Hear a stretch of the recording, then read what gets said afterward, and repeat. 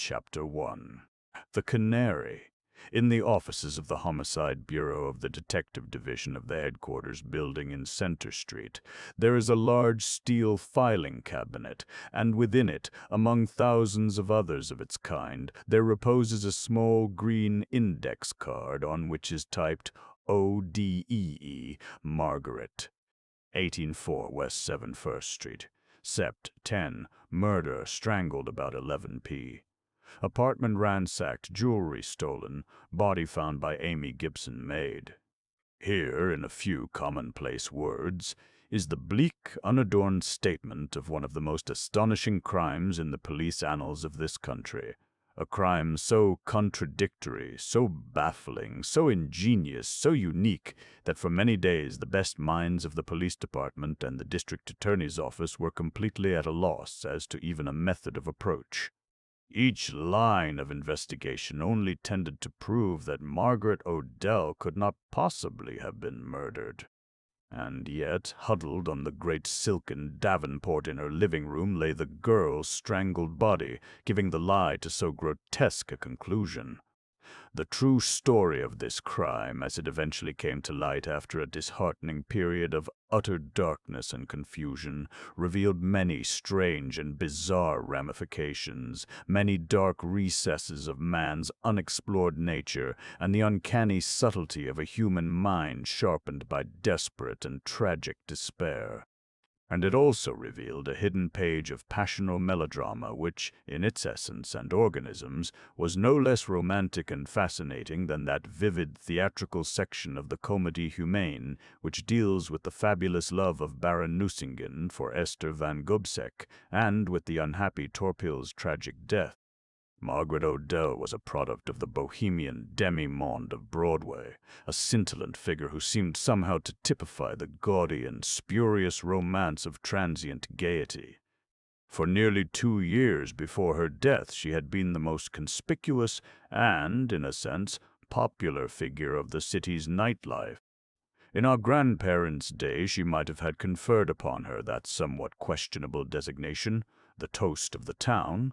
But today there are too many aspirants for this classification, too many cliques and violent schisms in the lepidoptera of our café life, to permit of any one competitor being thus singled out. But for all the darlings of both professional and lay press agents, Margaret Odell was a character of unquestioned fame in her little world. Her notoriety was due in part to certain legendary tales of her affairs with one or two obscure potentates in the backwashes of Europe. She had spent 2 years abroad after her first success in The Breton Maid, a popular musical comedy in which she had been mysteriously raised from obscurity to the rank of star, and, one may cynically imagine, her press agent took full advantage of her absence to circulate vermilion tales of her conquests. Her appearance went far toward sustaining her somewhat equivocal fame. There was no question that she was beautiful in a hard, slightly flamboyant way. I remember seeing her dancing one night at the Antlers Club, a famous rendezvous for post-midnight pleasure-seekers, run by the notorious Red Reagan. She impressed me then as a girl of uncommon loveliness, despite the calculating predatory cast of her features. She was of medium height, slender, graceful in a leonine way, and, I thought, a trifle aloof and even haughty in manner, a result, perhaps, of her reputed association with European royalty. She had the traditional courtesan's full red lips and the wide mongoose eyes of Rossetti's Blessed Damozel. There was in her face that strange combination of sensual promise and spiritual renunciation with which the painters of all ages have sought to endow their conceptions of the eternal Magdalene. Hers was the type of face, voluptuous and with a hint of mystery, which rules man's emotions and, by subjugating his mind, drives him to desperate deeds.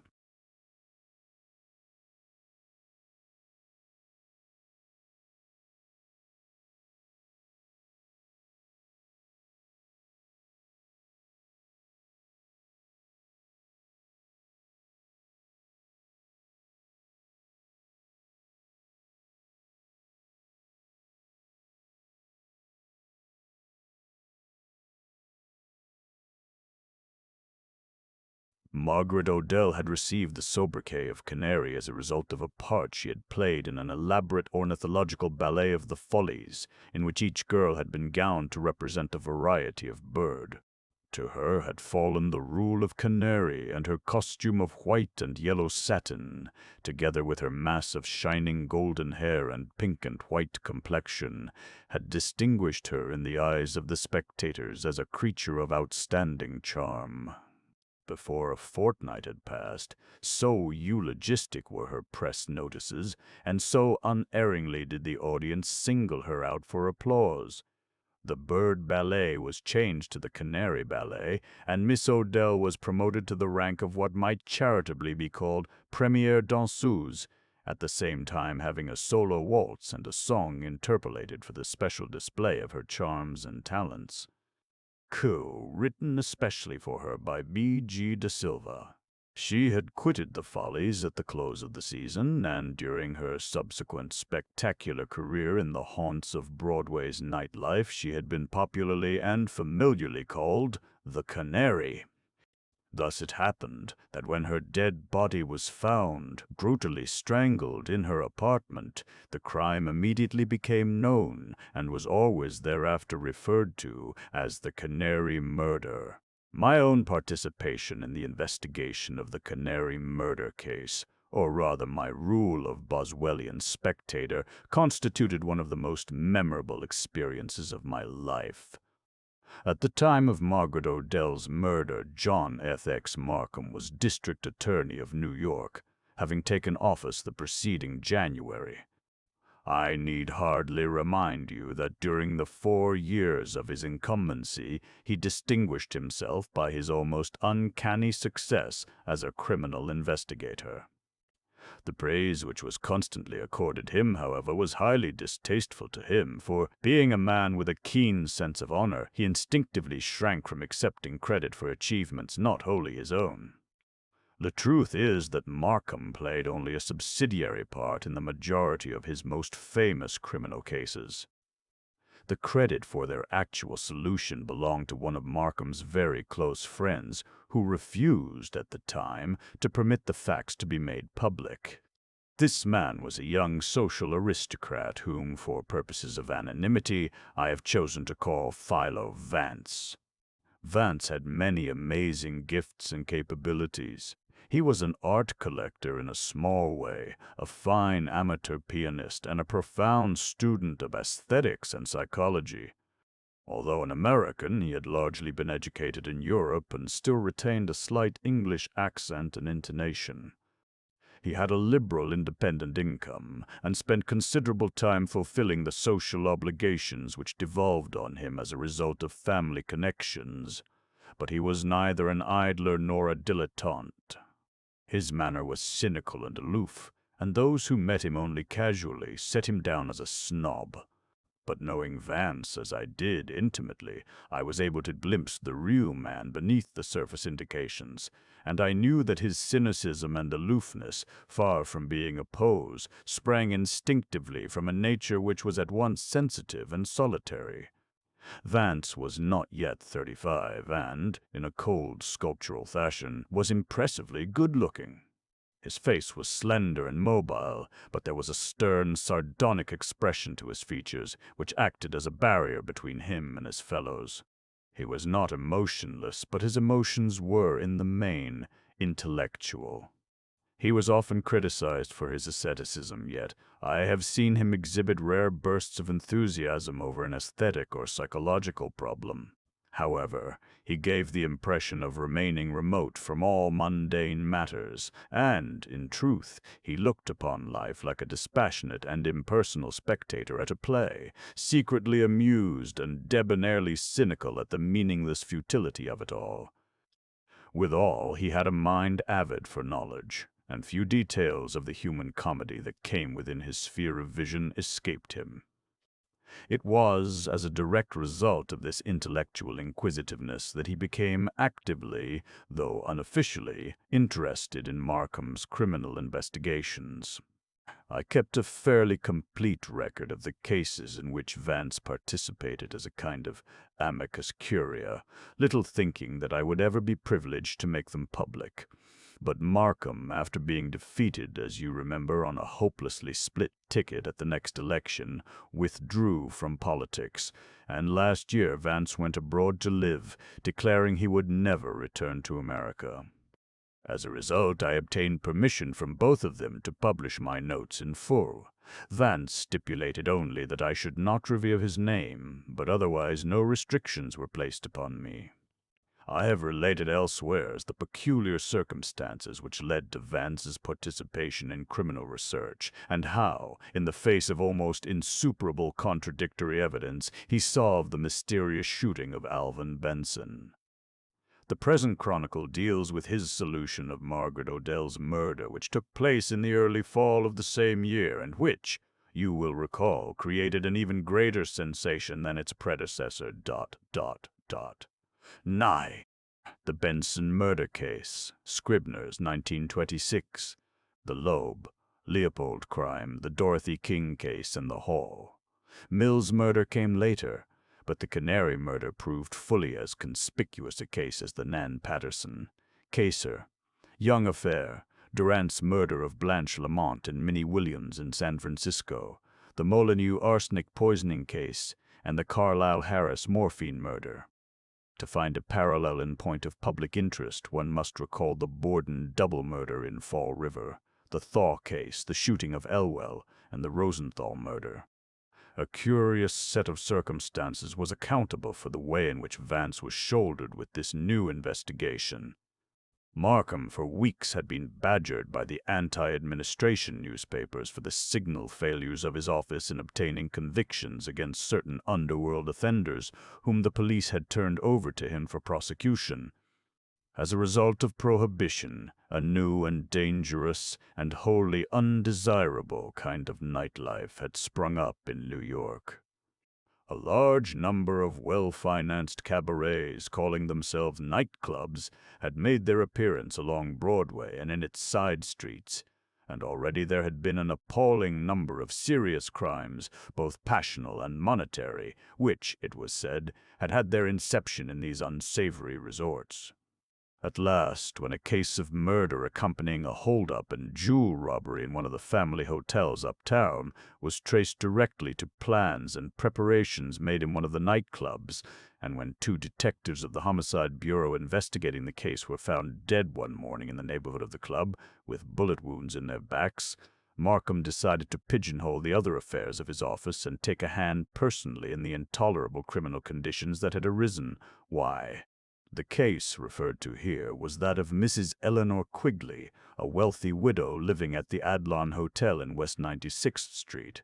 She was found on the morning of September 5 suffocated by a gag which had been placed on her by robbers who had evidently followed her home from the Club Turk, a small but luxurious all-night cafe at 89 West 48th Street.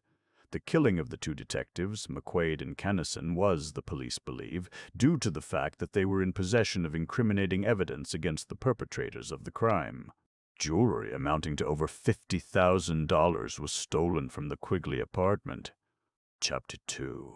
Footprints in the Snow, Sunday, September 9. On the day following his decision, Markham and Vance and I were sitting in a secluded corner of the lounge room of the Stuyvesant Club. We often came together there, for we were all members of the club, and Markham frequently used it as a kind of unofficial uptown headquarters. CWT. The Stuyvesant was a large club, somewhat in the nature of a glorified hotel, and its extensive membership was drawn largely from the political, legal, and financial ranks. It's bad enough to have half the people in this city under the impression that the district attorney's office is a kind of high-class collection agency, he remarked that night, without being necessitated to turn detective because I'm not given sufficient evidence or the right kind of evidence with which to secure convictions. Vance looked up with a slow smile and regarded him quizzically. The difficulty would seem to be, he returned with an indolent drawl, that the police, being unversed in the exquisite abracadabra of legal procedure, labor under the notion that evidence which would convince a man of ordinary intelligence would also convince a court of law. A silly notion, don't you know? Lawyers don't really want evidence, they want erudite technicalities.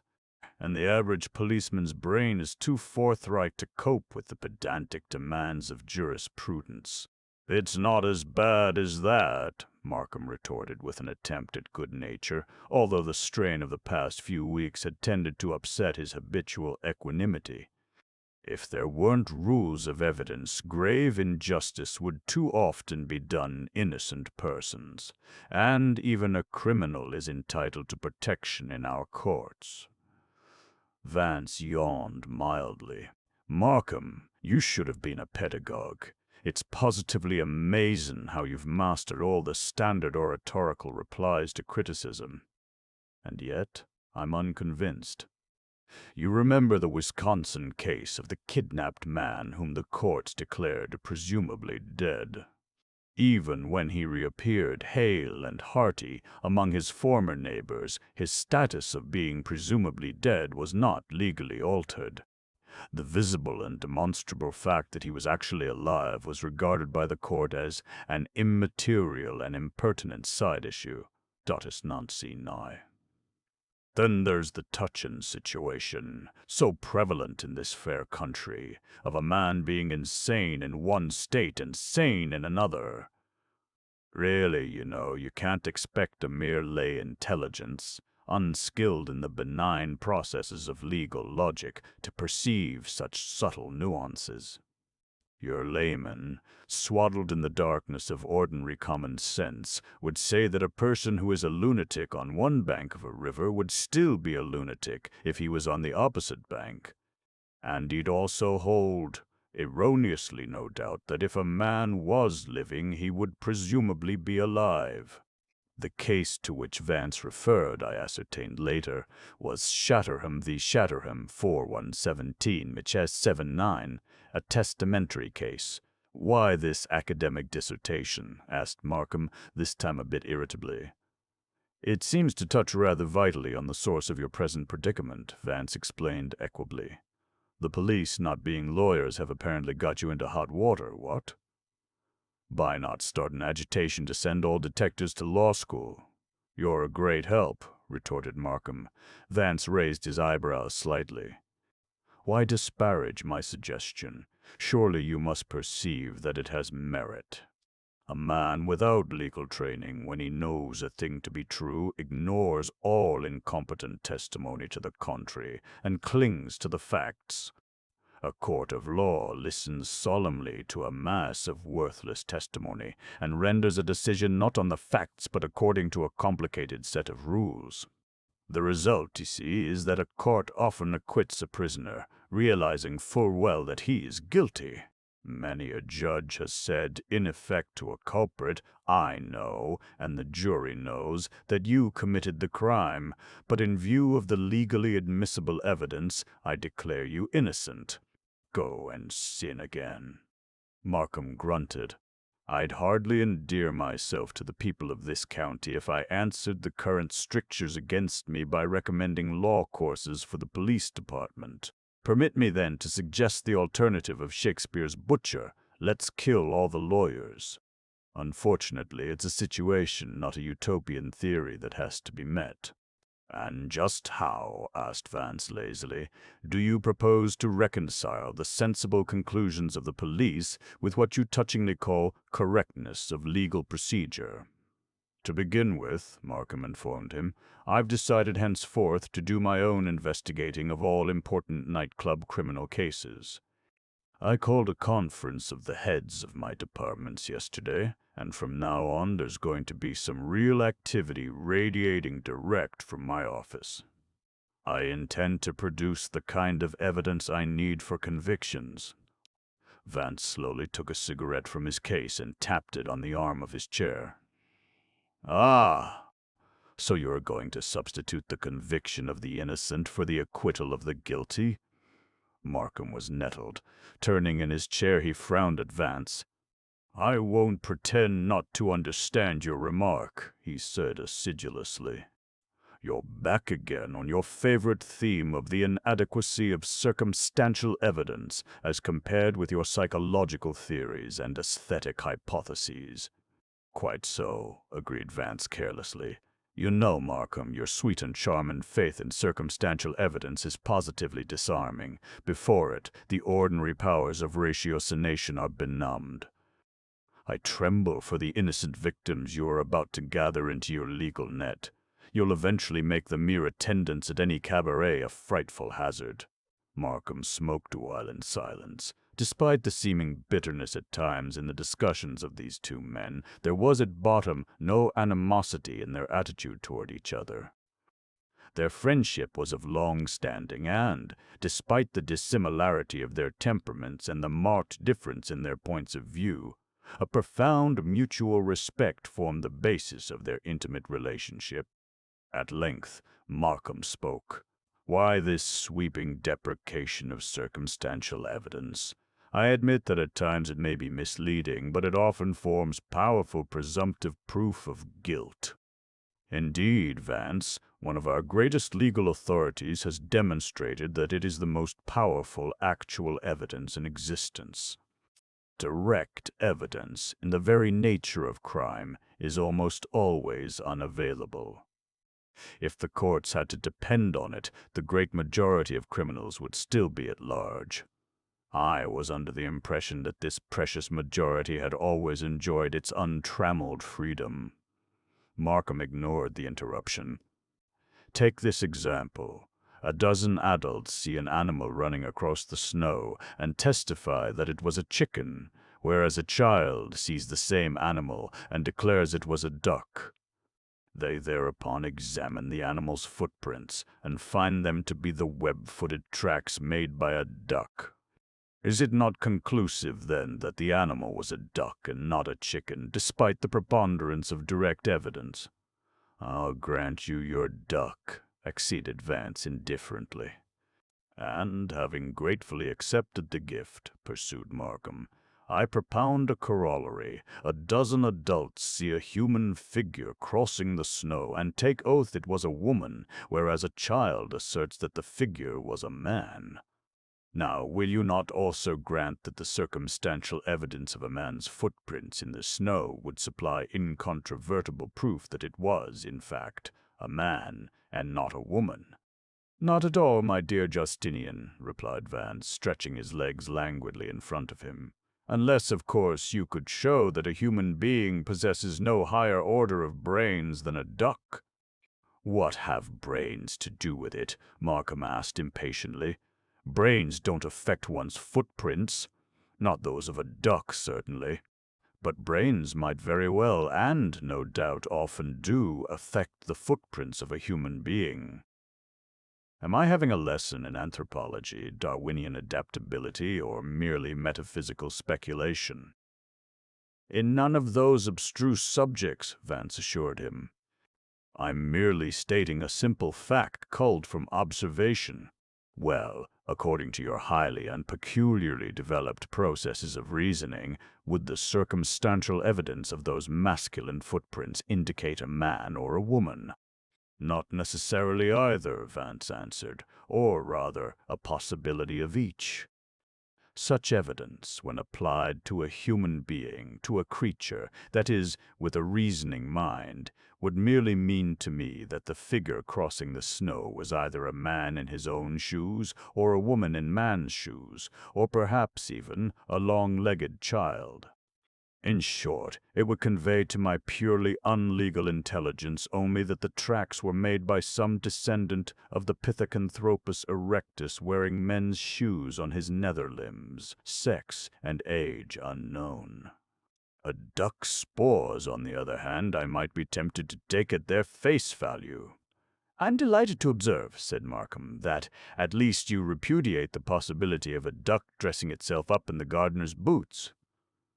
Vance was silent for a moment. Then he said, The trouble with you modern Solons, do you see, is that you attempt to reduce human nature to a formula, whereas the truth is that man, like life, is infinitely complex.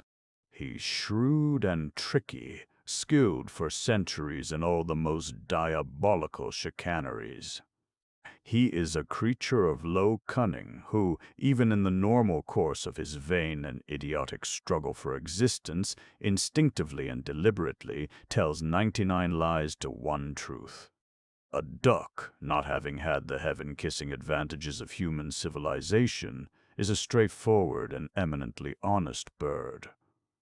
"How?" asked Markham. "Since you jettison all the ordinary means of arriving at a conclusion, would you decide the sex or species of this person who left the masculine footprints in the snow?" Vance blew a spiral of smoke toward the ceiling. "First, I'd repudiate all the evidence of the 12 astigmatic adults and the one bright-eyed child. Next, I'd ignore the footprints in the snow. Then, with a mind unprejudiced by dubious testimony and uncluttered with material clues, I'd determine the exact nature of the crime which this fleeing person had committed. After having analyzed its various factors, I could infallibly tell you not only whether the culprit was a man or a woman, but I could describe his habits, character, and personality. And I could do all this whether the fleeing figure left male or female or kangaroo tracks, or used stilts, or rode off on a velocipede, or levitated without leaving tracks at all." Markham smiled broadly. "You'd be worse than the police in the matter of supplying me legal evidence, I fear." "I, at least, wouldn't procure evidence against some unsuspecting person whose boots had been appropriated by the real culprit," retorted Vance. "And you know, Markham, as long as you pin your faith to footprints, you'll inevitably arrest just those persons whom the actual criminals want you to, namely, persons who have had nothing to do with the criminal conditions you're about to investigate." He became suddenly serious. "See here, old man, there are some shrewd intelligences at present, allied with what the theologians call the powers of darkness. The surface appearances of many of these crimes that are worrying you are palpably deceptive. Personally, I don't put much stock in the theory that a malevolent gang of cutthroats have organized an American Camorra and made the silly nightclubs their headquarters. The idea is too melodramatic. It smacks too much of the gaudy journalistic imagination. It's too Eugene Sue-ish. Crime isn't a mass instinct except during wartime, and then it's merely an obscene sport. Crime, d'ye see, is a personal and individual business. One doesn't make up a party carré for a murder as one does for a bridge game. Markham, old dear, don't let this romantic criminological idea lead you astray. And don't scrutinize the figurative footprints in the snow too closely. They'll confuse you most horribly. You're far too trusting and literal for this wicked world. I warn you that no clever criminal is going to leave his own footprints for your tape measure and calipers." He sighed deeply and gave Markham a look of bantering commiseration. "And have you paused to consider that your first case may even be devoid of footprints? Mom, mom, mom, ma, ba, ba, ba, ba, ba, ba, ba, ba, ba."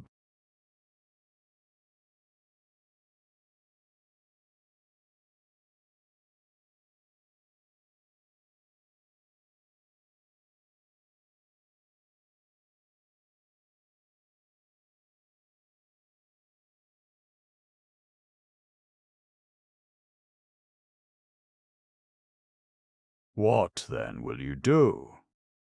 "I could overcome that difficulty by taking you along with me," suggested Markham with a touch of irony. "How would you like to accompany me on the next important case that breaks?" "I am ravished by the idea," said Vance. 2 days later, the front pages of our metropolitan press carried glaring headlines telling of the murder of Margaret Odell. Chapter 3. The Murder, Tuesday, September 11, 8:30 A. It was barely 8:30 on that momentous morning of September the 11th when Markham brought word to us of the event. I was living temporarily with Vance at his home in East 38th Street, a large remodeled apartment occupying the 2 top floors of a beautiful mansion. For several years I had been Vance's personal legal representative and advisor, having resigned from my father's law firm of Van Dine, Davis and Van Dine to devote myself to his needs and interests. His affairs were by no means voluminous, but his personal finances, together with his numerous purchases of paintings and objets d'art, occupied my full time without burdening me. This monetary and legal stewardship was eminently congenial to my tastes, and my friendship with Vance, which had dated from our undergraduate days at Harvard, supplied the social and human element in an arrangement which otherwise might easily have degenerated into one of mere drab routine. On this particular morning I had risen early and was working in the library when Curry, Vance's valet and majordomo, announced Markham's presence in the living room. I was considerably astonished at this early morning visit, for Markham well knew that Vance, who rarely rose before noon, resented any intrusion upon his matutinal slumbers. And in that moment I received the curious impression that something unusual and portentous was toward. I found Markham pacing restlessly up and down, his hat and gloves thrown carelessly on the center table. As I entered, he halted and looked at me with harassed eyes. He was a moderately tall man, clean-shaven, gray-haired, and firmly set up. His appearance was distinguished and his manner courteous and kindly. But beneath his gracious exterior there was an aggressive sternness, an indomitable grim strength that gave one the sense of dogged efficiency and untiring capability. "Good morning, Van," he greeted me with impatient perfunctoriness. "There's been another half-world murder, the worst and ugliest thus far." He hesitated and regarded me searchingly. "You recall my chat with Vance at the club the other night? There was something damned prophetic in his remarks, and you remember I half promised to take him along on the next important case. Well, the case has broken, with a vengeance. Margaret Odell, whom they called the Canary, has been strangled in her apartment, and from what I just got over the phone, it looks like another nightclub affair. I'm headed for the Odell apartment now." "See, what about rousing out the sybarite?" "By all means," I agreed with an alacrity which I fear was in large measure prompted by purely selfish motives. The Canary. If one had sought the city over for a victim whose murder would stir up excitement, there could have been but few selections better calculated to produce this result. Hastening to the door, I summoned Curry and told him to call Vance at once. "I'm afraid, sir," began Curry, politely hesitant. "Calm your fears," cut in Markham. "I'll take all responsibility for waking him at this indecent hour." Curry sensed an emergency and departed. A minute or two later, Vance, in an elaborately embroidered silk kimono and sandals, appeared at the living-room door. "My word," he greeted us in mild astonishment, glancing at the clock. "Haven't you chaps gone to bed yet?" He strolled to the mantel and selected a gold-tipped Reggie cigarette from a small Florentine humidor. Markham's eyes narrowed. He was in no mood for levity. "The Canary has been murdered," I blurted out. Vance held his wax vesta poised and gave me a look of indolent inquisitiveness. "Whose Canary?" "Margaret Odell was found strangled this morning," amended Markham brusquely. "Even you, wrapped in your scented cotton wool, have heard of her, and you can realize the significance of the crime. I'm personally going to look for those footprints in the snow, and if you want to come along, as you intimated the other night, you'll have to get a move on." Vance crushed out his cigarette. "Margaret Odell, eh? Broadway's blonde Aspasia, or was it Phryne who had the coiffure d'or? Most distressing." Despite his offhand manner, I could see he was deeply interested. The base enemies of law and order are determined to chivvy you most horribly, aren't they, old dear? Deuced inconsiderate of 'em. Excuse me while I seek habiliments suitable to the occasion." He disappeared into his bedroom, while Markham took out a large cigar and resolutely prepared it for smoking, and I returned to the library to put away the papers on which I had been working. In less than 10 minutes, Vance reappeared, dressed for the street. "Bien, mon vieux," he announced gaily as Curry handed him his hat and gloves and a Malacca cane. "Allons-y." We rode uptown along Madison Avenue, turned into Central Park, and came out by the West 72nd Street entrance. Margaret Odell's apartment was at 184 West 71st Street, near Broadway, and as we drew up to the curb it was necessary for the patrolman on duty to make a passage for us through the crowd that had already gathered as a result of the arrival of the police. Fethergill, an assistant district attorney, was waiting in the main hall for his chief's arrival. "It's too bad, sir," he lamented. "A rotten show all round. And just at this time." He shrugged his shoulders discouragingly. "It may collapse quickly," said Markham, shaking the other's hand. "How are things going?" "Sergeant Heath phoned me right after you called and said that, at first glance, the case looked a bit stubborn." "Stubborn?" repeated Fethergill lugubriously. "It's downright impervious. Heath is spinning round like a turbine. He was called off the Boyle case, by the way, to devote his talents to this new shocker. Inspector Moran arrived 10 minutes ago and gave him the official imprimatur." "Well, Heath's a good man," declared Markham. "We'll work it out." "Which is the apartment?" Fethergill led the way to a door at the rear of the main hall. "Here you are, sir," he announced. "I'll be running along now. I need sleep. Good luck." And he was gone.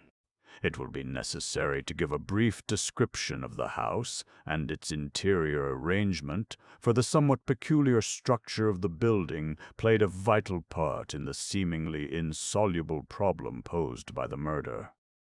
The house, which was a 4-story stone structure originally built as a residence, had been remodeled, both inside and outside, to meet the requirements of an exclusive individual apartment dwelling. There were, I believe, 3 or 4 separate suites on each floor, but the quarters upstairs need not concern us. The main floor was the scene of the crime, and here there were 3 apartments and a dentist's office. The main entrance to the building was directly on the street, and extending straight back from the front door was a wide hallway. Directly at the rear of this hallway, and facing the entrance, was the door to the Odell apartment, which bore the numeral 3. About halfway down the front hall on the right-hand side was the stairway leading to the floors above, and directly beyond the stairway, also on the right, was a small reception room with a wide archway instead of a door. Directly opposite to the stairway, in a small recess, stood the telephone switchboard. There was no elevator in the house. Another important feature of this ground floor plan was a small passageway at the rear of the main hall and at right angles to it, which led past the front walls of the Odell apartment to a door opening on a court at the west side of the building. This court was connected with the street by an alley 4 feet wide. In the accompanying diagram, this arrangement of the ground floor can be easily visualized, and I suggest that the reader fix it in his mind, for I doubt if ever before so simple and obvious an architectural design played such an important part in a criminal mystery. By its very simplicity and almost conventional familiarity, indeed, by its total lack of any puzzling complications, it proved so baffling to the investigators that the case threatened, for many days, to remain forever insoluble. As Markham entered the Odell apartment that morning, Sergeant Ernest Heath came forward at once and extended his hand. A look of relief passed over his broad, pugnacious features, and it was obvious that the animosity and rivalry which always exist between the detective division and the district attorney's office during the investigation of any criminal case had no place in his attitude on this occasion. "I'm glad you've come, sir," he said, and meant it. He then turned to Vance with a cordial smile and held out his hand. Heath had become acquainted with Vance during the investigation of the Benson murder case 2 months previously. "So the amateur sleuth is with us again." His tone held a friendly banter. "Oh, quite," murmured Vance. "How's your induction coil working this beautiful September morning, Sergeant?" "I'd hate to tell you." Then Heath's face grew suddenly grave, and he turned to Markham. "It's a raw deal, sir. Why in hell couldn't they have picked someone besides the Canary for their dirty work? There's plenty of Janes on Broadway who could have faded from the picture without causing a second alarm, but they gotta go and bump off the Queen of Sheba." As he spoke, William M. Moran, the commanding officer of the Detective Bureau, came into the little foyer and performed the usual handshaking ceremony. Though he had met Vance and me but once before, and then casually, he remembered us both and addressed us courteously by name. "Your arrival," he said to Markham in a well-bred, modulated voice, "is very welcome. Sergeant Heath will give you what preliminary information you want. I'm still pretty much in the dark myself, only just arrived." "A lot of information I've got to give," grumbled Heath as he led the way into the living room. Margaret Odell's apartment was a suite of 2 fairly large rooms connected by a wide archway draped with heavy damask portieres. The entrance door from the main hall of the building led into a small rectangular foyer about 8 feet long and 4 feet deep, with double Venetian glass doors opening into the main room beyond. There was no other entrance to the apartment, and the bedroom could be reached only through the archway from the living room. There was a large davenport covered with brocaded silk in front of the fireplace in the left-hand wall of the living room, with a long, narrow library table of inlaid rosewood extending along its back. On the opposite wall, between the foyer and the archway into the bedroom, hung a triplicate Marie Antoinette mirror, beneath which stood a mahogany gate-legged table. On the far side of the archway, near the large oriel window, was a baby grand Steinway piano with a beautifully designed and decorated case of Louis Seize ornamentation. In the corner to the right of the fireplace was a spindle-legged escritoire and a square hand-painted waste-paper basket of vellum. To the left of the fireplace stood one of the loveliest buhl cabinets I have ever seen. Several excellent reproductions of Boucher, Fragonard, and Watteau hung about the walls. The bedroom contained a chest of drawers, a dressing table, and several gold-leaf chairs. The whole apartment seemed eminently in keeping with the Canary's fragile and evanescent personality.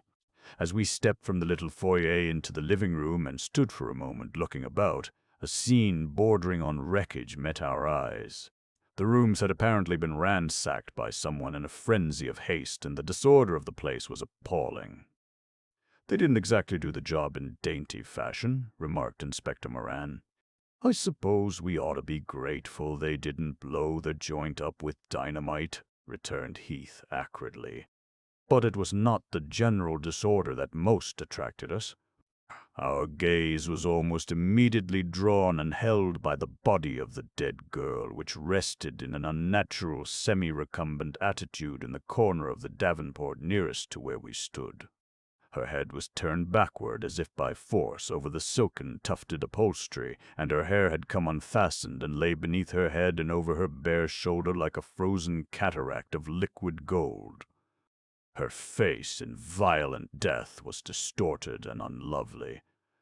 Her skin was discolored, her eyes were staring, her mouth was open, and her lips were drawn back.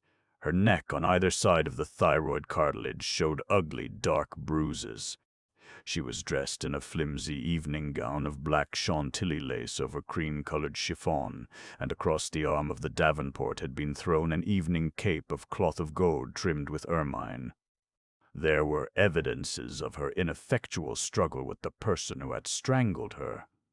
Besides the disheveled condition of her hair, one of the shoulder straps of her gown had been severed, and there was a long rent in the fine lace across her breast.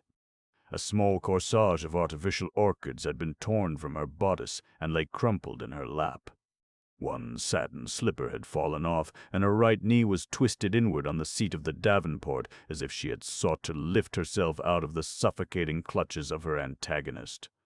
Her fingers were still flexed, no doubt, as they had been at the moment of her capitulation to death, when she had relinquished her grip upon the murderer's wrists.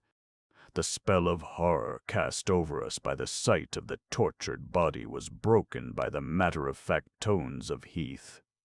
"You see, Mr. Markham, she was evidently sitting in the corner of this settee when she was grabbed suddenly from behind." Markham nodded. "It must have taken a pretty strong man to strangle her so easily." "I'll say," agreed Heath. He bent over and pointed to the girl's fingers, on which showed several abrasions. "They stripped her rings off, too, and they didn't go about it gentle, either." Then he indicated a segment of fine platinum chain set with tiny pearls which hung over one of her shoulders. "And they grabbed whatever it was hanging round her neck and broke the chain doing it. They weren't overlooking anything or losing any time. A swell, gentlemanly job. Nice and refined." "Where's the medical examiner?" asked Markham. "He's coming," Heath told him. "You can't get Dr. Remus to go anywheres without his breakfast. He may find something else, something that doesn't show." "There's plenty showing for me," declared Heath. "Look at this apartment. It wouldn't be much worse if a Kansas cyclone had struck it." We turned from the depressing spectacle of the dead girl and moved toward the center of the room. "Be careful not to touch anything, Mr. Markham," warned Heath. "I've sent for the fingerprint experts. They'll be here any minute now." Vance looked up in mock astonishment. "Fingerprints, you don't say? Really? How delightful. Imagine a Johnny in this enlightened day leaving his fingerprints for you to find." "All crooks aren't clever, Mr. Vance," declared Heath combatively. "Oh dear, no. They'd never be apprehended if they were. But after all, Sergeant, even an authentic fingerprint merely means that the person who made it was dallying around at some time or other. It doesn't indicate guilt." "Maybe so," conceded Heath doggedly.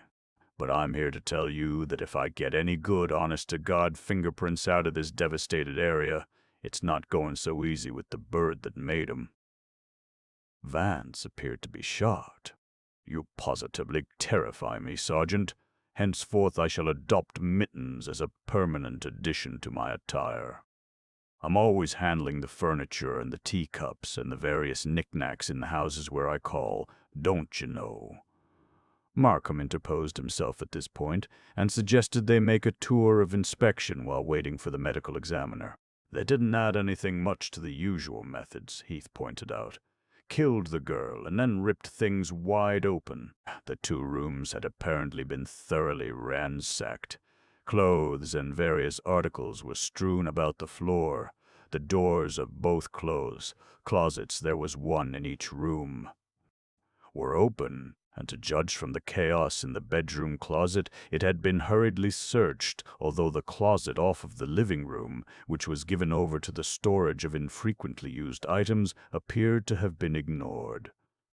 The drawers of the dressing table and chest had been partly emptied onto the floor, and the bedclothes had been snatched away and the mattress turned back.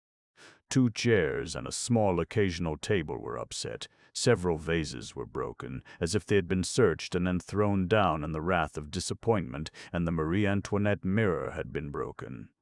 The escritoire was open, and its pigeonholes had been emptied in a jumbled pile upon the blotter. The doors of the buhl cabinet swung wide, and inside there was the same confusion of contents that marked the interior of the escritoire. The bronze and porcelain lamp on the end of the library table was lying on its side, its satin shade torn where it had struck the sharp corner of a silver bonbonniere. 2 objects in the general disarray particularly attracted my attention: a black metal document box of the kind purchasable at any stationery store, and a large jewel case of sheet steel with a circular inset lock. The latter of these objects was destined to play a curious and sinister part in the investigation to follow. The document box, which was now empty, had been placed on the library table next to the overturned lamp. Its lid was thrown back and the key was still in the lock. In all the litter and disorganization of the room, this box seemed to be the one outstanding indication of calm and orderly activity on the part of the wrecker. The jewel case, on the other hand, had been violently wrenched open. It sat on the dressing table in the bedroom, dinted and twisted out of shape by the terrific leverage that had been necessary to force it, and beside it lay a brass-handled cast-iron poker which had evidently been brought from the living room and used as a makeshift chisel with which to prise open the lock. Vance had glanced but casually at the different objects in the rooms as we made our rounds, but when he came to the dressing table he paused abruptly. Taking out his monocle, he adjusted it carefully and leaned over the broken jewel case. "Most extraordinary," he murmured, tapping the edge of the lid with his gold pencil. "What do you make of that, Sergeant?" Heath had been eyeing Vance with narrowed lids as the latter bent over the dressing table. "What's in your mind, Mr. Vance?" he in turn asked. "Oh, more than you could ever guess," Vance answered lightly. "But just at the moment I was toying with the idea that this steel case was never torn open by that wholly inadequate iron poker." "What?" Heath nodded his head approvingly. "So you, too, noticed that, did you? And you're dead right. That poker might have twisted the box a little, but it never snapped that lock." He turned to Inspector Moran. "That's the puzzler I've sent for Prof. Brenner to clean up, if he can. The jimmying of that jewel case looks to me like a high-class professional job. No Sunday school superintendent did it." Vance continued for a while to study the box, but at length he turned away with a perplexed frown. "I say," he commented, "something devilish queer took place here last night." "Oh, not so queer," Heath amended. "It was a thorough job, all right, but there's nothing mysterious about it." Vance polished his monocle and put it away. "If you go to work on that basis, Sergeant," he returned carelessly, "I greatly fear you'll run aground on a reef, and may kind heaven bring you safe to shore." Chapter 4. The Print of a Hand. Tuesday, September 11, 9:30 a.m. A few minutes after we had returned to the living room, Dr. Doremus, the chief medical examiner, arrived, jaunty and energetic. Immediately in his train came 3 other men, one of whom carried a bulky camera and a folded tripod. These were Captain Dubois and Detective Bellamy, fingerprint experts, and Peter Quackenbush, the official photographer. "Well, well, well," exclaimed Dr. Doremus. "Quite a gathering of the clans. More trouble, eh? I wish your friends, Inspector, would choose a more respectable hour for their little differences. This early rising upsets my liver." He shook hands with everybody in a brisk, businesslike manner. "Where's the body?" he demanded breezily, looking about the room. He caught sight of the girl on the davenport. "Ah, a lady." Stepping quickly forward, he made a rapid examination of the dead girl, scrutinizing her neck and fingers, moving her arms and head to determine the condition of rigor mortis, and finally unflexing her stiffened limbs and laying her out straight on the long cushions, preparatory to a more detailed necropsy. The rest of us moved toward the bedroom, and Heath motioned to the fingerprint men to follow. "Go over everything," he told them. "But take a special look at this jewel case and the handle of this poker, and give that document box in the other room a close up and down." "Right," assented Captain Dubois. "We'll begin in here while the doc's busy in the other room." And he and Bellamy set to work, our interest naturally centered on the captain's labors. For fully 5 minutes we watched him inspecting the twisted steel sides of the jewel case and the smooth, polished handle of the poker. He held the objects gingerly by their edges and, placing a jeweler's glass in his eye, flashed his pocket light on every square inch of them. At length he put them down, scowling. "No fingerprints here," he announced. "Wiped clean." "I might have known it," grumbled Heath. "It was a professional job, all right." He turned to the other expert. "Found anything, Bellamy?" "Nothing to help," was the grumpy reply. "A few old smears with dust over 'em." "Looks like a washout," Heath commented irritably, "though I'm hoping for something in the other room." At this moment, Dr. Doremus came into the bedroom and, taking a sheet from the bed, returned to the davenport and covered the body of the murdered girl. Then he snapped shut his case, and putting on his hat at a rakish angle, stepped forward with the air of a man in great haste to be on his way. "Simple case of strangulation from behind," he said, his words running together. "Digital bruises about the front of the throat, thumb bruises in the suboccipital region. Attack must have been unexpected. A quick, competent job, though deceased evidently battled a little." "How do you suppose her dress became torn, Doctor?" asked Vance. "Oh, that can't tell. She may have done it herself. Instinctive motions of clutching for air. Not likely, though. What? Why not? The dress was torn and the bouquet was ripped off, and the fellow who was choking her had both hands on her throat." "Who else could have done it?" Vance shrugged his shoulders and began lighting a cigarette. Heath, annoyed by his apparently inconsequential interruption, put the next question. "Don't those marks on the fingers mean that her rings were stripped off?" "Possibly. They're fresh abrasions. Also, there's a couple of lacerations on the left wrist and slight contusions on the thenar eminence, indicating that a bracelet may have been forcibly pulled over her hand." "That fits all." "'Kay," pronounced Heath with satisfaction. "And it looks like they snatched a pendant of some kind off her neck." "Probably," indifferently agreed Dr. Doremus. "The piece of chain had cut into her flesh a little behind the right shoulder. And the time. 9 or 10 hours ago. Say, about 11:30, maybe a little before. Not after midnight, anyway." He had been teetering restlessly on his toes. "Anything else?" Heath pondered. "I guess that's all, Doc," he decided. "I'll get the body to the mortuary right away." "Let's have the post-mortem as soon as you can. You'll get a report in the morning." And despite his apparent eagerness to be off, Dr. Doremus stepped into the bedroom and shook hands with Heath and Markham and Inspector Moran before he hurried out. Heath followed him to the door, and I heard him direct the officer outside to telephone the Department of Public Welfare to send an ambulance at once for the girl's body. "I positively adore that official archiater of yours," Vance said to Markham. "Such detachment. Here are you stewing most distressingly over the passing of one damsel fair and frail, and that blithe medicus is worrying only over a sluggish liver brought on by early rising." "What has he to be upset over?" complained Markham. "The newspapers are not riding him with spurs. And by the way, what was the point of your questions about the torn dress?"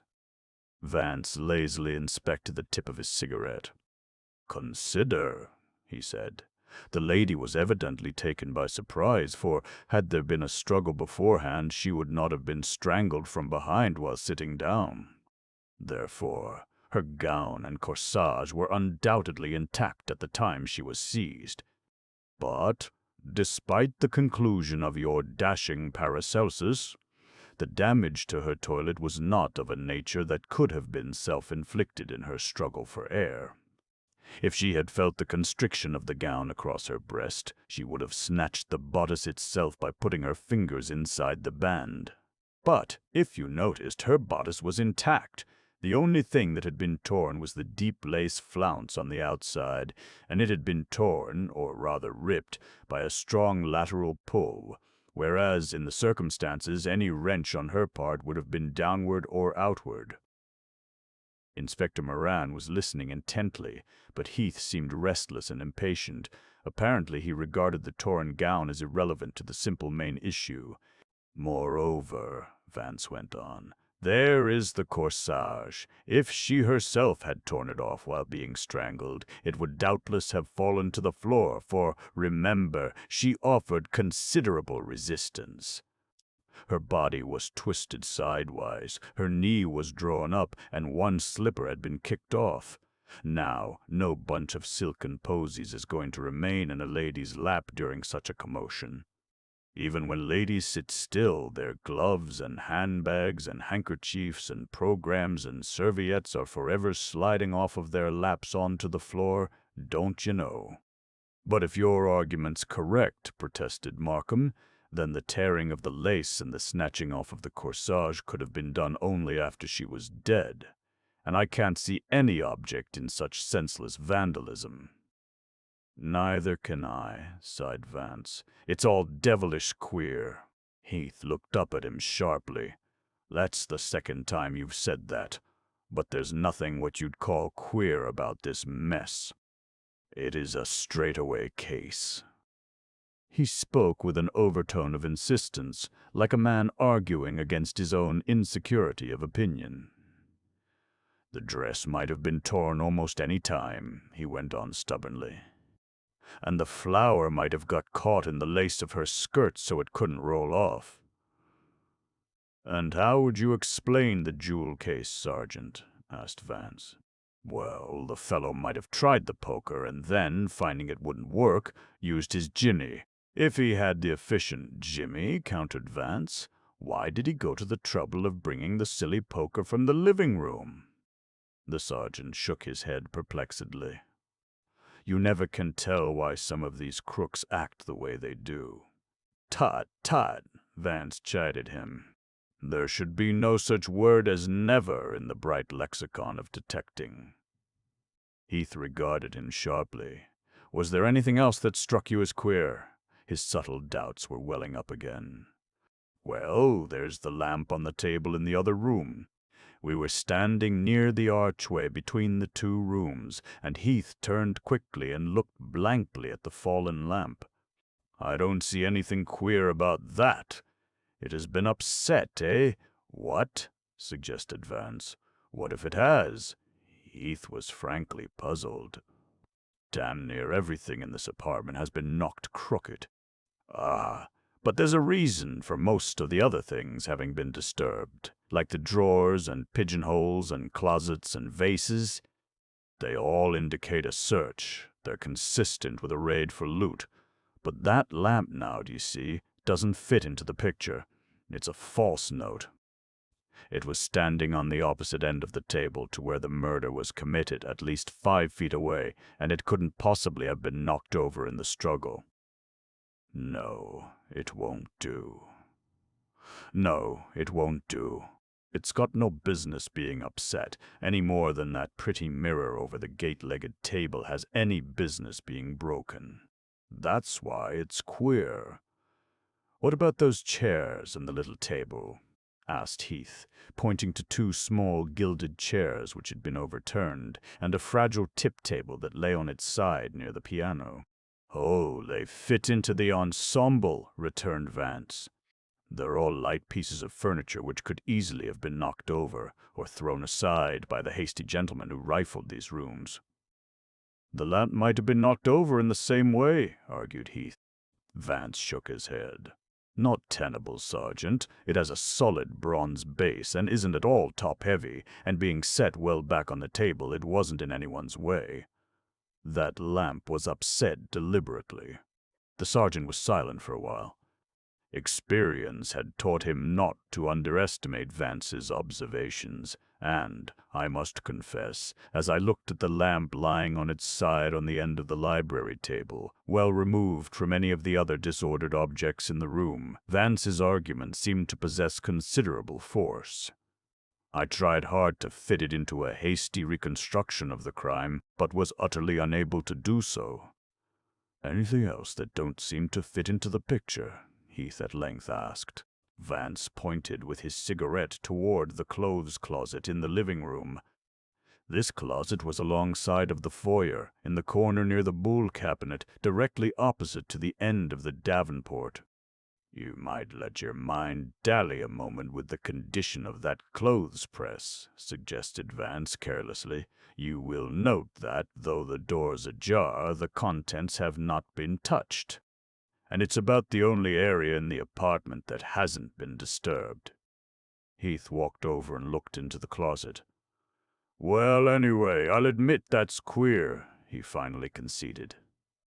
Vance had followed him indolently and stood gazing over his shoulder. "And my word," he exclaimed suddenly, "the key's on the inside of the lock. Fancy that now. One can't lock a closet door with the key on the inside. Can one, Sergeant?" "The key may not mean anything," Heath observed hopefully. "Maybe the door was never locked. Anyhow, we'll find out about that pretty soon. I'm holding the maid outside, and I'm going to have her on the carpet as soon as the captain finishes his job here." He turned to Dubois, who, having completed his search for fingerprints in the bedroom, was now inspecting the piano. "Any luck yet?" The captain shook his head.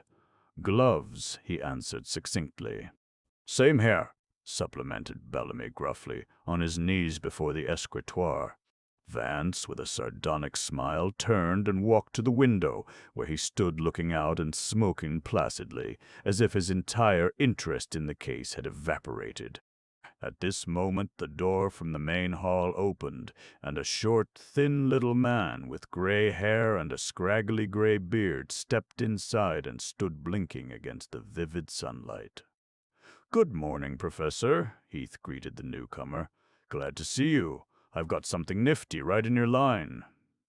Deputy Inspector Conrad Brenner was one of that small army of obscure but highly capable experts who are connected with the New York Police Department and who are constantly being consulted on abstruse technical problems, but whose names and achievements rarely get into the public prints. His specialty was locks and burglars' tools, and I doubt if, even among those exhaustively painstaking criminologists of the University of Lausanne, there was a more accurate reader of the evidential signs left by the implements of housebreakers. In appearance and bearing, he was like a withered little college professor. His black, unpressed suit was old-fashioned in cut, and he wore a very high, stiff collar like a fin de siècle clergyman with a narrow black string tie. His gold-rimmed spectacles were so thick-lensed that the pupils of his eyes gave the impression of acute belladonna poisoning. It is an interesting fact that for the 19 years he had been connected with the New York Police Department, he had been referred to, by his superiors and subordinates alike, as the Professor. When Heath had spoken to him, he merely stood staring with a sort of detached expectancy. He seemed utterly unaware that there was anyone else in the room. The sergeant, evidently familiar with the little man's idiosyncrasies of manner, did not wait for a response, but started at once for the bedroom. "This way, please, Professor," he directed cajolingly, going to the dressing table and picking up the jewel case. "Take a squint at this and tell me what you see." Inspector Brenner followed Heath without looking to right or left and, taking the jewel case, went silently to the window and began to examine it. Vance, whose interest seemed suddenly to be reawakened, came forward and stood watching him. For fully 5 minutes the little expert inspected the case, holding it within a few inches of his myopic eyes. Then he lifted his glance to Heath and winked several times rapidly. 2 instruments were used in opening this case. His voice was small and high-pitched, but there was in it an undeniable quality of authority. One bent the lid and made several fractures on the baked enamel. The other was, I should say, a steel chisel of some kind, and was used to break the lock. The first instrument, which was blunt, was employed amateurishly at the wrong angle of leverage, and the effort resulted only in twisting the overhang of the lid. But the steel chisel was inserted with a knowledge of the correct point of oscillation, where a minimum of leverage would produce the counteracting stress necessary to displace the lock bolts. "A professional job," suggested Heath. "Highly so," answered the inspector, again blinking. "That is to say, the forcing of the lock was professional. And I would even go so far as to advance the opinion that the instrument used was one especially constructed for such illegal purposes." "Could this have done the job?" Heath held out the poker. The other looked at it closely and turned it over several times. It might have been the instrument that bent the cover, but it was not the one used for prying open the lock. This poker is cast iron and would have snapped under any great pressure, whereas this box is of cold rolled 18-gauge steel plate with an inset cylinder pin tumbler lock taking a paracentric key. The leverage force necessary to distort the flange sufficiently to lift the lid could have been made only by a steel chisel. Well, that's that. Heath seemed well satisfied with Inspector Brenner's conclusion. I'll send the box down to you, Professor, and you can let me know what else you find out. I'll take it along if you have no objection. And the little man tucked it under his arm and shuffled out without another word. Heath grinned at Markham. Queer bird. He ain't happy unless he's measuring Jimmy marks on doors and windows and things. He couldn't wait till I sent him the box. He'll hold it lovingly on his lap all the way down in the subway, like a mother with a baby. Vance was still standing near the dressing table, gazing perplexedly into space. Markham, he said, the condition of that jewel case is positively astounding. It's unreasonable, illogical, insane. It complicates the situation most damnably. That steel box simply couldn't have been chiseled open by a professional burglar. And yet, don't you know, it actually was. Before Markham could reply, a satisfied grunt from Captain Dubois attracted our attention. "I've got something for you, Sergeant," he announced. We moved expectantly into the living room. Dubois was bending over the end of the library table almost directly behind the place where Margaret Odell's body had been found. He took out an insufflator, which was like a very small hand bellows, and blew a fine, light yellow powder evenly over about a square foot of the polished rosewood surface of the tabletop. Then he gently blew away the surplus powder, and there appeared the impression of a human hand, distinctly registered in saffron. The bulb of the thumb and each fleshy hummock between the joints of the fingers and around the palm stood out like tiny circular islands. All the papillary ridges were clearly discernible. The photographer then hooked his camera to a peculiar adjustable tripod and, carefully focusing his lens, took 2 flashlight pictures of the hand mark. "This ought to do." Dubois was pleased with his find. "It's the right hand, a clear print, and the guy who made it was standing right behind the dame. And it's the newest print in the place. What about this box?" Heath pointed to the black document box on the table near the overturned lamp. Not a mark, wiped clean. Dubois began putting away his paraphernalia. "I say, Captain Dubois," interposed Vance, "did you take a good look at the inside doorknob of that clothes press?"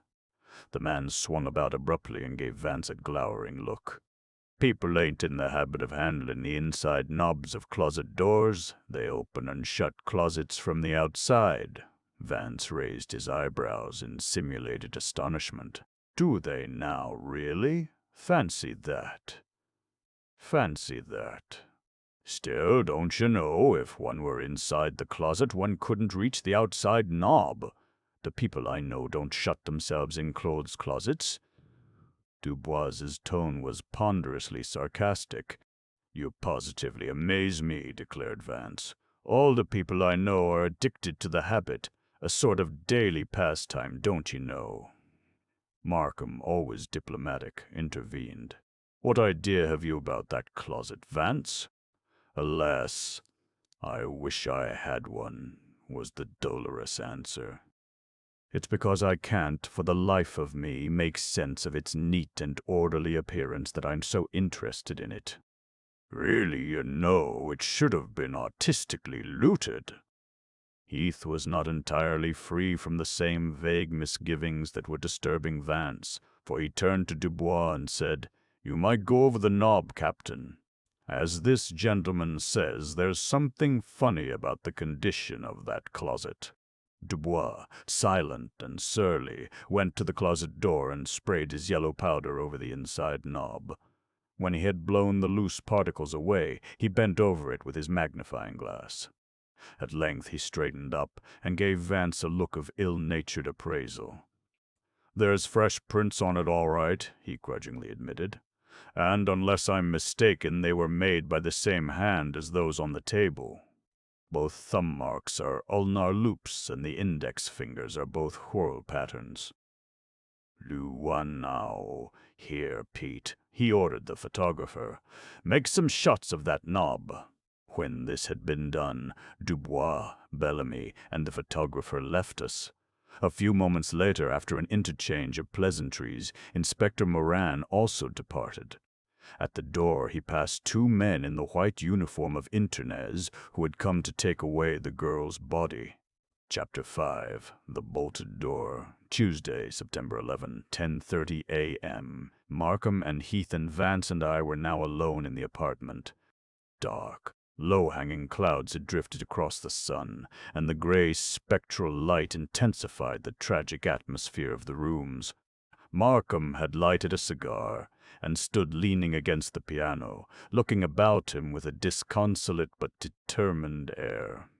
Vance had moved over to one of the pictures on the side wall of the living room, Boucher's La Bergère Endormie, I think it was, and stood looking at it with cynical contempt. "Dimpled nudities, gambolling cupids, and woolly clouds for royal cocottes," he commented. His distaste for all the painting of the French decadence under Louis XV was profound. One wonders what pictures courtesans hung in their boudoirs before the invention of these amorous eclogues with their blue verdure and beribboned sheep. "I'm more interested at present in what took place in this particular boudoir last night," retorted Markham impatiently. "There's not much doubt about that, sir," said Heath encouragingly. "And I've an idea that when Dubois checks up those fingerprints with our files, we'll about know who did it." Vance turned toward him with a rueful smile. "You're so trusting, Sergeant."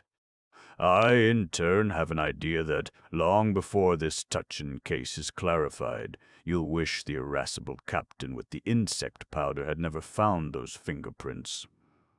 He made a playful gesture of emphasis.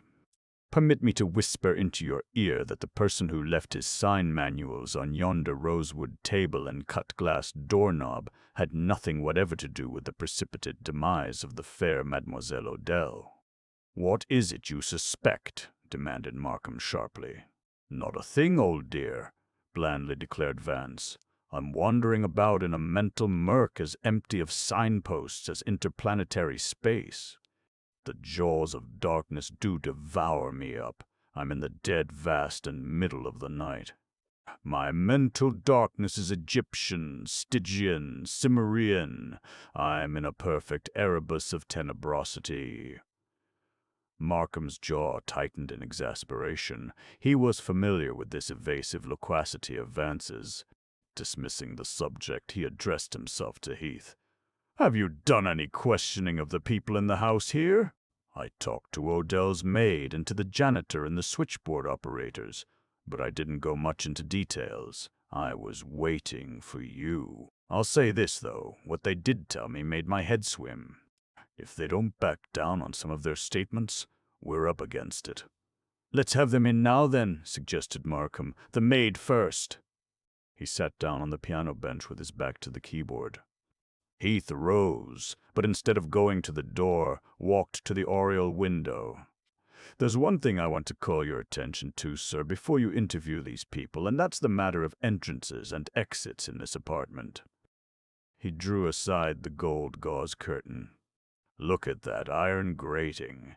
All the windows in this place, including the ones in the bathroom, are equipped with iron bars just like these. It's only 8 or 10 feet to the ground here, and whoever built this house wasn't taking any chances of burglars getting in through the windows." He released the curtain and strode into the foyer. "Now, there's only one entrance to this apartment, and that's this door here opening off the main hall. There isn't a transom or an air shaft or a dumbwaiter in the place, and that means that the only way that anybody can get in or out of this apartment is through this door. Just keep that fact in your mind, sir, while you're listening to the stories of these people. Now, I'll have the maid brought in." In response to Heath's order, a detective led in a mulatto woman about 30 years old. She was neatly dressed and gave one the impression of capability. When she spoke, it was with a quiet, clear enunciation which attested to a greater degree of education than is ordinarily found in members of her class. Her name, we learned, was Amy Gibson, and the information elicited by Markham's preliminary questioning consisted of the following facts. She had arrived at the apartment that morning a few minutes after 7, and, as was her custom, had let herself in with her own key, as her mistress generally slept till late. Once or twice a week she came early to do sewing and mending for Miss Odell before the latter arose. On this particular morning she had come early to make an alteration in a gown. As soon as she had opened the door, she had been confronted by the disorder of the apartment, for the Venetian glass doors of the foyer were wide open, and almost simultaneously she had noticed the body of her mistress on the davenport. She had called at once to Jessup, the night telephone operator then on duty, who, after one glance into the living room, had notified the police. She had then sat down in the public reception room and waited for the arrival of the officers. Her testimony had been simple and direct and intelligently stated. If she was nervous or excited, she managed to keep her feelings well under control.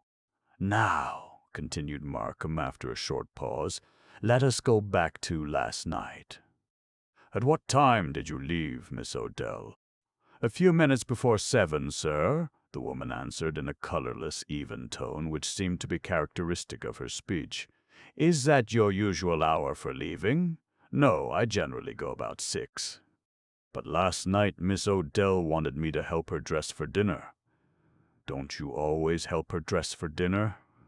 "No, sir.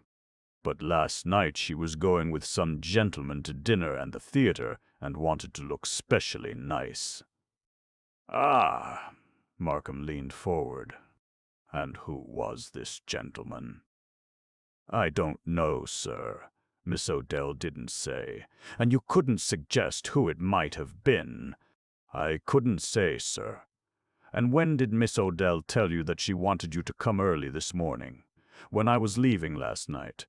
So she evidently didn't anticipate any danger, or have any fear of her companion. It doesn't look that way." The woman paused, as if considering. "No, I know she didn't. She was in good spirits." Markham turned to Heath. "Any other questions you want to ask, Sergeant?" Heath removed an unlighted cigar from his mouth and bent forward, resting his hands on his knees. "What jewelry did this Odell woman have on last night?" he demanded gruffly. The maid's manner became cool and a bit haughty. "Miss Odell?" She emphasized the "miss" by way of reproaching him for the disrespect implied in his omission, wore all her rings, 5 or 6 of them, and 3 bracelets, one of square diamonds, one of rubies, and one of diamonds and emeralds. She also had on a sunburst of pear-shaped diamonds on a chain round her neck, and she carried a platinum lorgnette set with diamonds and pearls. "Did she own any other jewelry?" "A few small pieces, maybe, but I'm not sure." "And did she keep 'em in a steel jewel case in the bedroom?" "Yes, when she wasn't wearing them." There was more than a suggestion of sarcasm in the reply. "Oh, I thought maybe she kept 'em locked up when she had 'em on." Heath's antagonism had been aroused by the maid's attitude. He could not have failed to note that she had consistently omitted the punctilious "sir" when answering him. He now stood up and pointed loweringly to the black document box on the rosewood table. "Ever see that before?" The woman nodded indifferently. "Many times. Where was it generally kept?" "In that thing." She indicated the buhl cabinet with a motion of the head. "What was in the box?" "How should I know?" "You don't know, huh?" He thrust out his jaw, but his bullying attitude had no effect upon the impassive maid. "I've got no idea," she replied calmly. "It was always kept locked, and I never saw Miss Odell open it." The sergeant walked over to the door of the living-room closet. "See that key?" he asked angrily. Again the woman nodded, but this time I detected a look of mild astonishment in her eyes. "Was that key always kept on the inside of the door?" No, it was always on the outside. Heath shot Vance a curious look. Then, after a moment's frowning contemplation of the knob, he waved his hand to the detective who had brought the maid in. "Take her back to the reception room, Snitkin, and get a detailed description from her of all the Odell jewelry. And keep her outside, I'll want her again." When Snitkin and the maid had gone out, Vance lay back lazily on the davenport where he had sat during the interview, and sent a spiral of cigarette smoke toward the ceiling. "Rather illuminatin', what?" he remarked. "The dusky demoiselle got us considerably forwarder. Now we know that the closet key is on the wrong side of the door, and that our fille de joie went to the theater with one of her favorite innamorati, who presumably brought her home shortly before she took her departure from this wicked world. You think that's helpful, do you?" Heath's tone was contemptuously triumphant. "Wait till you hear the crazy story the telephone operator's got to tell." "All right, Sergeant," put in Markham impatiently. "Suppose we get on with the ordeal." "I'm going to suggest, Mr. Markham, that we question the janitor apartment," and opened it. "Look here for just a minute, sir." He stepped out into the main hall and pointed down the little passageway on the left. It was about 10 feet in length and ran between the Odell apartment and the blank rear wall of the reception room. At the end of it was a solid oak door which gave on the court at the side of the house. "That door," explained Heath, "is the only side or rear entrance to this building, and when that door is bolted, nobody can get into the house except by the front entrance. You can't even get into the building through the other apartments, for every window on this floor is barred. I checked up on that point as soon as I got here." He led the way back into the living room. "Now, after I'd looked over the situation this morning," he went on, "I figured that our man had entered through that side door at the end of the passageway and had slipped into this apartment without the night operator seeing him. So I tried the side door to see if it was open, but it was bolted on the inside, not locked, mind you, but bolted. And it wasn't a slip bolt either that could have been jimmied or worked open from the outside, but a tough old-fashioned turn bolt of solid brass. And now I want you to hear what the janitor's got to say about it." Markham nodded acquiescence, and Heath called an order to one of the officers in the hall. A moment later, a stolid, middle-aged German with sullen features and high cheekbones stood before us. His jaw was clamped tight, and he shifted his eyes from one to the other of us suspiciously. Heath straightway assumed the role of inquisitor. "What time do you leave here at night?" He had, for some reason, assumed a belligerent manner. "6 o'clock, sometimes earlier, sometimes later." The man spoke in a surly monotone. He was obviously resentful at this unexpected intrusion upon his orderly routine. "And what time do you get here in the morning?" 8 o'clock regular. What time did you go home last night?" "About 6, maybe 1/4 past." Heath paused and finally lighted the cigar on which he had been chewing at intervals during the past hour. "Now, tell me about that side door," he went on with undiminished aggressiveness. "You told me you lock it every night before you leave, is that right?" "Ja, that's right." The man nodded his head affirmatively several times. "Only I don't lock it. I bolt it." "All right, you bolt it then." As Heath talked, his cigar bobbed up and down between his lips. Smoke and words came simultaneously from his mouth. "And last night you bolted it as usual about 6 o'clock?" "Maybe 1/4 past," the janitor amended with Germanic precision. "You're sure you bolted it last night?" The question was almost ferocious. Ja, sure I am. I do it every night. I never miss." The man's earnestness left no doubt that the door in question had indeed been bolted on the inside at about 6 o'clock of the previous evening. Heath, however, belabored the point for several minutes, only to be reassured doggedly that the door had been bolted. At last the janitor was dismissed. "Really, you know, Sergeant," remarked Vance with an amused smile, "that honest Rhinelander bolted the door." "Sure he did," spluttered Heath, and I found it still bolted this morning at 8:15. That's just what messes things up so nice and pretty. If that door was bolted from 6 o'clock last evening until 8 o'clock this morning, I'd appreciate having someone drive up in a hearse and tell me how the Canary's little playmate got in here last night. And I'd also like to know how he got out. Why not through the main entrance? Asked Markham. It seems the only logical way left, according to your own findings. That's how I had it figured out, sir, returned Heath. But wait till you hear what the phone operator has to say. And the phone operator's post, mused Vance, is in the main hall halfway between the front door and this apartment. Therefore, the gentleman who caused all the disturbance hereabouts last night would have had to pass within a few feet of the operator both on arriving and departing. What? That's it, snapped Heath. And, according to the operator, no such person came or went. Markham seemed to have absorbed some of Heath's irritability. Get the fellow in here and let me question him, he ordered. Heath obeyed with a kind of malicious alacrity. Chapter 6. A Call for Help, Tuesday, September 11, 11 a.m. Jessup made a good impression from the moment he entered the room. He was a serious, determined-looking man in his early 30s, rugged and well-built, and there was a squareness to his shoulders that carried a suggestion of military training. He walked with a decided limp. His right foot dragged perceptibly, and I noted that his left arm had been stiffened into a permanent arc, as if by an unreduced fracture of the elbow. He was quiet and reserved, and his eyes were steady and intelligent.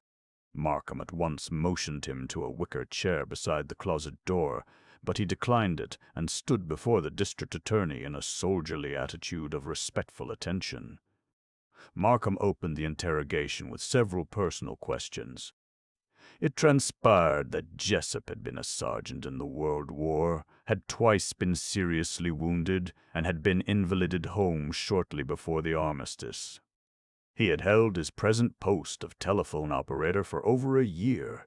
His full name was William Elmer Jessup, and he had been attached to the 308th Infantry of the 77th Division of the Overseas Forces. Now, Jessup, continued Markham, there are things connected with last night's tragedy that you can tell us. Yes, sir. There was no doubt that this ex-soldier would tell us accurately anything he knew, and also that, if he had any doubt as to the correctness of his information, he would frankly say so. He possessed all the qualities of a careful and well-trained witness. First of all, what time did you come on duty last night? At 10 o'clock, sir. There was no qualification to this blunt statement. One felt that Jessup would arrive punctually at whatever hour he was due. It was my short shift. The day man and myself alternate in long and short shifts. And did you see Miss Odell come in last night after the theater? Yes, sir. Everyone who comes in has to pass the switchboard. What time did she arrive? It couldn't have been more than a few minutes after 11. Was she alone? No, sir. There was a gentleman with her. Do you know who he was? I don't know his name, sir, but I have seen him several times before when he has called on Miss Odell. You could describe him, I suppose. Yes, sir. He's tall and clean-shaven except for a very short gray mustache, and is about 45, I should say. He looks, if you understand me, sir, like a man of wealth and position. Markham nodded. And now, tell me, did he accompany Miss Odell into her apartment, or did he go immediately away? He went in with Miss Odell and stayed about half an hour. Markham's eyes brightened, and there was a suppressed eagerness in his next words. Then he arrived about 11, and was alone with Miss Odell in her apartment until about 11:30. You're sure of these facts? Yes, sir, that's correct, the man affirmed. Markham paused and leaned forward.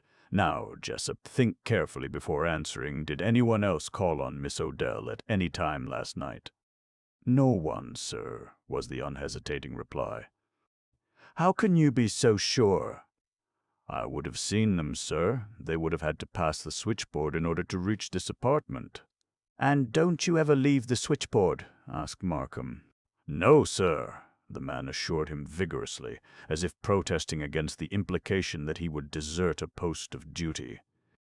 "When I want a drink of water or go to the toilet, I use the little lavatory in the reception room, but I always hold the door open and keep my eye on the switchboard in case the pilot light should show up for a telephone call. Nobody could walk down the hall, even if I was in the lavatory, without my seeing them. One could well believe that the conscientious Jessup kept his eye at all times on the switchboard lest a call should flash and go unanswered. The man's earnestness and reliability were obvious, and there was no doubt in any of our minds, I think, that if Miss Odell had had another visitor that night, Jessup would have known of it. But Heath, with the thoroughness of his nature, rose quickly and stepped out into the main hall. In a moment he returned, looking troubled but satisfied. "Right!" he nodded to Markham. "The lavatory door is on a direct, unobstructed line with the switchboard." Jessup took no notice of this verification of his statement and stood, his eyes attentively on the district attorney, awaiting any further questions that might be asked him. There was something both admirable and confidence-inspiring in his unruffled demeanor. "What about last night?" resumed Markham. "Did you leave the switchboard often, or for long?"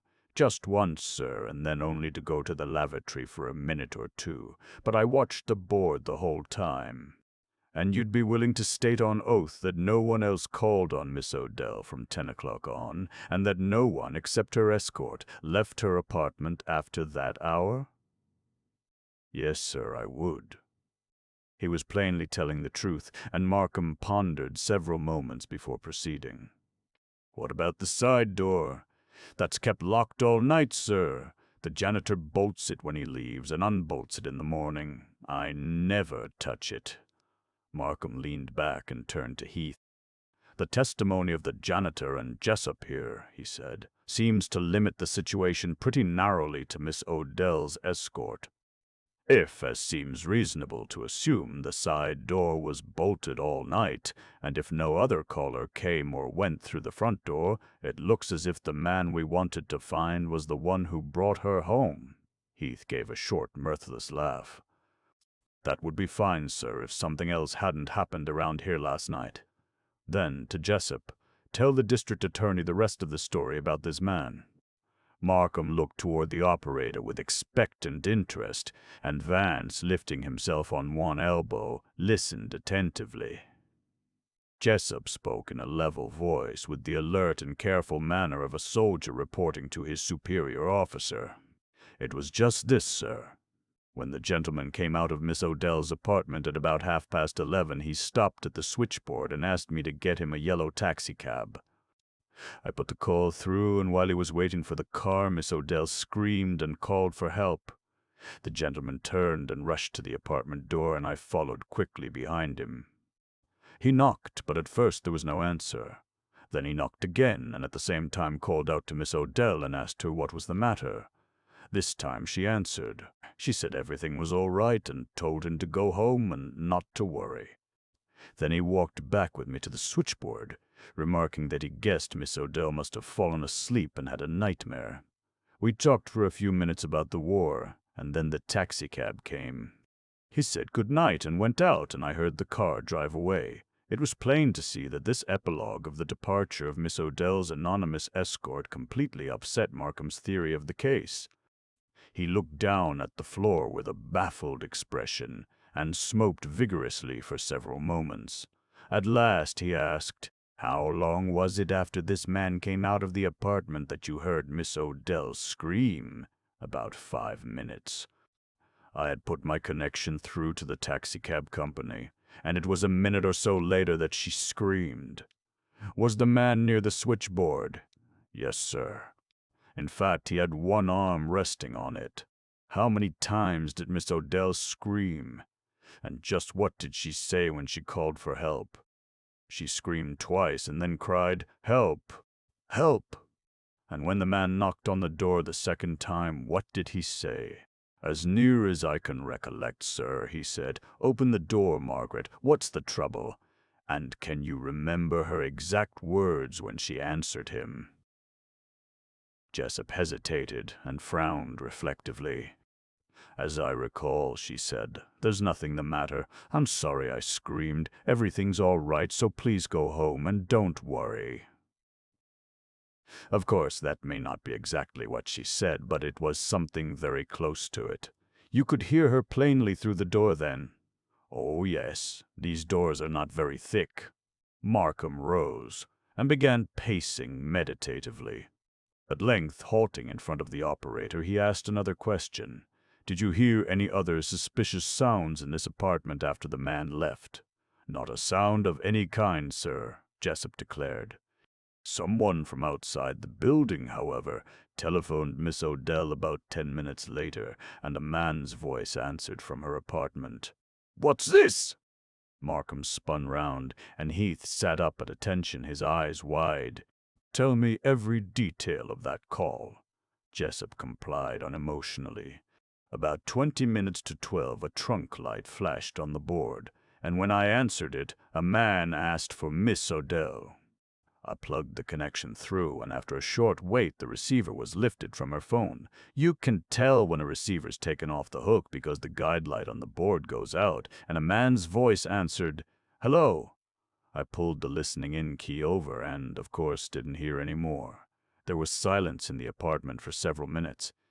Then Vance, who had been watching Jessup closely during the interview, spoke. 'By the by, Mr. Jessup,' he asked carelessly, 'were you yourself, by any chance, a bit fascinated, let us say, by the charming Miss Odell?' For the first time since entering the room, the man appeared ill at ease. A dull flush overspread his cheeks. 'I thought she was a very beautiful lady,' he answered resolutely. Markham gave Vance a look of disapproval and then addressed himself abruptly to the operator. 'That will be all for the moment, Jessup.' The man bowed stiffly and limped out. 'This case is becoming positively fascinating,' murmured Vance, relaxing once more upon the davenport.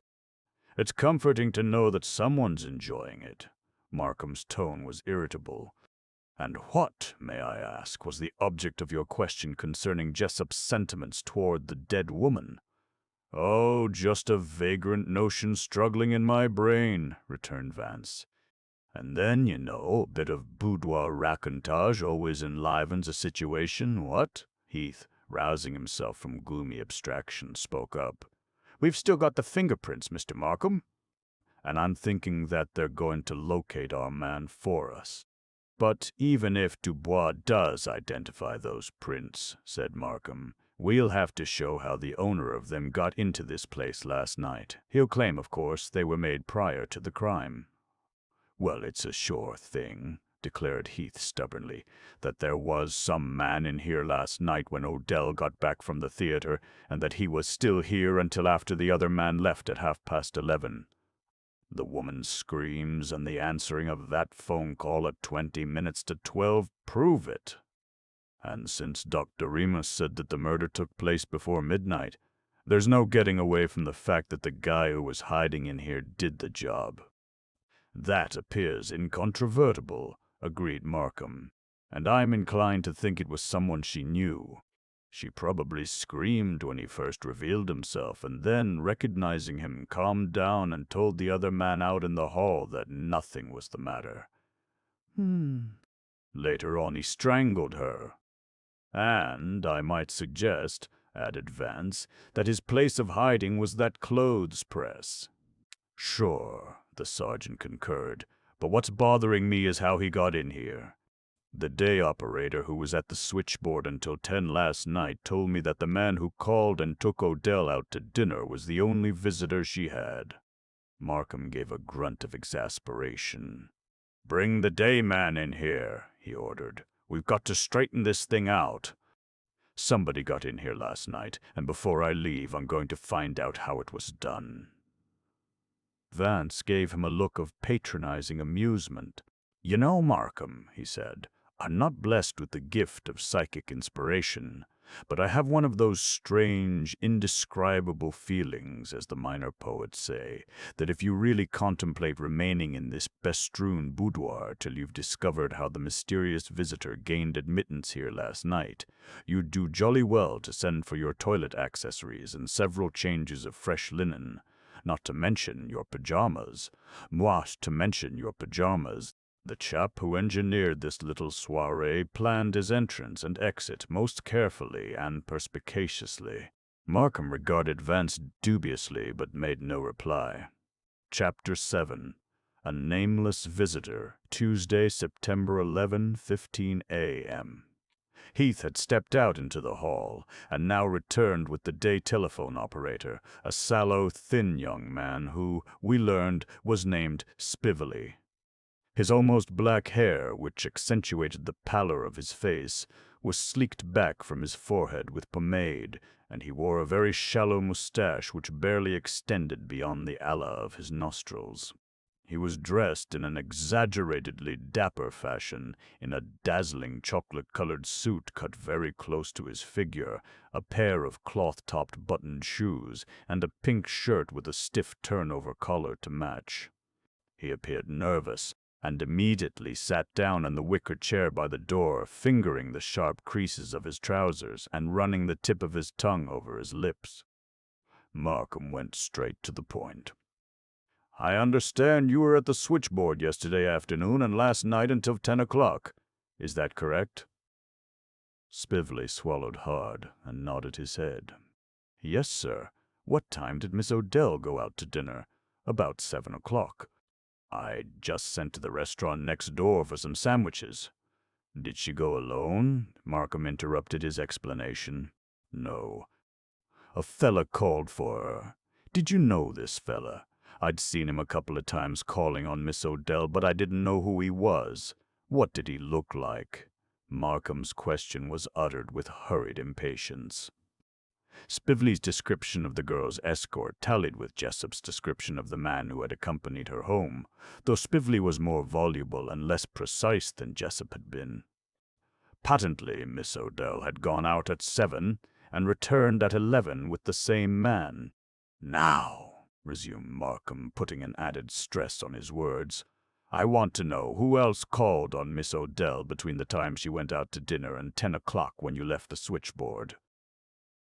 Spively was puzzled by the question, and his thin, arched eyebrows lifted and contracted. I don't understand," he stammered. "How could anyone call on Miss Odell when she was out?" "Someone evidently did," said Markham. "And he got into her apartment, and was there when she returned at 11. The youth's eyes opened wide, and his lips fell apart. "My God, sir," he exclaimed. "So that's how they murdered her, laid in wait for her." He stopped abruptly, suddenly realizing his own proximity to the mysterious chain of events that had led up to the crime. "But nobody got into her apartment while I was on duty," he blurted with frightened emphasis. "Nobody. I never left the board from the time she went out until quitting time. Couldn't anyone have come in the side door? What? Was it unlocked?" Spively's tone was startled. "It never is unlocked at night. The janitor bolts it when he leaves at 6. "And you didn't unbolt it last night for any purpose. Think." "No, sir, I didn't." He shook his head earnestly. "And you are positive that no one got into the apartment through the front door after Miss Odell left?" "Positive." "I tell you I didn't leave the board the whole time, and nobody could have got by me without my knowing it. There was only one person that called and asked for her." "Oh. So someone did call," snapped Markham. "When was it, and what happened? Jog your memory before you answer." "It wasn't anything important," the youth assured him, genuinely frightened. "Just a fella who came in and rang her bell and went right out again. Never mind whether it was important or not." Markham's tone was cold and peremptory. "What time did he call?" "About 9:30. "And who was he?" "A young fella I've seen come here several times to see Miss Odell. I don't know his name." "Tell me exactly what took place." pursued Markham. Again Spively swallowed hard and wetted his lips. "It was like this," he began with effort. "The fella came in and started walking down the hall, and I said to him, 'Miss Odell isn't in.' But he kept on going and said, 'Oh, well, I'll ring the bell anyway to make sure.' A telephone call came through just then, and I let him go on. He rang the bell and knocked on the door, but of course there wasn't any answer, and pretty soon he came on back and said, 'I guess you were right.' Then he tossed me $50 and went out." "You actually saw him go out?" There was a note of disappointment in Markham's voice. "Sure, I saw him go out. He stopped just inside the front door and lit a cigarette. Then he opened the door and turned toward Broadway." "One by one the rosy petals fall," came Vance's indolent voice. "A most amusing situation." Markham was loath to relinquish his hope in the criminal possibilities of this one caller who had come and gone at 9:30. "What was this man like?" he asked. "Can you describe him?" Spively sat up straight, and when he answered, it was with an enthusiasm that showed he had taken special note of the visitor. "He was good-looking, not so old, maybe 30, and he had on a full-dress suit and patent leather pumps and a pleated silk shirt." What?" demanded Vance in simulated unbelief, leaning over the back of the Davenport. "A silk shirt with evening dress. Most extraordinary. Oh, a lot of the best dressers are wearing them," Spively explained with condescending pride. "It's all the fashion for dancing." "You don't say." "Really?" Vance appeared dumbfounded. "I must look into this." And, by the by, when this Beau Brummel of the silk shirt paused by the front door, did he take his cigarette from a long, flat silver case carried in his lower waistcoat pocket? The youth looked at Vance in admiring astonishment. "How did you know?" he exclaimed. "Simple deduction," Vance explained, resuming his recumbent posture. "Large metal cigarette cases carried in the waistcoat pockets somehow go with silk shirts for evening wear." Markham, clearly annoyed at the interruption, cut in sharply with a demand for the operator to proceed with his description. "He wore his hair smoothed down," Spively continued, "and you could see it was kind of long, but it was cut in the latest style. And he had a small waxed mustache, and there was a big carnation in the lapel of his coat, and he had on chamois gloves." "My word," murmured Vance. "A gigolo." Markham, with the incubus of the nightclubs riding him heavily, frowned and took a deep breath. Vance's observation evidently had launched him on an unpleasant train of thought. "Was this man short or tall?" he asked next. "He wasn't so tall, about my height," Spively explained, "and he was sort of thin." There was an easily recognizable undercurrent of admiration in his tone, and I felt that this youthful telephone operator had seen in Miss Odell's caller a certain physical and sartorial ideal. This palpable admiration, coupled with the somewhat outre clothes affected by the youth, permitted us to read between the lines of his remarks a fairly accurate description of the man who had unsuccessfully rung the dead girl's bell at 9:30 the night before. When Spively had been dismissed, Markham rose and strode about the room, his head enveloped in a cloud of cigar smoke, while Heath sat stolidly watching him, his brows knit. Vance stood up and stretched himself. "The absorbing problem, it would seem, remains in statu quo," he remarked airily. How did the fair Margaret's executioner get in?" "You know, Mr. Markham," rumbled Heath sententiously, "I've been thinking that the fellow may have come here earlier in the afternoon, say, before that side door was locked. Odell herself may have let him in and hidden him when the other man came to take her to dinner." "It looks that way," Markham admitted. "Bring the maid in here again, and we'll see what we can find out."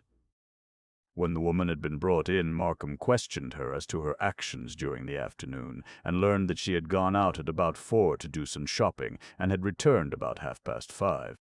"Did Miss Odell have any visitor with her when you got back?" "No, sir," was the prompt answer. "She was alone. Did she mention that anyone had called?" No, sir. Now, continued Markham, could anyone have been hidden in this apartment when you went home at 7? The maid was frankly astonished and even a little horrified. Where could anyone hide? She asked, looking round the apartment. There are several possible places, Markham suggested. In the bathroom, in one of the clothes closets, under the bed, behind the window draperies. The woman shook her head decisively. No one could have been hidden, she declared. I was in the bathroom half a dozen times, and I got Miss Odell's gown out of the clothes closet in the bedroom. As soon as it began to get dark, I drew all the window shades myself. And as for the bed, it's built almost down to the floor. No one could squeeze under it. I glanced closely at the bed and realized that this statement was quite true. What about the clothes closet in this room? Markham put the question hopefully, but again the maid shook her head. Nobody was in there.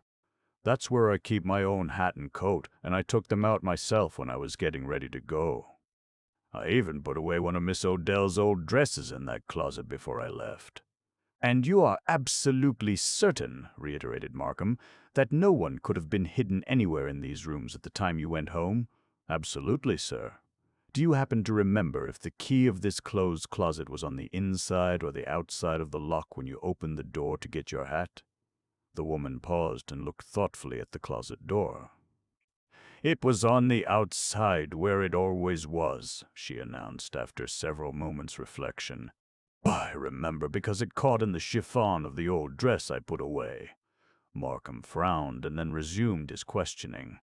You say you don't know the name of Miss Odell's dinner companion last night. Can you tell us the names of any men she was in the habit of going out with? Miss Odell never mentioned any names to me, the woman said. She was very careful about it, too. Secretive, you might say. You see, I'm only here in the daytime, and the gentlemen she knew generally came in the evening. And you never heard her speak of any one of whom she was frightened, any one she had reason to fear? No, sir, although there was one man she was trying to get rid of. He was a bad character. I wouldn't have trusted him anywhere, and I told Miss Odell she'd better look out for him. But she'd known him a long time, I guess, and had been pretty soft on him once. How do you happen to know this? One day, about a week ago, the maid explained, I came in after lunch and he was with her in the other room. They didn't hear me because the portieres were drawn. He was demanding money, and when she tried to put him off, he began threatening her, and she said something that showed she'd given him money before. I made a noise, and then they stopped arguing, and pretty soon he went out. What did this man look like? Markham's interest was reviving. He was kind of thin, not very tall, and I'd say he was around 30. He had a hard face, good-looking, some would say, and pale blue eyes that gave you the shivers. He always wore his hair greased back, and he had a little yellow mustache pointed at the ends. Ah, said Vance. How gigolo! Has this man been here since? Asked Markham. I don't know, sir. Not when I was here. That will be all, said Markham, and the woman went out. She didn't help us much, complained Heath. What? Exclaimed Vance. I think she did remarkably well. She cleared up several moot points. And just what portions of her information do you consider particularly illuminating? Asked Markham, with ill-concealed annoyance. We now know, do we not, rejoined Vance serenely, that no one was lying perdu in here when the bonne departed yesterevening. Instead of that fact being helpful, retorted Markham, I'd say it added materially to the complications of the situation. It would appear that way, wouldn't it now? But then, who knows? It may prove to be your brightest and most comforting clue. Furthermore, we learn that someone evidently locked himself in that clothes press, as witnessed the shifting of the key, and that, moreover, this occultation did not occur until the Abigail had gone, or, let us say, after 7 o'clock. Sure, said Heath with sour facetiousness, when the side door was bolted and an operator was sitting in the front hall, who swears nobody came in that way. It is a bit mystifying, Vance conceded sadly. Mystifying? It's impossible, grumbled Markham. Heath, who was now staring with meditative pugnacity into the closet, shook his head helplessly. "What I don't understand," he ruminated, "is why, if the fellow was hiding in the closet, he didn't ransack it when he came out, like he did all the rest of the apartment." "Sergeant," said Vance, "you've put your finger on the crux of the matter. You know, the neat, undisturbed aspect of that closet rather suggests that the crude person who rifled these charming rooms omitted to give it his attention because it was locked on the inside and he couldn't open it." Come, protested Markham. "That theory implies that there were two unknown persons in here last night." Vance sighed. "Harrow, and alas, I know it, and we can't introduce even one into this apartment logically." "Distressing, ain't it?" Heath sought consolation in a new line of thought. "Anyway," he submitted, "we know that the fancy fellow with the patent leather pumps who called here last night at 9:30 was probably Odell's lover and was grafting on her." "And in just what recondite way does that obvious fact help to roll the clouds away?" asked Vance. "Nearly every modern Delilah has an avaricious amoroso. It would be rather singular if there wasn't such a chap in the offing. What?" "That's all right, too," returned Heath. "But I'll tell you something, Mr. Vance, that maybe you don't know. The men that these girls lose their heads over are generally crooks of some kind, professional criminals, you understand.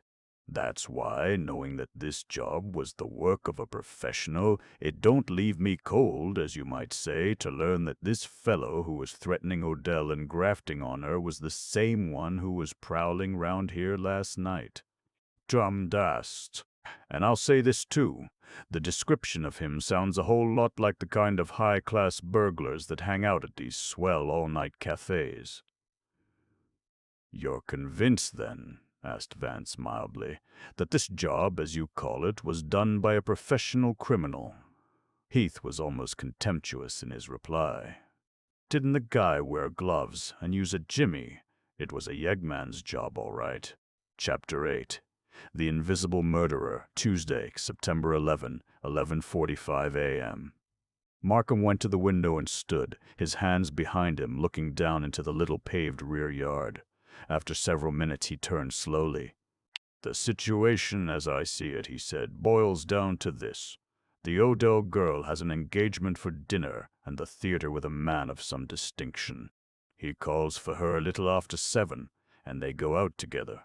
At 11 o'clock they return. He goes with her into her apartment and remains half an hour. He leaves at 11:30 and asks the phone operator to call him a taxi. While he is waiting, the girl screams and calls for help, and, in response to his inquiries, she tells him nothing is wrong and bids him go away. The taxi arrives, and he departs in it. 10 minutes later, someone telephones her, and a man answers from her apartment. This morning she is found murdered and the apartment ransacked." He took a long draw on his cigar. "Now it is obvious that when she and her escort returned last night there was another man in this place somewhere, and it is also obvious that the girl was alive after her escort had departed. Therefore we must conclude that the man who was already in the apartment was the person who murdered her. This conclusion is further corroborated by Dr. Doremus's report that the crime occurred between 11 and 12.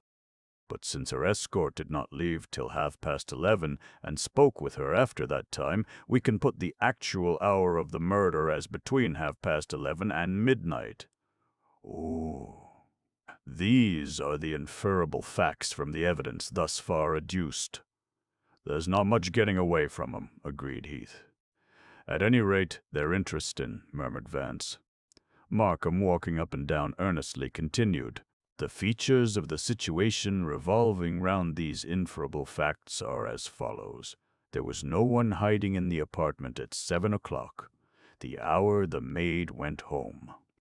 Therefore the murderer entered the apartment later.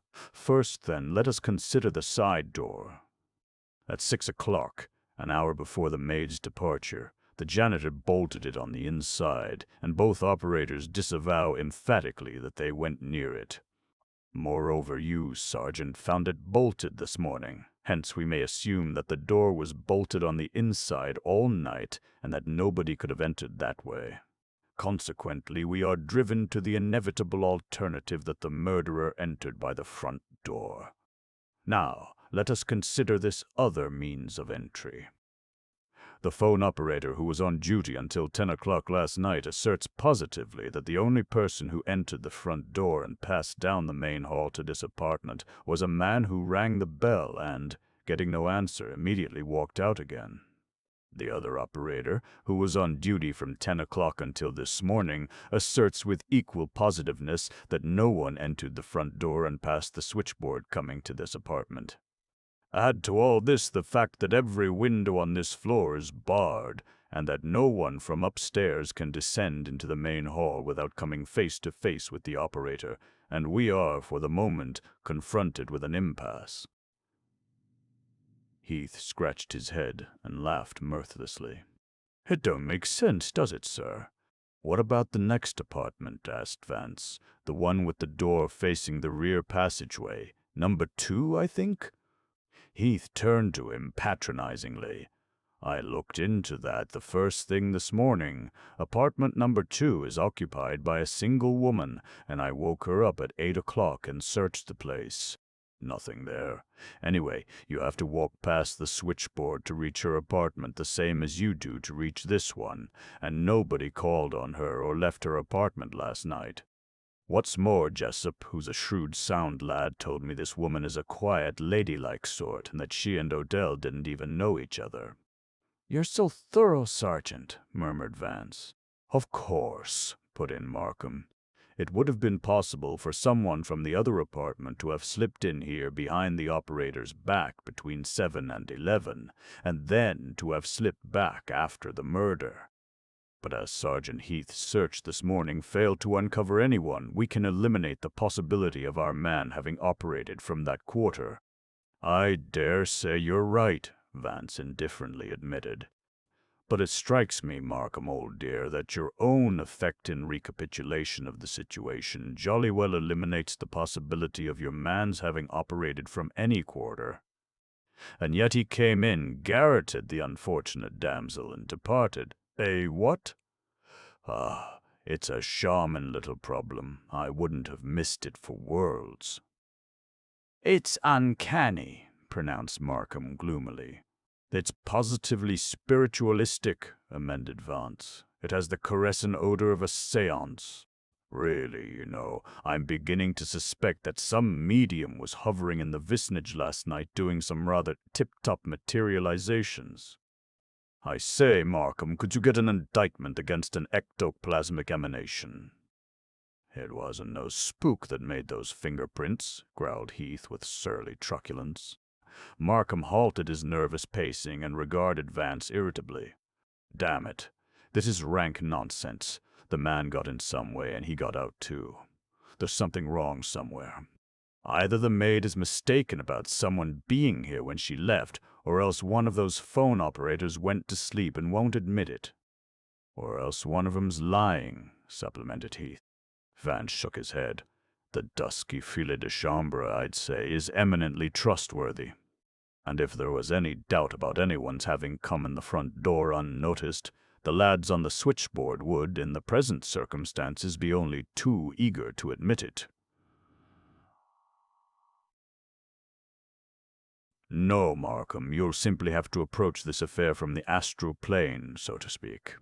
Markham grunted his distaste of Vance's jocularity. "That line of investigation I leave to you with your metaphysical theories and esoteric hypotheses." "But consider," protested Vance banteringly. "You've proved conclusively, or rather you've demonstrated legally, that no one could have entered or departed from this apartment last night, and, as you've often told me, a court of law must decide all matters, not in accord with the known or suspected facts, but according to the evidence, and the evidence in this case would prove a sound alibi for every corporeal being extant. And yet, it's not exactly tenable, do you see, that the lady strangled herself. If only it had been poison, what an exquisite and satisfying suicide case you'd have." Most inconsiderate of her homicidal visitor not to have used arsenic instead of his hands. Well, he strangled her, pronounced Heath. Furthermore, I'll lay my money on the fellow who called here last night at 9:30 and couldn't get in. He's the bird I want to talk to. Indeed. Vance produced another cigarette. I shouldn't say, to judge from our description of him, that his conversation would prove particularly fascinating. An ugly light came into Heath's eyes. We've got ways, he said through his teeth, of getting damn interesting conversation out of people who haven't no great reputation for repartee. Vance sighed. How the 400 needs you, my sergeant. Markham looked at his watch. I've got pressing work at the office, he said, and all this talk isn't getting us anywhere. He put his hand on Heath's shoulder. I leave you to go ahead. This afternoon I'll have these people brought down to my office for another questioning. Maybe I can jog their memories a bit. You've got some line of investigation planned. The usual routine, replied Heath drearily. I'll go through Odell's papers, and I'll have 3 or 4 of my men check up on her. You'd better get after the yellow taxicab company right away, Markham suggested. Find out, if you can, who the man was who left here at 11:30 last night and where he went. Do you imagine for one moment, asked Vance, that if this man knew anything about the murder, he would have stopped in the hall and asked the operator to call a taxi for him? Oh, I don't look for much in that direction. Markham's tone was almost listless, but the girl may have said something to him that'll give us a lead. Vance shook his head facetiously. O welcome pure-eyed faith, white-handed hope, thou hovering angel girt with golden wings. Markham was in no mood for chaffing. He turned to Heath and spoke with forced cheeriness. Call me up later this afternoon. I may get some new evidence out of the outfit we've just interviewed. And, he added, be sure to put a man on guard here. I want this apartment kept just as it is until we see a little more light. I'll attend to that, Heath assured him. Markham and Vance and I went out and entered the car. A few minutes later, we were winding rapidly across town through Central Park. Recall our recent conversazione about footprints in the snow? Asked Vance as we emerged into Fifth Avenue and headed south. Markham nodded abstractedly. As I remember, mused Vance, in the hypothetical case you presented, there were not only footprints but a dozen or more witnesses, including a youthful prodigy, who saw a figure of some kind cross the hibernal landscape. Jau tuer franc ist alle theory. Here you are in a most beastly pother because of the disheartening fact that there are neither footprints in the snow nor witnesses who saw a fleeing figure. In short, you are bereft of both direct and circumstantial evidence. The sad. He wagged his head dolefully. You know, Markham, it appears to me that the testimony in this case constitutes conclusive legal proof that no one could have been with the deceased at the hour of her passing, and that, ergo, she is presumably alive. The strangled body of the lady is, I take it, simply an irrelevant circumstance from the standpoint of legal procedure. I know that you learned lawyers won't admit a murder without a body, but how, in sweet heaven's name, do you get around a corpus delicti without a murder?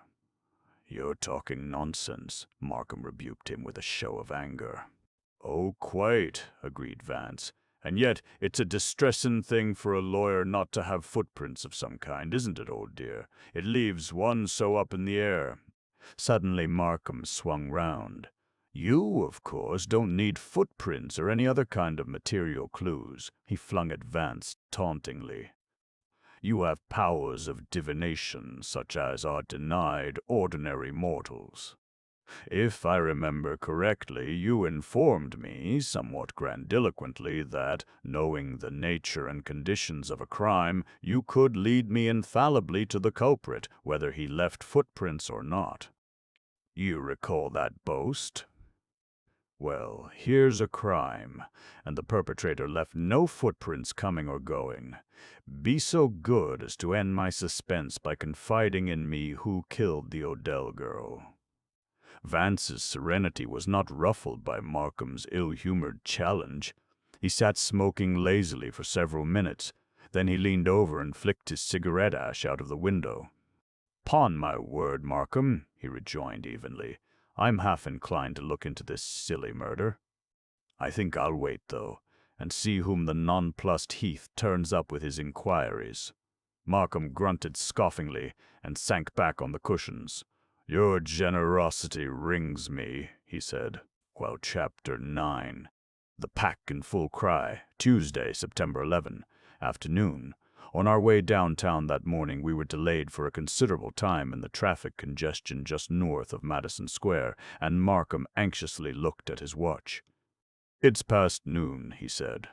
"I think I'll stop at the club and have a bite of lunch. I presume that eating at this early hour would be too plebeian for so exquisite a hothouse flower as you." Vance considered the invitation. "Since you deprived me of my breakfast," he decided, "I'll permit you to buy me some eggs, Benedictine." A few minutes later, we entered the almost empty grill of the Stuyvesant Club and took a table near one of the windows looking southward over the treetops of Madison Square. Shortly after we had given our order, a uniformed attendant entered and, bowing deferentially at the district attorney's elbow, held out an unaddressed communication sealed in one of the club's envelopes. Markham read it with an expression of growing curiosity, and as he studied the signature, a look of mild surprise came into his eyes. At length he looked up and nodded to the waiting attendant. Then, excusing himself, he left us abruptly. It was fully 20 minutes before he returned. "Funny thing," he said. "That note was from the man who took the Odell woman to dinner and the theater last night. A small world," he mused. "He's staying here at the club. He's a non-resident member and makes it his headquarters when he's in town." "You know him?" Vance put the question disinterestedly. "I've met him several times. Chap named Spotswood." Markham seemed perplexed. "He's a man of family, lives in a country house on Long Island, and is regarded generally as a highly respectable member of society. One of the last persons I'd suspect of being mixed up with the Odell girl. But, according to his own confession, he played around a good deal with her during his visits to New York, sowing a few belated wild oats, as he expressed it, and last night took her to Francel's for dinner and to the Winter Garden afterwards. Not my idea of an intellectual or even edifying evening," commented Vance, "and he selected a deuced unlucky day for it. I say, imagine opening the morning paper and learning that your petite dame of the preceding evening had been strangled. Disconcerting, what?" "He's certainly disconcerted," said Markham. "The early afternoon papers were out about an hour ago, and he'd been phoning my office every 10 minutes when I suddenly walked in here. He's afraid his connection with the girl will leak out and disgrace him. And won't it? I hardly see the necessity. No one knows who her escort was last evening, and since he obviously had nothing to do with the crime, what's to be gained by dragging him into it? He told me the whole story, and offered to stay in the city as long as I wanted him to. I infer, from the cloud of disappointment that enveloped you when you returned just now, that his story held nothing hopeful for you in the way of clues." "No," Markham admitted. "The girl apparently never spoke to him of her intimate affairs, and he couldn't give me a single helpful suggestion. His account of what happened last night agreed perfectly with Jessup's. He called for the girl at 7, brought her home at about 11, stayed with her half an hour or so, and then left her. When he heard her call for help, he was frightened, but on being assured by her there was nothing wrong, he concluded she had dozed off into a nightmare and thought no more of it. He drove direct to the club here, arriving about 10 minutes to 12. Judge Redfern, who saw him descend from the taxi, insisted on his coming upstairs and playing poker with some men who were waiting in the judge's rooms for him. They played until 3 o'clock this morning. Your Long Island Don Juan has certainly not supplied you with any footprints in the snow. Anyway, his coming forward at this time closes one line of inquiry over which we might have wasted considerable time. If many more lines of inquiry are closed, remarked Vance dryly, you'll be in a distressing dilemma, don't you know? There are enough still open to keep me busy, said Markham, pushing back his plate and calling for the check. He rose, then pausing, regarded Vance meditatingly. Are you sufficiently interested to want to come along? Eh? What? My word. Darned, I'm sure. But, I say, sit down just a moment. There's a good fellow, till I finish my coffee. I was considerably astonished at Vance's ready acceptance, careless and bantering though it was, for there was an exhibition of old Chinese prints at the Montross Galleries that afternoon, which he had planned to attend. A ryokai and a moeki, said to be very fine examples of Sung painting, were to be shown, and Vance was particularly eager to acquire them for his collection. We rode with Markham to the Criminal Courts building and, entering by the Franklin Street door, took the private elevator to the district attorney's spacious but dingy private office, which overlooked the gray stone ramparts of the Tombs. Vance seated himself in one of the heavy leather-upholstered chairs near the carved oak table on the right of the desk, and lighted a cigarette with an air of cynical amusement. I await with anticipatory delight the grinding of the wheels of justice, he confided, leaning back lazily. You are doomed not to hear the first turn of those wheels, retorted Markham. The initial revolution will take place outside of this office. And he disappeared through a swinging door which led to the judge's chambers. 5 minutes later he returned, and sat down in the high-backed swivel chair at his desk, with his back to the 4 tall, narrow windows in the south wall of the office. I just saw Judge Redfern, he explained. It happened to be the midday recess, and he verified Spotswood's statement in regard to the poker game.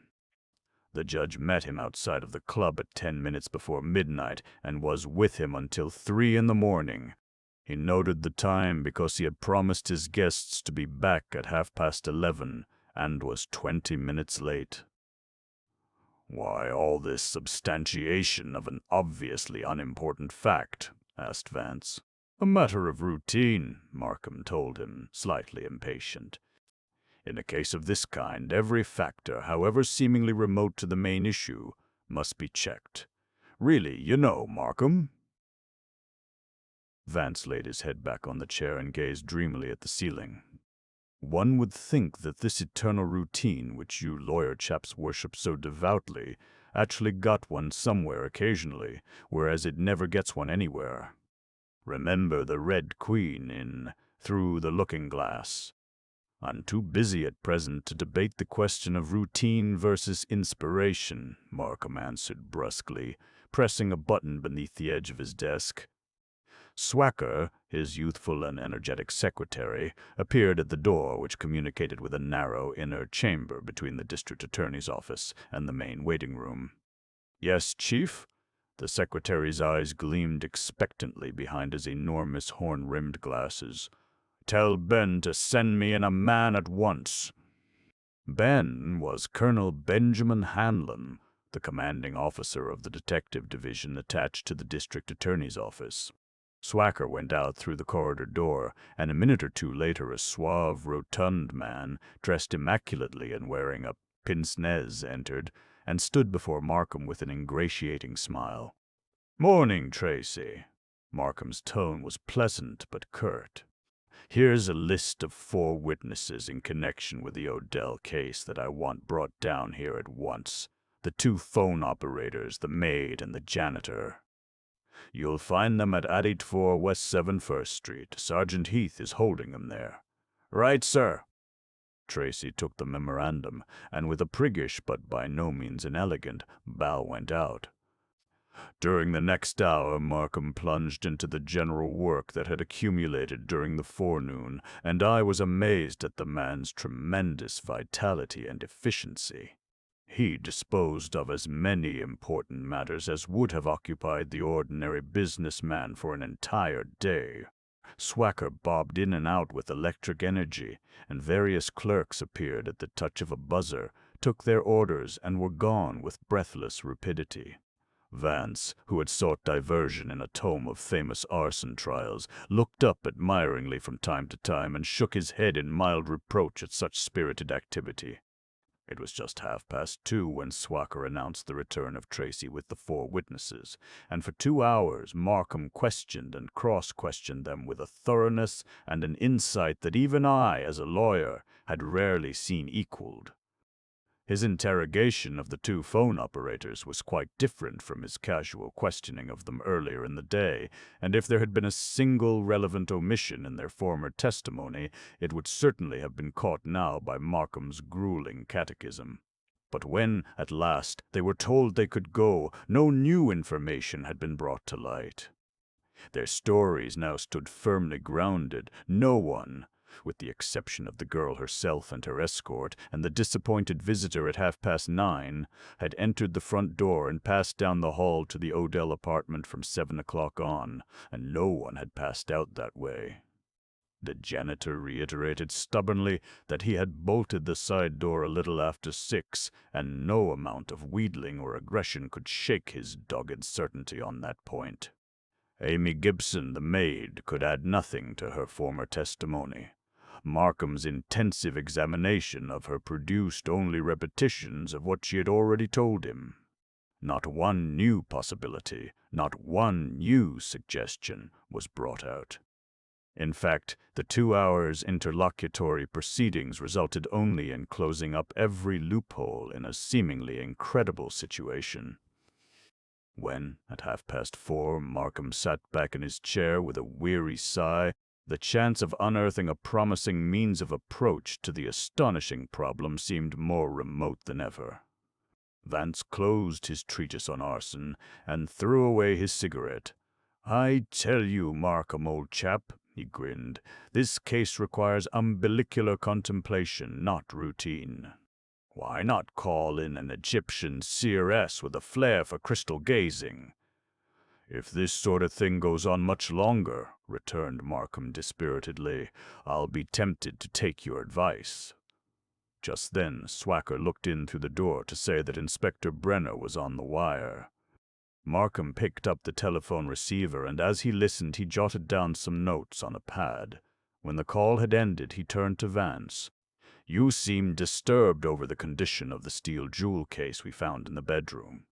"Well, the expert on Berber tools just called up, and he verifies his opinion of this morning.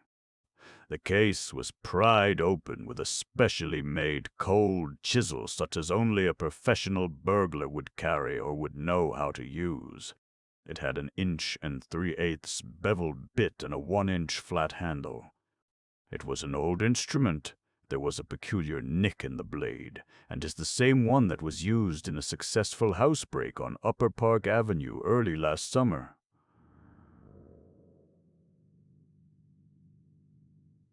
"Fourth, does that highly exciting information ameliorate your anxiety?" "Can't say that it does." Vance had again become serious and perplexed. "In fact, it makes the situation still more fantastic. I could see a glimmer of light, eerie and unearthly perhaps, but still a perceptible illumination. In all this murkiness, if it wasn't for that jewel case and the steel chisel—" Markham was about to answer when Swacker again looked in and informed him that Sergeant Heath had arrived and wanted to see him.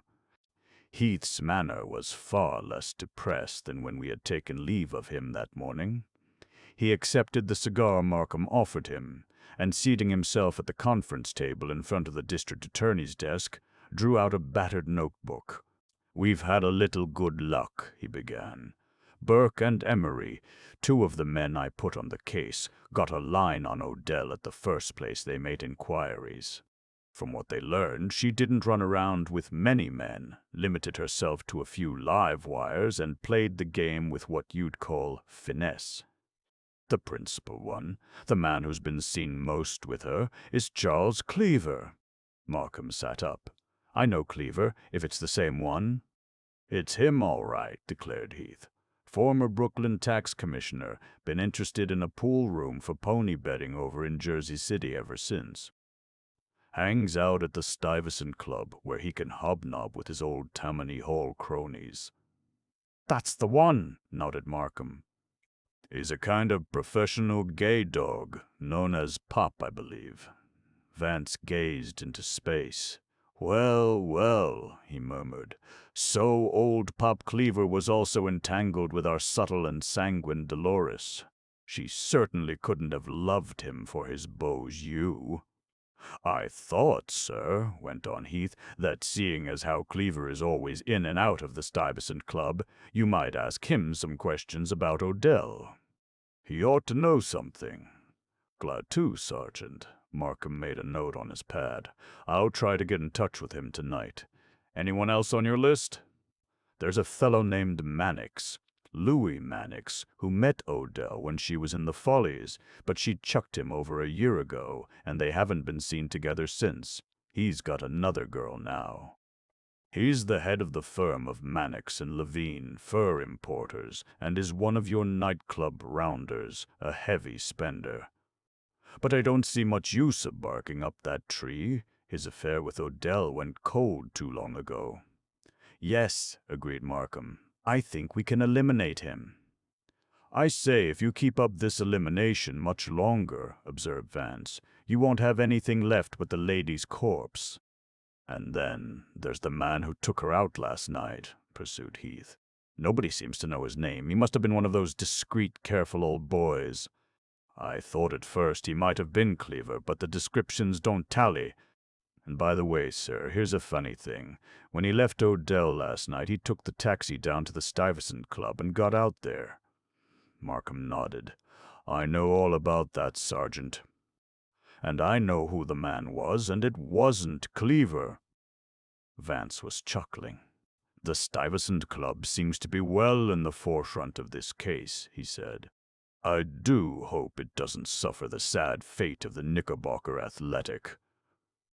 Vance was here referring to the famous Molyneux case, which, in 1898, sounded the death knell of the old Knickerbocker Athletic Club at Madison Avenue and 45th Street. But it was commercialism that ended the Stuyvesant's career. This club, which stood on the north side of Madison Square, was razed a few years later to make room for a skyscraper. Heath was intent on the main issue. Who was the man, Mr. Markham? Markham hesitated, as if pondering the advisability of taking the other into his confidence. Then he said, I'll tell you his name, but in strict confidence. The man was Kenneth Spotswood. He then recounted the story of his being called away from lunch and of his failure to elicit any helpful suggestions from Spotswood. He also informed Heath of his verification of the man's statements regarding his movements after meeting Judge Redfern at the club. And, added Markham, since he obviously left the girl before she was murdered, there's no necessity to bother him. In fact, I gave him my word I'd keep him out of it for his family's sake. If you're satisfied, sir, I am. Heath closed his notebook and put it away. There's just one other little thing. Odell used to live on 110th Street, and Emery dug up her former landlady and learned that this fancy guy the maid told us about used to call on her regularly. That reminds me, Sergeant. Markham picked up the memorandum he had made during Inspector Brenner's phone call. Here's some data the professor gave me about the forcing of the jewel case. He'd studied the paper with considerable eagerness. Just as I thought. He nodded his head with satisfaction. Clear-cut professional job by somebody who's been in the line of work before. Vance roused himself. Still, if such is the case, he said, why did this experienced burglar first use the insufficient poker, and why did he overlook the living room clothes press? "I'll find all that out, Mr. Vance, when I get my hands on him," asserted Heath with a hard look in his eyes. "And the guy I want to have a nice, quiet little chat with is the one with the pleated silk shirt and the chamois gloves." "Shakun Sungut," sighed Vance. "For myself, I have no yearning whatever to hold converse with him. Somehow, I can't just picture a professional looter trying to rend a steel box with a cast-iron poker." "Forget the poker," Heath advised gruffly. He jimmied the box with a steel chisel, and that same chisel was used last summer in another burglary on Park Avenue. "What about that?" "Ah! That's what torments me, Sergeant. If it wasn't for that disturbing fact, d'ye see, I'd be lightsome in Sans Souci this afternoon, inviting my soul over a dish of tea at Claremont." Detective Bellamy was announced, and Heath sprang to his feet. "That'll mean news about those fingerprints," he prophesied hopefully. Bellamy entered unemotionally and walked up to the district attorney's desk. "Captain Dubois sent me over," he said. "He thought you'd want the report on those Odell prints." He reached into his pocket and drew out a small flat folder which, at a sign from Markham, he handed to Heath.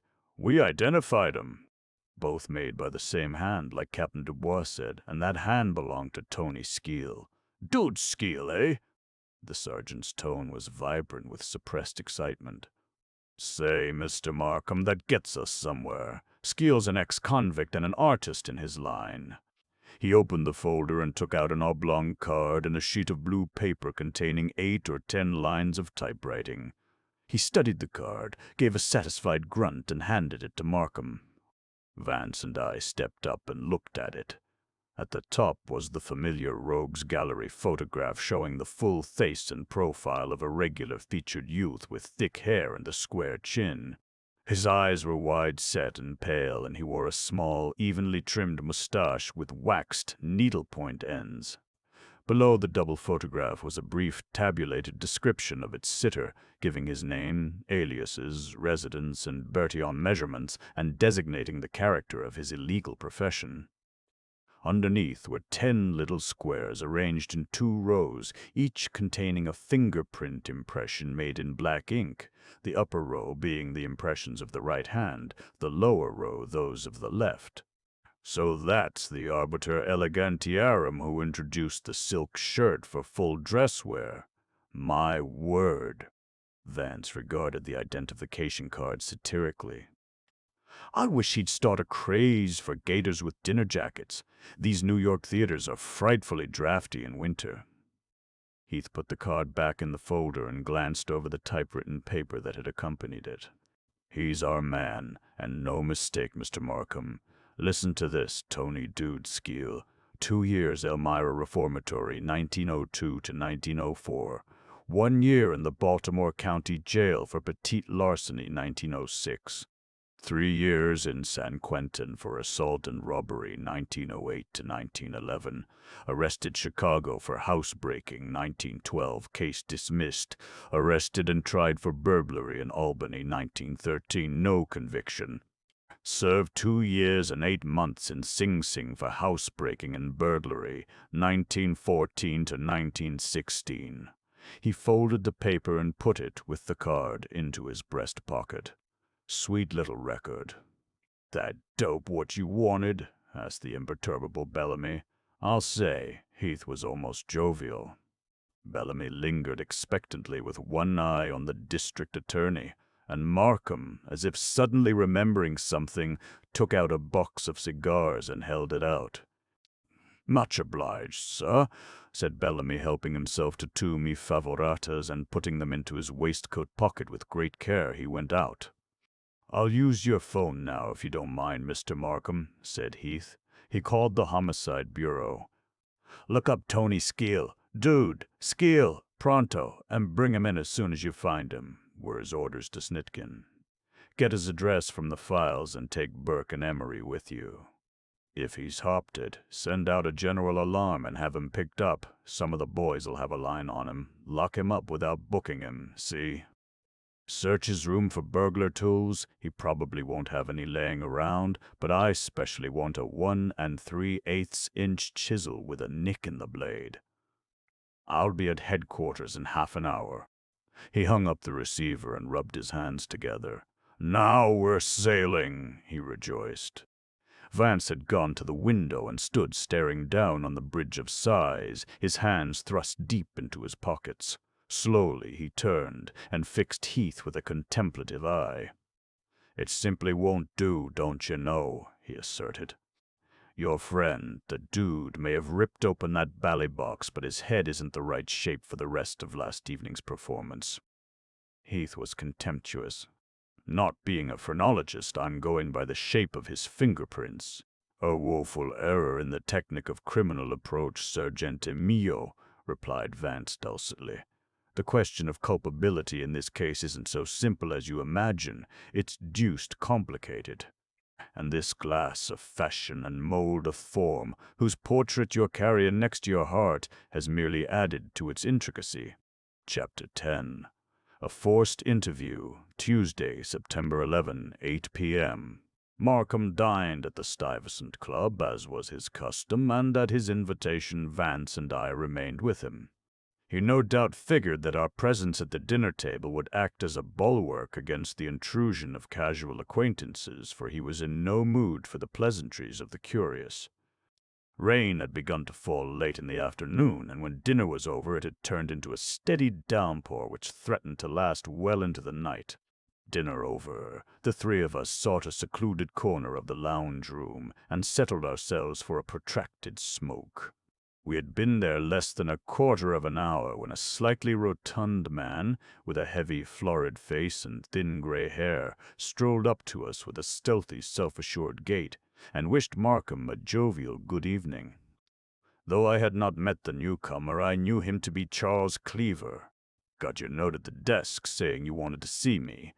He spoke with a voice curiously gentle for a man of his size, but for all its gentleness there was in it a timbre of calculation and coldness. Markham rose and, after shaking hands, introduced him to Vance and me, though it seemed Vance had known him slightly for some time. He took the chair Markham indicated, and, producing a Corona, he carefully cut the end with a gold clipper attached to his heavy watch chain, rolled the cigar between his lips to dampen it, and lighted it in closely cupped hands. "I'm sorry to trouble you, Mr. Cleaver," began Markham, "but, as you probably have read, a young woman by the name of Margaret Odell was murdered last night in her apartment in 71st Street. He paused. He seemed to be considering just how he could best broach a subject so obviously delicate, and perhaps he hoped that Cleaver would volunteer the fact of his acquaintance with the girl. But not a muscle of the man's face moved, and, after a moment, Markham continued. "In making inquiries into the young woman's life, I learned that you, among others, were fairly well acquainted with her." Again he paused. Cleaver lifted his eyebrows almost imperceptibly, but said nothing. "The fact is," went on Markham, a trifle annoyed by the other's deliberately circumspect attitude, "my report states that you were seen with her on many occasions during a period of nearly 2 years. Indeed, the only inference to be drawn from what I've learned is that you were more than casually interested in Miss Odell." "Yes?" The query was as non-committal as it was gentle. "Yes," repeated Markham, "and I may add, Mr. Cleaver, that this is not the time for pretenses or suppressions. I am talking to you tonight in large measure ex officio, because it occurred to me that you could give me some assistance in clearing the matter up. I think it only fair to say that a certain man is now under grave suspicion, and we hope to arrest him very soon. But in any event, we will need help, and that is why I requested this little chat with you at the club. And how can I assist you?" Cleaver's face remained blank, only his lips moved as he put the question. "Knowing this young woman as well as you did," explained Markham patiently, "you are no doubt in possession of some information, certain facts or confidences, let us say, which would throw light on her brutal and apparently unexpected murder." Cleaver was silent for some time. His eyes had shifted to the wall before him, but otherwise his features remained set. "I'm afraid I can't accommodate you," he said at length. Your attitude is not quite what might be expected in one whose conscience is entirely clear, returned Markham with a show of resentment. The man turned a mildly inquisitive gaze upon the district attorney. What has my knowing the girl to do with her being murdered? She didn't confide in me who her murderer was to be. She didn't even tell me that she knew anyone who intended to strangle her. If she'd known, she most likely could have avoided being murdered. Vance was sitting close to me, a little removed from the others, and, leaning over, murmured in my ear, sotto voce, "Markham's up against another lawyer. Poor dear. Gee, a crumpling situation."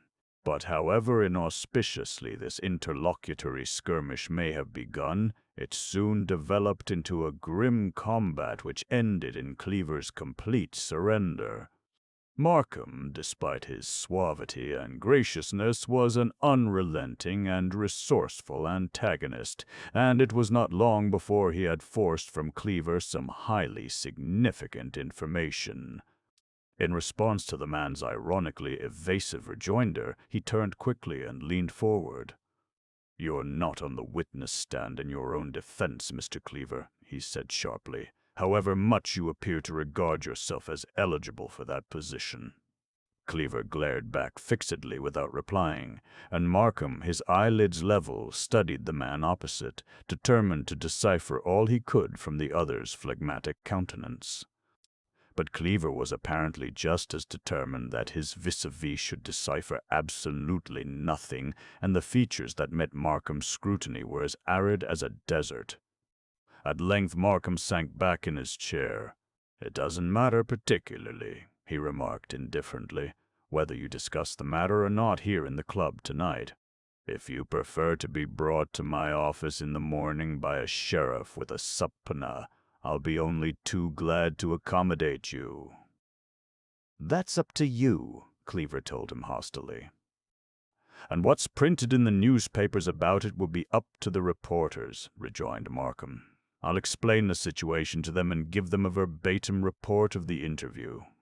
"But I've nothing to tell you." The other's tone was suddenly conciliatory. The idea of publicity was evidently highly distasteful to him. "So you informed me before," said Markham coldly. "Therefore I wish you good evening." He turned to Vance and me with the air of a man who had terminated an unpleasant episode. Cleaver, however, made no move to go. He smoked thoughtfully for a minute or two, then he gave a short, hard laugh which did not even disturb the contours of his face. "Oh, hell," he grumbled with forced good nature. "As you said, I'm not on the witness stand. What do you want to know?" "I've told you the situation." Markham's voice betrayed a curious irritation. "You know the sort of thing I want. How did this Odell girl live? Who were her intimates? Who would have been likely to want her out of the way? What enemies had she? Anything that might lead us to an explanation of her death." "And incidentally," he added with tartness, "anything that'll eliminate yourself from any suspected participation, direct or indirect, in the affair." Cleaver stiffened at these last words and started to protest indignantly. But immediately he changed his tactics. Smiling contemptuously, he took out a leather pocket-case and, extracting a small folded paper, handed it to Markham. "I can eliminate myself easily enough," he proclaimed with easy confidence. "There's a speeding summons from Boonton, New Jersey. Note the date and the time, September the 10th, last night, at 11:30. Was driving down to Hopatcong and was ticketed by a motorcycle cop just as I had passed Boonton and was heading for Mountain Lakes. Got to appear in court there tomorrow morning. Damn nuisance, these country constables." He gave Markham a long, calculating look. "You couldn't square it for me, could you? It's a rotten ride to Jersey, and I've got a lot to do tomorrow." Markham, who had inspected the summons casually, put it in his pocket. "I'll attend to it for you," he promised, smiling amiably. "Now tell me what you know." Cleaver puffed meditatively on his cigar. Then, leaning back and crossing his knees, he spoke with apparent candor. "I doubt if I know much that'll help you. I liked the Canary, as she was called. In fact, was pretty much attached to her at one time. Did a number of foolish things, wrote her a lot of damn fool letters when I went to Cuba last year. Even had my picture taken with her down at Atlantic City." He made a self-condemnatory grimace. "Then she began to get cool and distant, broke several appointments with me. I raised the devil with her, but the only answer I got was a demand for money." He stopped to look down at his cigar ash. A venomous hatred gleamed from his narrowed eyes, and the muscles of his jowls hardened. "No use lying about it. She had those letters and things, and she touched me for a neat little sum before I got 'em back." There was a momentary hesitation. "Last June," Cleaver replied. Then he hurried on. "Mr. Wrist, Markham," his voice was bitter. "I don't want to throw mud on a dead person, but that woman was the shrewdest, coldest-blooded blackmailer it's ever been my misfortune to meet. And I'll say this, too. I wasn't the only easy mark she squeezed. She had others on her string. Thou. I happen to know she once dug into old Louis Mannix for a plenty. He told me about it." "Could you give me the names of any of these other men?" asked Markham, attempting to dissemble his eagerness. "I've already heard of the Mannix episode."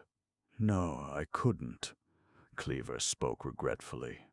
"I've seen the Canary here and there with different men, and there's one in particular I've noticed lately. But they were all strangers to me. I suppose the Mannix affair is dead and buried by this time." "Yes, ancient history. You won't get any line on the situation from that angle. But there are others, more recent than Mannix, who might bear looking into, if you could find them. I'm easygoing myself, take things as they come. But there's a lot of men who'd go red-headed if she did the things to them that she did to me." Cleaver, despite his confession, did not strike me as easygoing, but rather as a cold, self-contained, nerveless person whose immobility was at all times dictated by policy and expediency. Markham studied him closely. "You think, then, her death may have been due to vengeance on the part of some disillusioned admirer?" Cleaver carefully considered his answer. "Seems reasonable," he said finally. "She was riding for a fall." There was a short silence. Then Markham asked, "Do you happen to know of a young man she was interested in? Good-looking, small, blond mustache, light blue eyes, named Skeel." Cleaver snorted derisively. "That wasn't the Canary's specialty. She let the young ones alone, as far as I know." At this moment a page boy approached Cleaver and bowed. "Sorry to disturb you, sir, but there's a phone call for your brother. Party said it was important, and as your brother isn't in the club now, the operator thought you might know where he'd gone." "How would I know?" fumed Cleaver. "Don't ever bother me with his calls. Your brother in the city?" asked Markham casually. "I met him years ago. He's a San Franciscan, isn't he?" "Yes, rabid Californian. He's visiting New York for a couple of weeks, so he'll appreciate Frisco more when he gets back." It seemed to me that this information was given reluctantly, and I got the impression that Cleaver, for some reason, was annoyed. But Markham, apparently, was too absorbed in the problem before him to take notice of the other's disgruntled air, for he reverted at once to the subject of the murder. "I happen to know one man who has been interested in the Odell woman recently. He may be the same one you've seen her with, tall, about 45, and wears a gray, close-cropped mustache. He was, I knew, describing Spotswood." "That's the man," averred Cleaver. "Saw them together only last week at Mookin's." Markham was disappointed. "Unfortunately, he's checked off the list." "But there must be somebody who was in the girl's confidence. You're sure you couldn't cudgel your brains to any advantage?" Cleaver appeared to think. "If it's merely a question of someone who had her confidence," he said, "I might suggest Dr. Lindquist. First name's Ambroise, I think, and he lives somewhere in the 40s near Lexington Avenue.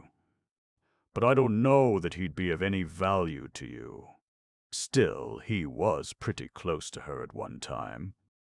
You mean that this Dr. Lindquist might have been interested in her otherwise than professionally? I wouldn't like to say. Cleaver smoked for a while as if inwardly debating the situation. Anyway, here are the facts. Lindquist is one of these exclusive society specialists, a neurologist he calls himself, and I believe he's the head of a private sanitarium of some kind for nervous women. He must have money, and, of course, his social standing is a vital asset to him, just the sort of man the Canary might have selected as a source of income. And I know this, he came to see her a good deal oftener than a doctor of his type would be apt to. I ran into him one night at her apartment, and when she introduced us, he wasn't even civil. It will at least bear looking into, replied Markham unenthusiastically.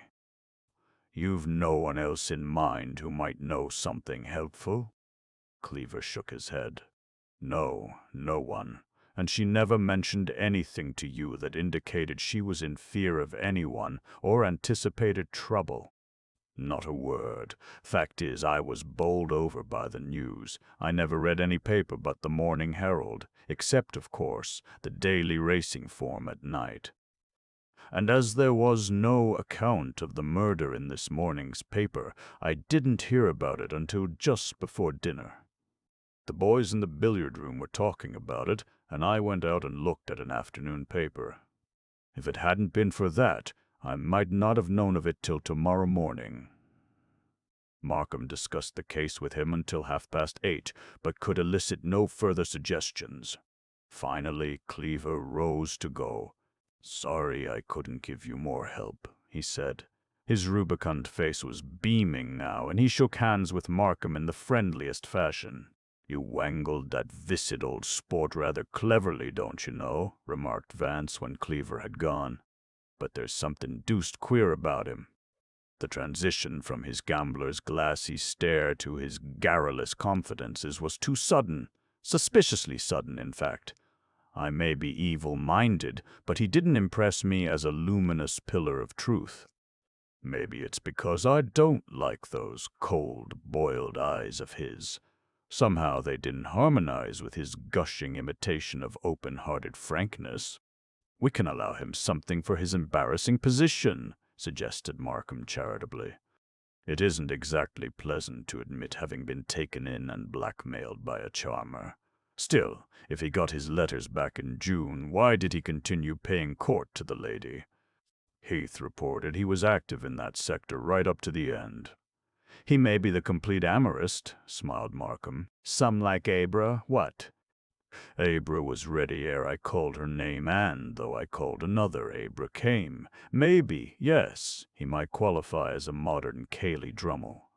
At any rate, he gave us, in Dr. Lindquist, a possible source of information. Quite so, agreed Vance.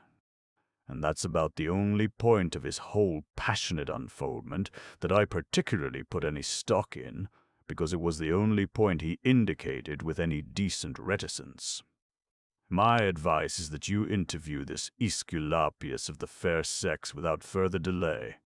I'm dog-tired, objected Markham.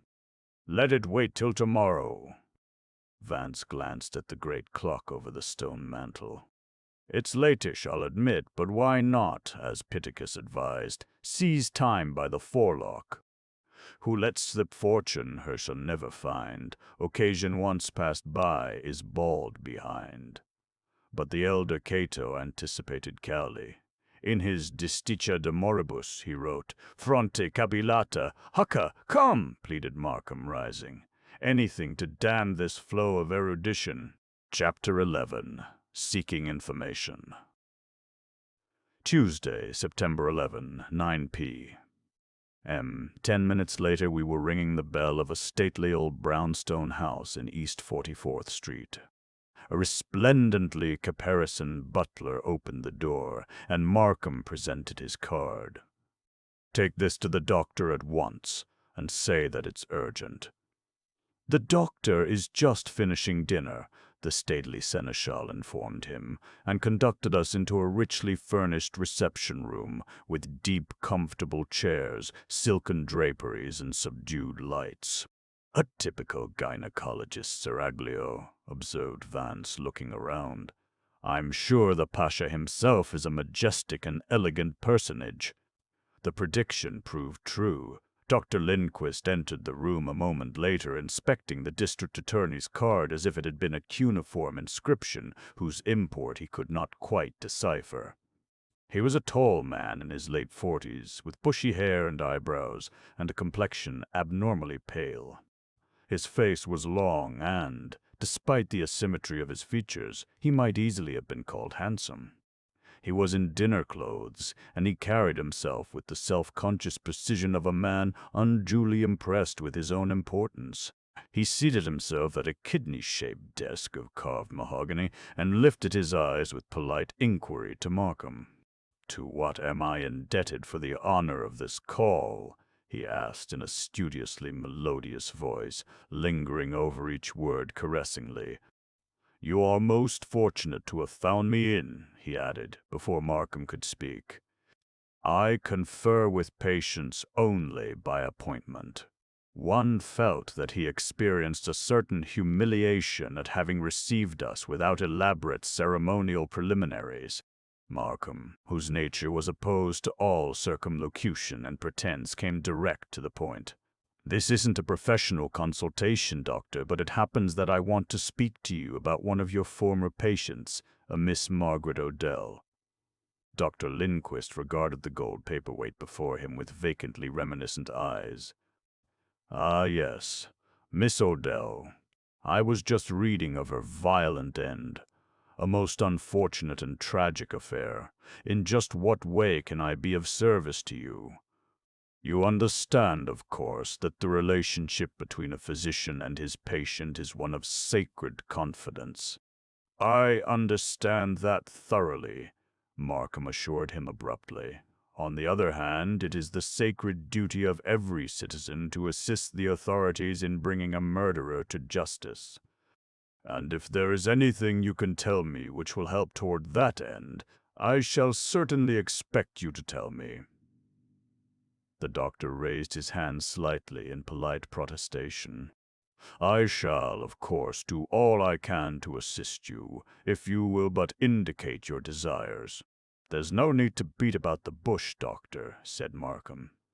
"I know that Miss Odell was a patient of yours for a long time, and I realize that it is highly possible, not to say probable, that she told you certain personal things which may have direct bearing on her death.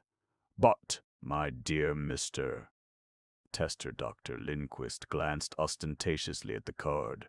"Ah, Markham, my relations with Miss Odell were of a purely professional character."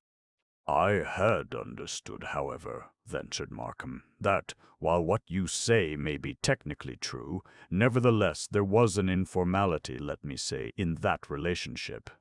Perhaps I may state it better by saying that your professional attitude transcended a merely scientific interest in her case." I heard Vance chuckle softly, and I myself could hardly suppress a smile at Markham's verbose and orbicular accusation. But Dr. Lindquist, it seemed, was in no wise disconcerted. Assuming an air of beguiling pensiveness, he said, "I will confess, in the interests of strict accuracy, that during my somewhat protracted treatment of her case, I came to regard the young woman with a certain, shall I say, fatherly liking? But I doubt if she was even aware of this mild sentiment on my part." The corners of Vance's mouth twitched slightly. He was sitting with drowsy eyes, watching the doctor with a look of studious amusement. "And she never at any time told you of any private or personal affairs that were causing her anxiety?" persisted Markham. Dr. Lindquist pyramided his fingers and appeared to give the question his undivided thought. "No, I can't recall a single statement of that nature." His words were measured and urbane. "I know, naturally, in a general way, her manner of living, but the details, you will readily perceive, were wholly outside my province as a medical consultant. The disorganization of her nerves was due, so my diagnosis led me to conclude, to late hours, excitement, irregular and rich eating, what, I believe, is referred to vulgarly as going the pace. The modern woman in this febrile age, sir. When did you see her last, may I ask? Markham interrupted impatiently. The doctor made a pantomime of eloquent surprise. When did I see her last? Let me see. He could apparently recall the occasion only with considerable difficulty. A fortnight ago, perhaps, though it may have been longer. I really can't recall. Shall I refer to my files? That won't be necessary, said Markham. He paused, and regarded the doctor with a look of disarming affability. And was this last visit a paternal or merely a professional one? Professional, of course. Dr. Lindquist's eyes were impassive and only mildly interested, but his face, I felt, was by no means the unedited reflection of his thoughts. Did the meeting take place here or at her apartment? I believe I called on her at her home. You called on her a great deal, doctor, so I am informed, and at rather unconventional hours. Is this entirely in accord with your practice of seeing patients only by appointment? Markham's tone was pleasant, but from the nature of his question I knew that he was decidedly irritated by the man's bland hypocrisy, and felt that he was deliberately withholding relevant information. Before Dr. Lindquist could reply, however, the butler appeared at the door and silently indicated an extension telephone on a taboret beside the desk. With an unctuously murmured apology, the doctor turned and lifted the receiver. Vance took advantage of this opportunity to scribble something on a piece of paper and pass it surreptitiously to Markham. His call completed, Dr. Lindquist drew himself up haughtily and faced Markham with chilling scorn. "Is it the function of the district attorney," he asked distantly, "to harass respectable physicians with insulting questions? I did not know that it was illegal, or even original for that matter, for a doctor to visit his patients. I am not discussing now," Markham emphasized the adverb, "your infractions of the law, but since you suggest a possibility which, I assure you, was not in my mind, would you be good enough to tell me, merely as a matter of form, where you were last night between 11 and 12? The question produced a startling effect. Dr. Lindquist became suddenly like a tautly drawn rope, and, rising slowly and stiffly, he glared with cold, intense venom at the district attorney. His velvety mask had fallen off, and I detected another emotion beneath his repressed anger. His expression cloaked a fear, and his wrath but partly veiled a passionate uncertainty. "My whereabouts last night is no concern of yours." He spoke with great effort, his breath coming and going noisily. Markham waited, apparently unmoved, his eyes riveted on the trembling man before him. This calm scrutiny completely broken down the other's self-control. "What do you mean by forcing yourself in here with your contemptible insinuations?" he shouted. His face, now livid and mottled, was hideously contorted. His hands made spasmodic movements, and his whole body shook as with a tremor. "Get out of here, you and your 2 myrmidons. Get out, before I have you thrown out." Markham, himself enraged now, was about to reply, when Vance took him by the arm. "The doctor is gently hinting that we go," he said. And with amazing swiftness he spun Markham round and led him firmly out of the room. When we were again in the taxicab on our way back to the club, Vance sniggered gaily. A sweet specimen, that. Paranoia? Or, more likely, manic-depressive insanity. The folie circulaire type, recurring periods of maniacal excitement alternating with periods of the clearest sanity. Don't you know? Anyway, the doctor's disorder belongs in the category of psychoses, associated with the maturation or waning of the sexual instinct. He's just the right age, too. Neurotic degenerate. That's what this oily Hippocrates is. In another minute he would have attacked you. My word, it's a good thing I came to the rescue. Such chaps are about as safe as rattlesnakes." He shook his head in a mock discouragement. "Really, Markham, old thing," he added, "you should study the cranial indications of your fellow man more carefully. Vultus est index animi. Did you, by any chance, note the gentleman's wide rectangular forehead, his irregular eyebrows and pale luminous eyes, and his outstanding ears with their thin upper rims, their pointed trachea and split lobes? Tap 4-2, a clever devil this Ambroise, but a moral imbecile. Beware of those pseudo-piriform faces, Markham. Leave their Apollonian Greek suggestiveness to misunderstood women." "I wonder what he really knows," grumbled Markham irritably. "Oh, he knows something. Rest assured of that.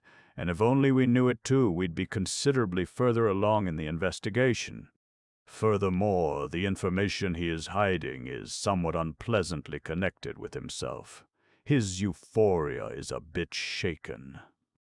He frightfully overdid the grand manner. His valedictory fulmination was the true expression of his feeling toward us."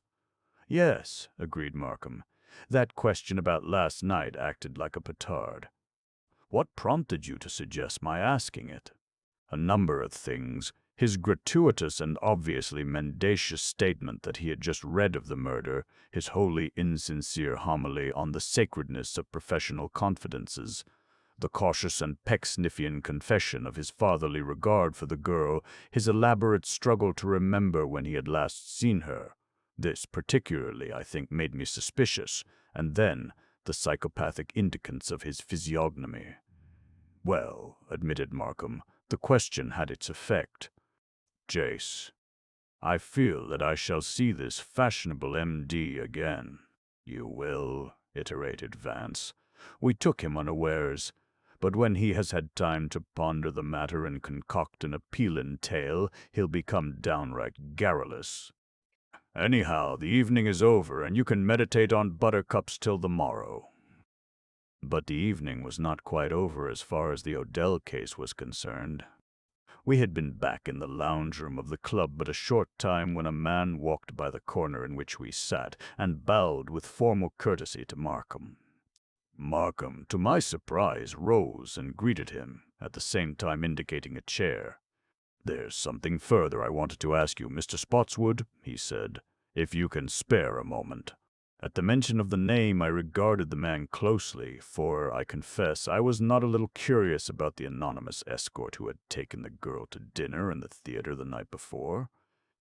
Spotswood was a typical New England aristocrat, inflexible, slow in his movements, reserved, and quietly but modishly dressed. His hair and mustache were slightly gray, which no doubt enhanced the pinkness of his complexion. He was just under 6 feet tall and well-proportioned, but a trifle angular. Markham introduced him to Vance and me, and briefly explained that we were working with him on the case, and that he had thought it best to take us fully into his confidence. Spotswood gave him a dubious look, but immediately bowed his acceptance of the decision. "I'm in your hands, Mr. Markham," he replied in a well-bred but somewhat high-pitched voice, "and I concur, of course, with whatever you think advisable." He turned to Vance with an apologetic smile. "I'm in a rather unpleasant position, and naturally feel a little sensitive about it."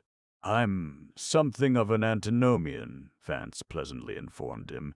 "At any rate, I'm not a moralist, so my attitude in the matter is quite academic." Spotswood laughed softly. "I wish my family held a similar point of view, but I'm afraid they would not be so tolerant of my foibles." "It's only fair to tell you, Mr. Spotswood," interposed Markham, "that there is a bare possibility I may have to call you as a witness." The man looked up quickly, his face clouding over, but he made no comment. "The fact is," continued Markham, "we are about to make an arrest, and your testimony may be needed to establish the time of Miss Odell's return to her apartment, and also to substantiate the fact that there was presumably someone in her rooms after you had left. Her screams and calls for help, which you heard, may prove vital evidence in obtaining a conviction."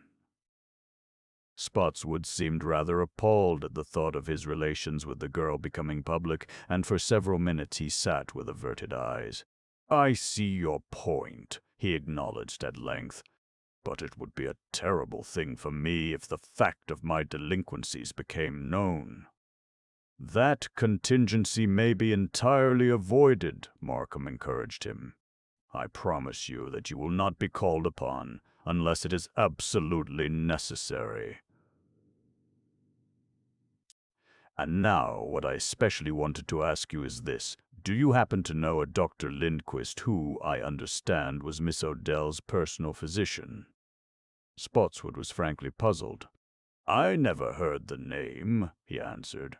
"In fact, Miss Odell never mentioned any doctor to me." "And did you ever hear her mention the name of Skeel, or refer to anyone as Tony?" "Never." His answer was emphatic. Markham lapsed into a disappointed silence. Spotswood, too, was silent. He sat as if in a reverie. "You know, Mr. Markham," he said after several minutes, "I ought to be ashamed to admit it, but the truth is I cared a good deal for the girl. I suppose you've kept her apartment intact.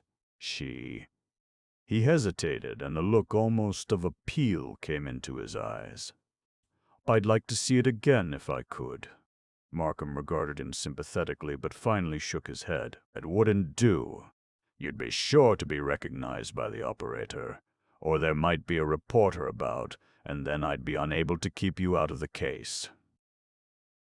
The man appeared disappointed, but did not protest, and for several minutes no one spoke. Then Vance raised himself slightly in his chair.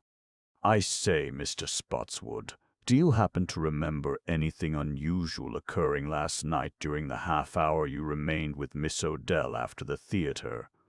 "Unusual?" The man's manner was eloquent of his astonishment. "To the contrary. We chatted a while, and then, as she seemed tired, I said good night and came away, making a luncheon appointment with her for today. And yet, it now seems fairly certain that some other man was hiding in the apartment when you were there." "There's little doubt on that point," agreed Spotswood, with the suggestion of a shudder.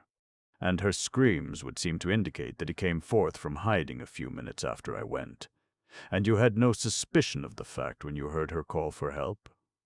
"I did at first, naturally. But when she assured me that nothing was the matter and told me to go home, I attributed her screams to a nightmare. I knew she had been tired, and I had left her in the wicker chair near the door from where her screams seemed to come, so I naturally concluded she had dozed off and called out in her sleep. If only I hadn't taken so much for granted. It's a harrowing situation." Vance was silent for a while. Then he asked, "Did you, by any chance, notice the door of the living room closet? Was it open or closed?" Spotswood frowned as if attempting to visualize the picture, but the result was a failure. "I suppose it was closed." "I probably would have noticed it if it had been open." "Then you couldn't say if the key was in the lock or not?" "Good Lord, no! I don't even know if it ever had a key." The case was discussed for another half hour. Then Spotswood excused himself and left us. "Funny thing," ruminated Markham, "how a man of his upbringing could be so attracted by the empty-headed butterfly type." "I'd say it was quite natural," returned Vance. "Just to me, you're such an incorrigible moralist, Markham." Chapter 12. Circumstantial Evidence, Wednesday, September 12, 9 a.m. The following day, which was Wednesday, not only brought forth an important and, as it appeared, conclusive development in the Odell case, but marked the beginning of Vance's active cooperation in the proceedings. The psychological elements in the case had appealed to him irresistibly, and he felt, even at this stage of the investigation, that a final answer could never be obtained along the usual police lines. At his request, Markham had called for him at a little before 9 o'clock, and we had driven direct to the district attorney's office. Heath was waiting impatiently when we arrived. His eager and covertly triumphant expression plainly indicated good news. "Things are breaking fine and dandy," he announced when we had sat down. He himself was too elated to relax, and stood before Markham's desk rolling a large black cigar between his fingers. "We got the dude, 6 o'clock yesterday evening, and we got him right. One of the C.O. beaux. Boys named Riley, who was patrolling 6th Avenue in the 30s, saw him swing off a surface car and head for McInerney's pawn shop. Right away, Riley wigwags the traffic officer on the corner and follows the dude into McInerney's. Pretty soon, the traffic officer comes in with a patrolman, who he's picked up, and the three of 'em nab our stylish friend in the act of pawning this ring." He tossed a square solitaire diamond in a filigreed platinum setting on the district attorney's desk. "I was at the office when they brought him in, and I sent Snitkin with the ring up to Harlem to see what the maid had to say about it, and she identified it as belonging to Odell. But, I say, it wasn't a part of the bijouterie the lady was wearing that night, was it, Sergeant?" Vance put the question casually. Heath jerked about and eyed him with sullen calculation. "What if it wasn't? It came out of that Jimmy jewel case, or I'm Ben-Hur." "Of course it did," murmured Vance, lapsing into lethargy. "And that's where we're in luck," declared Heath, turning back to Markham.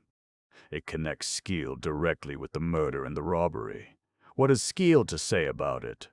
Markham was leaning forward intently. "I suppose you questioned him." "I'll say we did," replied the sergeant, but his tone was troubled. "We had him up all night giving him the works. And the story he tells is this. He says the girl gave him the ring a week ago, and that he didn't see her again until the afternoon of day before yesterday. He came to her apartment between 4 and 5. You remember the maid said she was out then, and entered and left the house by the side door, which was unlocked at that time. He admits he called again at 9:30 that night, but he says that when he found she was out, he went straight home and stayed there. His alibi is that he sat up with his landlady till after midnight, playing Kun Kan and drinking beer. I hopped up to his place this morning, and the old girl verified it. But that don't mean anything. The house he lives in is a pretty tough hangout, and this landlady, besides being a heavy boozer, has been up the river a couple of times for shoplifting. What does Skeel say about the fingerprints? He says, of course, he made 'em when he was there in the afternoon. And the one on the closet doorknob." Heath gave a derisive grunt. "He's got an answer for that, too. Says he thought he heard someone coming in and locked himself in the clothes closet. Didn't want to be seen and spoil any game Odell might have been playing. Most considerate of him to keep out of the way of the Belles Poires," drawled Vance. "Touchin' loyalty, what? You don't believe the wreck, do you, Mr. Vance?" asked Heath with indignant surprise. "Can't say that I do, but our Antonio at least spins a consistent yarn." "Too damn consistent to suit me," growled the sergeant. "That's all you could get out of him?" It was plain that Markham was not pleased with the results of Heath's third degree of Skeel. "That's about all, sir." He stuck to his story like a leech. "You found no chisel in his room." Heath admitted that he hadn't. "But you couldn't expect him to keep it around," he added. Markham pondered the facts for several minutes. "I can't see that we've got a very good case, however much we may be convinced of Skeel's guilt. His alibi may be thin, but taken in connection with the phone operator's testimony, I'm inclined to think it would hold tight in court." "What about the ring, sir?" Heath was desperately disappointed. "And what about his threats, and his fingerprints, and his record of similar burglaries?" "Contributory factors only," Markham explained. "What we need for a murder is more than a prima facie case." A good criminal lawyer could have him discharged in 20 minutes, even if I could secure an indictment. It's not impossible, you know, that the woman gave him the ring a week ago.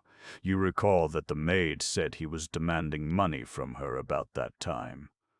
And there's nothing to show that the fingerprints were not actually made late Monday afternoon. Moreover, we can't connect him in any way with the chisel, for we don't know who did the Park Avenue job last summer. His whole story fits the facts perfectly, and we haven't anything contradictory to offer." Heath shrugged helplessly. All the wind had been taken out of his sails. "What do you want done with him?" he asked desolately. Markham considered. He, too, was discomfited. "Before I answer, I think I'll have a go at him myself." He pressed a buzzer and ordered a clerk to fill out the necessary requisition. When it had been signed in duplicate, he sent Swacker with it to Ben Hanlon. "Do ask him about those silk shirts," suggested Vance. "And find out, if you can, if he considers a white waistcoat de rigueur with a dinner jacket." "This office isn't a male millinery shop," snapped Markham. "But, Markham dear, you won't learn anything else from this Petronius." 10 minutes later, a deputy sheriff from the Tombs entered with his handcuffed prisoner. Skeel's appearance that morning belied his sobriquet of Dude. He was haggard and pale. His ordeal of the previous night had left its imprint upon him. He was unshaven, his hair was uncombed, the ends of his mustache drooped, and his cravat was awry. But despite his bedraggled condition, his manner was jaunty and contemptuous. He gave Heath a defiant leer and faced the district attorney with swaggering indifference. To Markham's questions, he doggedly repeated the same story he had told Heath. He clung tenaciously to every detail of it with the ready accuracy of a man who had painstakingly memorized a lesson and was thoroughly familiar with it. Markham coaxed, threatened, bullied. All hint of his usual affability was gone. He was like an inexorable dynamic machine. But Skeel, whose nerves seemed to be made of iron, withstood the vicious fire of his cross-questioning without wincing, and, I confess, his resistance somewhat aroused my admiration despite my revulsion toward him and all he stood for. After half an hour, Markham gave up, completely baffled in his efforts to elicit any damaging admissions from the man. He was about to dismiss him when Vance rose languidly and strolled to the district attorney's desk. Seating himself on the edge of it, he regarded Skeel with impersonal curiosity. "So you're a devotee of Kun Khan, eh?" he remarked indifferently. "Silly game, what? More interesting than cocaine or rum, though. Used to be played in the London clubs." "Of East Indian origin, I believe. You still play it with 2 decks, I suppose, and permit round-the-corner mating." An involuntary frown gathered on Skeel's forehead. He was used to violent district attorneys and familiar with the bludgeoning methods of the police, but here was a type of inquisitor entirely new to him, and it was plain that he was both puzzled and apprehensive. He decided to meet this novel antagonist with a smirk of arrogant amusement. "By the by," continued Vance with no change in tone, "can anyone hidden in the clothes press of the Odell living room see the Davenport through the keyhole?" Suddenly all trace of a smile was erased from the man's features. "And I say," Vance hurried on, his eyes fixed steadily on the other, "why didn't you give the alarm?" I was watching Skeel closely, and, though his set expression did not alter, I saw the pupils of his eyes dilate. Markham also, I think, noted this phenomenon. "Don't bother to answer," pursued Vance as the man opened his lips to speak. "But tell me, didn't the sight shake you up a bit?" "I don't know what you're talking about," Skeel retorted with sullen impertinence. But for all his sang-froid, one sensed an uneasiness in his manner. There was an overtone of effort in his desire to appear indifferent, which robbed his words of complete conviction. "Not a pleasant situation, that." Vance ignored his retort. "How did you feel, crouching there in the dark, when the closet doorknob was turned and someone tried to get in? His eyes were boring into the man, though his voice retained its casual intonation. The muscles of Skeel's face tightened, but he did not speak. "Lucky thing you took the precaution of locking yourself in, eh? What?" Vance went on. "Suppose he got the door open, my word, then what?" He paused and smiled with a kind of silky sweetness which was more impressive than any glowering aggression. "I say, did you have your steel chisel ready for him? Maybe he'd have been too quick and strong for you. Maybe there would have been thumbs pressing against your larynx too before you could have struck him, eh? Did you think of that, there in the dark? No, not precisely a pleasant situation. A bit gruesome, in fact." "What are you raving about?" Skeel spat out insolently. "You're balmy." But his swagger had been forgotten, and a look akin of horror had passed across his face. This slackening of pose was momentary, however. Almost at once his smirk returned, and his head swayed in contempt. Vance sauntered back to his chair and stretched himself in it listlessly, as if all his interest in the case had again evaporated. Markham had watched the little drama attentively, but Heath had sat smoking with ill-concealed annoyance. The silence that followed was broken by Skeel. "Well, I suppose I'm to be railroaded. Got it all planned, have you?" "Try and railroad me." He laughed harshly. "My lawyer's Abe Rubin, and you might phone him that I'd like to see him." "Ah." Abe Rubin was at that time the most resourceful and unscrupulous criminal lawyer in New York. Since his disbarment 2 years ago, little has been heard from him. Markham, with a gesture of annoyance, waved to the deputy sheriff to take Skeel back to the Tombs. "What were you trying to get at?" he asked Vance when the man was gone.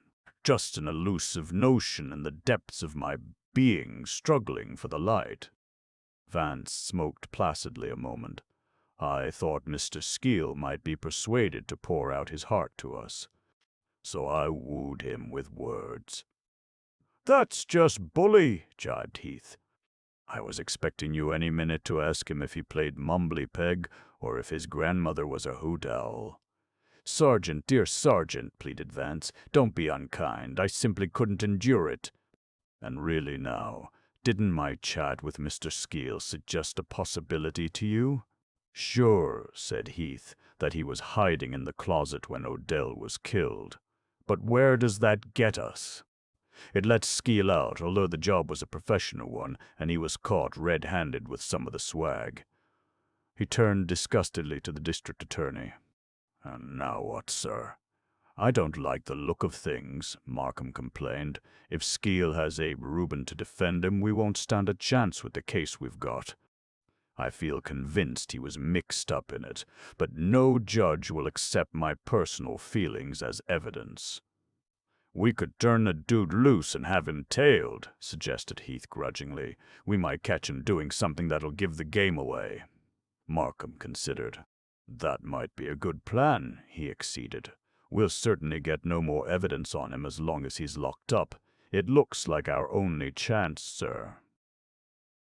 "Very well," agreed Markham. "Let him think we're through with him. He may get careless. I'll leave the whole thing to you, Sergeant. Keep a couple of good men on him day and night." "Something may happen." Heath rose, an unhappy man. "Right, sir. I'll attend to it." "And I'd like to have more data on Charles Cleaver," added Markham. "Find out what you can of his relations with the Odell girl. Also, get me a line on Dr. Ambroise Lindquist. What's his history? What are his habits? You know the kind of thing. He treated the girl for some mysterious or imaginary ailment, and I think he has something up his sleeve. But don't go near him personally. Yet." Keith jotted the name down in his notebook without enthusiasm. "And before you set your stylish captive free," put in Vance, yawning, "you might, don't you know, see if he carries a key that fits the Odell apartment." Heath jerked up short and grinned. "Now that idea's got some sense to it. Tuh. Funny I didn't think of it myself." And shaking hands with all of us, he went out. Chapter 13. An erstwhile gallant, Wednesday, September 12, 10:30 A. M. Swalker was evidently waiting for an opportunity to interrupt, for when Sergeant Heath had passed through the door, he at once stepped into the room.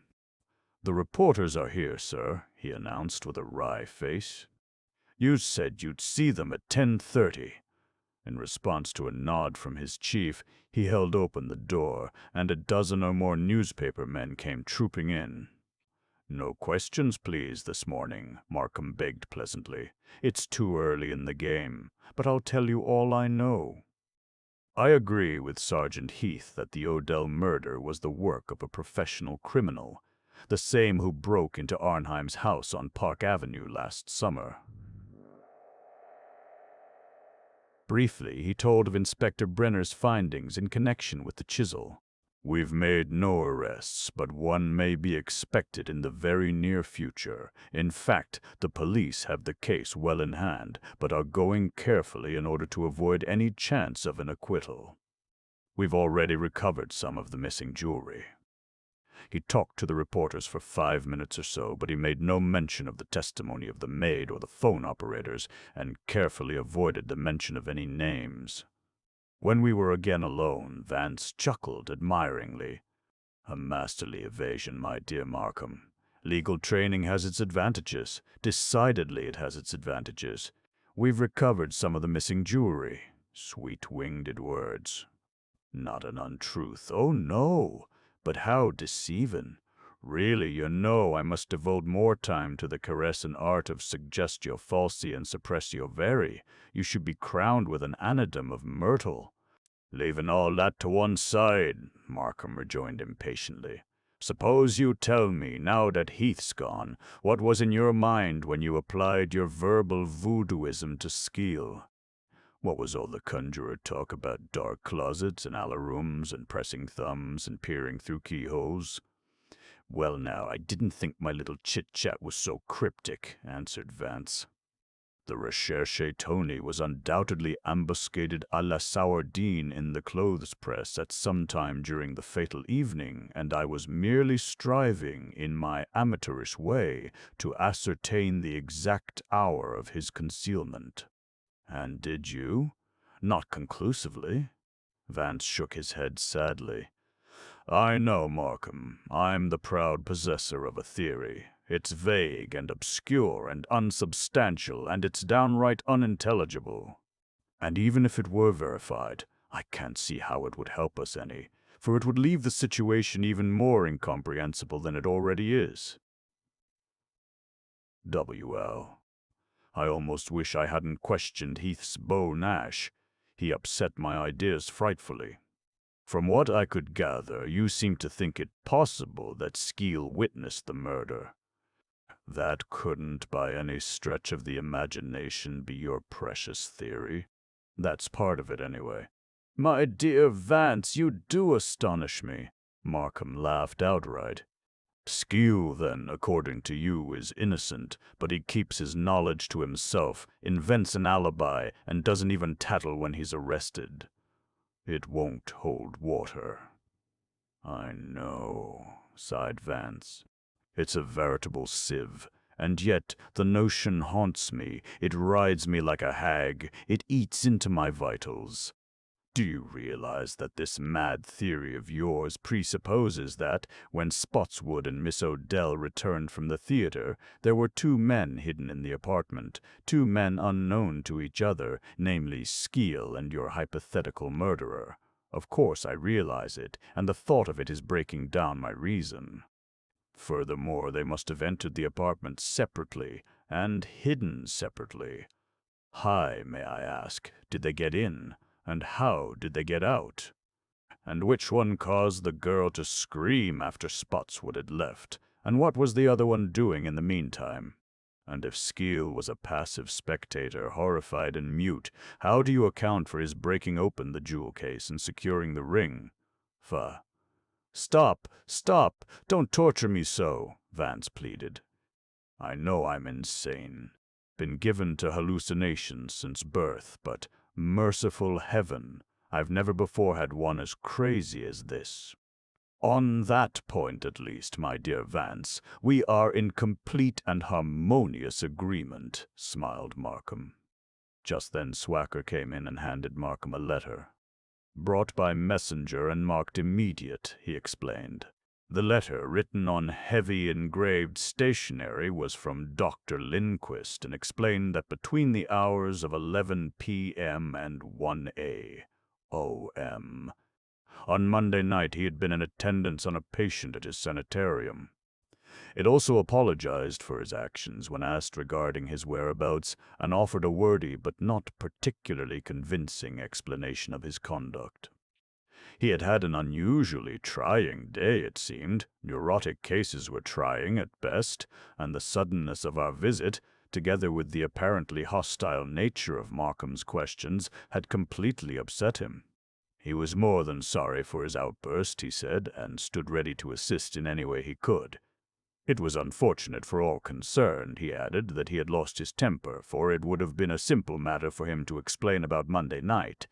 He has thought the situation over calmly, said Vance, and hereby offers you a neat little alibi which, I think, you will have difficulty in shaking. An artful beggar, like all these unbalanced pseudo-psychiatrists. Observe, he was with a patient. To be sure, what patient? Why, one too ill to be questioned. There you are.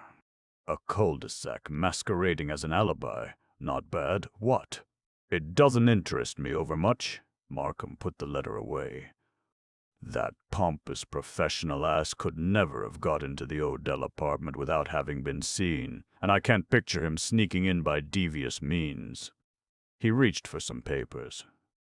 And now, if you don't object, I'll make an effort to earn my 15,000 salary. But Vance, instead of making a move to go, sauntered to the table and opened a telephone directory. Permit me a suggestion, Markham, he said after a moment's search. Put off your daily grind for a bit and let's hold polite converse with Mr. Lewis Mannix. You know, he's the only presumptive swain of the inconstant Margaret so far mentioned who hasn't been given an audience. I hanker to gaze upon him and hearken to his rune. He'd make the family circle complete, so to speak. He still holds forth in Maiden Lane, I see, and it wouldn't take long to fetch him here. Markham had swung half round in his chair at the mention of Mannix's name. He started to protest, but he knew from experience that Vance's suggestions were not the results of idle whims, and he was silent for several moments, weighing the matter. With practically every other avenue of inquiry closed for the moment, I think the idea of questioning Mannix rather appealed to him. All right, he consented, ringing for Swacker, though I don't see how he can help. According to Heath, the Odell girl gave him his congé a year ago. He may still have hay on his horns, or, like Hotspur, be drunk with color. You can't tell. Vance resumed his chair. With such a name, he'd bear investigation ipso facto. Markham sent Swacker for Tracy, and when the latter arrived, suave and beaming, he was given instructions to take the district attorney's car and bring Mannix to the office. Get a subpoena, said Markham, and use it if necessary. Half an hour or so later, Tracy returned. Mr. Mannix made no difficulty about coming, he reported. Was quite agreeable, in fact. He's in the waiting room now. Tracy was dismissed, and Mannix was ushered in. He was a large man, and he walked with the forced elasticity of gait which epitomizes the silent struggle of incipiently corpulent middle age to deny the onrush of the years and cling to the semblance of youth. He carried a slender Wang-He cane, and his checkered suit, brocaded waistcoat, pearl-gray gaiters, and gaily beribboned Homburg hat gave him an almost foppish appearance. But these various indications of sportiveness were at once forgotten when one inspected his features. His small eyes were bright and crafty, his nose was bibative and appeared disproportionately small above his thick, sensual lips and prognathous jaw. There was an oiliness and shrewdness in the man's manner which were at once repulsive and arresting. At a gesture from Markham, he sat down on the edge of a chair, placing a pudgy hand on each knee. His attitude was one of alert suspicion. "Mr. Mannix," said Markham, an engaging note of apology in his voice, "I am sorry to have discommoded you, but the matter in hand is both serious and urgent. A Miss Margaret Odell was murdered night before last, and in the course of our inquiries we learned that you had at one time known her quite well. It occurred to me that you might be in possession of some facts about her that would assist us in our investigation." A saponaceous smile, meant to be genial, parted the man's heavy lips. "Sure, I knew the Canary a long time ago, you understand." He permitted himself a sigh. "A fine, high-class girl, if I do say so. A good looker and a good dresser. Too damn bad she didn't go on with the show business. But," he made a repudiative motion with his hand, "I haven't seen the lady, you understand, for over a year. Not to speak to, if you know what I mean." Mannix clearly was on his guard, and his beady little eyes did not once leave the district attorney's face. "You had a quarrel with her, perhaps?" Markham asked the question incuriously. "Well, now, I wouldn't go so far as to say we quarreled. No." Mannix paused, seeking the correct word.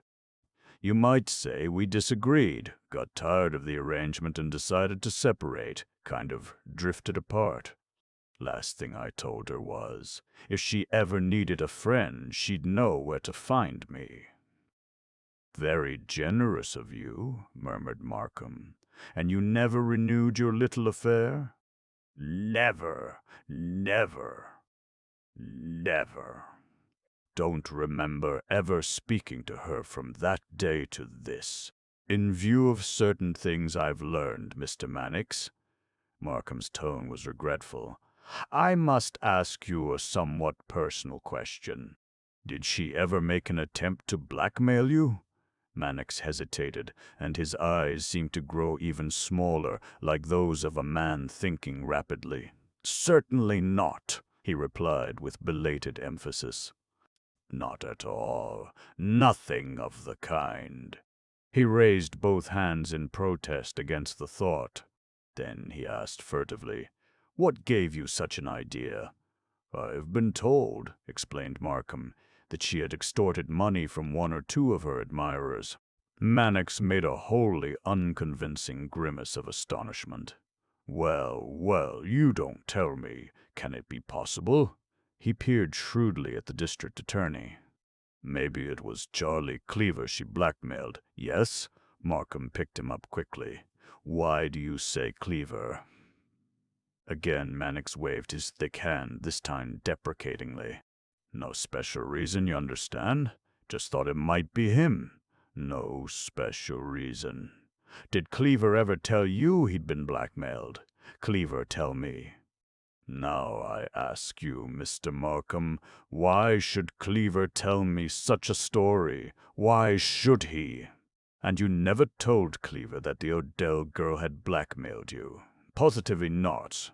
Mannix gave a scornful laugh which was far too theatrical to have been genuine. "Me tell Cleaver I'd been blackmailed. Now, that's funny, that is." "Then why did you mention Cleaver a moment ago?" "No reason at all, like I told you." "He knew the Canary, but that ain't no secret." Markham dropped the subject. "What do you know about Miss Odell's relations with a Dr. Ambroise Lindquist?" Mannix was now obviously perplexed. "Never heard of him. No, never. She didn't know him when I was taking her around." "Whom else besides Cleaver did she know well?" Mannix shook his head ponderously. "Now, that I couldn't say. Positively I couldn't say. Seen her with this man and that, same as everybody saw her, but who they were I don't know. Absolutely." "Ever hear of Tony Skeel?" Markham quickly leaned over and met the other's gaze inquiringly. Once more Mannix hesitated, and his eyes glittered calculatingly. "Well, now that you ask me, I believe I did hear of the fellow, but I couldn't swear to it, you understand. What makes you think I heard of this Skeel fellow?" Markham ignored the question. "Can you think of no one who might have borne Miss Odell a grudge, or had cause to fear her?" Mannix was volubly emphatic on the subject of his complete ignorance of any such person, and after a few more questions, which elicited only denials, Markham let him go. "Not bad at all, Markham, old thing. Eh, what?" Vance seemed pleased with the conference. "Wonder why he's so coy. Not a nice person, this Mannix, and he's so fearful lest he be informative. Again, I wonder why. He was so careful, oh, so careful. He was sufficiently careful, at any rate, not to tell us anything," declared Markham gloomily. "I shouldn't say that, don't you know?" Vance lay back and smoked placidly. A ray of light filtered through here and there. Our fur-importing phylogenists denied he'd been blackmailed, which was obviously untrue, and tried to make us believe that he and the lovely Margaret cooed like turtle doves at parting. Tosh! And then that mention of Cleaver. That wasn't spontaneous, dear me, no. Brother Mannix and spontaneity are as the poles apart. He had a reason for bringing Cleaver in, and I fancy that if you knew what that reason was, you'd feel like flinging roses riotously and that sort of thing. Why Cleaver? That secret to Polichinelle explanation was a bit weak. The orbits of these two paramours crossed somewhere. On that point, at least, Mannix inadvertently enlightened us. Moreover, it's plain that he doesn't know our fashionable healer with the satyr ears. But, on the other hand, he's aware of the existence of Mr. Skeel, and would rather like to deny the acquaintance. So, voila l'affaire. Plenty of information, but, my word, what to do with it? "I give it up," acknowledged Markham hopelessly. "I know, it's a sad, sad world," Vance commiserated him. "But you must face the Ola Podrida with a bright eye.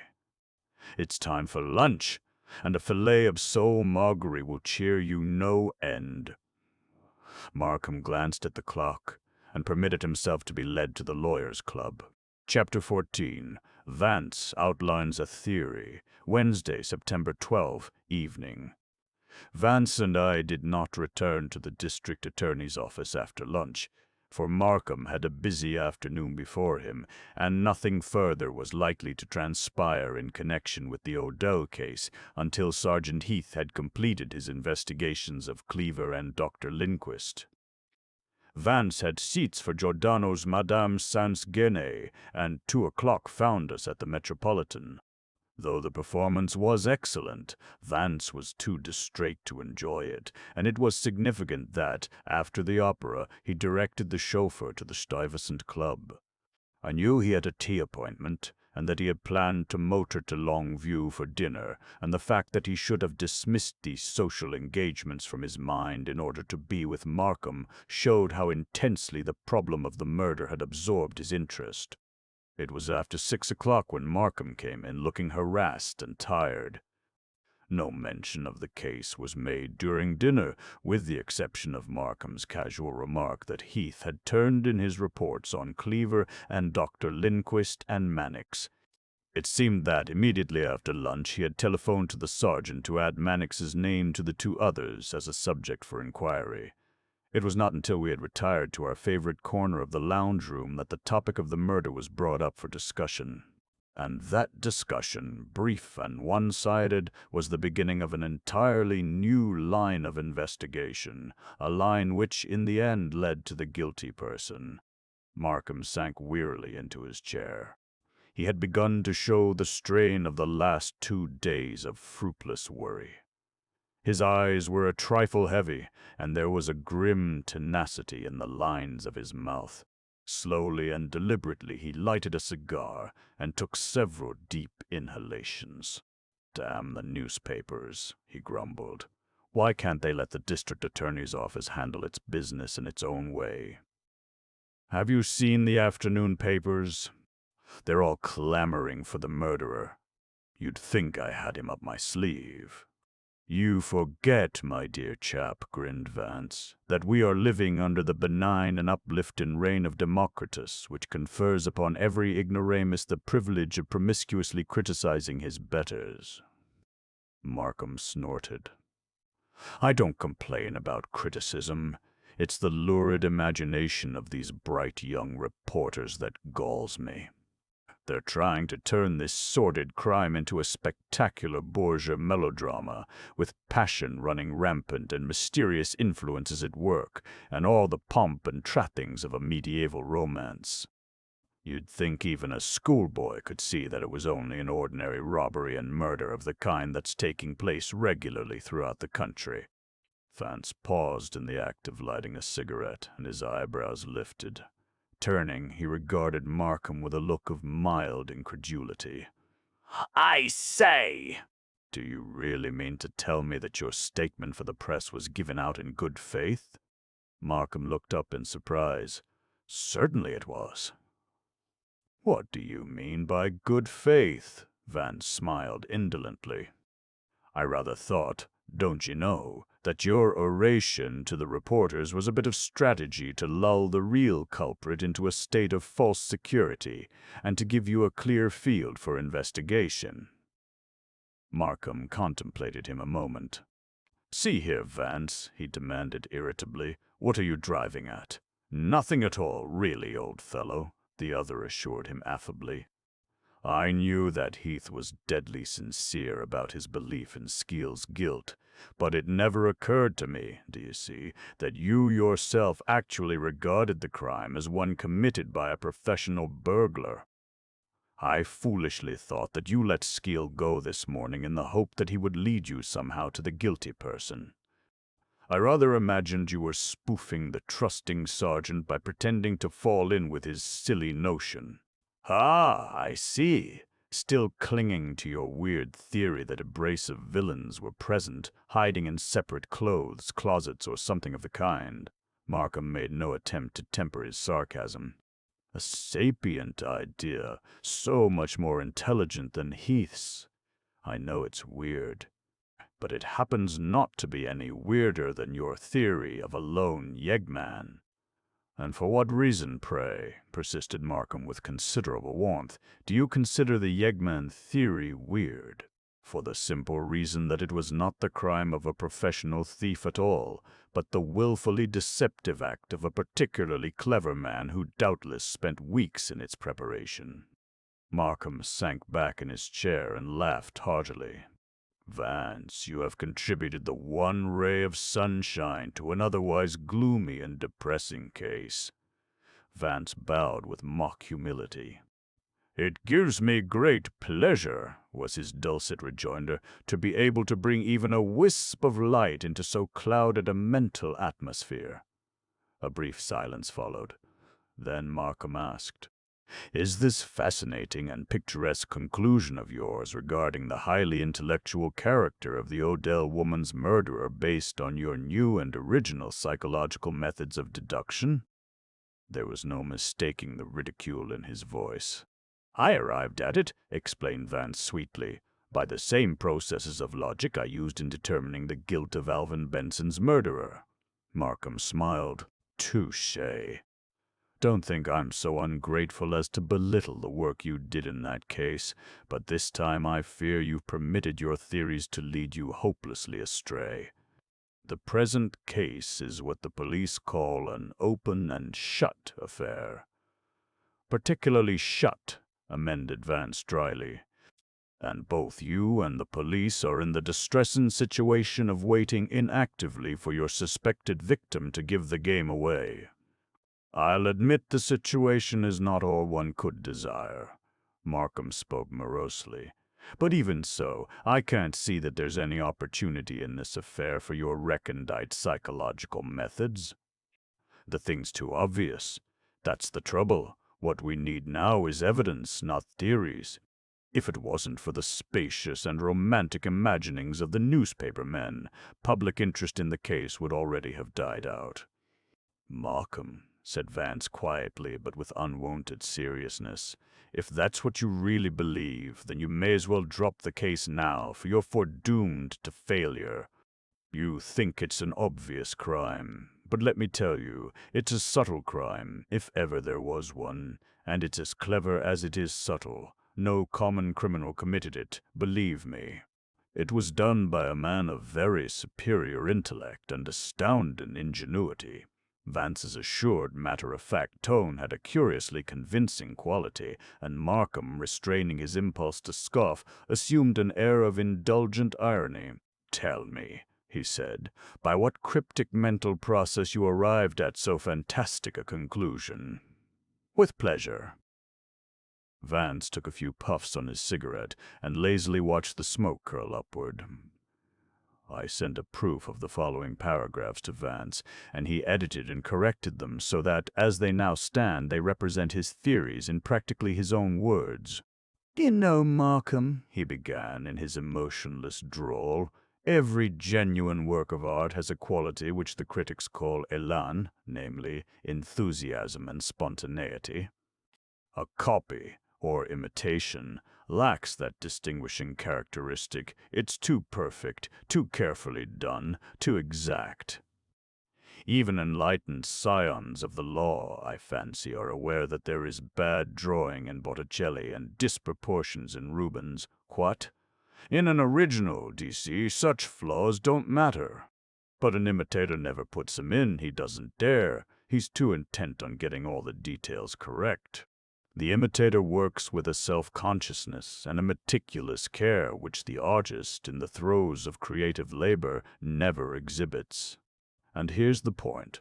There's no way of imitating that enthusiasm and spontaneity, that élan, which an original painting possesses. However closely a copy may resemble an original, there's a vast psychological difference between them. The copy breathes an air of insincerity, of ultra-perfection, of conscious effort. You follow me, eh? Most instructive, my dear Ruskin." Vance meekly bowed his appreciation and proceeded pleasantly. "Now let us consider the Odell murder. You and Heath are agreed that it is a commonplace, brutal, sordid, unimaginative crime. But unlike you two bloodhounds on the trail, I have ignored its mere appearances and have analyzed its various factors. I have looked at it psychologically, so to speak, and I have discovered that it is not a genuine and sincere crime. That is to say, an original, but only a sophisticated, self-conscious and clever imitation done by a skillful copyist. I grant you it is correct and typical in every detail, but just there is where it fails, don't you know? Its technique is too good, its craftsmanship too perfect. The ensemble, as it were, is not convincing. It lacks élan. Aesthetically speaking, it has all the earmarks of a tour de force. Vulgarly speaking, it's a fake." He paused and gave Markham an engaging smile. "I trust this somewhat oracular peroration has not bored you." "Pray, continue," urged Markham with exaggerated politeness. His manner was jocular, but something in his tone led me to believe that he was seriously interested. "What is true of art is true of life," Vance resumed placidly. "Every human action, D.C., conveys unconsciously an impression either of genuineness or of spuriousness, of sincerity or calculation.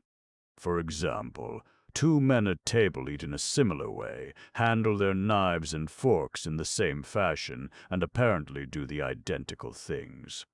Although the sensitive spectator cannot put his finger on the points of difference, he nonetheless senses at once which man's breeding is genuine and instinctive, and which man's is imitative and self-conscious."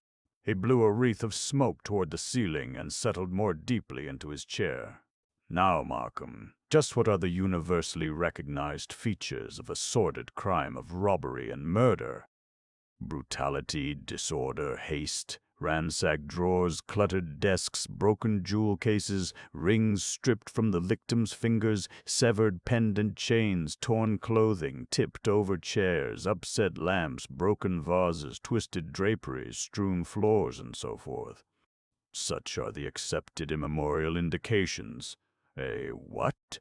But consider a moment, old chap. Outside of fiction and the drama, in how many crimes do they all appear? All in perfect ordination, and without a single element to contradict the general effect. That is to say, how many actual crimes are technically perfect in their settings? None. And why? Simply because nothing actual in this life, nothing that is spontaneous and genuine, runs to accepted form in every detail. The law of chance and fallibility invariably steps in. He made a slight indicative gesture. But regard this particular crime, look at it closely. What do you find? You will perceive that its mise-en-scene has been staged and its drama enacted down to every minute detail, like a Zola novel. It is almost mathematically perfect. And therein, do you see, lies the irresistible inference of its having been carefully premeditated and planned. To use an art term, it is a tickled-up crime. Therefore, its conception was not spontaneous. And yet, don't you know, I can't point out any specific flaw, for its great flaw lies in its being flawless. And nothing flawless, my dear fellow, is natural or genuine. Markham was silent for a while. You deny even the remote possibility of a common thief having murdered the girl? He asked at length, and now there was no hint of sarcasm in his voice. If a common thief did it, contended Vance, then there's no science of psychology, there are no philosophic truths, and there are no laws of art. If it was a genuine crime of robbery, then, by the same token, there is no difference whatever between an old master and a clever technician's copy. You'd entirely eliminate robbery as the motive, I take it. The robbery, Vance affirmed, was only a manufactured detail. The fact that the crime was committed by a highly astute person indicates unquestionably that there was a far more potent motive behind it. Any man capable of so ingenious and clever a piece of deception is obviously a person of education and imagination, and he most certainly would not have run the stupendous risk of killing a woman unless he had feared some overwhelming disaster, unless, indeed, her continuing to live would have caused him greater mental anguish and would have put him in greater jeopardy even than the crime itself. Between two colossal dangers, he chose the murder as the lesser. Markham did not speak at once. He seemed lost in reflection. But presently he turned and, fixing Vance with a dubious stare, said, "What about that chiseled jewel box? A professional burglar's jimmy wielded by an experienced hand doesn't fit into your aesthetic hypothesis. It is, in fact, diametrically opposed to such a theory." "I know it only too well," Vance nodded slowly. "And I've been harried and hectored by that steel chisel ever since I beheld the evidence of its work that first morning. Markham, that chisel is the one genuine note in an otherwise spurious performance. It's as if the real artist had come along at the moment the copyist had finished his faked picture and painted in a single small object with the hand of a master. But doesn't that bring us back inevitably to Skew? Skew, ah yes, that's the explanation, no doubt, but not the way you conceive it. Skew ripped the box open. I don't question that, but deuce take it! It's the only thing he did do. It's the only thing that was left for him to do. That's why he got only a ring which La Belle Marguerite was not wearing that night. All her other baubles, to wit, those that adorned her, had been stripped from her and were gone. Why are you so positive on this point? The poker, man. The poker. Don't you see? Don't you see? That amateurish assault upon the jewel case with a cast-iron coal prodder couldn't have been made after the case had been prized open. It would have had to be made before. And that seemingly insane attempt to break steel with cast iron was part of the stage setting. The real culprit didn't care if he got the case open or not. He merely wanted it to look as if he had tried to get it open, so he used the poker and then left it lying beside the dinted box. I see what you mean. This point, I think, impressed Markham more strongly than any other Vance had raised, for the presence of the poker on the dressing table had not been explained away either by Heath or Inspector Brenner. Double L. Is that the reason you questioned Skeel as if he might have been present when your other visitor was there? Exactly. By the evidence of the jewel case, I knew he either was in the apartment when the bogus crime of robbery was being staged, or else had come upon the scene when it was over and the stage director had cleared out. Tch. From his reactions to my questions, I rather fancy he was present, hiding in the closet. Yes, that would account for the closet not having been disturbed. As I see it, it wasn't ransacked, for the simple and rather grotesque reason that the elegant Skeel was locked within. How else could that one clothes press have escaped the rifling activities of the pseudo-burglar? He wouldn't have omitted it deliberately, and he was far too thoroughgoing to have overlooked it accidentally. Then there are the fingerprints on the knob. Vance lightly tapped on the arm of his chair. I tell you, Markham, old dear, you simply must build your conception of the crime on this hypothesis and proceed accordingly. If you don't, each edifice you rear will come toppling about your ears. Chapter 15. 4 Possibilities. Wednesday, September 12, evening. When Vance finished speaking, there was a long silence. Markham, impressed by the other's earnestness, sat in a brown study. His ideas had been shaken.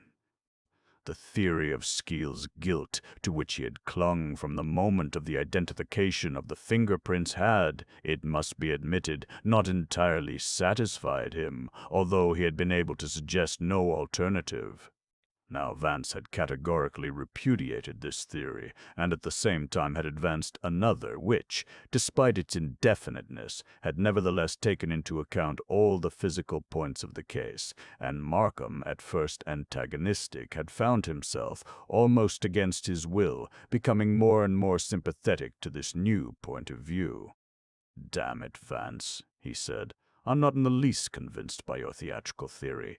And yet I feel a curious undercurrent of plausibility in your analyses. I wonder."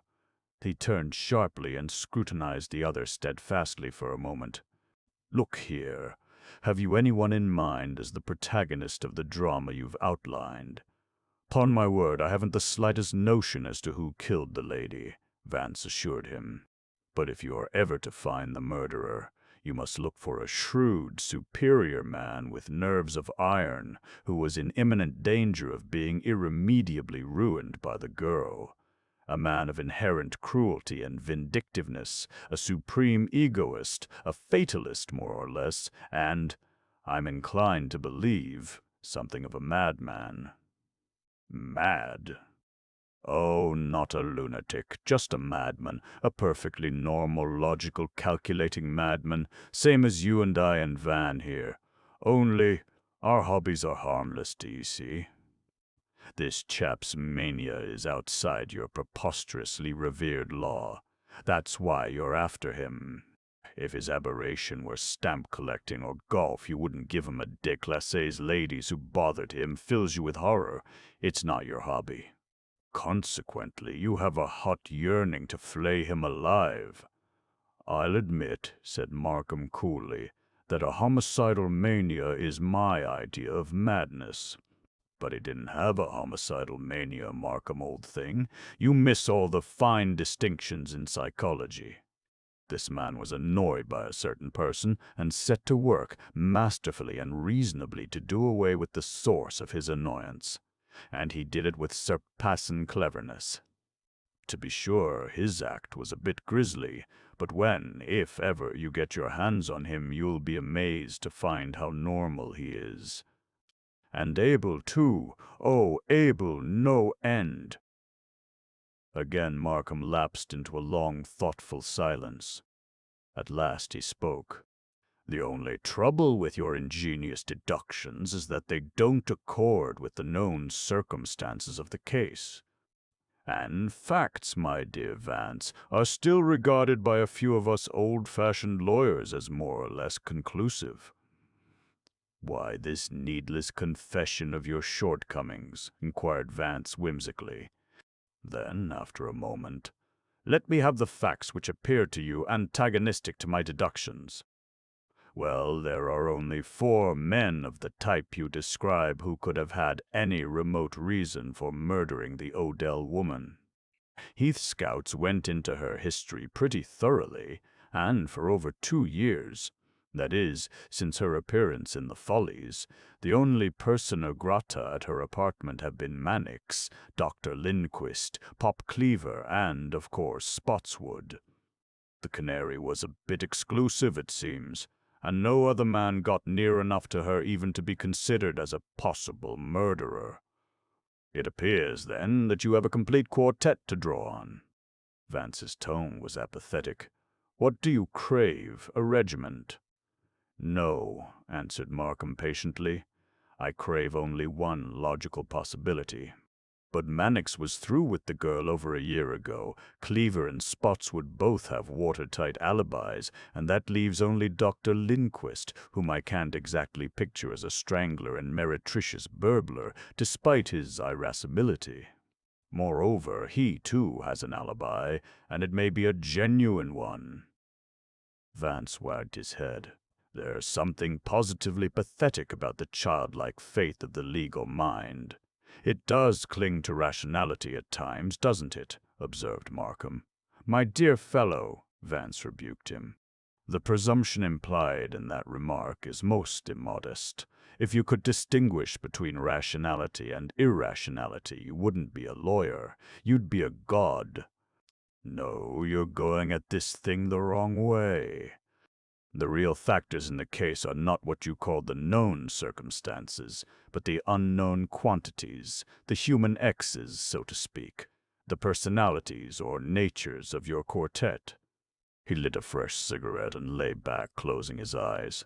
Tell me what you know of these 4 Cavalieri Serventi. You say Heath has turned in his report.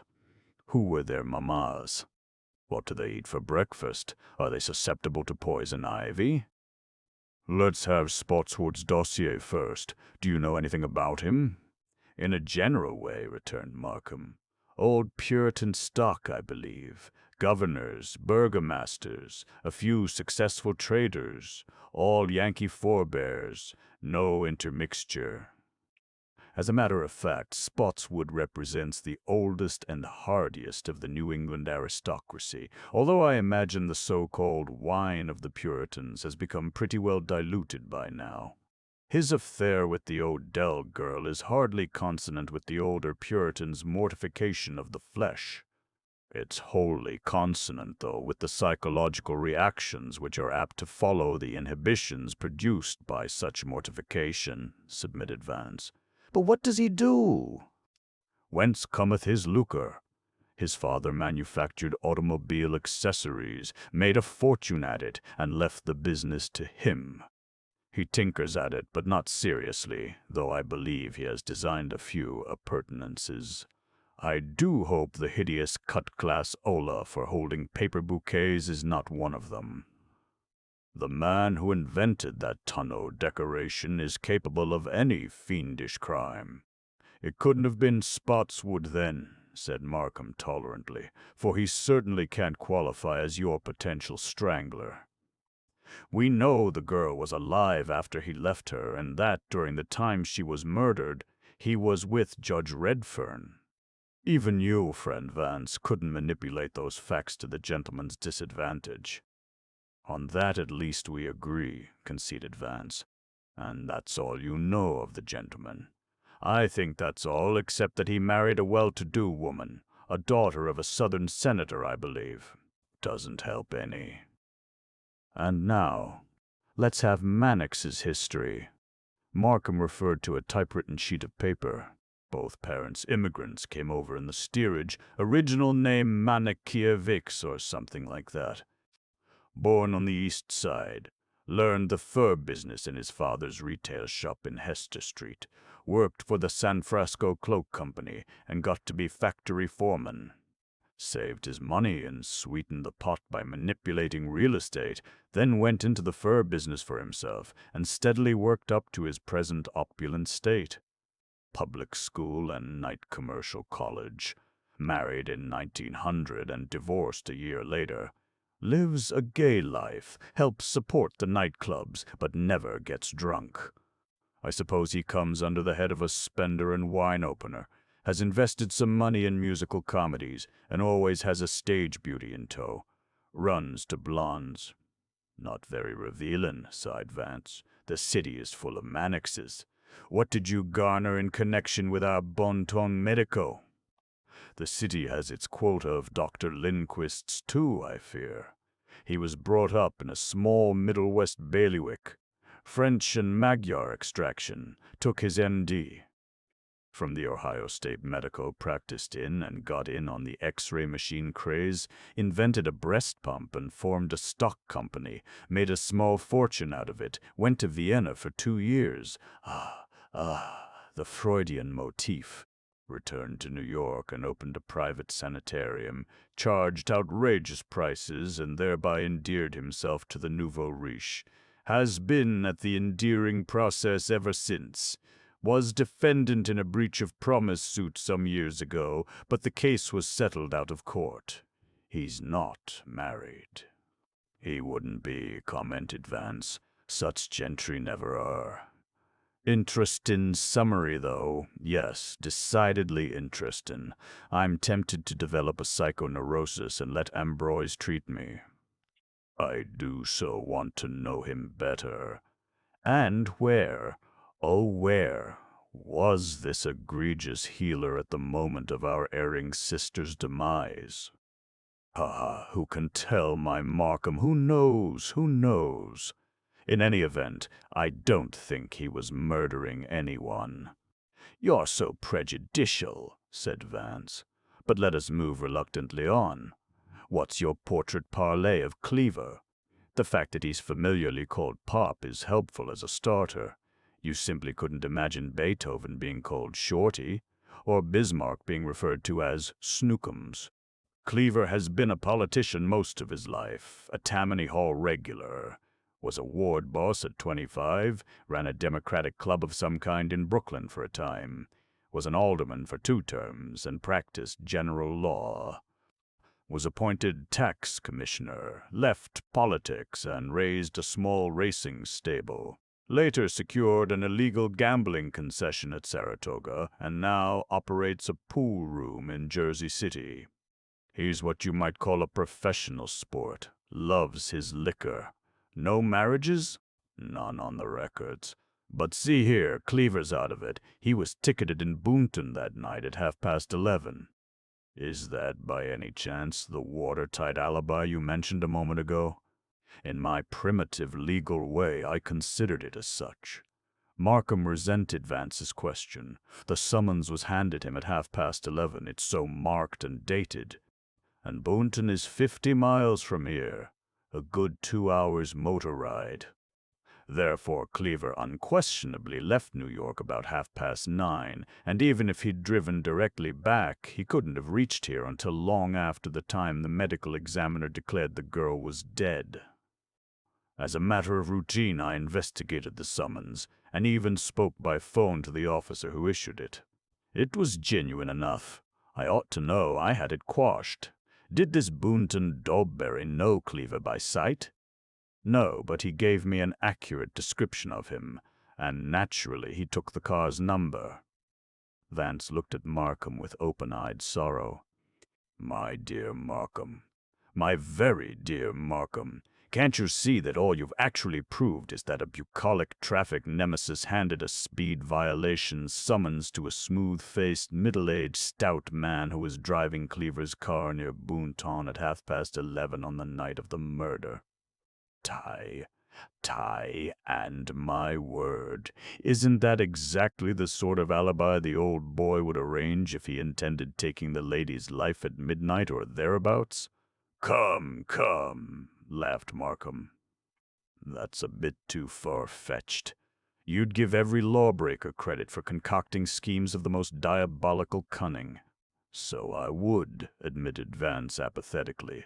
And, Dino, I rather fancy that's just the kind of schemes a lawbreaker would concoct if he was planning a murder and his own life was at stake. What really amazes me is the naive assumption of you investigators that a murderer gives no intelligent thought whatever to his future safety. It's rather touching, you know. Markham grunted. Well, you can take it from me. It was Cleaver himself who got that summons. I dare say you're right, Vance conceded. I merely suggested the possibility of deception, don't you know? The only point I really insist on is that the fascinating Miss Odell was killed by a man of subtle and superior mentality. And I, in turn, irritably rejoined Markham, insist that the only men of that type who touched her life intimately enough to have had any reason to do it are Mannix, Cleaver, Lindquist, and Spotswood.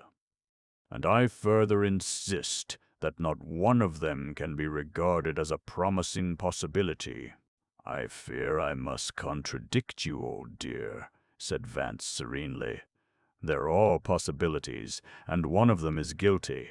Markham glared at him derisively. Well, well, so the case is settled. Now, if you'll but indicate which is the guilty one, I'll arrest him at once and return to my other duties. You're always in such haste, Vance lamented. Why leap and run? The wisdom of the world's philosophers is against it. Festina lente, says Caesar, or, as Rufus has it, festinatio tarda est. And the Koran says quite frankly that haste is of the devil. Shakespeare was constantly belittling speed. He tires betimes that spurs too fast, betimes as, and wisely and slow they stumble that run fast. Then there was Molière. Remember Scanarelle? Shrop de promptitude a l'erreur nous expose. Chaucer also held similar views. He hasteth well, said he, that wisely can abide. Even God's common people have embalmed the idea in numberless proverbs. Good and quickly seldom meet, and hasty men never want woe. Markham rose with a gesture of impatience. Hell, I'm going home before you start a bedtime story, he growled. The ironical aftermath of this remark was that Vance did tell a bedtime story that night, but he told it to me in the seclusion of his own library, and the gist of it was this. Heath is committed body and soul to a belief in Skeel's guilt, and Markham is as effectively strangled with legal red tape as the poor Canary was strangled with powerful hands. Hey-hey-ho, Van! There's nothing left for me but to set forth tomorrow a cappella, like Gaboriau's Monsieur Lecoq, and see what can be done in the noble cause of justice. I shall ignore both Heath and Markham, and become as a pelican of the wilderness, an owl of the desert, a sparrow alone upon the housetop. Really, you know, I'm no avenger of society, but I do detest an unsolved problem. Chapter 16. Significant Disclosures. Thursday, September 13, forenoon. Greatly to Curry's astonishment, Vance gave instructions to be called at 9 o'clock the following morning, and at 10 o'clock we were sitting on his little roof garden having breakfast in the mellow mid-September sunshine. Van, he said to me when Curry had brought us our second cup of coffee, however secretive a woman may be, there's always someone to whom she unburdens her soul. A confidant is an essential to the feminine temperament. It may be a mother, or a lover, or a priest, or a doctor, or, more generally, a girl chum. In the Canary's case, we haven't a mother or a priest. Her lover, the elegant Skeel, was a potential enemy, and we're pretty safe in ruling out her doctor. She was too shrewd to confide in such a creature as Lindquist. The girl chum then remains. And today we seek her. He lit a cigarette and rose. But first, we must visit Mr. Benjamin Brown of 7th Avenue. Benjamin Brown was a well-known photographer of stage celebrities with galleries in the heart of the city's theatrical district, and as we entered the reception room of his luxurious studio later that morning, my curiosity as to the object of our visit was at the breaking point. Vance went straight to the desk, behind which sat a young woman with flaming red hair and mascaro-shaded eyes, and bowed in his most dignified manner. Then, taking a small unmounted photograph from his pocket, he laid it before her. "I am producing a musical comedy, mademoiselle," he said, "and I wish to communicate with the young lady who left this picture of herself with me. Unfortunately, I've misplaced her card, but as her photograph bore the imprint of Brown's, I thought you might be good enough to look in your files and tell me who she is and where I may find her." He slipped a $5 bill under the edge of the blotter and waited with an air of innocent expectancy. The young woman looked at him quizzically, and I thought I detected the hint of a smile at the corners of her artfully rouged lips. But after a moment she took the photograph without a word and disappeared through a rear door. 10 minutes later she returned and handed Vance the picture. On the back of it she had written a name and address. "The young lady is Miss Alice LaFosse, and she lives at the Bellafield Hotel." There was now no doubt as to her smile. "You really shouldn't be so careless with the addresses of your applicants. Some poor girl might lose an engagement." And her smile suddenly turned into soft laughter. "Mademoiselle," replied Vance with mock seriousness, "in the future I shall be guided by your warning." And with another dignified bow he went out. "Good Lord," he said as we emerged into 7th Avenue. "Really, I should have disguised myself as an impresario with a gold-headed cane, a derby, and a purple shirt. That young woman is thoroughly convinced that I'm contemplating an intrigue. A jolly smart tête rouge, that." He turned into a florist's shop at the corner, and selecting a dozen American beauties, addressed them to Benjamin Brown's receptionist. "And now," he said, "let us stroll to the Bellafield and seek an audience with Alice." As we walked across town, Vance explained, "That first morning, when we were inspecting the Canary's rooms, I was convinced that the murder would never be solved by the usual elephantine police methods. It was a subtle and well-planned crime, despite its obvious appearances. No routine investigation would suffice. Intimate information was needed. Therefore, when I saw this photograph of the Zandthaus Alice half hidden under the litter of papers on the escritoire, I reflected, 'Ah, a girl-friend of the departed Margaret's. She may know just the things that are needed.' So, when the sergeant's broad back was turned, I put the picture in my pocket. There was no other photograph about the place, and this one bore the usual sentimental inscription, 'Ever thine,' and was signed Alice. I concluded, therefore, that Alice had played Anactoria to the Canary's Sappho. Of course, I erased the inscription before presenting the picture to the penetrating Sybil at Brown's. Non, non, non, and here we are at the Bellafield, hoping for a bit of enlightenment." The Bellafield was a small, expensive apartment hotel in the East 30s, which, to judge from the guests to be seen in the Americanized Queen Anne lobby, catered to the well-off sporting set. Vance sent his card up to Miss LaFosse and received the message that she would see him in a few minutes. The few minutes, however, developed into 3/4 of an hour, and it was nearly noon when a resplendent bellboy came to escort us to the ladies' apartment. Nature had endowed Miss LaFosse with many of its arts, and those that nature had omitted, Miss LaFosse herself had supplied. She was slender and blonde. Her large blue eyes were heavily lashed, but though she looked at one with a wide-eyed stare, she was unable to disguise their sophistication. Her toilet had been made with elaborate care, and as I looked at her, I could not help thinking what an excellent model she would have been for Charet's pastel posters. "So you are Mr. Vance," she cooed. "I've often seen your name in town topics." Vance gave a shudder. "And this is Mr. Van Dine," he said sweetly. A mere attorney who, thus far, has been denied the pages of that fashionable weekly. Won't you sit down?" I am sure Miss LaFosse had spoken the line in a play she made of the invitation an impressive ceremonial.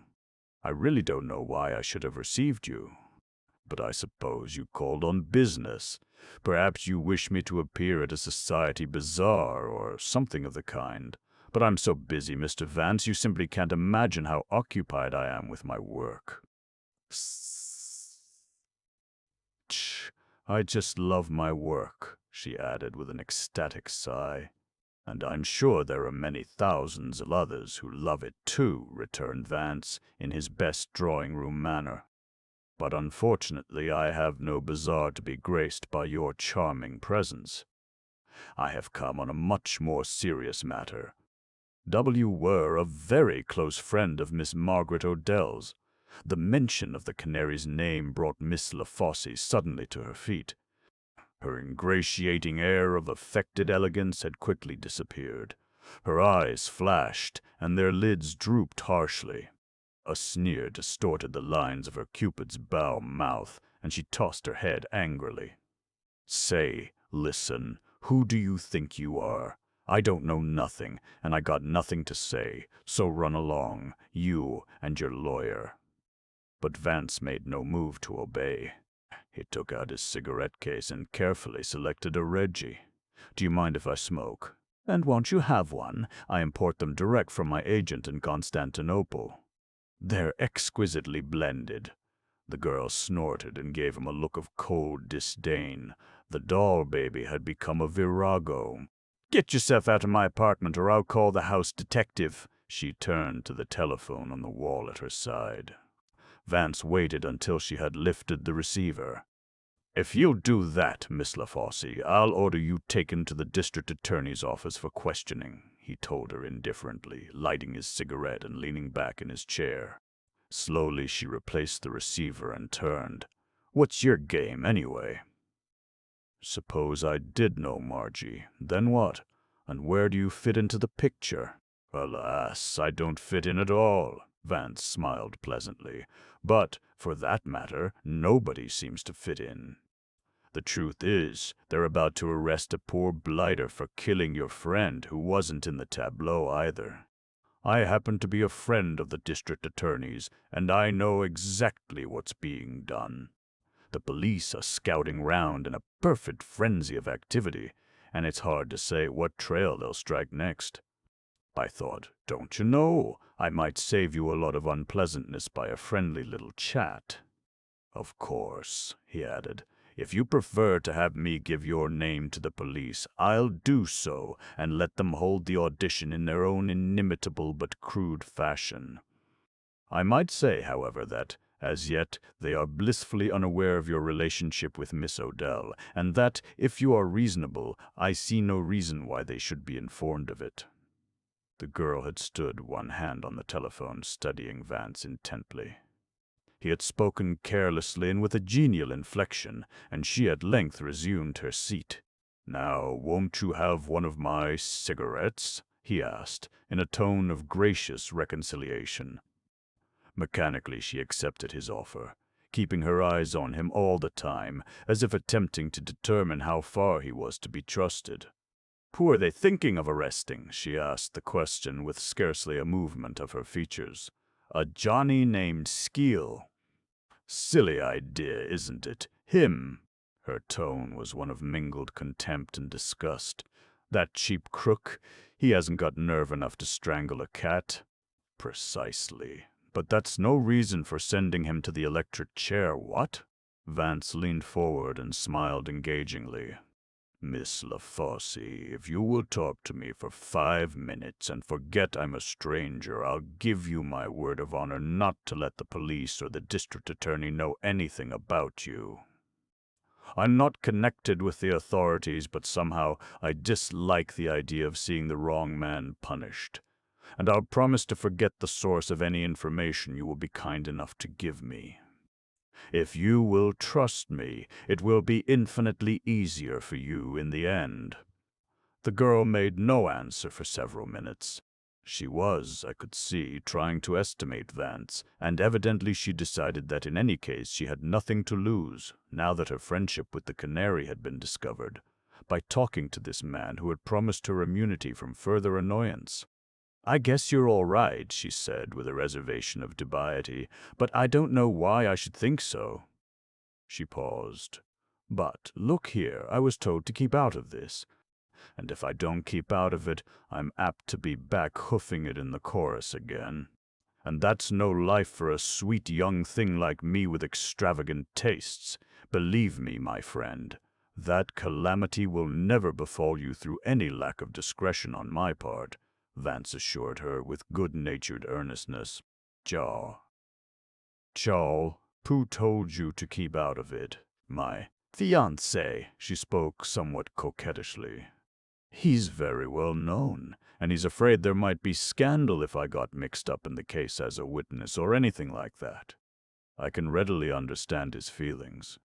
Vance nodded sympathetically. "And who, by the by, is this luckiest of men? Say, you're good," she complimented him with a coy moue. "But I'm not announcing my engagement yet." "Don't be horrid," begged Vance. "You know perfectly well that I could find out his name by making a few inquiries. And if you drove me to learn the facts elsewhere, then my promise to keep your name a secret would no longer bind me." Miss LaFosse considered this point. "I guess you could find out, all right. So I might as well tell you, only I'm trusting to your word to protect me." She opened her eyes wide and gave Vance a melting look. "I know you wouldn't let me down. My dear Miss LaFosse," his tone was one of pained surprise. "Well, my fiancé is Mr. Mannix, and he's the head of a big fur importing house. You see," she became clingingly confidential, "Louis, that is, Mr. Mannix, used to go round with Margie. That's why he didn't want me to get mixed up in the affair. He said the police might bother him with questions, and his name might get into the papers. And that would hurt his commercial standing." "I quite understand," murmured Vance. "And do you happen to know where Mr. Mannix was Monday night?" The girl looked startled. "Of course I know. He was right here with me from 10:30 until 2 in the morning. We were discussing a new musical show he was interested in, and he wanted me to take the leading role. I'm sure it will be a success."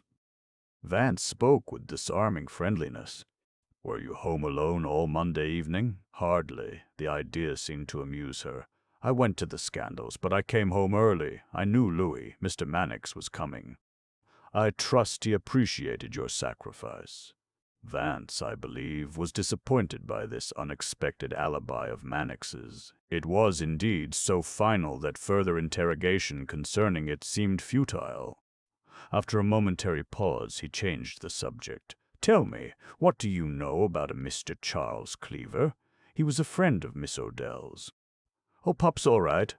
The girl was plainly relieved by this turn in the conversation. "A good scout. He was certainly gone on Margie. Even after she threw him over for Mr. Spotswood, he was faithful, as you might say, always running after her, sending her flowers and presents. Some men are like that. Poor old Pop. He even phoned me Monday night to call up Margie for him and try to arrange a party.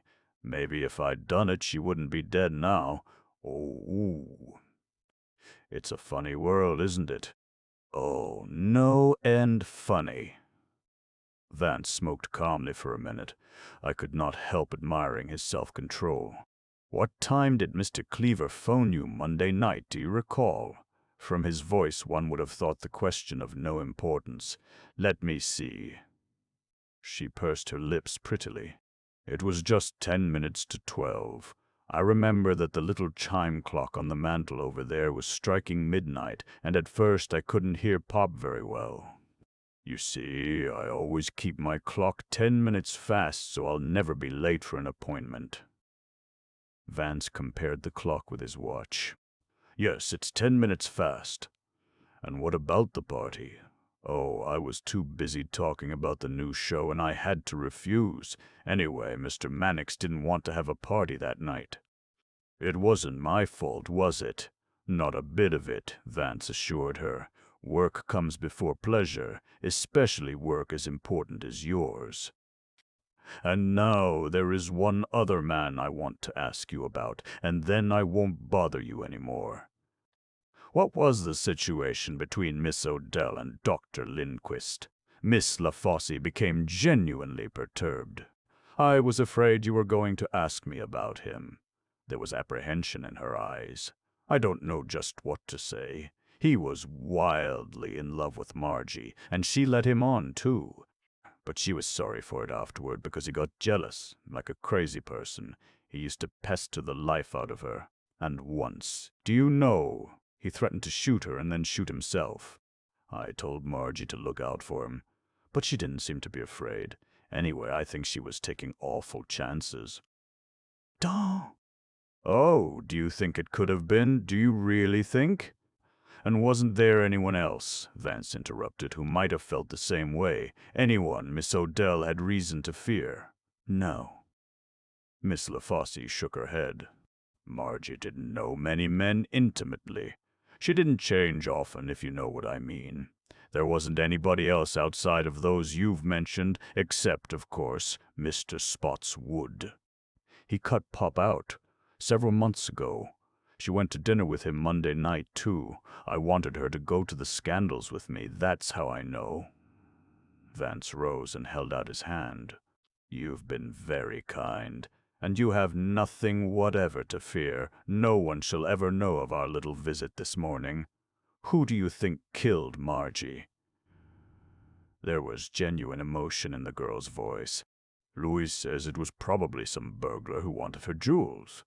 I'm too wise to sow discord in this happy menage by even questioning Mr. Mannix's opinion, said Vance half banteringly. No one knows who's guilty, but the police agree with Mr. Mannix.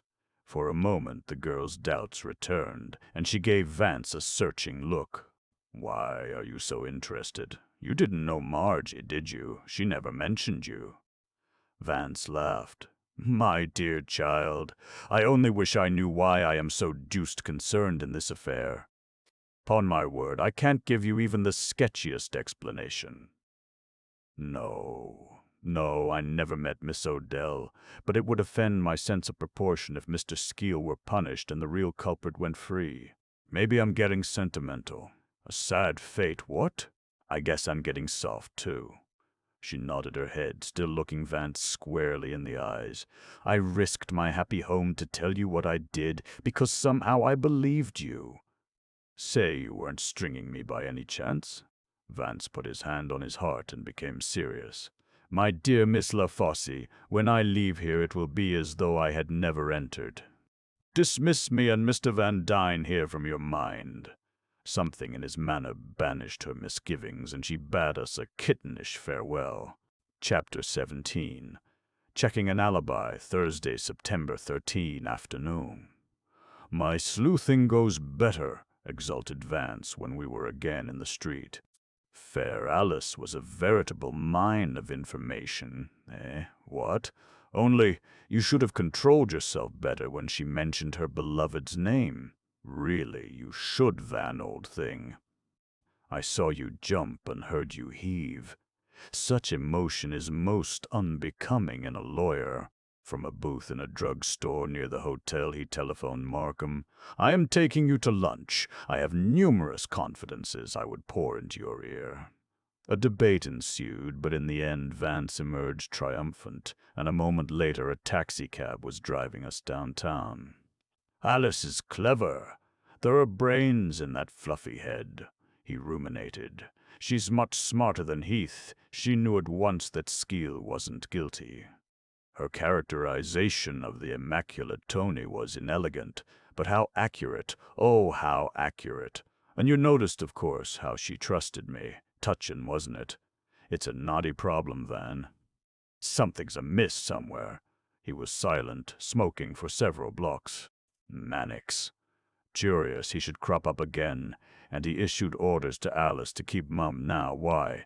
Maybe the reason he gave her was the real one. Who knows? On the other hand, was he with his cher amie from 10:30 till early morning? Well, well. Again, who knows? Something queer about that business discussion. Then, Cleaver.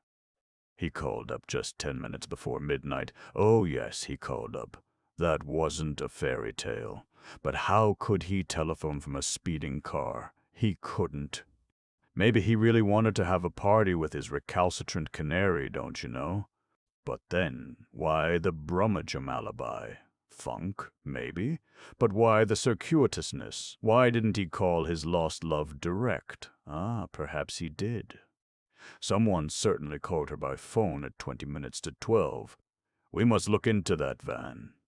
Yes, he may have called her, and then when a man answered, who the deuce was that man anyway? He may have appealed to Alice. Quite natural, you know. Anyway, he wasn't in Boontom. Poor Markham, how upset he'll be when he finds out. But what really worries me is that story of the doctor. Jealous mania. It squares with Ambrose's character perfectly. He's the kind that does go off his head. I knew his confession of paternalism was a red herring. My word.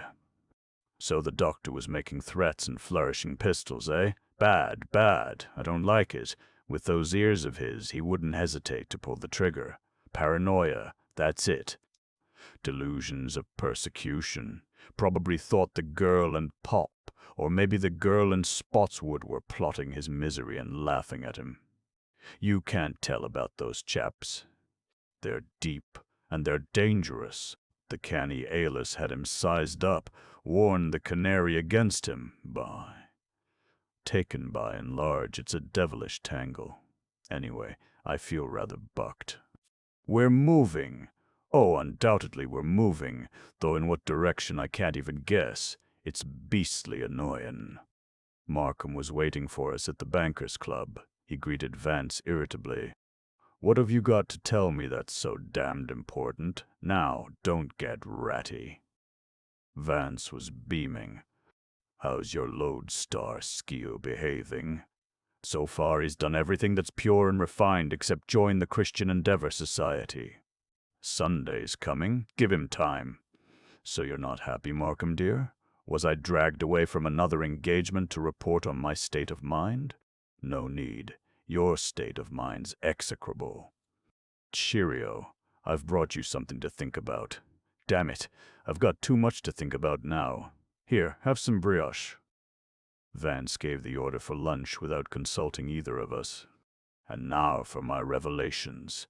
Imprimis, Pop Cleaver wasn't in Boonton last Monday night. He was very much in the midst of our modern Gomorrah, trying to arrange a midnight party. Wonderful, snorted Markham. I live in the font of your wisdom. His alter ego, I take it, was on the road to Hopet Kong. The supernatural leaves me cold. You may be as pancosmic as you choose. Cleaver was in New York at midnight Monday, craving excitement. What about the summons for speeding? That's for you to explain. But if you'll take my advice, you'll send for this Boonton catchpole and let him have a look at Pop. If he says Cleaver is the man he ticketed, I'll humbly do away with myself. Well, that makes it worth trying. I'll have the officer at the Stuyvesant Club this afternoon, and I'll point out Cleaver to him. What other staggering revelations have you in store? Mannix will bear looking into. Markham put down his knife and fork and leaned back. I'm overcome. Such Himalayan sagacity. With that evidence against him, he should be arrested at once. This Sance, my dear old friend, are you feeling quite normal? No dizzy spells lately? No shooting pains in the head? Knee jerks all right? Furthermore, Dr. Lindquist was wildly infatuated with the Canary and insanely jealous, recently threatened to take a pistol and hold a little pogrom of his own. That's better. Markham sat up. Where did you get this information? That's my secret. Markham was annoyed. Why so mysterious? Needs must, old chap. Gave my word and all that sort of thing. And I'm a bit quixotic, don't you know? Too much Cervantes in my youth. He spoke lightly, but Markham knew him too well to push the question. In less than 5 minutes after we had returned to the district attorney's office, Heath came in. "I got something else on Mannix, sir. Thought you might want to add it to the report I turned in yesterday." Burke secured a picture of him and showed it to the phone operators at Odell's house. Both of them recognized it. He's been there several times, but it wasn't the Canary he called on. It was the woman in apartment 2. She's named Frisbee and used to be one of Mannix's fur models. He's been to see her several times during the past 6 months and has taken her out once or twice, but he hasn't called on her for a month or more. Nah. Any good? Can't tell. Markham shot Vance an inquisitive look. But thanks for the information, Sergeant. "By the by," said Vance dulcetly when Heath had left us, "I'm feeling tough-hole. No pains in the head, no dizzy spells, knee-jerks perfect. Delighted. Still, I can't charge a man with murder because he calls on his fur model. You're so hasty." "Why should you charge him with murder?" Vance rose and yawned. "Come, Van. I'd rather like to gaze on Perneb's tomb at the Metropolitan this afternoon. Could you bear it?" At the door he paused. "I say, Markham, what about the Boonton bailiff?" Markham rang for Swacker. "I'll see to it at once. Drop in at the club around 5 if you feel like it." "I'll have the officer there then, as Cleaver is sure to come in before dinner." When Vance and I returned to the club late that afternoon, Markham was stationed in the lounge room facing the main door of the rotunda, and beside him sat a tall, heavy-set, bronzed man of about 40, alert but ill at ease. "Traffic Officer Phipps arrived from Boonton a little while ago," said Markham, by way of introduction. "Cleaver is expected at any moment now. He has an appointment here at 5:30. Vance drew up a chair. "I do hope he's a punctual beggar." "So do I," returned Markham viciously. "I'm looking forward to your fellow to say. Our hap is loss, our hope but sad despair," murmured Vance. Less than 10 minutes later, Cleaver entered the rotunda from the street, paused at the desk, and sauntered into the lounge room. There was no escaping the observation point Markham had chosen, and as he walked by us, he paused and exchanged greetings. Markham detained him a moment with a few casual questions, and then Cleaver passed on. "That the man you ticketed, officer?" asked Markham, turning to Phipps. Phipps was scowling perplexedly. "It looks something like him, sir. There's a kind of resemblance. But it ain't him." He shook his head. "No, sir, it ain't him. The fellow I hung a summons on was stouter than this gent, and wasn't as tall." "You're positive?" "Yes, sir, no mistake. The guy I tagged tried to argue with me, and then he tried to slip me a $5 to forget it.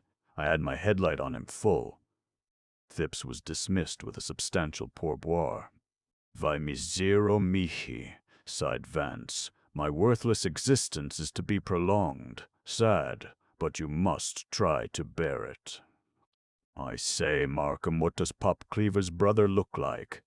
"That's it," nodded Markham. "I've met his brother. He's shorter and stouter. This thing is getting beyond me. I think I'll have it out with Cleaver now." He started to rise, but Vance forced him back into his seat. "Don't be impetuous. Cultivate patience. Cleaver's not going to do a bunk, and there are 1 or 2 preliminary steps strongly indicated. Mannix and Lindquist still seduce my curiosity." Markham clung to his point. "Neither Mannix nor Lindquist is here now, and Cleaver is, and I want to know why he lied to me about that summons." "I can tell you that," said Vance. "He wanted you to think he was in the wilds of New Jersey at midnight Monday." "Simple, what?" "The inference is a credit to your intelligence. But I hope you don't seriously think that Cleaver is guilty. It's possible he knows something, but I certainly cannot picture him as a strangler." "And why?" "He's not the type." "It's inconceivable. even if there were evidence against him. Ah, the psychological judgment. You eliminate Cleaver because you don't think his nature harmonizes with the situation. I say, doesn't that come perilously near being an esoteric hypothesis? Or a metaphysical deduction? However, I don't entirely agree with you in your application of the theory to Cleaver. That fish-eyed gambler has unsuspected potentialities for evil. But with the theory itself I am wholly in accord. And behold, my dear Markham, you yourself apply psychology in its abecedarian implications, yet ridicule my application of it in its higher developments. Consistency may be the hobgoblin of little minds, you know, but it's nonetheless a priceless jewel. How about a cup of tea? We sought the palm room and sat down at a table near the entrance. Vance ordered oolong tea, but Markham and I took black coffee. A very capable four-piece orchestra was playing Tchaikovsky's Casse-Noisette Suite, and we sat restfully in the comfortable chairs without speaking. Markham was tired and dispirited, and Vance was busy with the problem that had absorbed him continuously since Tuesday morning. Never before had I seen him so preoccupied. We had been there perhaps half an hour when Spotswood strolled in. He stopped and spoke, and Markham asked him to join us. He, too, appeared depressed, and his eyes showed signs of worry.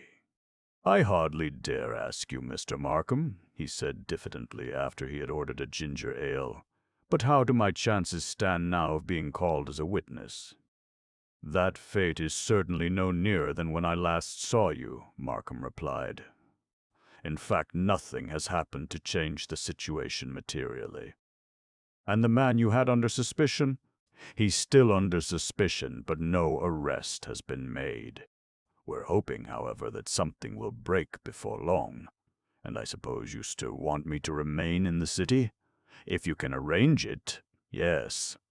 Spotswood was silent for a time, then he said, "I don't want to appear to shirk any responsibility, and perhaps it may seem wholly selfish for me even to suggest it.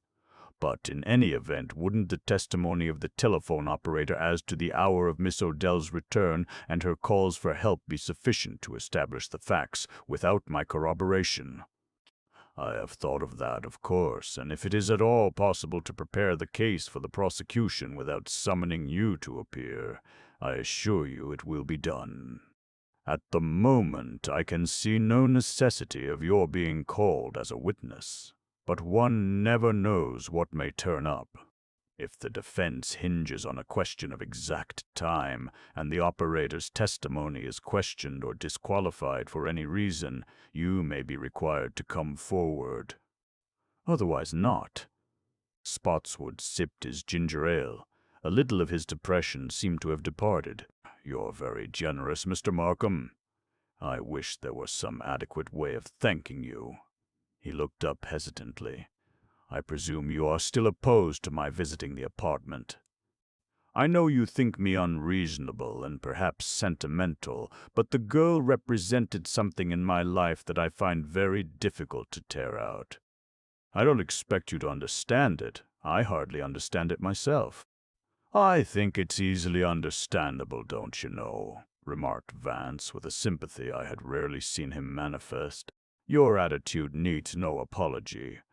History and fable are filled with the same situation, and the protagonists have always exhibited sentiments similar to yours.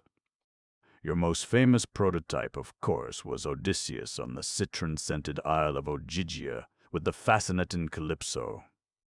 The soft arms of sirens have gone snaking round men's necks ever since the red-haired Lilith worked her devastating wiles on the impressionable Adam. We're all sons of that racy old boy." Spotswood smiled. "You at least give me an historic background," he said. Then he turned to Markham. "What will become of Miss Odell's possessions, her furniture and so forth?" "Sergeant Heath heard from an aunt of hers in Seattle," Markham told him. "She's on her way to New York, I believe, to take over what there is of the estate. And everything will be kept intact until then?" "Probably longer, unless something unexpected happens." Anyway, until then, there are one or two little trinkets I'd like to keep, Spotswood confessed, a bit shamefacedly, I thought. After a few more minutes of desultory talk, he rose and, pleading an engagement, bade us good afternoon. "I hope I can keep his name clear of the case," said Markham when he had gone. "Yes, his situation is not an enviable one," concurred Vance. "It's always sad to be found out. The moralist would set it down to retribution." In this instance, chance was certainly on the side of righteousness. If he hadn't chosen Monday night for the winter garden, he might now be in the bosom of his family with nothing more troublesome to bother him than a guilty conscience. "It certainly looks that way." Vance glanced at his watch. "And your mention of the winter garden reminds me. Do you mind if we dine early? Frivolity beckons me tonight. I'm going to the Scandals." We both looked at him as though he had taken leave of his senses. "Don't be so horrified, my Markham. Why should I not indulge an impulse? And, incidentally, I hope to have glad tidings for you by lunchtime tomorrow." Chapter 18. The Trap. Friday, September 14, noon. Vance slept late the following day. I had accompanied him to the Scandals the night before, utterly at a loss to understand his strange desire to attend a type of entertainment which I knew he detested. At noon he ordered his car and instructed the chauffeur to drive to the Bellafield Hotel. "We are about to call again on the alluring Alice," he said. "I'd bring posies to lay at her shrine, but I fear dear Mannix might question her unduly about them." Miss LaFosse received us with an air of crestfallen resentment. "I might have known it." She nodded her head with sneering perception. "I suppose you've come to tell me the cops found out about me without the slightest assistance from you." Her disdain was almost magnificent. "Did you bring 'em with you? A swell guy you are. But it's my own fault for being a damn fool." Vance waited unmoved until she had finished her contemptuous tirade. Then he bowed pleasantly. "Really, I merely dropped in to pay my respects and to tell you that the police have turned in their report of Miss Odell's acquaintances and that your name was not mentioned in it. You seemed a little worried yesterday on that score, and it occurred to me I could set your mind wholly at ease." The vigilance of her attitude relaxed. "Is that straight? My God. My God. I don't know what would happen if Louis'd find out I'd been blabbing. I'm sure he won't find out unless you choose to tell him. Won't you be generous and ask me to sit down a moment?" "Of course. I'm so sorry. I'm just having my coffee. Please join me." She rang for 2 extra services. Vance had drunk 2 cups of coffee less than half an hour before, and I marveled at his enthusiasm for this atrocious hotel beverage. "I was a belated spectator of the Scandals last night," he remarked in a negligent conversational tone. "I missed the review earlier in the season. How is it you yourself were so late in seeing it?" "I've been so busy," she confided. "I was rehearsing for a pair of Queenses, but the production's been postponed." "Louis couldn't get the theater he wanted." "Do you like reviews?" asked Vance. "I should think they'd be more difficult for the principals than the ordinary musical comedy." "They are. Miss LaFosse adopted a professional air.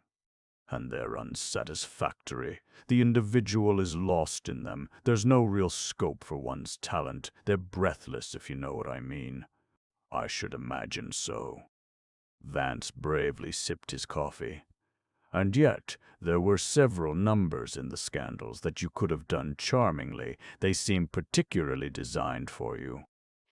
"I thought of you doing them, and, do you know, the thought rather spoiled my enjoyment of the young lady who appeared in them." "You flatter me, Mr. Vance, but really, I have a good voice." "I've studied very hard, and I learned dancing with Professor Markoff." "Indeed." I'm sure Vance had never heard the name before, but his exclamation seemed to imply that he regarded Professor Markov as one of the world's most renowned ballet masters. Then you certainly should have been starred in the scandals. The young lady I have in mind sang rather indifferently, and her dancing was most inadequate. Moreover, she was many degrees your inferior in personality and attractiveness. Tack, tack, tack, tack, ta, ta. Confess, didn't you have just a little desire last Monday night to be singing the Chinese lullaby song? Oh, I don't know. Miss LaFosse carefully considered the suggestion. They kept the lights awfully low, and I don't look so well in series. But the costumes were adorable, weren't they? On you, they certainly would have been adorable. What color are you partial to? I love the orchid shades, she told him enthusiastically, though I don't look at all bad in turquoise blue. But an artist once told me I should always wear white. He wanted to paint my portrait, but the gentleman I was engaged to then didn't like him. Vance regarded her appraisingly. I think your artist friend was right. And, you know, the St. Moritz scene in the scandals would have suited you perfectly. The little brunette who sang the snow song all in white was delightful, but really now she should have had golden hair. Dusky beauties belong to the southern climes. And she impressed me as lacking the sparkle and vitality of a Swiss resort in midwinter. You could have supplied those qualities admirably. Yes, I'd have liked that better than the Chinese number, I think. White fox is my favorite fur, too. But even so, in a review you're on in one number and off in another. When it's all over, you're forgotten, she sighed unhappily. Vance set down his cup and looked at her with whimsically reproachful eyes. After a moment he said, "My dear, why did you fib to me about the time Mr. Mannix returned to you last Monday night? It wasn't a bit nice of you." "What do you mean?" Miss LaFosse exclaimed in frightened indignation, drawing herself up into an attitude of withering hauteur. "You see," explained Vance, "the St. Moritz scene of the scandals doesn't go on until nearly 11, and it closes the bill. So you couldn't possibly have seen it and also receive Mr. Mannix here at 10:30. Come, what time did he arrive here Monday night?" The girl flushed angrily. "You're pretty slick, aren't you? You should have been a cop." "Well, what if I didn't get home till after the show? Any crime in that?" "None whatever," answered Vance mildly. "Only a little breach of good faith in telling me you came home early." He bent forward earnestly. "I'm not here to make you trouble. On the contrary, I'd like to protect you from any distress or bother. You see, if the police go nosing round, they may run onto you.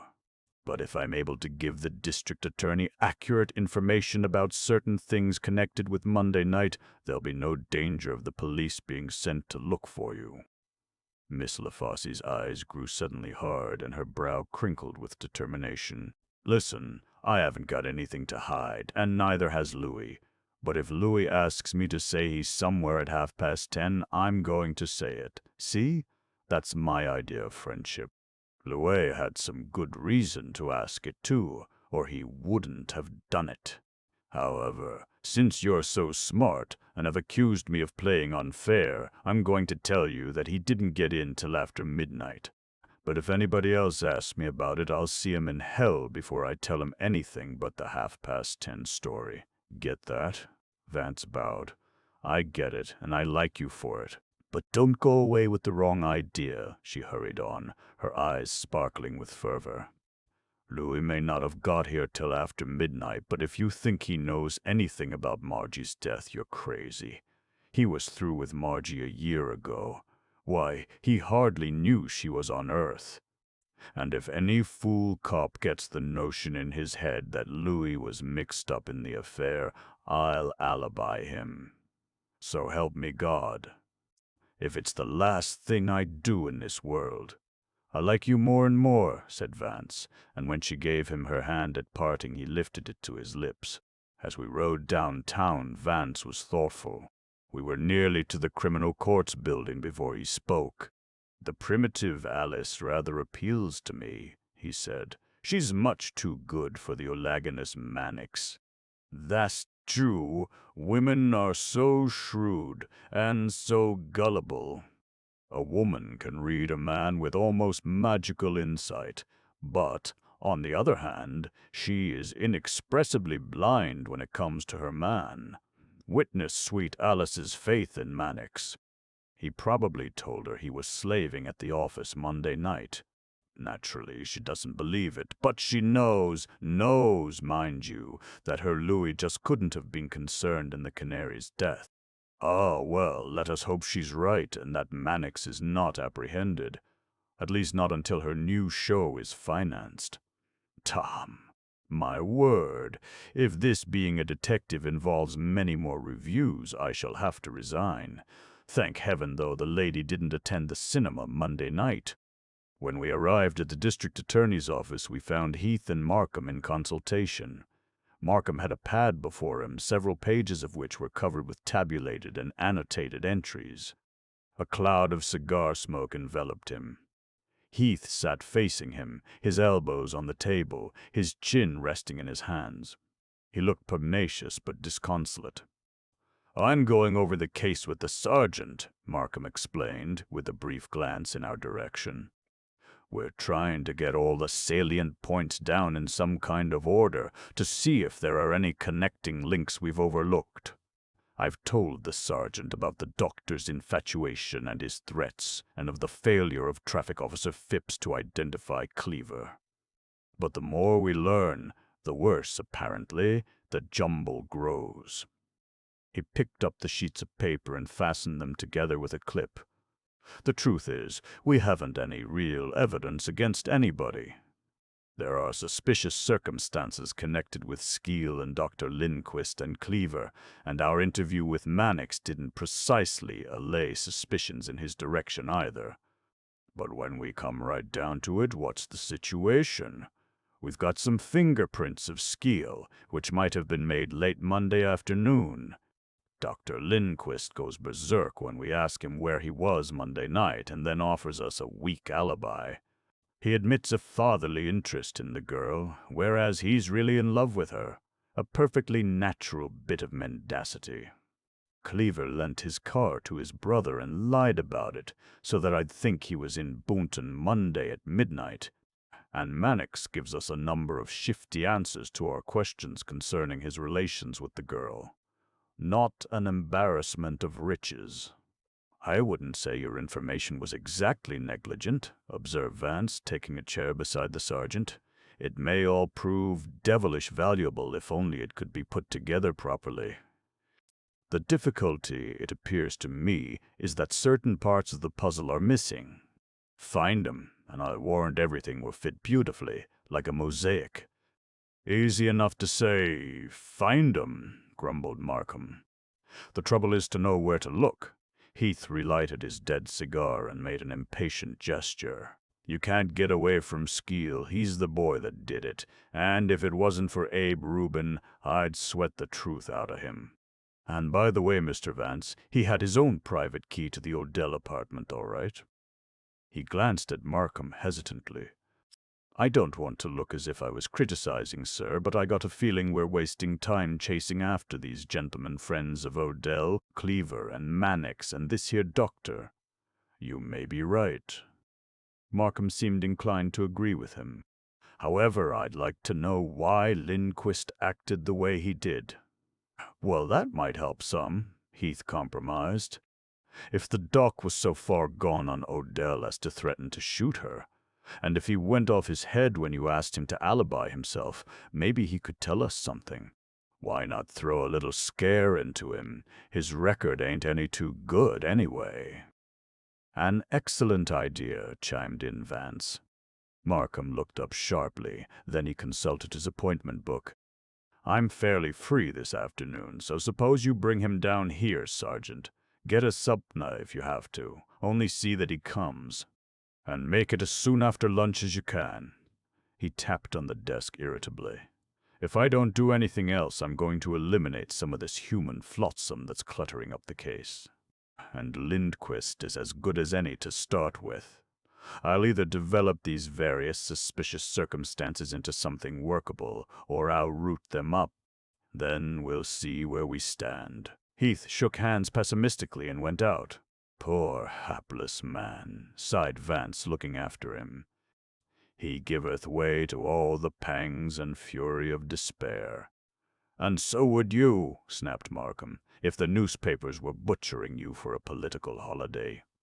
By the way, weren't you to be a harbinger of glad tidings this noon, or something of the sort? I believe I did hold out some such hope." Vance sat looking meditatively out of the window for several minutes. "Markham, this fellow Mannix lures me like a magnet. He irks and worrits me. He infests my slumbers. He's the raven on my bust of Pallas. He plagues me like a banshee." "Does this Jeremiad come under the head of tidings?" "I shan't rest peacefully," pursued Vance, "until I know where Louis the Furrier was between 11 o'clock and midnight Monday. He was somewhere he shouldn't have been. And you, Markham, must find out. Please make Mannix the second offensive in your assault upon the Flotsam. He'll parley with the right amount of pressure.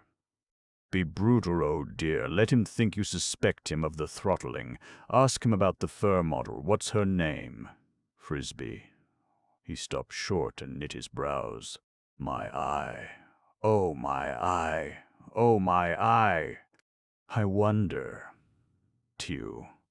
Yes, Markham, you must question him about the fur model. Ask him when he saw her last, and try to look wise and mysterious when you're doing it. "See here, Vance," Markham was exasperated. "You've been harping on Mannix for 3 days. What's keeping your nose to that scent? Intuition, sheer intuition. My psychic temperament, don't you know? I'd believe that if I hadn't known you for 15 years. Markham inspected him shrewdly, then shrugged his shoulders. "I'll have Mannix on the tapis when I'm through with Lindquist." Chapter 19. The Doctor Explains. Friday, September 14, 2 p. M. We lunched in the district attorney's private sanctum, and at 2 o'clock Dr. Lindquist was announced. Heath accompanied him, and, from the expression on the sergeant's face, it was plain he did not at all like his companion. The doctor, at Markham's request, seated himself facing the district attorney's desk. "What is the meaning of this new outrage?" he demanded coldly.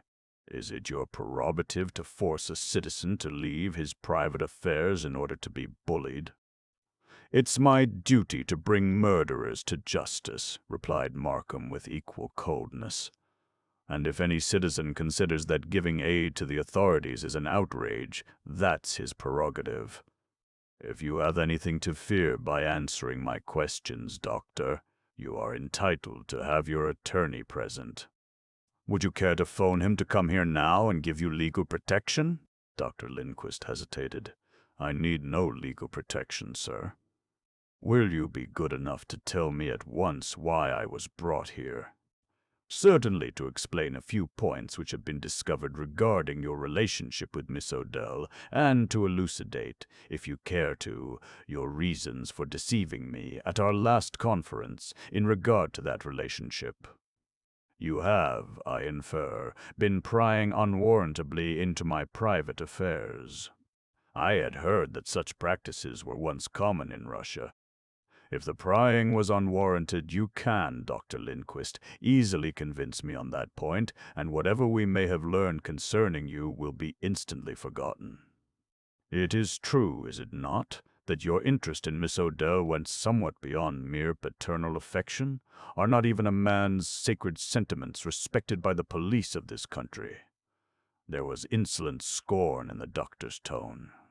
"Under some conditions, yes. Under others, no." Markham controlled his fury admirably. "You need not answer me, of course, but, if you choose to be frank, you may possibly save yourself the humiliation of being questioned publicly by the people's attorney in a court of law." Dr. Lindquist winced and considered the matter at some length. And if I admit that my affection for Miss Odell was other than paternal, what then?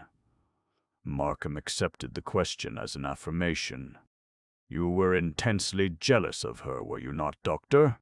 Jealousy, Dr. Lindquist remarked with an air of ironic professionalism, is not an unusual accompaniment to an infatuation.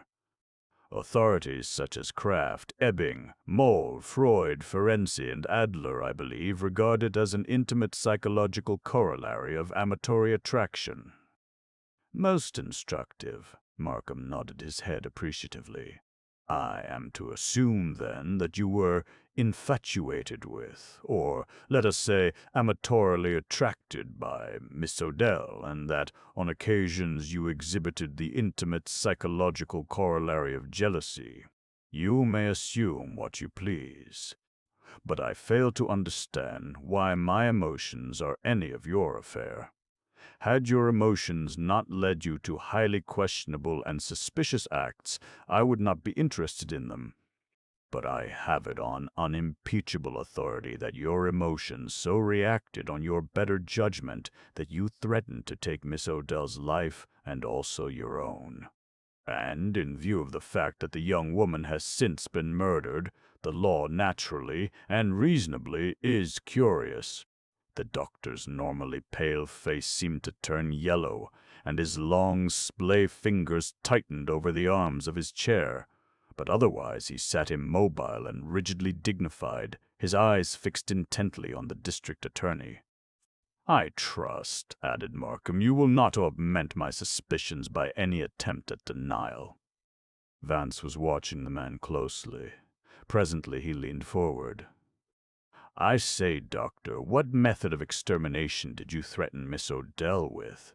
Dr. Lindquist jerked round, thrusting his head toward Vance. He drew in a long, rasping breath, and his whole frame became tense. Blood suffused his cheeks, and there was a twitching of the muscles about his mouth and throat. For a moment I was afraid he was going to lose his self-control. But after a moment's effort he steadied himself. You think perhaps I threatened to strangle her? His words were vibrant with the intensity of his passionate anger. And you would like to turn my threat into a noose to hang me? Paw! He paused, and when he spoke again, his voice had become calmer. It is quite true I once inadvisedly attempted to frighten Miss Odell with a threat to kill her and to commit suicide. But if your information is as accurate as you would have me believe, you are aware that I threatened her with a revolver.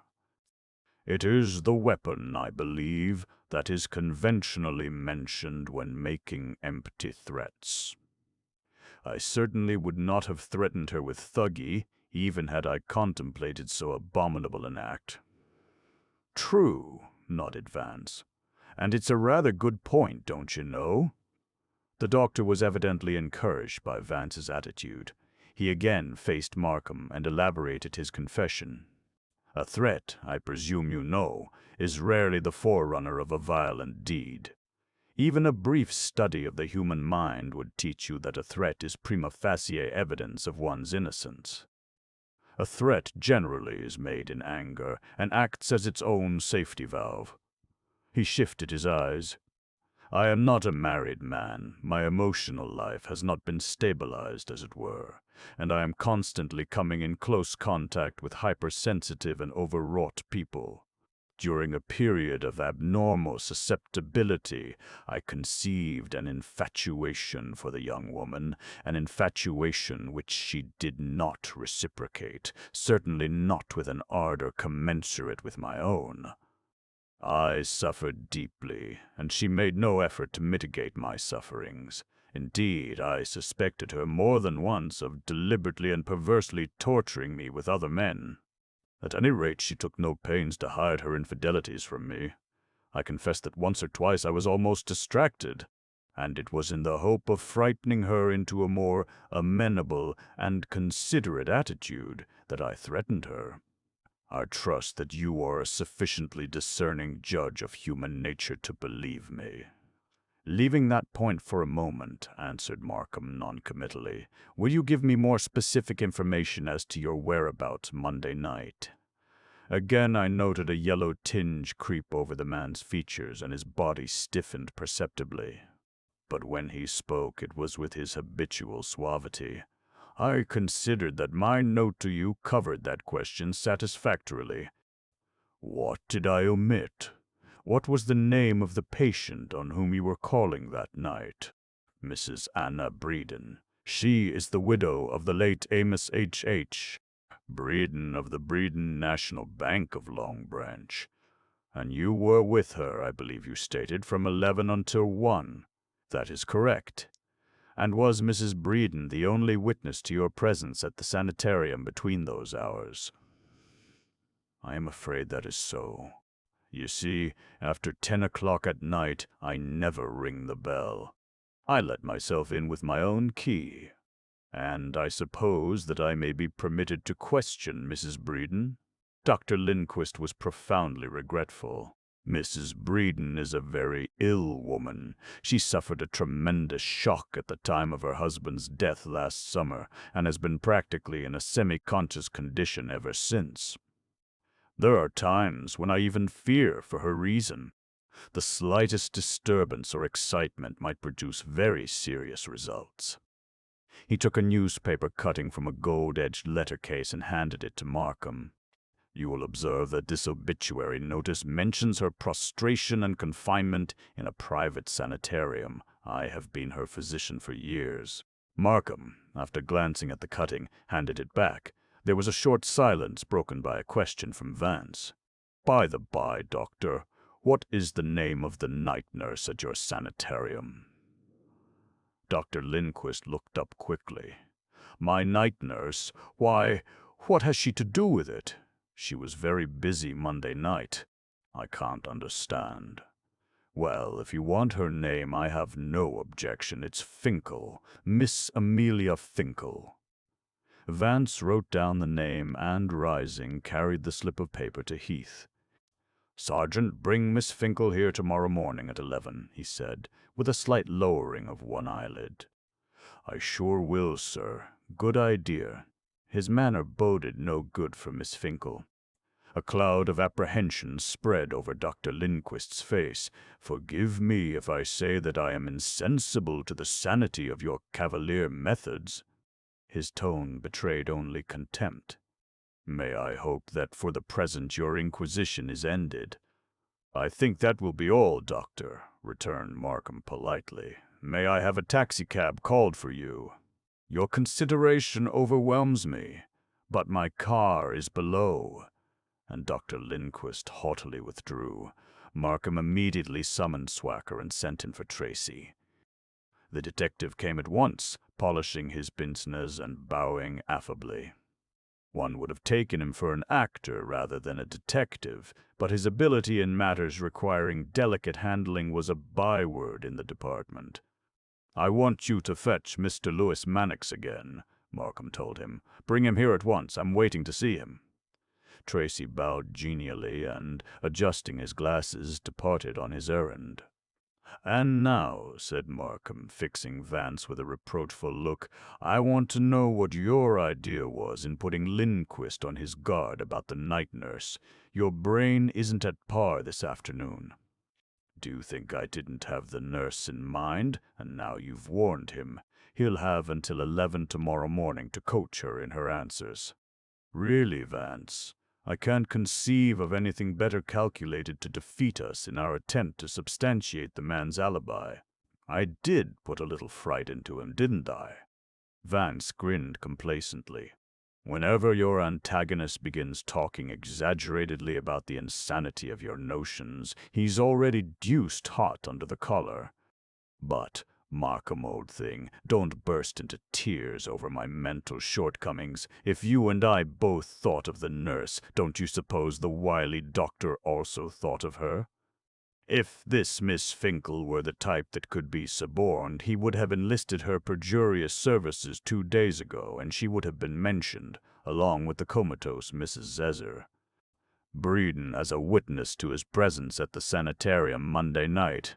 The fact that he avoided all reference to the nurse shows that she's not to be wheedled into swearing falsely.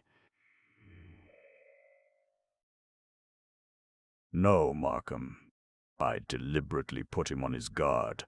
Now he'll have to do something before we question Miss Finkel, and I'm vain enough to think I know what it'll be." "Let me get this right," put in Heath. "Am I or am I not to round up the Finkel woman tomorrow morning?" "There'll be no need," said Vance. "We are doomed, I fear, not to gaze upon this Florence Nightingale. A meeting between us is about the last thing the doctor would desire." "That may be true," admitted Markham. "But don't forget that he may have been up to something Monday night wholly unconnected with the murder, that he simply doesn't want known." "Quite, quite. And yet nearly everyone who knew the Canary seems to have selected Monday night for the indulgence of sub rosa peccadillos. It's a bit thick, what? Skeel tries to make us believe he was immersed in Kun Khan. Cleaver was, if you take his word for it, touring the countryside in Jersey's Lake District. Lindquist wants us to picture him as comforting the afflicted. And Mannix, I happen to know, has gone to some trouble to build up an alibi in case we get nosy. All of them, in fact, were doing something they don't want us to know about. Now, what was it? And why did they, of one accord, select the night of the murder for mysterious affairs which they don't dare mention, even to clear themselves of suspicion? Was there an invasion of Ifrits in the city that night? Was there a curse on the world driving men to dark, bawdy deeds? Was there black magic abroad? I think not. "I'm laying my money on Skeel," declared Heath stubbornly. "I know a professional job when I see it. And you can't get away from those fingerprints and the professor's report on the chisel." Markham was sorely perplexed. His belief in Skeel's guilt had, I knew, been undermined in some measure by Vance's theory that the crime was the carefully premeditated act of a shrewd and educated man. But now he seemed to swing irresolutely back to Heath's point of view. "I'll admit," he said, "that Lindquist and Cleaver and Mannix don't inspire one with a belief in their innocence. But since they're all tarred with the same stick, the force of suspicion against them is somewhat dispersed. After all, Skeel is the only logical aspirant for the rule of strangler. He's the only one with a visible motive, and he's the only one against whom there's any evidence." Vance sighed wearily.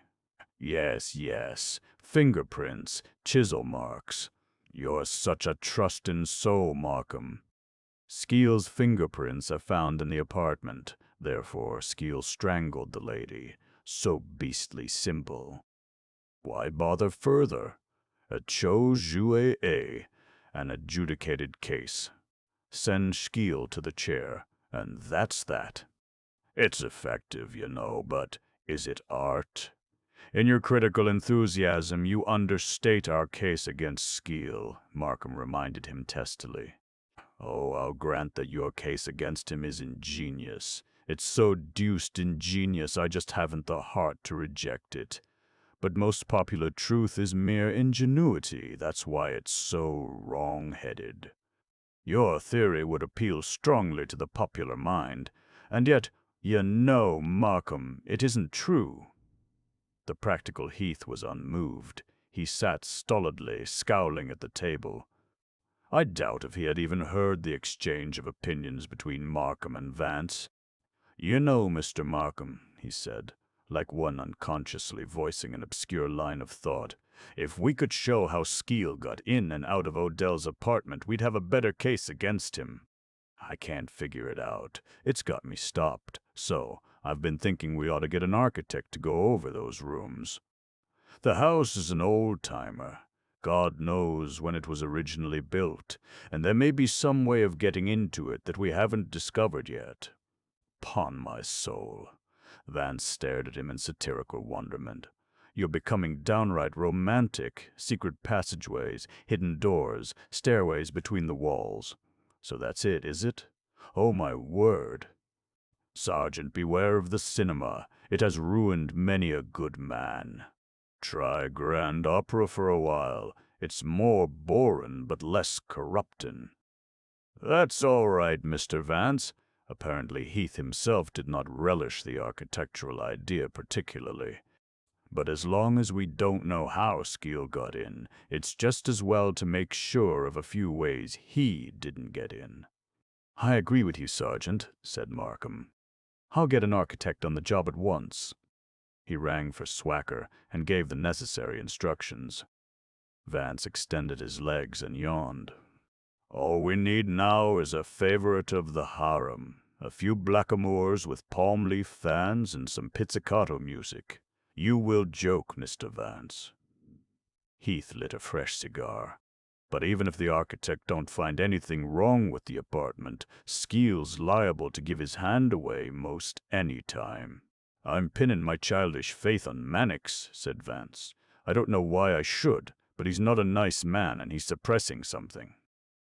"Markham, don't you dare let him go until he tells you where he was Monday night. And don't forget to hint mysteriously about the fur model." Chapter 20. A Midnight Witness, Friday, September 14, 3:30 p. In less than half an hour, Mannix arrived. Heath relinquished his seat to the newcomer and moved to a large chair beneath the windows. Vance had taken a place at the small table on Markham's right, where he was able to face Mannix obliquely. It was patent that Mannix did not relish the idea of another interview.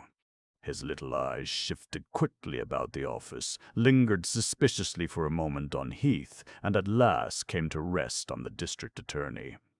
He was more vigilant even than during his first visit, and his greeting to Markham, while fulsome, had in it a note of trepidation. Nor was Markham's air calculated to put him at ease. It was an ominous, indomitable public prosecutor who motioned him to be seated. Mannix laid his hat and cane on the table and sat down on the edge of his chair, his back as perpendicular as a flagpole. "I'm not at all satisfied with what you told me Wednesday, Mr. Mannix," Markham began, "and I trust you won't necessitate me to take drastic steps to find out what you know about Miss Odell's death." "What I know?" Mannix forced a smile intended to be disarming. Mr. Markham," he seemed oilier than usual as he spread his hands in hopeless appeal. "If I knew anything, believe me, I would tell you. Positively, I would tell you." "I'm delighted to hear it. Your willingness makes my task easier." Mannix's eyes slowly contracted until they looked like two tiny shining discs, but otherwise the man did not move. After what seemed an interminable pause, he spoke. "I should tell you where I was Monday. Why should I have to do that? Nay, maybe I'm suspected of the murder. Yes? You're not suspected now. But your apparent unwillingness to answer my question is certainly suspicious. Why don't you care to have me know where you were?" "I got no reason to keep it from you, you understand," Mannix shrugged. "I got nothing to be ashamed of. Absolutely. I had a lot of accounts to go over at the office, winter season stocks. I was down at the office until 10 o'clock, maybe later. Then at 10:30. "That'll do." Vance's voice cut in tartly. "No need to drag anyone else into this thing." He spoke with a curious significance of emphasis, and Mannix studied him craftily, trying to read what knowledge, if any, lay behind his words. But he received no enlightenment from Vance's features. The warning, however, had been enough to halt him. "You don't want to know where I was at 10:30? "Not particularly," said Vance. "We want to know where you were at midnight, and it won't be necessary to mention anyone who saw you at that time. When you tell us the truth, we'll know it." He himself had assumed the air of wisdom and mystery that he had deputed to Markham earlier in the afternoon. Without breaking faith with Alice Lafosse, he had sowed the seeds of doubt in Mannix's mind. Before the man could frame an answer, Vance stood up and leaned impressively over the district attorney's desk. "You know a Miss Frisbee lives in 71st Street, accurately speaking. At number 184, to be more exact, in the house where Miss Odell lived, to put it precisely, in apartment number 2. Miss Frisbee was a former model of yours, sociable girl, still charitable to the advances of her erstwhile employer, meanin' yourself. When did you see her last, Mr. Mannix? Take your time about answering. You may want to think it over. Mannix took his time. It was a full minute before he spoke, and then it was to put another question. Haven't I got a right to call on a lady, haven't I? Certainly. Therefore, why should a question about so obviously correct and irreproachable an episode make you uneasy? Me uneasy? Mannix, with considerable effort, produced a grin. I'm just wondering what you got in your mind asking me about my private affairs. I'll tell you, Miss Odell was murdered at about midnight Monday. No one came or went through the front door of the house, and the side door was locked. The only way anyone could have entered her apartment was by way of apartment 2, and nobody who knew Miss Odell ever visited apartment 2 except yourself. At these words, Mannix leaned over the table, grasping the edge of it with both hands for support. His eyes were wide, and his sensual lips hung open. But it was not fear that one read in his attitude, it was sheer amazement. He sat for a moment staring at Vance, stunned and incredulous. That's what you think, is it? No one could have got in or out except by apartment 2 because the side door was locked. He gave a short, vicious laugh. If that side door didn't happen to be locked Monday night, where'd I stand then? Huh? Where'd I stand? I rather think you'd stand with us, with the district attorney. Vance was watching him like a cat. Sure I would, spat Mannix. And let me tell you something, my friend, that's just where I stand. Absolutely. He swung heavily about and faced Markham. I'm a good fellow, you understand, but I've kept my mouth shut long enough. That side door wasn't locked Monday night. And I know who sneaked out of it at 5 minutes to 12. Jamash, murmured Vance, reseating himself and calmly lighting a cigarette. Markham was too astonished to speak at once, and Heath sat stock still, his cigar halfway to his mouth. At length Markham leaned back and folded his arms. I think you'd better tell us the whole story, Mr. Mannix. His voice held a quality which made the request an imperative. Mannix, too, settled back in his chair. Oh, I'm going to tell it. Believe me, I'm going to tell it. You had the right idea. I spent the evening with Miss Frisbee. No harm in that, though. What time did you go there? After office hours, 5:30, 5:45. Came up in the subway, got off at 72 and walked over. And you entered the house through the front door? No. I walked down the alleyway and went in the side door, like I generally do. It's nobody's business who I call on, and what the telephone operator in the front hall don't know, don't hurt him. That's all right so far, observed Heath. The janitor didn't bolt the side door until after 6. And did you stay the entire evening, Mr. Mannix? Asked Markham. Sure, till just before midnight. Miss Frisbee cooked the dinner and I'd brought along a bottle of wine. Social little party, just the two of us. And I didn't go outside the apartment, understand, until 5 minutes to 12. You can get the lady down here and ask her. I'll call her up now and tell her to explain the exact situation about Monday night. I'm not asking you to take my word for it. Positively not. Markham made a gesture dismissing the suggestion. What took place at 5 minutes to 12? Mannix hesitated, as if loath to come to the point. I'm a good fellow, you understand, and a friend's a friend.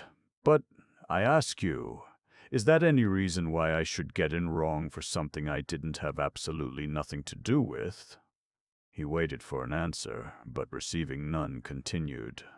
Sure, I'm right. Anyway, here's what happened. As I said, I was calling on the lady. But I had another date for later that night, so a few minutes before midnight I said goodbye and started to go. Just as I opened the door, I saw someone sneaking away from the Canary's apartment down the little back hall to the side door. There was a light in the hall, and the door of apartment 2 faces that side door. I saw the fellow as plain as I see you, positively as plain. Who was it? Well, if you got to know, it was Pop Cleaver. Markham's head jerked slightly. What did you do then? Nothing, Mr. Markham, nothing at all. I didn't think much about it, you understand. I knew Pop was chasing after the Canary, and I just supposed he'd been calling on her. But I didn't want Pop to see me, none of his business where I spend my time. So I waited quietly till he went out. By the side door? Sure. Then I went out the same way. I was going to leave by the front door because I knew the side door was always locked at night. But when I saw Pop go out that way, I said to myself I'd do the same. No sense giving your business away to a telephone operator if you haven't got to. No sense at all. So I went out the same way I came in, picked up a taxi on Broadway, and went. That's enough! Again, Vance's command cut him short. Oh, all right. Mannix seemed content to end his statement at this point. Only, you understand, I don't want you to think. We don't. Markham was puzzled at these interruptions, but made no comment. When you read of Miss Odell's death, he said, why didn't you come to the police with this highly important information? I should get mixed up in it, exclaimed Mannix in surprise. I got enough trouble without looking for it. Plenty. An exigent course, commented Markham with open disgust. But you nevertheless suggested to me, after you knew of the murder, that Cleaver was being blackmailed by Miss Odell. Sure I did.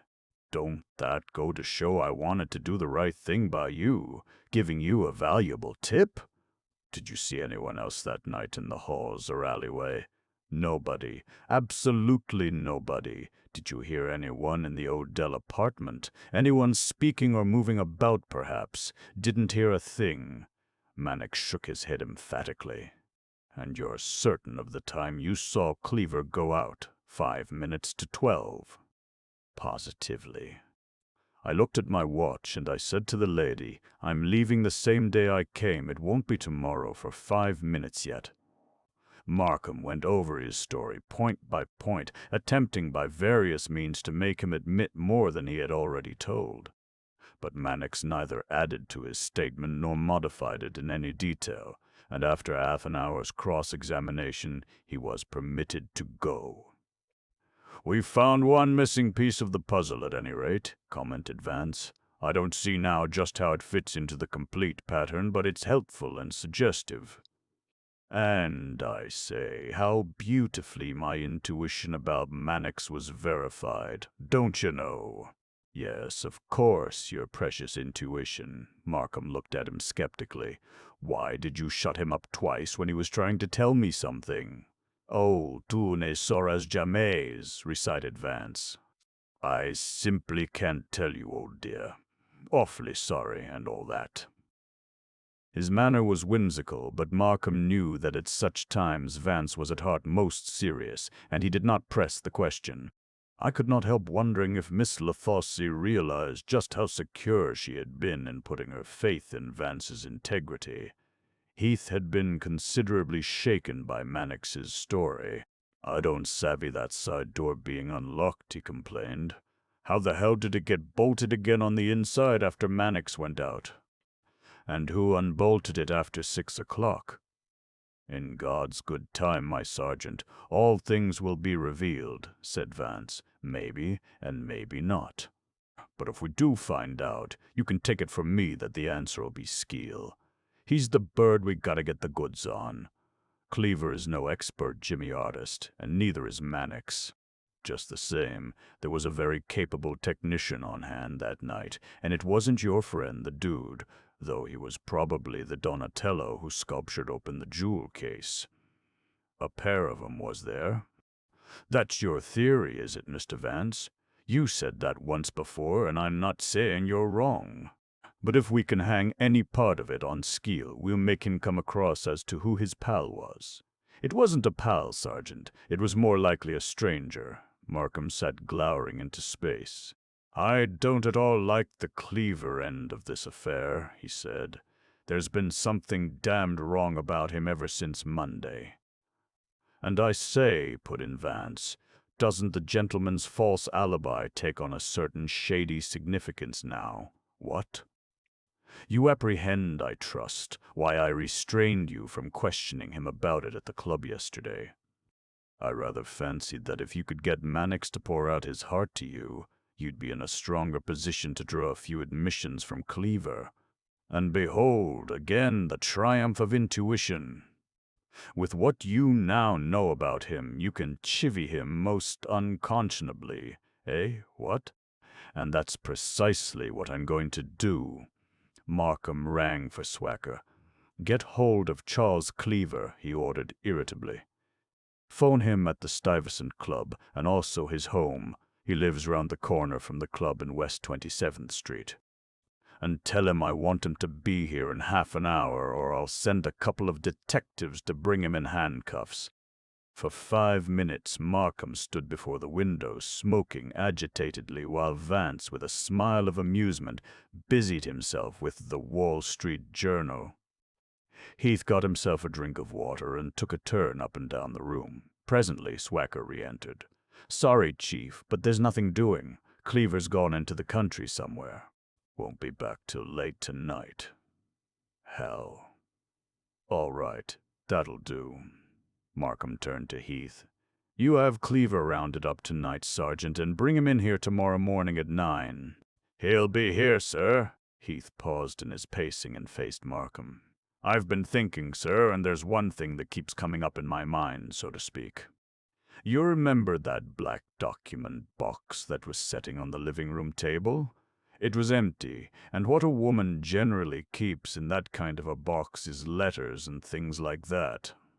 Well, now, here's what's been bothering me. That box wasn't jimmied open. It was unlocked with a key.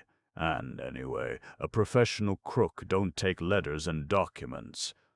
You see what I mean, sir? Sergeant of mine, exclaimed Vance. I abase myself before you. I sit at your feet. The document box. The tidily opened, empty document box, of course. Skeel didn't open it. Never in this world. That was the other chap's handiwork. What was in your mind about that box, Sergeant? Asked Markham. Just this, sir. As Mr. Vance has insisted right along, there might have been someone besides Skeel in that apartment during the night. And you told me that Cleaver admitted to you he'd paid Odell a lot of money last June to get back his letters. But suppose he never paid that money. Suppose he went there Monday night and took those letters. Wouldn't he have told you just the story he did about buying 'em back? Maybe that's how Mannix happened to see him there. That's not unreasonable, Markham acknowledged. But where does it lead us? Well, sir, if Cleaver did take 'em Monday night, he might have held on to 'em. And if any of those letters were dated later than last June when he says he bought 'em back, then we'd have the goods on him. Well, as I say, sir, I've been thinking. Now, Cleaver is out of town today, and if we could get hold of those letters... Oh... It might prove helpful, of course, said Markham coolly, looking the sergeant straight in the eye. But such a thing is quite out of the question. Still and all, mumbled Heath, Cleaver's been pulling a lot of raw stuff on you, sir. Chapter 21. A contradiction in dates. Saturday, September 15, 9 a.m. The next morning, Markham and Vance and I breakfasted together at the Prince George and arrived at the district attorney's office a few minutes past 9. Heath, with Cleaver in tow, was waiting in the reception room. To judge by Cleaver's manner as he entered, the sergeant had been none too considerate of him. He strode belligerently to the district attorney's desk and fixed a cold, resentful eye on Markham. "Am I, by any chance, under arrest?" he demanded softly, but it was the rasping, suppressed softness of wrathful indignation. "Not yet," said Markham curtly. "But if you were, you'd have only yourself to blame. Sit down." Cleaver hesitated and took the nearest chair. "Why was I routed out of bed at 7:30 by this detective of yours?" He jerked his thumb toward Heath, "and threatened with patrol wagons and warrants because I objected to such high-handed and illegal methods. You were merely threatened with legal procedure if you refused to accept my invitation voluntarily. This is my short day at the office, and there was some explaining I wanted from you without delay. I'm damned if I'll explain anything to you under these conditions." For all his nerveless poise, Cleaver was finding it difficult to control himself. "I'm no pickpocket that you can drag in here when it suits your convenience and put through a 3rd degree. That's eminently satisfactory to me." Markham spoke ominously. "But since you refuse to do your explaining as a free citizen, I have no other course than to alter your present status." He turned to Heath. "Sergeant, go across the hall and have Ben swear out a warrant for Charles Cleaver. Then lock this gentleman up." Cleaver gave a start and caught his breath sibilantly. "On what charge?" he demanded. "The murder of Margaret Odell." The man sprang to his feet. The color had gone from his face and the muscles of his jowls worked spasmodically. "Wait, you're giving me a raw deal. And you'll lose out, too. You couldn't make that charge stick in 1,000 years. Maybe not. But if you don't want to talk here, I'll make you talk in court. I'll talk here." Cleaver sat down again. "What do you want to know?" Markham took out a cigar and lit it with deliberation. "First, why did you tell me you were in Boonton Monday night?" Cleaver apparently had expected the question. "When I read of the Canary's death, I wanted an alibi, and my brother had just given me the summons he'd been handed in Boonton. It was a ready-made alibi right in my hand. So I used it." "Why did you need an alibi?" "I didn't need it, but I thought it might save me trouble.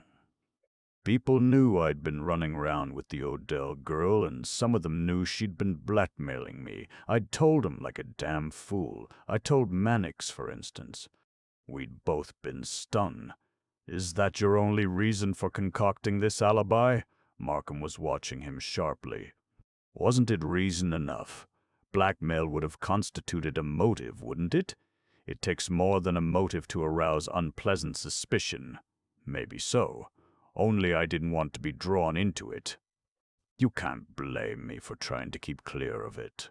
Markham leaned over with a threatening smile. "The fact that Miss Odell had blackmailed you wasn't your only reason for lying about the summons." "It wasn't even your main reason." Cleaver's eyes narrowed, but otherwise he was like a graven image. "You evidently know more about it than I do." He managed to make his words sound casual. "Not more, Mr. Cleaver," Markham corrected him, "but nearly as much. Where were you between 11 o'clock and midnight Monday? Perhaps that's one of the things you know. You're right." "You were in Miss Odell's apartment?" Cleaver sneered, but he did not succeed in disguising the shock that Markham's accusation caused him. "If that's what you think, then it happens you don't know after all. I haven't put foot in her apartment for 2 weeks. I have the testimony of reliable witnesses to the contrary." "Witnesses?" The word seemed to force itself from Cleaver's compressed lips. "Yow," Markham nodded. "You were seen coming out of Miss Odell's apartment and leaving the house by the side door at 5 minutes to 12 on Monday night." Cleaver's jaw sagged slightly, and his labored breathing was quite audible. "And between 11:30 and 12 o'clock, pursued Markham's relentless voice, "Miss Odell was strangled and robbed. What do you say to that?" For a long time there was tense silence. Then Cleaver spoke. "I've got to think this thing out." Markham waited patiently. After several minutes, Cleaver drew himself together and squared his shoulders. "I'm going to tell you what I did that night, and you can take it or leave it." Again, he was the cold, self-contained gambler. "I don't care how many witnesses you've got. It's the only story you'll ever get out of me. I should have told you in the first place, but I didn't see any sense of stepping into hot water if I wasn't pushed in.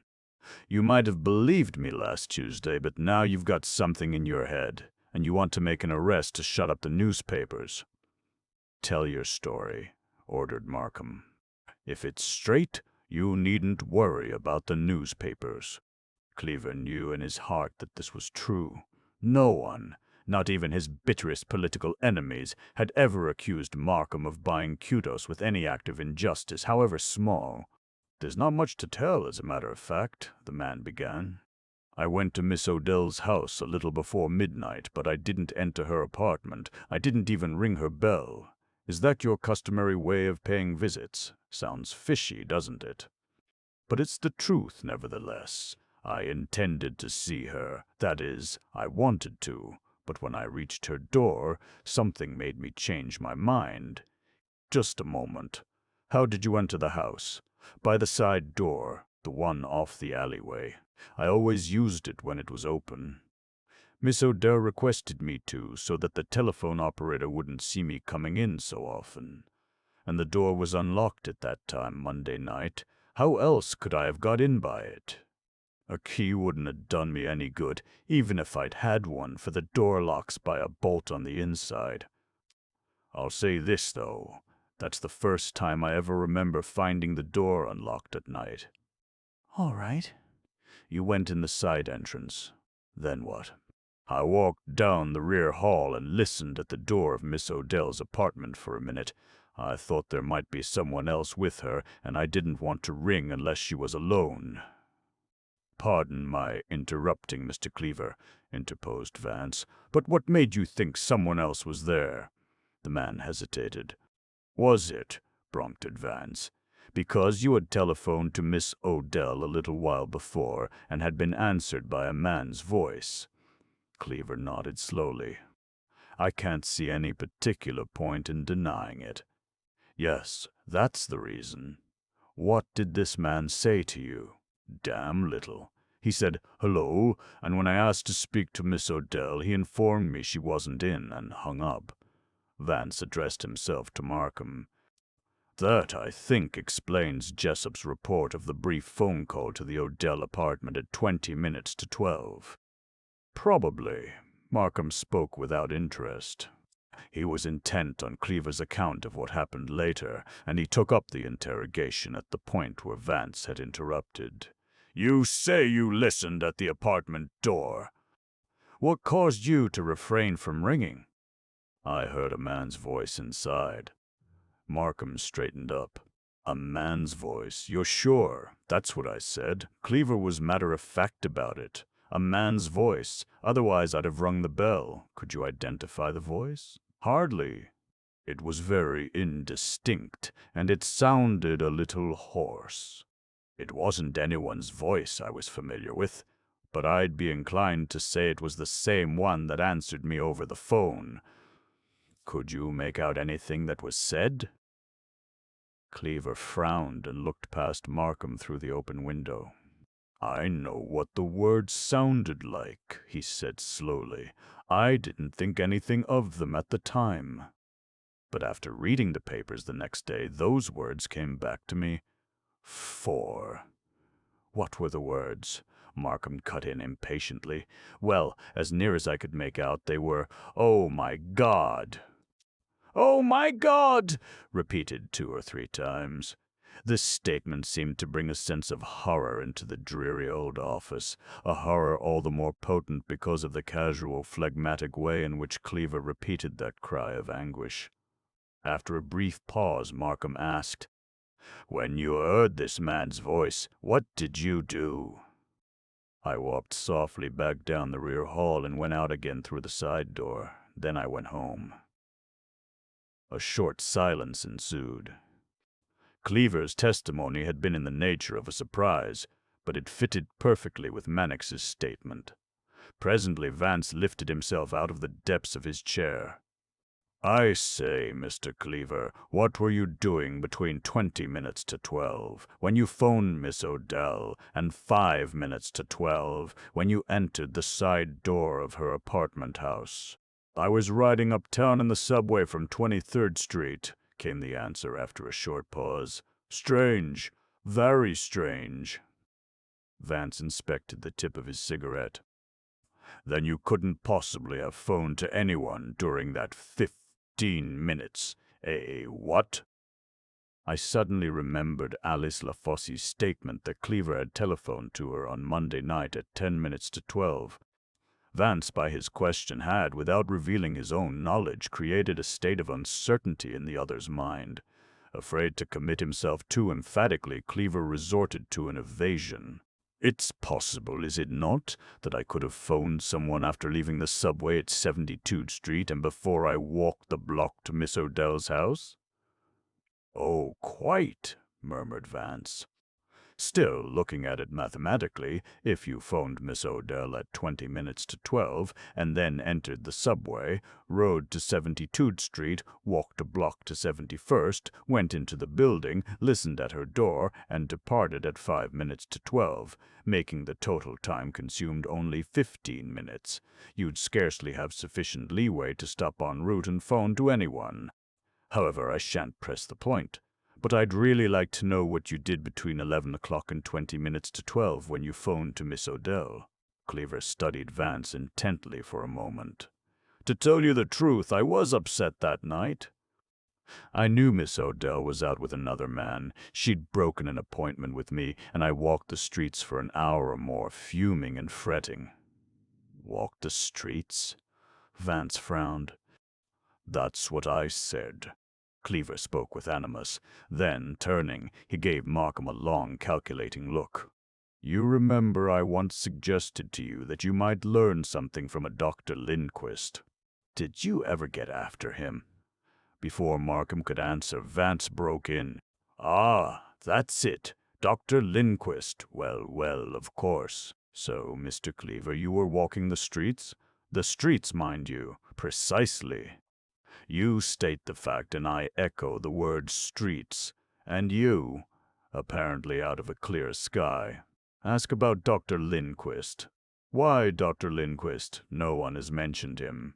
But that word, streets, that's the connection. The streets and Dr. Lindquist are one, same as Paris and springtime are one. Neat, very neat. And now I've got another piece to the puzzle. Markham and Heath looked at him as if he had suddenly gone mad. He calmly selected a Reggie from his case and proceeded to light it. Then he smiled beguilingly at Cleaver. The time has come, my dear sir, for you to tell us when and where you met Dr. Lindquist while roaming the streets Monday night. If you don't, 'pon my word, I'll come pretty close to doing it for you. A full minute passed before Cleaver spoke, and during that time his cold, staring eyes never moved from the district attorney's face. I've already told most of the story, so here's the rest. He gave a soft, mirthless laugh. I went to Miss Odell's house a little before 11:30. Thought she might be home by that time. There I ran into Dr. Lindquist, standing in the entrance to the alleyway. He spoke to me and told me someone was with Miss Odell in her apartment. Then I walked round the corner to the Ansonia Hotel. After 10 minutes or so, I telephoned Miss Odell and, as I said, a man answered. I waited another 10 minutes and phoned a friend of Miss Odell's, hoping to arrange a party, but failing, I walked back to the house. The doctor had disappeared, and I went down the alleyway and in the side door. After listening a minute, as I told you, and hearing a man's voice, I came away and went home. That's everything. At that moment, Swacker came in and whispered something to Heath. The sergeant rose with alacrity and followed the secretary out of the room. Almost at once he returned, bearing a bulging manila folder. Handing it to Markham, he said something in a low voice inaudible to the rest of us. Markham appeared both astonished and displeased. Waving the sergeant back to his seat, he turned to Cleaver. I'll have to ask you to wait in the reception room for a few minutes. Another urgent matter has just arisen." Cleaver went out without a word, and Markham opened the folder. "I don't like this sort of thing, Sergeant. I told you so yesterday when you suggested it." "I understand, sir." Heath, I felt, was not as contrite as his tone indicated. "But if those letters and things are all right, and Cleaver hasn't been lying to us about 'em, I'll have my man put 'em back, so's no one'll ever know they were taken. And if they do make Cleaver out a liar, then we've got a good excuse for grabbing 'em." Markham did not argue the point. With a gesture of distaste, he began running through the letters, looking particularly at the dates. 2 photographs he put back after a cursory glance, and 1 piece of paper which appeared to contain a pen and ink sketch of some kind, he tore up with disgust and threw into the wastebasket. 3 letters, I noticed, he placed to one side. After 5 minutes' inspection of the others, he returned them to the folder. Then he nodded to Heath. "Bring Cleaver back." He rose and, turning, gazed out of the window. As soon as Cleaver was again seated before the desk, Markham said without looking round, "You told me it was last June that you bought your letters back from Miss Odell." Do you recall the date? "Not exactly," said Cleaver easily. "It was early in the month, though, during the first week, I think." Markham now spun about and pointed to the 3 letters he had segregated. "How, then, do you happen to have in your possession compromising letters which you wrote to Miss Odell from the Adirondacks late in July?" Cleaver's self-control was perfect. After a moment's stoical silence, he merely said in a mild, quiet voice, "You, of course, came by those letters legally." Markham was stung, but he was also exasperated by the other's persistent deceptions. "I regret to confess," he said, "that they were taken from your apartment, though I assure you it was against my instructions. But since they have come unexpectedly into my possession, the wisest thing you can do is to explain them.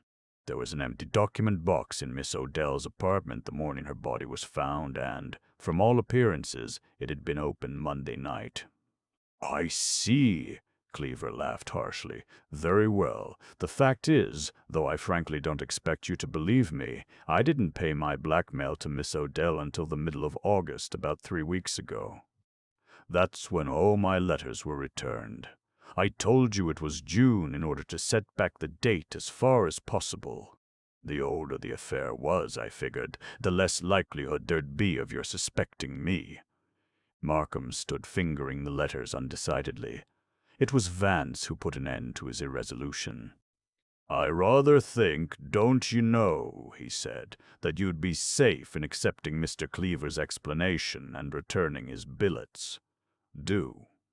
Markham, after a momentary hesitation, picked up the manila folder and, replacing the 3 letters, handed it to Cleaver. "I wish you to understand that I did not sanction the appropriating of this correspondence. You'd better take it home and destroy it. I won't detain you any longer now. But please arrange to remain where I can reach you if necessary." I'm not going to run away, said Cleaver, and Heath directed him to the elevator. Chapter 22. A telephone call, Saturday, September 15, 10 a.m. Heath returned to the office, shaking his head hopelessly. "There must have been a regular wake at Odell's Monday night." "Quite," agreed Vance. "A midnight conclave of the ladies' admirers. Mannix was there, unquestionably, and he saw Cleaver, and Cleaver saw Lindquist, and Lindquist saw Spotswood." "Humph, humph." "But nobody saw Skeel." "The trouble is," said Markham, "we don't know how much of Cleaver's story is true. And, by the way, Vance, do you believe he really bought his letters back in August?" "If only we knew. Dashed confusing, ain't it? Anyway," argued Heath, "Cleaver's statement about phoning Odell at 20 minutes to 12 and a man answering is verified by Jessup's testimony. And I guess Cleaver saw Lindquist all right that night, for it was him who first tipped us off about the doc. He took a chance doing it because the doc was liable to tell us he saw Cleaver." "But if Cleaver had an alluring alibi," said Vance, "he could simply have said the doctor was lying. However, Whether you accept Cleaver's absorbent legend or not, you can take my word for it. There was a visitor other than Skeel in the Odell apartment that night. That's all right, too, conceded Heath reluctantly. But even so, this other fellow is only valuable to us as a possible source of evidence against Skeel. That may be true, Sergeant, Markham frowned perplexedly. Only, I'd like to know how that side door was unbolted and then rebolted on the inside. We know now that it was open around midnight, and that Mannix and Cleaver both used it. You worry so over trifles, said Vance negligently. The door problem will solve itself once we discover who was keeping company with Skeel in the Canary's gilded cage. I should say it boils down to Mannix, Cleaver, and Lindquist. They were the only three at all likely to be present, and if we accept Cleaver's story in its essentials, each of them had an opportunity of getting into the apartment between 11:30 and midnight. True. But you have only Cleaver's word that Lindquist was in the neighborhood, and that evidence, uncorroborated, can't be accepted as the lily-white truth. Heath stirred suddenly and looked at the clock. Say, what about that nurse you wanted at 11 o'clock? I've been worrying horribly about her for an hour. Vance appeared actually troubled. Really, I haven't the slightest desire to meet the lady. I'm hoping for a revelation, don't you know? Let's wait for the doctor until 10:30, Sergeant. He had scarcely finished speaking when Swacker informed Markham that Dr. Lindquist had arrived on a mission of great urgency. It was an amusing situation. Markham laughed outright while Heath stared at Vance with uncomprehending astonishment. It's not necromancy, Sergeant, smiled Vance. The doctor realized yesterday that we were about to catch him in a falsehood, so he decided to forestall us by explaining personally. Simple, what? Sure. Heath's look of wonderment disappeared. As Dr. Lindquist entered the room, I noted that his habitual urbanity had deserted him. His air was at once apologetic and apprehensive. That he was laboring under some great strain was evident. "I've come, sir," he announced, taking the chair Markham indicated, "to tell you the truth about Monday night." "The truth is always welcome, Doctor," said Markham encouragingly. Dr. Lindquist bowed agreement. "I deeply regret that I did not follow that course at our first interview. But at that time I had not weighed the matter sufficiently, and, having once committed myself to a false statement, I felt I had no option but to abide by it. However, after more mature consideration, I have come to the conclusion that frankness is the wiser course. The fact is, sir, I was not with Mrs. Breeden Monday night between the hours I mentioned. I remained at home until about 10:30. Then I went to Miss Odell's house, arriving a little before 11. I stood outside in the street until 11:30. Then I returned home. Such a bare statement needs considerable amplification. I realize it, sir, and I am prepared to amplify it. Dr. Lindquist hesitated, and a strained look came into his white face. His hands were tightly clenched. I had learned that Miss Odell was going to dinner and the theater with a man named Spotswood, and the thought of it began to prey on my mind.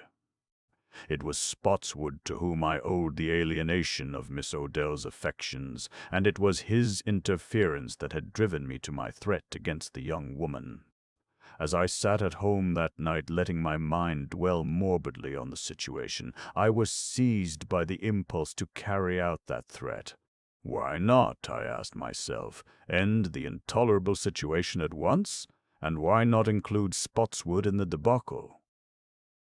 As he talked, he became more and more agitated. The nerves about his eyes had begun to twitch, and his shoulders jerked like those of a man attempting vainly to control a chill. Remember, sir, I was suffering agonies, and my hatred of Spotswood seemed to cloud my reason. Scarcely realizing what I was doing, and yet operating under an irresistible determination, I put my automatic in my pocket and hurried out of the house. I thought Miss Odell and Spotswood would be returning from the theater soon, and I intended to force my way into the apartment and perform the act one had planned. From across the street, I saw them enter the house. It was about 11 then. But when I came face to face with the actuality, I hesitated. I delayed my revenge. I played with the idea, getting a kind of insane satisfaction out of it, knowing they were now at my mercy. His hands were shaking as with a coarse tremor, and the twitching about his eyes had increased. For half an hour I waited, gloating. Then, as I was about to go in and have it over with, a man named Cleaver came along and saw me. He stopped and spoke. I thought he might be going to call on Miss Odell, so I told him she already had a visitor.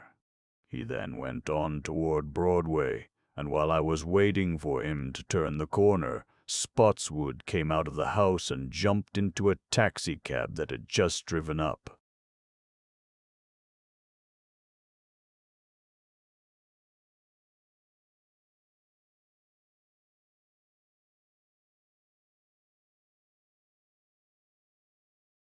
My plan had been thwarted. I had waited too long.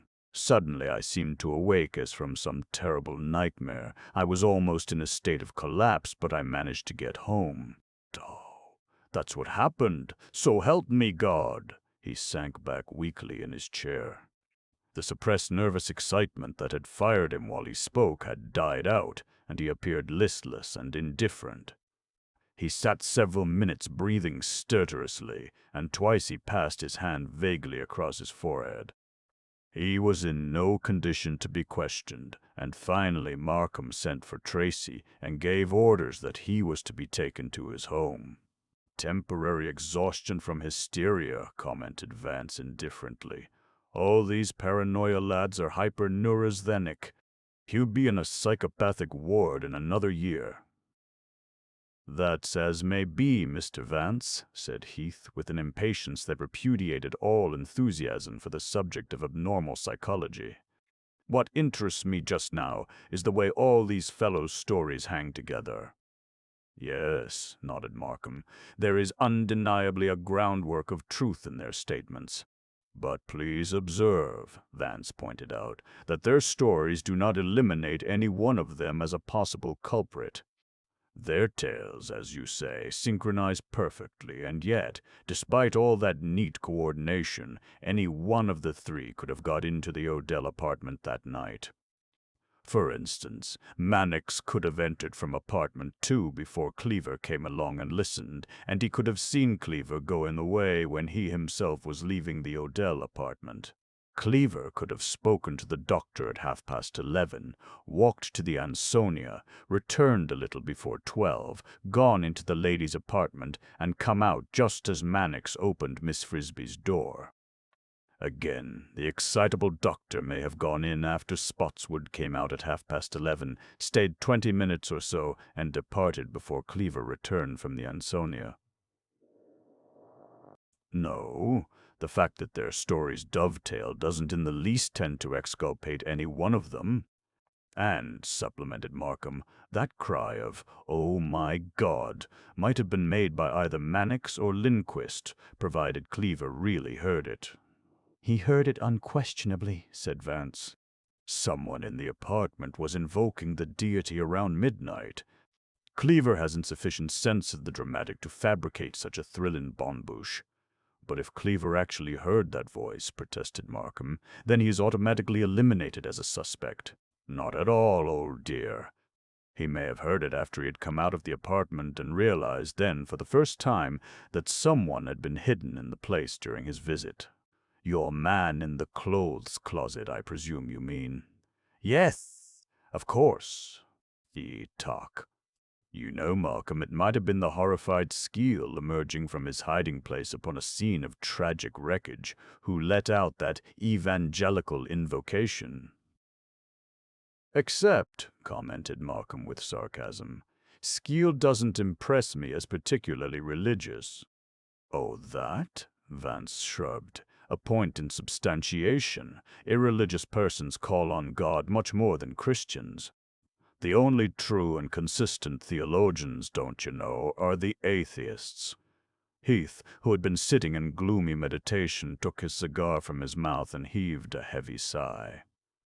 "Yes," he rumbled, "I'm willing to admit somebody besides Skeel got into Odell's apartment and that the dude hid in the clothes closet.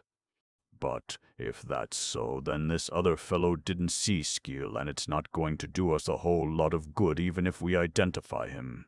"Don't fret on that point, Sergeant," Vance counseled him cheerfully. "When you've identified this other mysterious visitor, you'll be positively amazed how black care will desert you. You'll rubricate the hour you find him. You'll leap gladsomely in the air. You'll sing a roundelay." "The hell I will," said Heath.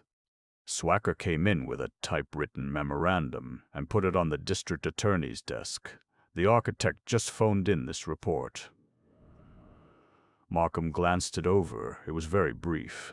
"No help here," he said. "Walls solid, no waste space, no hidden entrances." "Too bad, Sergeant," sighed Vance. "You'll have to drop the cinema idea." "Sad." Heath grunted and looked disconsolate. "Even without no other way of getting in or out except that side door," he said to Markham. "Couldn't we get an indictment against Skeel now that we know the door was unlocked Monday night?"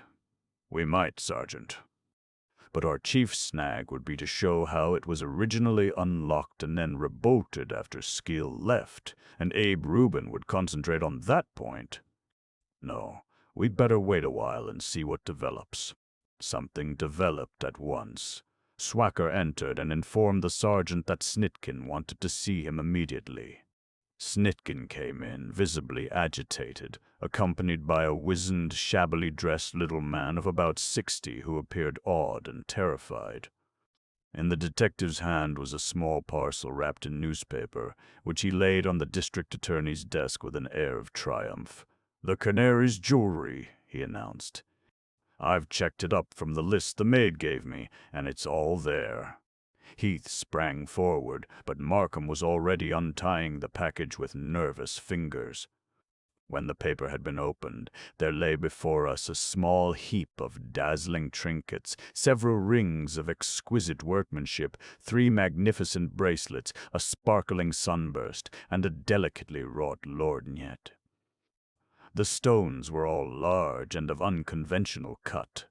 Markham looked up from them inquisitively, and Snitkin, not waiting for the inevitable question, explained. "This man Potts found them. He's a street cleaner, and he says they were in one of the DSC cans at 23rd Street near the Flatiron Building. He found 'em yesterday afternoon, so he says, and took 'em home. Then he got scared and brought 'em to police headquarters this morning. Mr. Potts, the White Wing, was trembling visibly. "That's right, sir, that's right," he assured Markham with frightened eagerness. "I allus look into any bundles I find. I didn't mean no harm taking 'em home, sir. I wasn't going to keep 'em. I laid awake worrying all night, and this morning, as soon as I got a chance, I took 'em to the police." He shook so violently I was afraid he was going to break down completely. "That's all right, Potts," Markham told him in a kindly voice. Then to Snitkin, "Let the man go. Only get his full name and address." Vance had been studying the newspaper in which the jewels had been wrapped. "I say, my man," he asked, "is this the original paper you found them in?" "Yes, sir, the same. I ain't touched nothing." "Right-o." Mr. Potts, greatly relieved, shambled out, followed by Snitkin. "The Flatiron Building is directly across Madison Square from the Stuyvesant Club," observed Markham, frowning. "So it is." Vance then pointed to the left-hand margin of the newspaper that held the jewels. "And you'll notice that this Herald of yesterday has 3 punctures evidently made by the pins of a wooden holder such as is generally used in a club's reading room." "You got a good eye, Mr. Vance," nodded Heath, inspecting the newspaper. "I'll see about this." Markham viciously pressed a button. "They keep their papers on file for a week at the Stuyvesant Club." When Swacker appeared, he asked that the club's steward be got immediately on the telephone. After a short delay, the connection was made. At the end of 5 minutes' conversation, Markham hung up the receiver and gave Heath a baffled look. "The club takes 2 heralds. Both of yesterday's copies are there on the rack. Didn't Cleaver once tell us he read nothing but the Herald, that and some racing sheet at night?" Vance put the question offhandedly. "I believe he did." Markham considered the suggestion. "Still, both the club heralds are accounted for." He turned to Heath. "When you were checking up on Mannix, did you find out what clubs he belonged to?" "Sure." The sergeant took out his notebook and riffled the pages for a minute or two. "He's a member of the Furriers and the Cosmopolis." Markham pushed the telephone toward him. "See what you can find out." Heath was 15 minutes at the task. "A blank," he announced finally. "The Furriers don't use holders, and the Cosmopolis don't keep any back numbers." "What about Mr. Skeel's club, Sergeant?" asked Vance, smiling. "Oh, I know the finding of that jewelry gums up my theory about Skeel," said Heath with surly ill-nature. "But what's the good of rubbing it in? Still, if you think I'm going to give that bird a clean bill of health just because the Odell swag was found in a trash can, you're mighty mistaken. Don't forget we're watching the dude pretty close. He may have got leery and tipped off some pal he'd cashed the jewels with. I rather fancy the experienced Skeel would have turned his booty over to a professional receiver. But even had he passed it on to a friend, would this friend have been likely to throw it away because Skeel was worried? Maybe not. But there's some explanation for those jewels being found, and when we get hold of it, it won't eliminate Skeel." "No, the explanation won't eliminate Skeel," said Vance. "But, my word, how it'll change his locus standi." Heath contemplated him with shrewdly appraising eyes. Something in Vance's tone had apparently piqued his curiosity and set him to wondering. Vance had too often been right in his diagnoses of persons and things for the sergeant to ignore his opinions wholly. But before he could answer, Swacker stepped alertly into the room, his eyes animated. "Tony Skeel's on the wire, Chief, and wants to speak to you." Markham, despite his habitual reserve, gave a start. "Here, Sergeant," he said quickly. "Take that extension phone on the table and listen in." He nodded curtly to Swacker, who disappeared to make the connection. Then he took up the receiver of his own telephone and spoke to Skeel. For a minute or so he listened. Then, after a brief argument, he concurred with some suggestion that had evidently been made, and the conversation ended. "Skeel craves an audience, I gather," said Vance. "I've rather been expecting it, you know." "Yes, he's coming here tomorrow at 10. And he hinted that he knew who slew the Canary, eh? What?" "That's just what he did say. He promised to tell me the whole story tomorrow morning." "He's the lad that's in a position to do it," murmured Vance. "But Mr. Markham," said Heath, who still sat with his hand on the telephone, gazing at the instrument with dazed incredulity, "I don't see why you don't have him brought here today. As you heard, Sergeant, Skeel insisted on tomorrow, and threatened to say nothing if I forced the issue. It's just as well not to antagonize him. We might spoil a good chance of getting some light on this case if I ordered him brought here and used pressure. And tomorrow suits me. It'll be quiet around here then. Moreover, your man's watching Skeel, and he won't get away." "I guess you're right, sir." "The dude's touchy, and he can give a swell imitation of an oyster when he feels like it." The sergeant spoke with feeling. "I'll have Swacker here tomorrow to take down his statement," Markham went on. "And you'd better put one of your men on the elevator. The regular operator is off Sundays. Also plant a man in the hall outside and put another one in Swacker's office." Vance stretched himself luxuriously and rose. "Most considerate of the gentleman to call up at this time, don't you know? I had a longing to see the Monets at Durand Ruel's this afternoon, and I was afraid I wasn't going to be able to drag myself away from this fascinating case. Now that the apocalypse has been definitely scheduled for tomorrow, I'll indulge my taste for impressionism. The ma, demane, Markham. Bye-bye, Sergeant." Chapter 23. The 10 o'clock appointment, Sunday, September 16, 10 a.m. A fine drizzle was falling the next morning when we rose, and a chill, the first forerunner of winter, was in the air. We had breakfast in the library at 8:30, and at 9 o'clock Vance's car, which had been ordered the night before, called for us. We rode down Fifth Avenue, now almost deserted in its thick blanket of yellow fog, and called for Markham at his apartment in West 12th Street. He was waiting for us in front of the house and stepped quickly into the car with scarcely a word of greeting. From his anxious, preoccupied look, I knew that he was depending a good deal on what Skeel had to tell him. We had turned into West Broadway beneath the elevated tracks before any of us spoke. Then Markham voiced a doubt which was plainly an articulation of his troubled ruminations. "I'm wondering if, after all, this fellow Skeel can have any important information to give us. His phone call was very strange, yet he spoke confidently enough regarding his knowledge.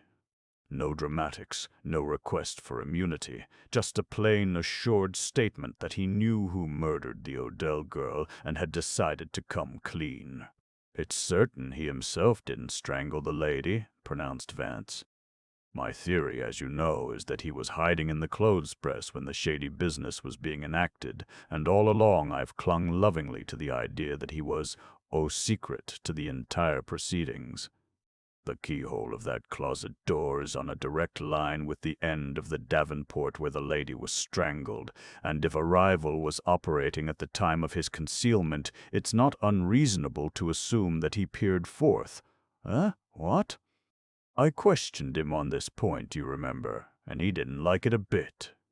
But in that case, oh, I know, there are all kinds of erudite objections to my wild dream. Why didn't he give the alarm? Why didn't he tell us about it before? Why this and why that? I make no claim to omniscience, you know. I don't even pretend to have a logical explanation for the various traits doyen of my vagary. My theory is only sketched in, as it were. But I'm convinced, nevertheless, that the modish Tony knows who killed his bona roba and looted her apartment.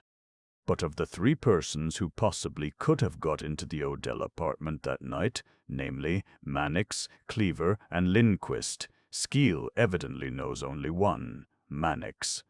Yes, to be sure. And Mannix, it would seem, is the only one of the trio who knows Skeel. An interesting point. Heath met us at the Franklin Street entrance to the Criminal Courts building. He, too, was anxious and subdued, and he shook hands with us in a detached manner, devoid of his usual heartiness. "I've got Snitkin running the elevator," he said after the briefest of salutations. "Burke's in the hall upstairs, and Emery is with him, waiting to be let into Swacker's office." We entered the deserted and almost silent building and rode up to the 4th floor. Markham unlocked his office door, and we passed in. "Guilfoyle, the man who's tailing Skeel," Heath explained when we were seated, "is to report by phone to the Homicide Bureau as soon as the dude leaves his rooms." It was now 20 minutes to 10. 5 minutes later, Swacker arrived. Taking his stenographic notebook, he stationed himself just inside of the swinging door of Markham's private sanctum, where he could hear all that was said without being seen. Markham lit a cigar, and Heath followed suit. Vance was already smoking placidly. He was the calmest person in the room, and lay back languorously in one of the great leather chairs as though immune to all cares and vicissitudes. But I could tell by the over-deliberate way he flicked his ashes into the receiver that he, too, was uneasy.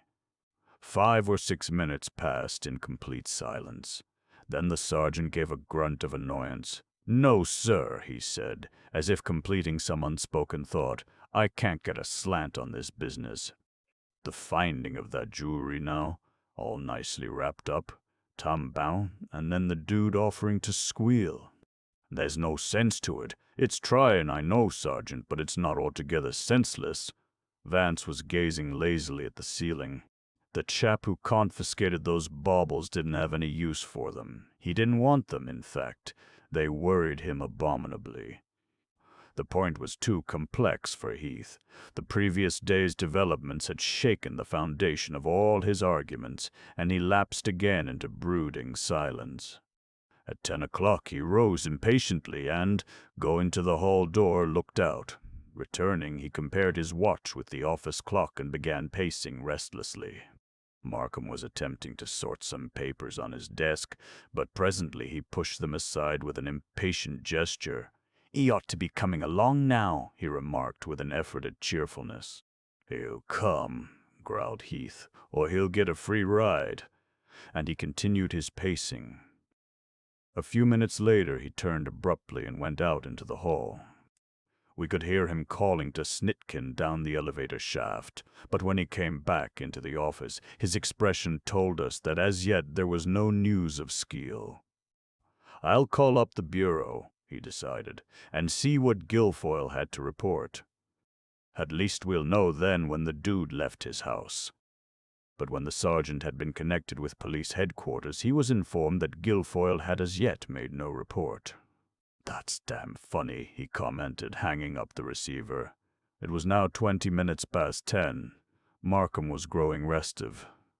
The tenacity with which the Canary murder case had resisted all his efforts toward a solution had filled him with discouragement, and he had hoped, almost desperately, that this morning's interview with Skeel would clear up the mystery, or at least supply him with information on which definite action could be taken.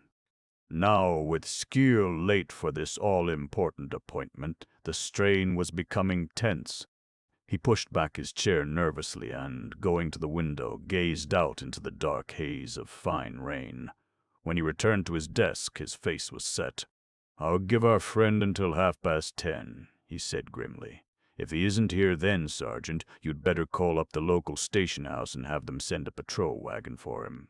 There was another few minutes of silence. Vance lolled in his chair with half-closed eyes, but I noticed that, though he still held his cigarette, he was not smoking. His forehead was puckered by a frown, and he was very quiet. I knew that some unusual problem was occupying him. His lethargy had in it a quality of intentness and concentration. As I watched him, he suddenly sat up straight, his eyes open and alert. He tossed his dead cigarette into the receiver with a jerky movement that attested to some inner excitation. "Oh, my word," he exclaimed. "It really can't be, you know." And yet, his face darkened. "And yet, by Jove, that's it. What an ass I've been! What an unutterable ass! Sree! Oh." He sprang to his feet, then stood looking down at the floor like a man dazed, afraid of his own thoughts. "Markham, I don't like it. I don't like it at all." He spoke almost as if he were frightened. "I tell you, there's something terrible going on, something uncanny. The thought of it makes my flesh creep." "I must be getting old and sentimental," he added with an effort at lightness, but the look in his eyes belied his tone. "Why didn't I see this thing yesterday? But I let it go on." We were all staring at him in amazement. I had never seen him affected in this way before, and the fact that he was habitually so cynical and aloof, so adamant to emotion and impervious to outside influences, gave his words and actions an impelling and impressive quality. After a moment he shook himself slightly, as if to throw off the pall of horror that had descended upon him, and, stepping to Markham's desk, he leaned over, resting on both hands. "Don't you see?" he asked. "Skeel's not coming. No use to wait. No use of our having come here in the first place. We have to go to him. He's waiting for us. Come, get your hat." Markham had risen, and Vance took him firmly by the arm. "You needn't argue," he persisted. "You'll have to go to him sooner or later. You might as well go now, don't you know?" My word, what a situation! He had led Markham, astonished and but mildly protesting, into the middle of the room, and he now beckoned to Heath with his free hand.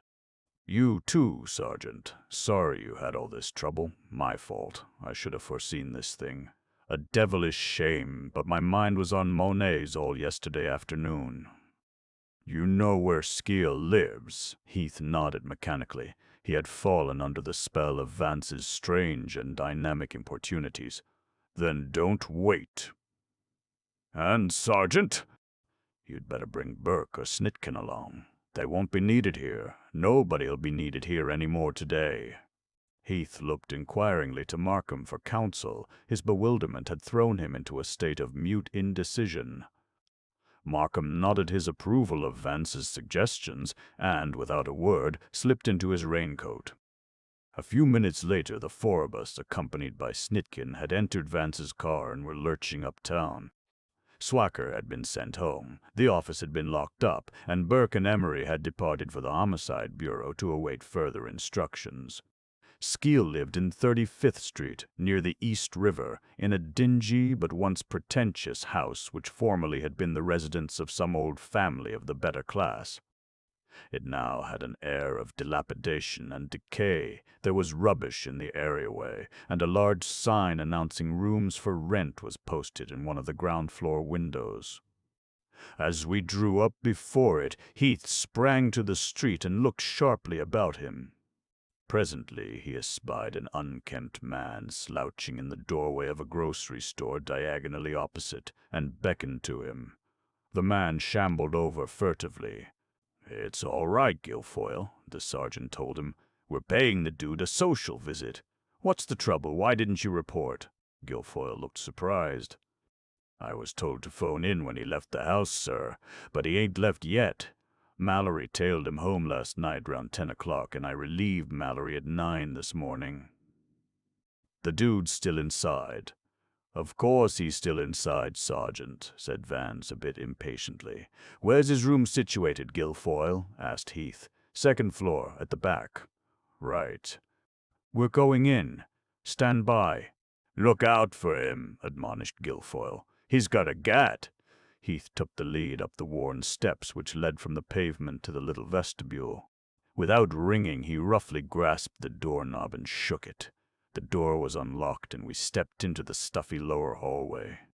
A bedraggled woman of about 40, in a disreputable dressing gown, and with hair hanging in strings over her shoulders, emerged suddenly from a rear door and came toward us unsteadily, her bleary eyes focused on us with menacing resentment. "Say," she burst out in a rasping voice, "what do yous mean by bustin' in like this on a respectable lady?" and she launched forth upon a stream of profane epithets. Heath, who was nearest her, placed his large hand over her face and gave her a gentle but firm shove backward. "You keep out of this, Cleopatra," he advised her, and began to ascend the stairs. The second-floor hallway was dimly lighted by a small flickering gas jet, and at the rear we could distinguish the outlines of a single door set in the middle of the wall. "That'll be Mr. Skeel's abode," observed Heath. He walked up to it and, dropping one hand in his right coat pocket, turned the knob. But the door was locked. He then knocked violently upon it, and placing his ear to the jamb, listened. Snitkin stood directly behind him, his hand also in his pocket. The rest of us remained a little in the rear. Heath had knocked a second time when Vance's voice spoke up from the semi-darkness. "I say, Sergeant, you're wasting time with all that formality." "I guess you're right," came the answer after a moment of what seemed unbearable silence. Heath bent down and looked at the lock. Then he took some instrument from his pocket and inserted it into the keyhole. "You're right," he repeated. "The key's gone." He stepped back and, balancing on his toes like a sprinter, sent his shoulders crashing against the panel directly over the knob. But the lock held. "Come on, Snitkin," he ordered. The two detectives hurled themselves against the door. At the third onslaught there was a splintering of wood and a tearing of the lock's bolt through the molding. The door swung drunkenly inward. The room was in almost complete darkness.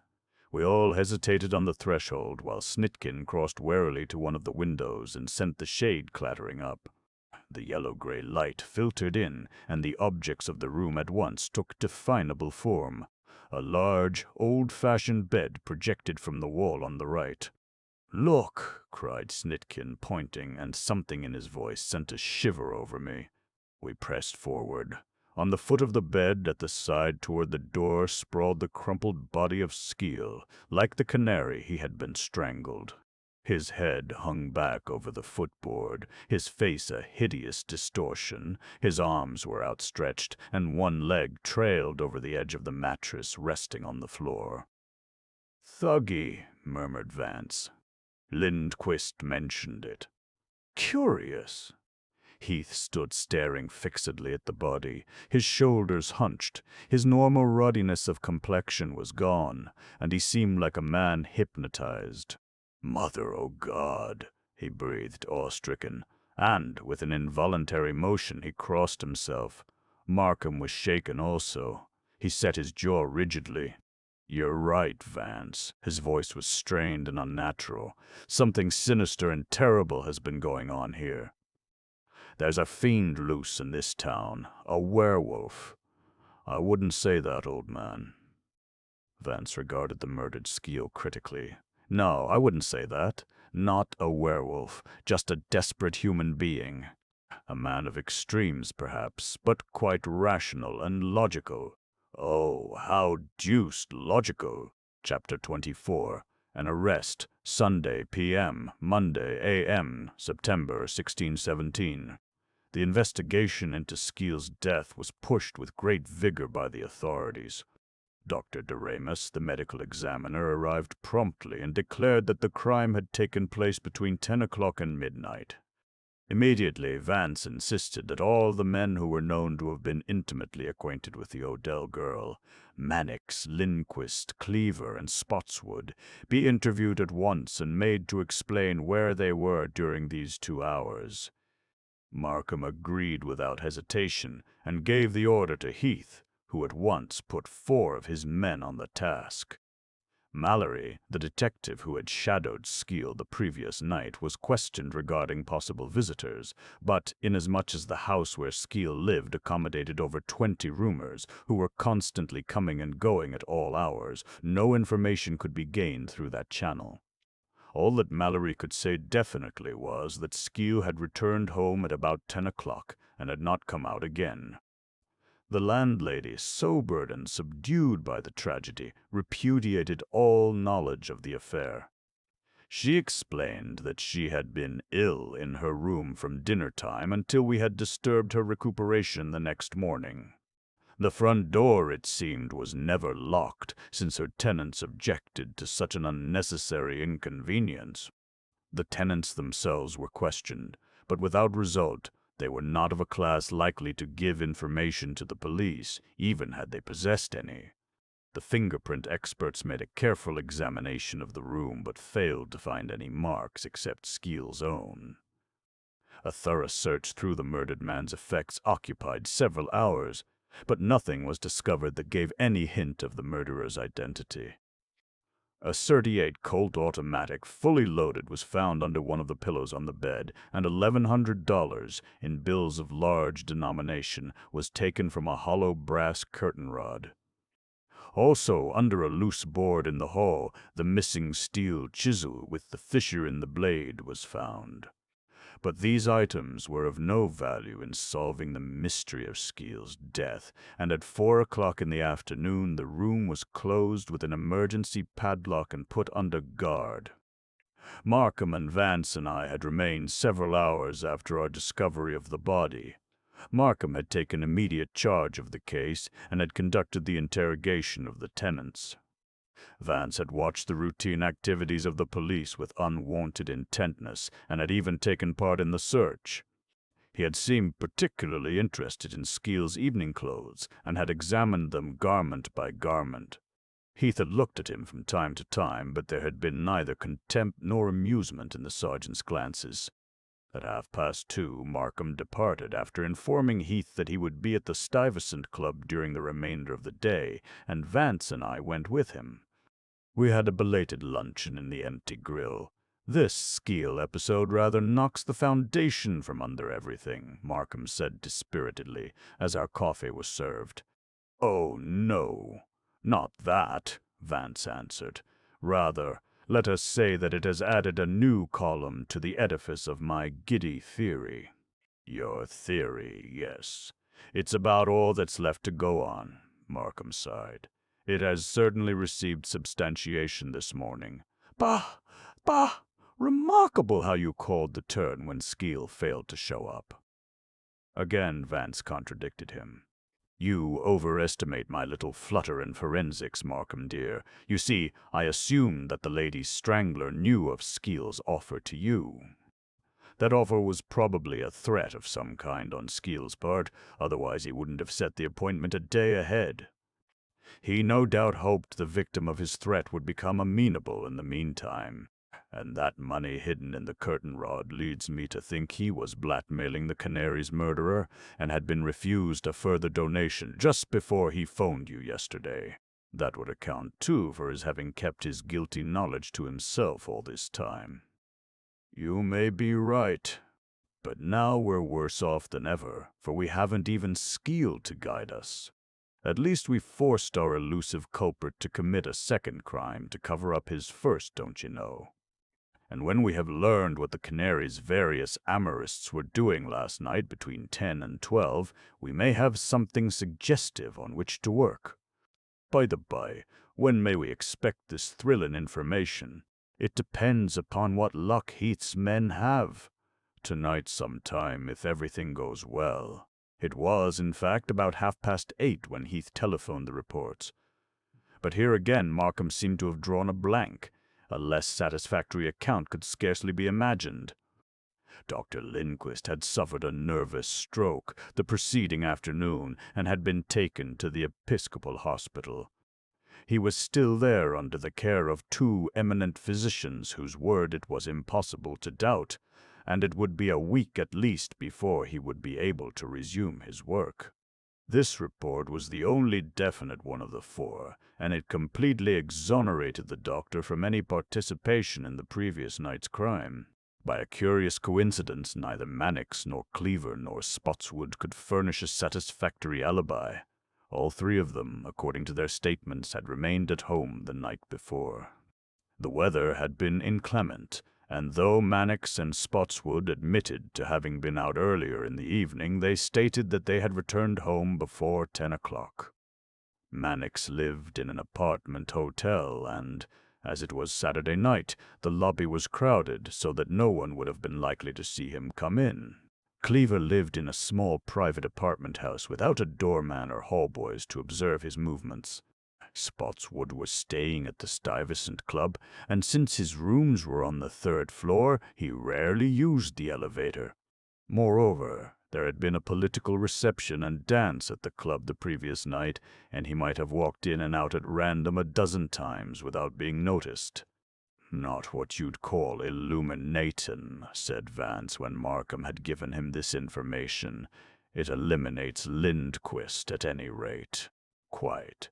And automatically it eliminates him as an object of suspicion in the Canary's death also, for these two crimes are part of a whole, integers of the same problem. They complement each other. The latter was conceived in relation to the first, was, in fact, a logical outgrowth of it." Markham nodded. "That's reasonable enough. Anyway, I've passed the combative stage. I think I'll drift for a while on the stream of your theory and see what happens. What irks me is the disquieting feeling that positively nothing will happen unless we force the issue. The lad who maneuvered those two obits had real bean in him." As he spoke, Spotswood entered the room and looked about as if searching for someone. Catching sight of Markham, he came briskly forward with a look of inquisitive perplexity. "Forgive me for intruding, sir," he apologized, nodding pleasantly to Vance and me, "but a police officer was here this afternoon inquiring as to my whereabouts last night. It struck me as strange, but I thought little of it until I happened to see the name of Tony Skeel in the headlines of a special Tonight, and read he had been strangled. I remember you asked me regarding such a man in connection with Miss Odell, and I wondered if, by any chance, there could be any connection between the two murders, and if I was, after all, to be drawn into the affair." "No, I think not," said Markham. There seemed a possibility that the two crimes were related, and, as a matter of routine, the police questioned all the close friends of Miss Odell in the hope of turning up something suggestive. You may dismiss the matter from your mind. I trust, he added, the officer was not unpleasantly importunate. Not at all. Spotswood's look of anxiety disappeared. He was extremely courteous, but a bit mysterious. Who was this man, Skeel? A half-world character, an ex-burglar. He had some hold on Miss Odell and, I believe, extorted money from her. A cloud of angry disgust passed over Spotswood's face. A creature like that deserves the fate that overtook him. We chatted on various matters until 10 o'clock when Vance rose and gave Markham a reproachful look. I'm going to try to recover some lost sleep.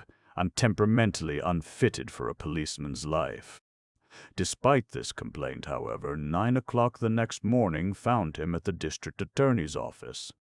He had brought several newspapers with him and was reading, with much amusement, the first for Markham, and he had arrived at the office before 8:30 in an effort to clean up some pressing, routine matters before proceeding with his investigation of the Odell case.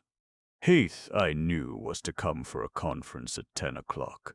In the meantime, there was nothing for Vance to do but read the newspapers, and I occupied myself in like manner. Punctually at 10, Heath arrived, and from his manner it was plain that something had happened to cheer him immeasurably. He was almost jaunty, and his formal, self-satisfied salutation to Vance was like that of a conqueror to a vanquished adversary. He shook hands with Markham with more than his customary punctility. "Our troubles are over, sir," he said, and paused to light his cigar. "I've arrested Jessup." It was Vance who broke the dramatic silence following this astounding announcement. "In the name of heaven, what for?" Heath turned deliberately, in no wise abashed by the other's tone. "For the murder of Margaret Odell and Tony Skeel." "Oh, my aunt! Oh, my precious aunt!" Vance sat up and stared at him in amazement. "Sweet angels of heaven, come down and solace me." Heath's complacency was unshaken. "You won't need no angels, or aunts either, when you hear what I've found out about this fellow. I've got him tied up in a sack ready to hand to the jury." The first wave of Markham's astonishment had subsided. "Let's have the story, Sergeant." Heath settled himself in a chair. He took a few moments to arrange his thoughts. "It's like this, sir. Yesterday afternoon I got to thinking. Here was Skeel murdered sane like Odell after he'd promised to squeal, and it certainly looked as though the same guy had strangled both of 'em. Therefore, I concluded that there must have been two guys in the apartment Monday night, the dude and the murderer, just like Mr. Vance has been saying all along. Then I figured that they knew each other pretty well, because not only did the other fellow know where the dude lived, but he must have been wise to the fact that the dude was going to squeal yesterday. It looked to me, sir, like they had pulled the Odell job together, which is why the dude didn't squeal in the first place. But after the other fellow lost his nerve and threw the jewelry away, Skeel thought he'd play safe by turning state's evidence, so he phoned you." The sergeant smoked a moment. "I never put much stock in Mannix and Cleaver in the dock. They weren't the kind to do a job like that, and they certainly weren't the kind that would be mixed up with a jailbird like Skeel.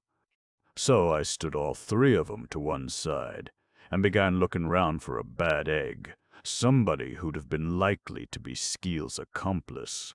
But in the case, that is, the snags we were up against in our reconstruction of the crime." Again he paused. "Now, the thing that's been bothering us most is that side door. How did it get unbolted after 6 o'clock, and who bolted it again after the crime? Skeel must have come in by it before 11, because he was in the apartment when Spotswood and Odell returned from the theater, and he probably went out by it after Cleaver had come to the apartment at about midnight. But that wasn't explaining how it got bolted again on the inside.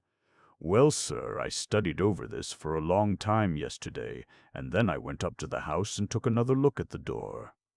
Young Spively was running the switchboard, and I asked him where Jessup was, for I wanted to ask him some questions. And Spively told me he'd quit his job the day before, Saturday afternoon. Heath waited to let this fact sink in. I was on my way downtown before the idea came to me. Then it hit me sudden-like, and the whole case broke wide open. Mr. Markham, nobody but Jessup could have opened that side door and locked it again. Nobody. It already. Skeel couldn't have done it. And there wasn't nobody else to do it. Markham had become interested and leaned forward. After this idea had hit me, Heath continued, I decided to take a chance, so I got out of the subway at the Penn Station and phoned Spively for Jessup's address. Then I got my first good news. Jessup lived on 2nd Avenue, right around the corner from Skeel. I picked up a couple of men from the local station and went to his house. We found him packing up his things, getting ready to go to Detroit. We locked him up, and I took his fingerprints and sent him to Dubois. I thought I might get a line on him that way, because crooks don't generally begin with a job as big as the Canary prowl. Heath permitted himself a grin of satisfaction. Well, sir, Dubois nailed him up. His name ain't Jessup at all. The William part is all right, but his real moniker is Benton. He was convicted of assault and battery in Oakland in 1909, and served a year in San Quentin when Skeel was a prisoner there. He was also grabbed as a lookout in a bank robbery in Brooklyn in 1914, but didn't come to trial. That's how we happened to have his fingerprints at headquarters. When we put him on the grill last night, he said he changed his name after the Brooklyn racket and enlisted in the army. That's all we could get out of him, but we didn't need any more. Now, here are the facts. Jessup has served time for assault and battery. He was mixed up in a bank robbery. Skeel was a fellow prisoner of his. He's got no alibi for Saturday night when Skeel was killed, and he lives round the corner. He quit his job suddenly Saturday afternoon. He's husky and strong and could easily have done the business. He was planning his getaway when we nabbed him. And he's the only person who could have unbolted and rebolted that side door Monday night. Ah, is that a case or ain't it, Mr. Markham? Markham sat several minutes in thought. It's a good case as far as it goes, he said slowly. But what was his motive in strangling the girl? That's easy. Mr. Vance here suggested it the first day. You remember he asked Jessup about his feelings for Odell, and Jessup turned red and got nervous. "Oh, Lord!" exclaimed Vance. "Am I to be made responsible for any part of this priceless lunacy?" True, I pried into the chap's emotions toward the lady, but that was before anything had come to light. I was being careful, trying to test each possibility as it arose. Well, that was a lucky question of yours, just the same. Heath turned back to Markham. As I see it, Jessup was stuck on Odell, and she told him to trot along and sell his papers. He got all worked up over it, sitting there night after night seeing these other guys calling on her. Then Skeel comes along and, recognizing him, suggests burglarizing Odell's apartment. Skeel can't do the job without help, for he has to pass the phone operator coming and going, and as he's been there before, he'd be recognized.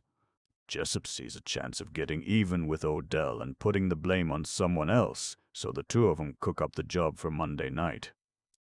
When Odell goes out, Jessup unlocks the side door, and the dude lets himself into the apartment with his own key. Then Odell and Spotswood arrive unexpectedly. Skeel hides in the closet, and after Spotswood is gone, he accidentally makes a noise, and Odell screams. He steps out, and when she sees who he is, she tells Spotswood it's a mistake. Jessup now knows Skeel has been discovered, and decides to make use of the fact. Soon after Spotswood has gone, he enters the apartment with a passkey. Skeel, thinking it's somebody else, hides again in the closet, and then Jessup grabs the girl and strangles her, intending to let Skeel get the credit for it. But Skeel comes out of hiding, and they talk it over. Finally, they come to an agreement and proceed with their original plan to loot the place. Jessup tries to open the jewel case with the poker, and Skeel finishes the job with his chisel. They then go out. Skeel leaves by the side door, and Jessup rebolts it. The next day, Skeel hands the swag to Jessup to keep till things blow over, and Jessup gets scared and throws it away. Then they have a row. Skeel decides to tell everything, so he can get out from under, and Jessup, suspecting he's going to do it, goes round to his house Saturday night and strangles him like he did Odell. Heath made a gesture of finality and sank back in his chair. "Clever. Deuced clever," murmured Vance. "Sergeant, I apologize for my little outburst a moment ago. Your logic is irreproachable. You've reconstructed the crime beautifully. You've solved the case." IRG. "It's wonderful, simply wonderful, but it's wrong. It's right enough to send Mr. Jessup to the chair." "That's the terrible thing about logic," said Vance. "It so often leads one irresistibly to a false conclusion." He stood up and walked across the room and back, his hands in his coat pockets. When he came abreast of Heath, he halted. "I say, Sergeant, if somebody else could have unlocked that side door and then rebolted it again after the crime, you'd be willing to admit that it would weaken your case against Jessup. Eh, what?" Heath was in a generous mood. "Sure, show me someone else who could have done that, and I'll admit that maybe I'm wrong." "Skeel could have done it, Sergeant. And he did do it, without anyone knowing it." "Skeel. This ain't the age of miracles, Mr. Vance." Vance swung about and faced Markham. "Listen, I'm telling you Jessup's innocent." He spoke with a fervor that amazed me. "And I'm going to prove it to you. Some way. My theory is pretty complete. It's deficient only in one or two small points, and I'll confess I haven't yet been able to put a name to the culprit. But it's the right theory, Markham, and it's diametrically opposed to the sergeant's. Therefore, you've got to give me an opportunity to demonstrate it before you proceed against Jessup. No, I can't demonstrate it here, so you and Heath must come with me to the Odell house. It won't take over an hour. But if it took a week, you'd have to come just the same." He stepped nearer to the desk. "I know that it was Skeel and not Jessup who unbolted that door before the crime and rebolted it afterward." Markham was impressed. "You know this? You know it for a fact?" "Yes, and I know how he did it." Chapter 25. Vance demonstrates. Monday, September 17, 11:30 A. Half an hour later we entered the little apartment house in 71st Street. Despite the plausibility of Heath's case against Jessup, Markham was not entirely satisfied with the arrest, and Vance's attitude had sown further seeds of doubt in his mind.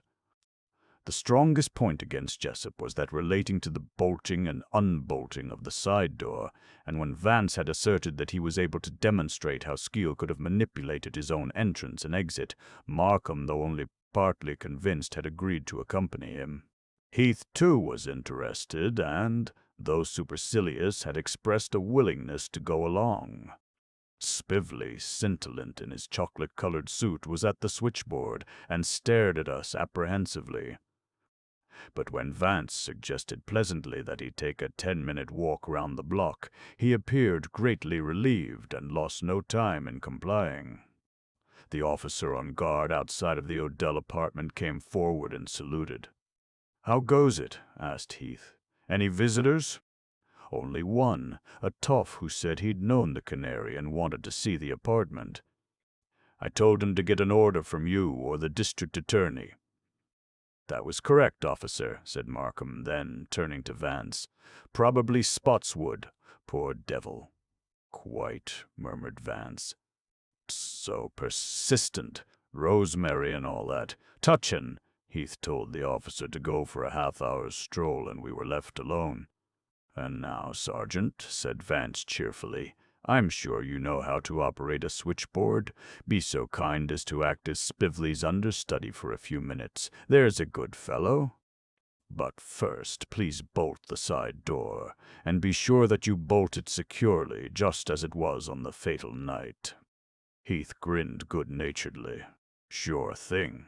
He put his forefinger to his lips mysteriously and, crouching, tiptoed down the hall like a burlesque detective in a farce. After a few moments he came tiptoeing back to the switchboard, his finger still on his lips. Then, glancing surreptitiously about him with globular eyes, he put his mouth to Vance's ear. "His S.C.," he whispered. "The door's bolted. GRRRRCS." He sat down at the switchboard. "When does the curtain go up, Mr. Vance?"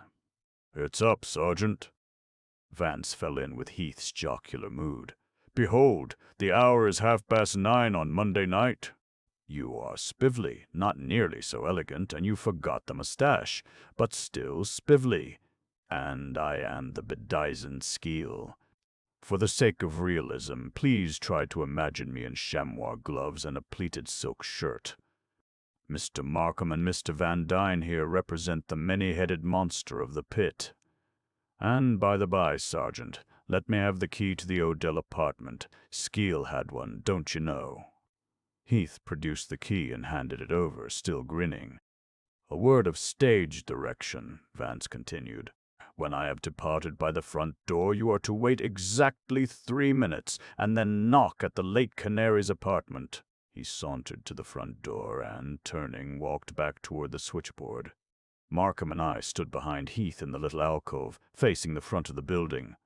"Enter, Mr. Skeel," announced Vance. "Remember, it's 9:30. Then, as he came abreast of the switchboard, "Dash it all, you forgot your lines, Sergeant. You should have told me that Miss Odell was out, but it doesn't matter. Mr. Skeel continues to the ladies' door. Thus." He walked past us, and we heard him ring the apartment bell. After a brief pause, he knocked on the door. Then he came back down the hall. "I guess you were right," he said, quoting the words of Skeel as reported by Spively, and went on to the front door. Stepping out into the street, he turned toward Broadway. For exactly 3 minutes we waited. None of us spoke. Heath had become serious, and his accelerated puffing on his cigar bore evidence of his state of expectancy. Markham was frowning stoically. At the end of the 3 minutes, Heath rose and hurried up the hall with Markham and me at his heels. In answer to his knock, the apartment door was opened from the inside. Vance was standing in the little foyer. "The end of the first act," he greeted us airily. "Thus did Mr. Skeel enter the ladies' boudoir Monday night after the side door had been bolted, without the operators seeing him." Heath narrowed his eyes, but said nothing. Then he suddenly swung round and looked down the rear passageway to the oak door at the end. The handle of the bolt was in a vertical position, showing that the catch had been turned and that the door was unbolted. Heath regarded it for several moments. Then he turned his eyes toward the switchboard. Presently, he let out a gleeful whoop. "Very good, Mr. Vance, very good," he proclaimed, nodding his head knowingly. "That was easy, though, and it don't take psychology to explain it. After you rang the apartment bell, you ran down this rear hallway and unbolted the door. Then you ran back and knocked. After that, you went out the front entrance, turned toward Broadway, swung round across the street, came in the alley, walked in the side door, and quietly let yourself into the apartment behind our backs." "Simple, wasn't it?" agreed Vance. "Sure." The sergeant was almost contemptuous. "But that don't get you nowhere. Anybody could have figured it out if that had been the only problem connected with Monday night's operations. But it's the rebolting of that side door after Skeel had gone that's been occupying my mind. Skeel might have, mind you, got in the way you did. But he couldn't have got out that way because the door was bolted the next morning. And if there was someone here to bolt the door after him, then that same person could have unbolted the door for him earlier without his doing the 10-foot dash down the rear hall to unbolt the door himself at 9:30. So I don't see that your interesting little drama helps Jessup out any." "Oh, but the drama isn't over," Vance replied. "The curtain is about to go up on the next act." Heath lifted his eyes sharply. "Yeah?" His tone was one of almost jeering incredulity, but his expression was searching and dubious. And you're going to show us how Skeel got out and bolted the door on the inside without Jessup's help? That is precisely what I intend to do, my sergeant. Heath opened his mouth to speak, but thought better of it. Instead, he merely shrugged his shoulders and gave Markham a sly look. "Let us repair to the public atrium," proceeded Vance, and he led us into the little reception room diagonally opposite to the switchboard. This room, as I have explained, was just beyond the staircase, and along its rear wall ran the little passageway to the side door. A glance at the accompanying diagram will clarify the arrangement. Vance shepherded us ceremoniously to chairs and cocked his eye at the sergeant. "You will be so good as to rest here until you hear me knock at the side door. Then come and open it for me." He went toward the archway. "Once more I personate the departed Mr. Skeel, so picture me again en grande tenue, sartorially radiant." The curtain ascends. He bowed and, stepping from the reception room into the main hall, disappeared round the corner into the rear passageway. Heath shifted his position restlessly and gave Markham a questioning, troubled look. "Will he pull it off, sir, do you think?" All jocularity had gone out of his tone. "I can't see how." Markham was scowling. "If he does, though, it will knock the chief underpinning from your theory of Jessup's guilt." "I'm not worrying," declared Heath. "Mr. Vance knows a lot. He's got ideas. But how in hell—" He was interrupted by a loud knocking on the side door. The three of us sprang up simultaneously and hurried round the corner of the main hall. The rear passageway was empty. There was no door or aperture of any kind on either side of it. It consisted of two blank walls, and at the end, occupying almost its entire width, was the oak door which led to the court. Vance could have disappeared only through that oak door, and the thing we all noticed at once, for our eyes had immediately sought it, was the horizontal position of the bolt handle. This meant that the door was bolted. Heath was not merely astonished, he was dumbfounded. Markham had halted abruptly and stood staring down the empty passageway as if he saw a ghost. After a momentary hesitation, Heath walked rapidly to the door. But he did not open it at once. He went down on his knees before the lock and scrutinized the bolt carefully. Then he took out his pocket-knife and inserted the blade into the crack between the door and the casing. The point halted against the inner molding, and the edge of the blade scraped upon the circular bolt. There was no question that the heavy oak casings and moldings of the door were solid and well fitted, and that the bolt had been securely thrown from the inside. Heath, however, was still suspicious, and, grasping the doorknob, he tugged at it violently, but the door held firmly. At length he threw the bolt handle to a vertical position and opened the door. Vance was standing in the court, placidly smoking and inspecting the brickwork of the alley wall. "I say, Markham," he remarked, "here's a curious thing. This wall, do you know, must be very old. It wasn't built in these latter days of breathless efficiency. The beauty-loving mason who erected it laid the bricks in Flemish bond instead of the running, or stretcher bond, of our own restless age. And up there a bit," he pointed toward the rear yard, "is a rowlock and checkerboard pattern, very neat and very pretty, more pleasing even than the popular English cross-bond. And the mortar joints are all V-tooled. Tch, tch, tch. Fancy." Markham was fuming. "Damn it, Vance, I'm not building brick walls. What I want to know is how you got out here and left the door bolted on the inside." "Oh, that!" Vance crushed at his cigarette and re-entered the building.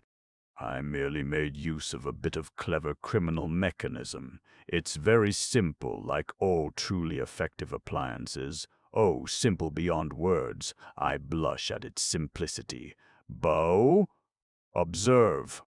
He took from his pocket a tiny pair of tweezers, to the end of which was tied a piece of purple twine about 4 feet long. Placing the tweezers over the vertical bolt handle, he turned them at a very slight angle to the left and then ran the twine under the door so that about a foot of it projected over the sill. Stepping into the court, he closed the door. The tweezers still held the bolt handle as in a vise, and the string extended straight to the floor and disappeared under the door into the court. The three of us stood watching the bolt with fascinated attention. Slowly the string became taut, as Vance gently pulled upon the loose end outside, and then the downward tug began slowly but surely to turn the bolt handle. When the bolt had been thrown and the handle was in a horizontal position, there came a slight jerk on the string. The tweezers were disengaged from the bolt handle and fell noiselessly to the carpeted floor. Then, as the string was pulled from without, the tweezers disappeared under the crack between the bottom of the door and the sill. "Childish what?" commented Vance when Heath had let him in. "Silly, too, isn't it? And yet, Sergeant dear, that's how the deceased Tony left these premises last Monday night." But let's go into the lady's apartment, and I'll tell you a story. I see that Mr. Spively has returned from his promenade, so he can resume his telephonic duties and leave us free for a causerie. "When did you think up that hocus-pocus with the tweezers and string?" demanded Markham irritably when we were seated in the Odell living room. "I didn't think it up at all, don't you know," Vance told him carelessly, selecting a cigarette with annoying deliberation. It was Mr. Skeel's idea. "Ingenious lad, eh, what? Come, come." Markham's equanimity was at last shaken. "How can you possibly know that Skeel used this means of locking himself out? I found the little apparatus in his evening clothes yesterday morning." "What?" cried Heath belligerently. "You took that out of Skeel's room yesterday during the search without saying anything about it." "Oh, only after your ferrets had passed it by. In fact, I didn't even look at the gentleman's clothes until your experienced searchers had inspected them and relocked the wardrobe door. You see, Sergeant, this little thingumbob was stuffed away in one of the pockets of Skeel's dress waistcoat under the silver cigarette case. I'll admit I went over his evening suit rather lovingly. He wore it, you know, on the night the lady departed this life, and I hope to find some slight indication of his collaboration in the event. When I found this little eyebrow plucker, I hadn't the slightest inkling of its significance, and the purple twine attached to it bothered me frightfully, don't you know. I could see that Mr. Skeel didn't pluck his eyebrows, and even if he had been addicted to the practice, why the twine? The tweezers are a delicate little gold affair, just what the ravishing Margaret might have used, and last Tuesday morning I noticed a small lacquer tray containing similar toilet accessories on her dressing table near the jewel case. But that wasn't all. He pointed to the little vellum waste-basket beside the escritoire, in which lay a large crumpled mass of heavy paper. I also noticed that piece of discarded wrapping paper stamped with the name of a well-known Fifth Avenue novelty shop, and this morning, on my way downtown, I dropped in at the shop and learned that they make a practice of tying up their bundles with purple twine. Therefore, I concluded that Skeel had taken the tweezers and the twine from this apartment during his visit here that eventful night.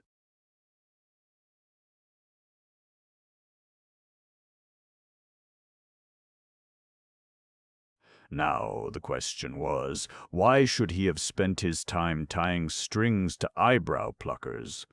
I confess, with maidenly modesty, that I couldn't find an answer. But this morning, when you told of arresting Jessup and emphasized the rebolting of the side door after Skeel's departure, the fog lifted, the sun shone, the birds began to sing. I became suddenly mediumistic. I had a psychic seizure.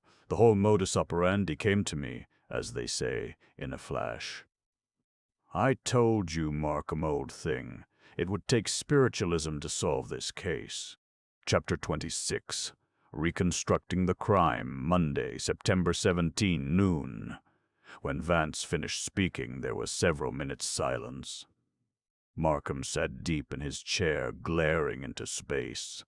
Heath, however, was watching Vance with a kind of grudging admiration. The cornerstone in the foundation of his case against Jessup had been knocked out, and the structure he had built was tottering precariously. Markham realized this, and the fact played havoc with his hopes. "I wish your inspirations were more helpful," he grumbled, turning his gaze upon Vance. "This latest revelation of yours puts us back almost to where we started from." "Oh, don't be pessimistic. Let us face the future with a bright eye. Pasnata, want to hear my theory? It's fairly bulging with possibilities." He arranged himself comfortably in his chair. Skill needed money. No doubt his silk shirts were running low, and after his unsuccessful attempt to extort it from the lady a week before her demise, he came here last Monday night. He had learned she would be out, and he intended to wait for her, for she had probably refused to receive him in the customary social way. He knew the side door was bolted at night, and, as he didn't want to be seen entering the apartment, he devised the little scheme of unbolting the door for himself under cover of a futile call at 9:30. The unbolting accomplished, he returned via the alleyway and let himself into the apartment at some time before 11. When the lady returned with an escort, he quickly hid in the clothes closet and remained there until the escort had departed. Then he came forth, and the lady, startled by his sudden appearance, screamed! But on recognizing him, she told Spotswood, who was now hammering at the door, that it was all a mistake. So Spotswood ran along and played poker. A financial discussion between Skeel and the lady, probably a highly acrimonious tiff, ensued. In the midst of it the telephone rang, and Skeel snatched off the receiver and said the Canary was out. The tiff was resumed, but presently another suitor appeared on the scene. Whether he rang the bell or let himself in with a key, I can't say. Probably the latter, for the phone operator was unaware of his visit. Skeel hid himself in. Also, he quite naturally put his eye to the keyhole to see who the second intruder was. Vance pointed to the closet door. The keyhole, you will observe, is on a line with the davenport, and as Skeel peered out into the room he saw a sight that froze his blood. The new arrival, in the midst, perhaps, of some endearing sentence, seized the lady by the throat and proceeded to throttle her. Imagine Skeel's emotions, my dear Markham. There he was, crouching in a dark closet, and a few feet from him stood a murderer in the act of strangling a lady. Pauvre Antoine! I don't wonder he was petrified and speechless. He saw what he imagined to be maniacal fury in the strangler's eyes, and the strangler must have been a fairly powerful creature, whereas Skeel was slender and almost undersized. No mercy. Skeel wasn't having any. He lay doggo. And I can't say that I blame the beggar what. He made a gesture of interrogation. What did the strangler do next? Well, we'll probably never know, now that Skeel, the horrified witness, has gone to his maker. But I rather imagine he got out that black document box, opened it with a key he had taken from the lady's handbag, and extracted a goodly number of incriminating documents. Then, I fancy, the fireworks began. The gentleman proceeded to wreck the apartment in order to give the effect of a professional burglary. He tore the lace on the lady's gown and severed the shoulder strap, snatched her orchid corsage and threw it in her lap, stripped off her rings and bracelets, and tore the pendant from its chain. After that he upset the lamp, rifled the escritoire, ransacked the Boule cabinet, broke the mirror, overturned the chairs, tore the draperies.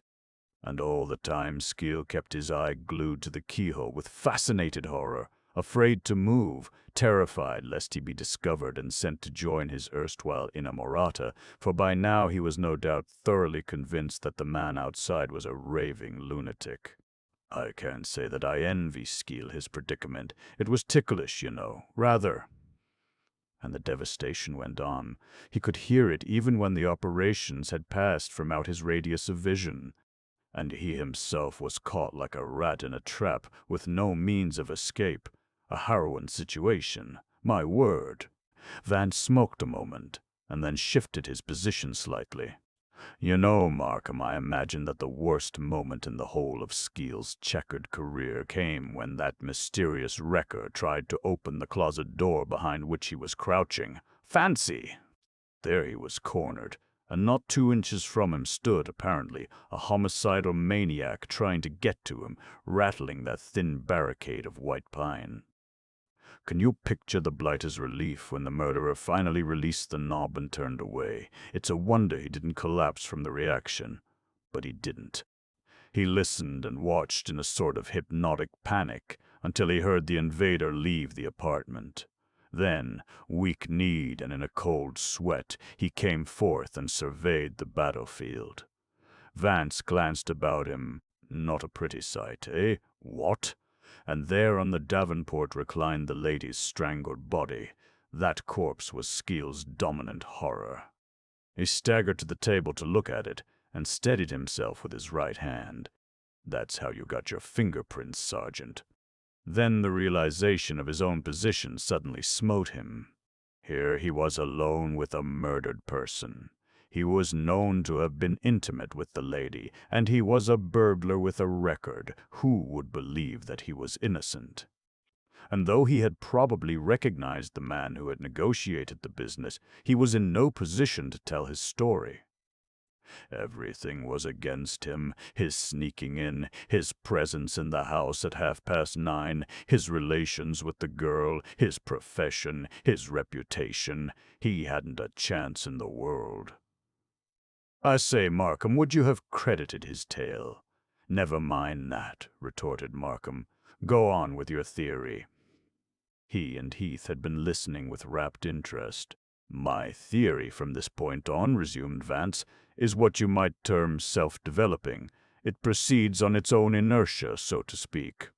Skeel was confronted by the urgent problem of getting away and covering up his tracks. His mind in this emergency became keen and highly active. His life was forfeit if he didn't succeed. He began to think furiously. He could have left by the side door at once without being seen, but then the door would have been found unbolted. And this fact, taken in connection with his earlier visit that night, would have suggested his manner of unbolting the door.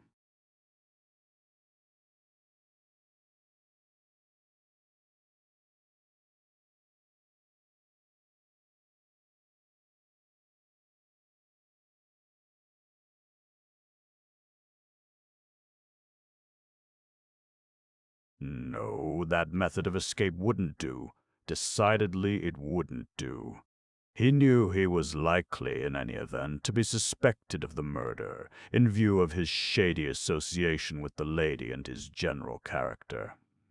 Motive, place, opportunity, time, means, conduct, and his own record, all were against him. Either he must cover up his tracks, don't you know, or else his career as a Lothario was at an end. A sweet dilemma. He realized, of course, that if he could get out and leave that side door bolted on the inside, he'd be comparatively safe. No one could then explain how he had come in or gone out. It would establish his only possible alibi, a negative one, to be sure, but with a good lawyer he could probably make it hold. Doubtless he searched for other means of escape, but found himself confronted with obstacles on every hand. The side door was his only hope. How could it be worked? Vance rose and yawned. "That's my Corescent theory." Skeel was caught in a trap, and with his shrewd, tricky brain he figured his way out.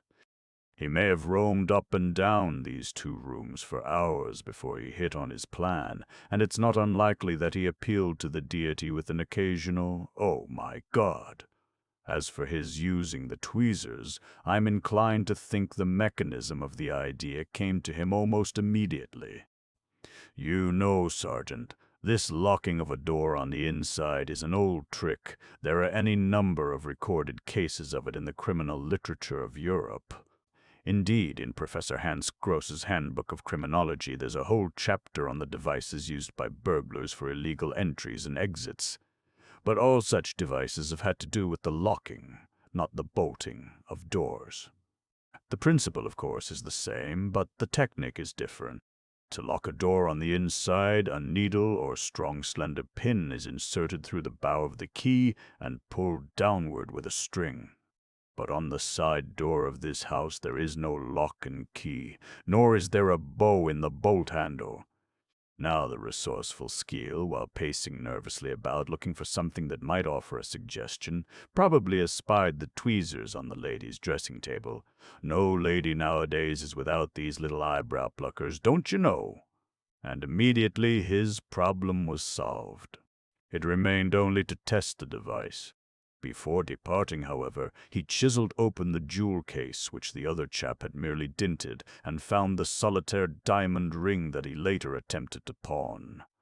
Then he erased, as he thought, all his fingerprints, forgetting to wipe off the inside doorknob of the closet and overlooking the hand mark on the table.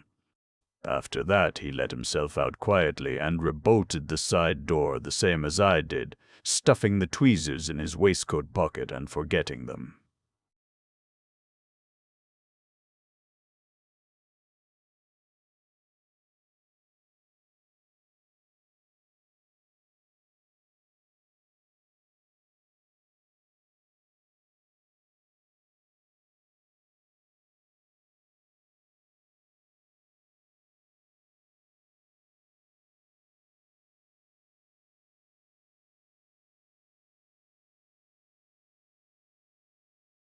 Heath nodded his head oracularly. A crook, no matter how clever he is, always overlooks something. "Why single out crooks for your criticism, Sergeant?" asked Vance lazily. "Do you know of anybody in this imperfect world who doesn't always overlook something?" He gave Heath a benignant smile.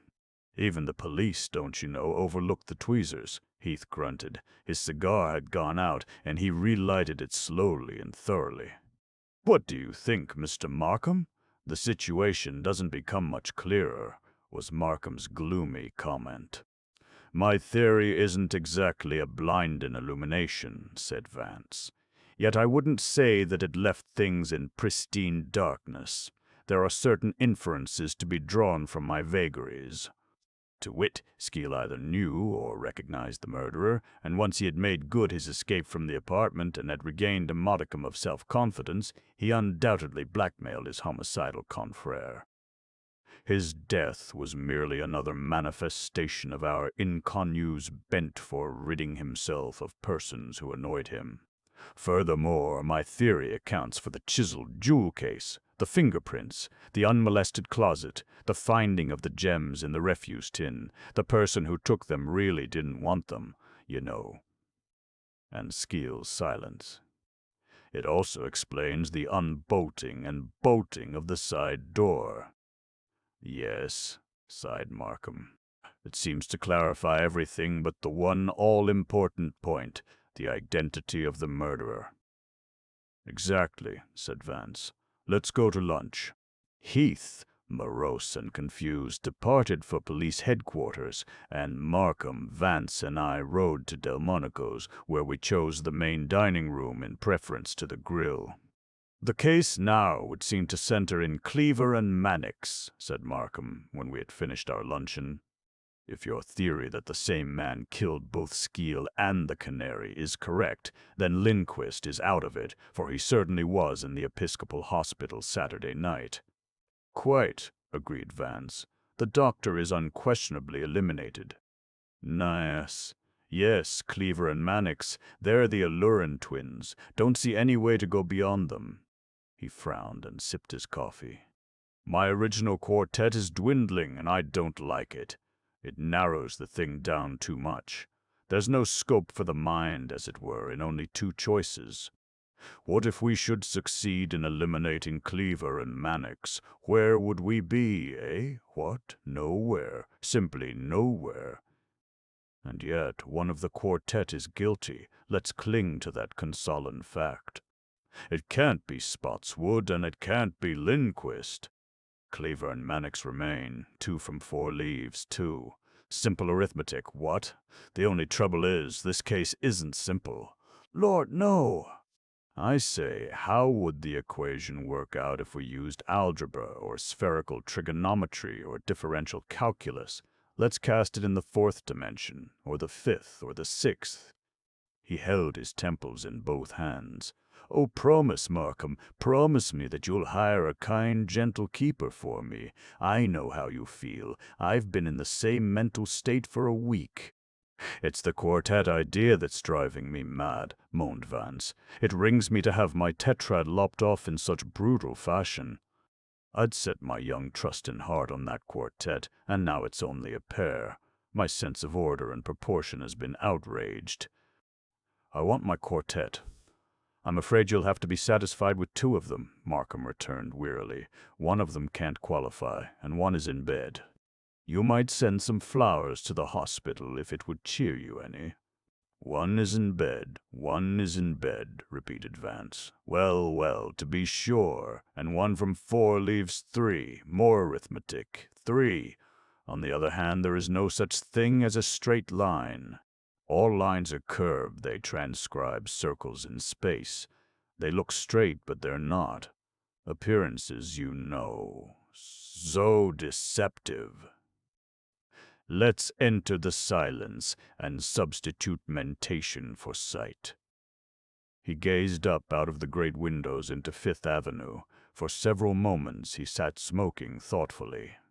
When he spoke again, it was in an even, deliberate voice.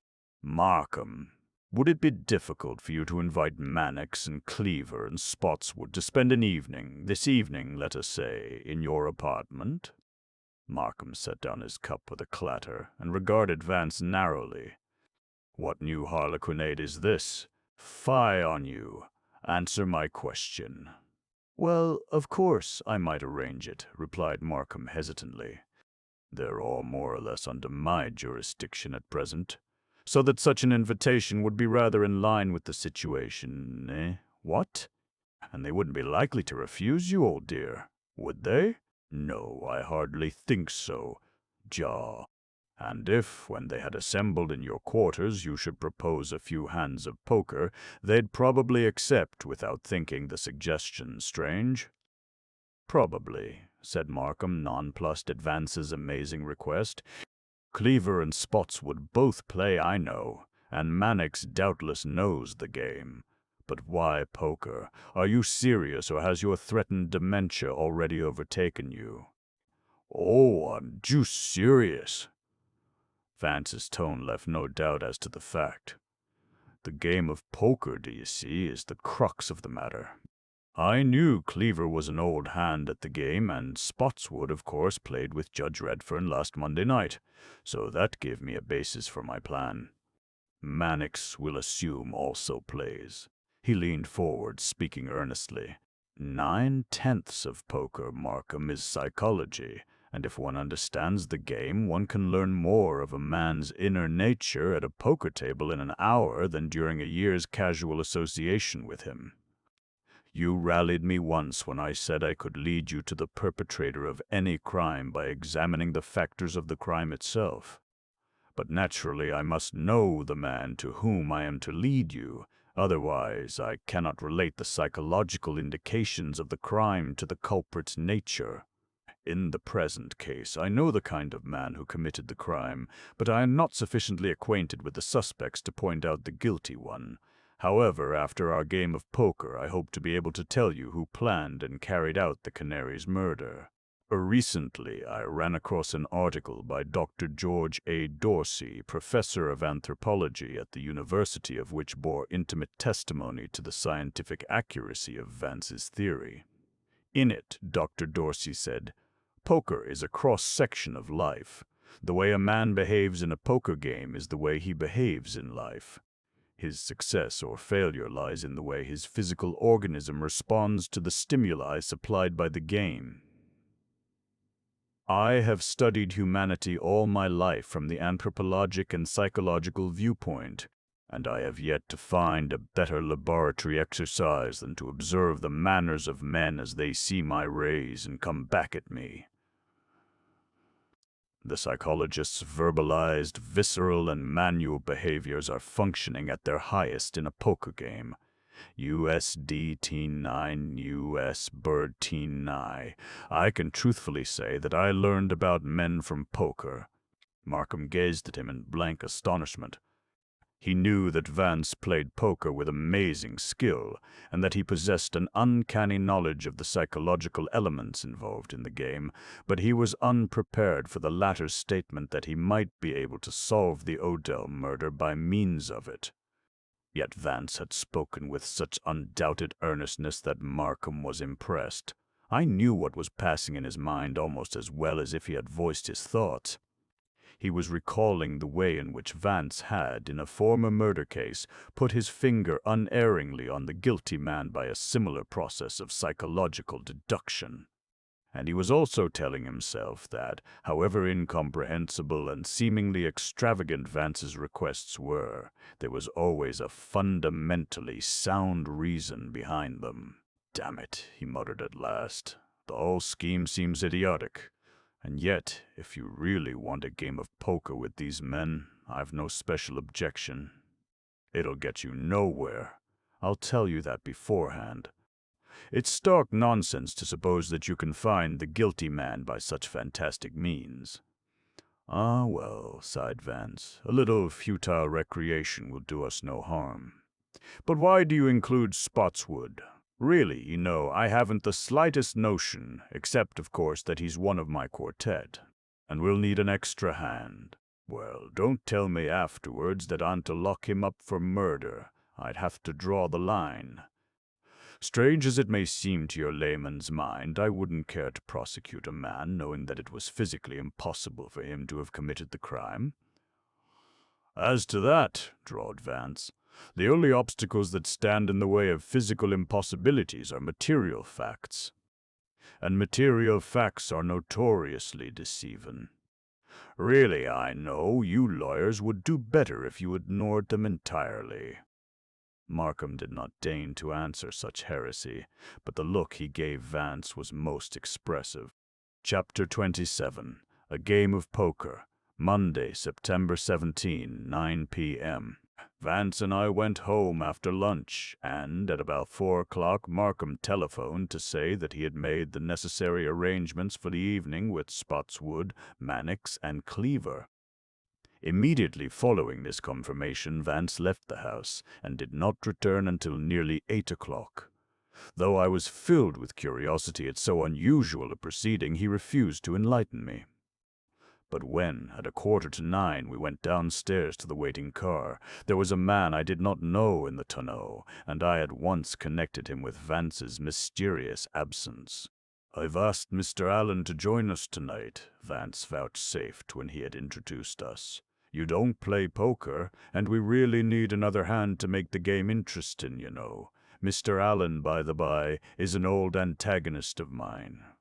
The fact that Vance would, apparently without permission, bring an uninvited guest to Markham's apartment amazed me but little more than the appearance of the man himself. He was rather short, with sharp, shrewd features, and what I saw of his hair beneath his jauntily tipped hat was black and sleek, like the painted hair on Japanese dolls. I noted, too, that his evening tie was enlivened by a design of tiny white forget-me-nots, and that his shirt front was adorned with diamond studs. The contrast between him and the immaculately stylish and meticulously correct Vance was aggressively evident. I wondered what could be the relationship between them. Obviously, it was neither social nor intellectual. Cleaver and Mannix were already on hand when we were ushered into Markham's drawing room, and a few minutes later Spotswood arrived. The amenities of introduction over, we were soon seated comfortably about the open log fire, smoking and sipping very excellent Scotch highballs. Markham had, of course, accepted the unexpected Mr. Allen cordially, but his occasional glances in the latter's direction told me he was having some difficulty in reconciling the man's appearance with Vance's sponsorship. A tense atmosphere lay beneath the spurious and affected affability of the little gathering. Indeed, the situation was scarcely conducive to spontaneity. Here were three men, each of whom was known to the others to have been interested in the same woman, and the reason for their having been brought together was the fact that this woman had been murdered. Markham, however, handled the situation with such tact that he largely succeeded in giving each one the feeling of being a disinterested spectator summoned to discuss an abstract problem. He explained at the outset that the conference had been actuated by his failure to find any approach to the problem of the murder. He hoped, he said, by a purely informal discussion, divested of all officialism and coercion, to turn up some suggestion that might lead to a fruitful line of inquiry. His manner was one of friendly appeal, and when he finished speaking, the general tension had been noticeably relaxed. During the discussion that followed, I was interested in the various attitudes of the men concerned. Cleaver spoke bitterly of his part in the affair, and was more self-condemnatory than suggestive. Mannix was voluble and pretentiously candid, but beneath his comments ran a strain of apologetic wariness. Spotswood, unlike Mannix, seemed loath to discuss the matter and maintained a consistently reticent attitude. He responded politely to Markham's questions, but he did not succeed entirely in hiding his resentment at thus being dragged into a general discussion. Vance had little to say, limiting himself to occasional remarks directed always to Markham. Alan did not once speak, but sat contemplating the others with a sort of canny amusement. The entire conversation struck me as utterly futile. Had Markham really hoped to garner information from it, he would have been woefully disappointed. I realized, though, that he was merely endeavoring to justify himself for having taken so unusual a step and to pave the way for the game of poker which Vance had requested. When the time came to broach the subject, however, there was no difficulty about it. It was exactly 11 o'clock when he made the suggestion. His tone was gracious and unassuming, but by couching his invitation in terms of a personal request, he practically precluded declination. But his verbal strategy, I felt, was unnecessary. Both Cleaver and Spotswood seemed genuinely to welcome the opportunity of dropping a distasteful discussion in favor of playing cards, and Vance and Allen, of course, concurred instantly. Mannix alone declined. He explained that he knew the game only slightly and disliked it, though he expressed an enthusiastic desire to watch the others. Vance urged him to reconsider, but without success, and Markham finally ordered his man to arrange the table for 5. I noticed that Vance waited until Allen had taken his place, and then dropped into the chair at his right. Cleaver took the seat at Allen's left. Spotswood sat at Vance's right, and then came Markham. Mannix drew up his chair midway behind Markham and Cleaver. Thus, Cleaver first named a rather moderate limit, but Spotswood at once suggested much larger stakes. Then Vance went still higher, and as both Markham and Allen signified their agreement, his figure was accepted. The prices placed on the chips somewhat took my breath away, and even Mannix whistled softly. That all 5 men at the table were excellent players became obvious before the game had progressed 10 minutes. For the first time that night, Vance's friend Allen seemed to have found his milieu and to be wholly at ease. Allen won the first 2 hands, and Vance the third and fourth. Spotswood then had a short run of good luck, and a little later Markham took a large jackpot which put him slightly in the lead. Cleaver was the only loser thus far, but in another half-hour he had succeeded in recovering a large portion of his losses. After that, Vance forged steadily ahead, only to relinquish his winning streak to Allen. Then for a while the fortunes of the game were rather evenly distributed. But later on, both Cleaver and Spotswood began to lose heavily. By 12:30, a grim atmosphere had settled over the party, for so high were the stakes and so rapidly did the betting pyramid that even for men of means, such as all these players undoubtedly were, the amounts which continually changed hands represented very considerable items. Just before 1 o'clock, when the fever of the game had reached a high point, I saw Vance glance quickly at Allen and pass his handkerchief across his forehead.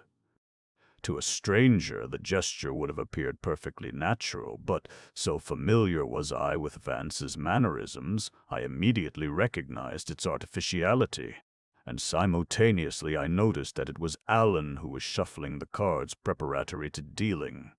Some smoke from his cigar evidently went into his eye at this moment, for he blinked, and one of the cards fell to the floor.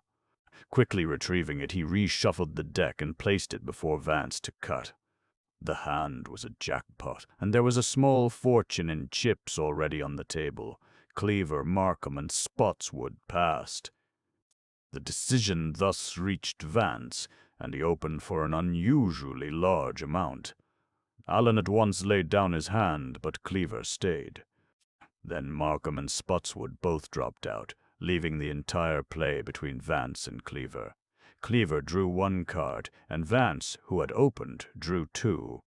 Vance made a nominal wager, and Cleaver raised it substantially. Vance, in turn, raised Cleaver, but only for a small amount, and Cleaver again raised Vance, this time for an even larger sum than before. Vance hesitated and called him. Cleaver exposed his hand triumphantly. "Straight flush, jack high," he announced. "Can you beat that?" "Not on a two-card draw," said Vance ruefully. He put his cards down to show his openers. He had 4 kings. About half an hour later, Vance again took out his handkerchief and passed it across his forehead. As before, I noted that it was Allen's deal, and also that the hand was a jackpot which had been twice sweetened. Allen paused to take a drink of his highball and to light his cigar.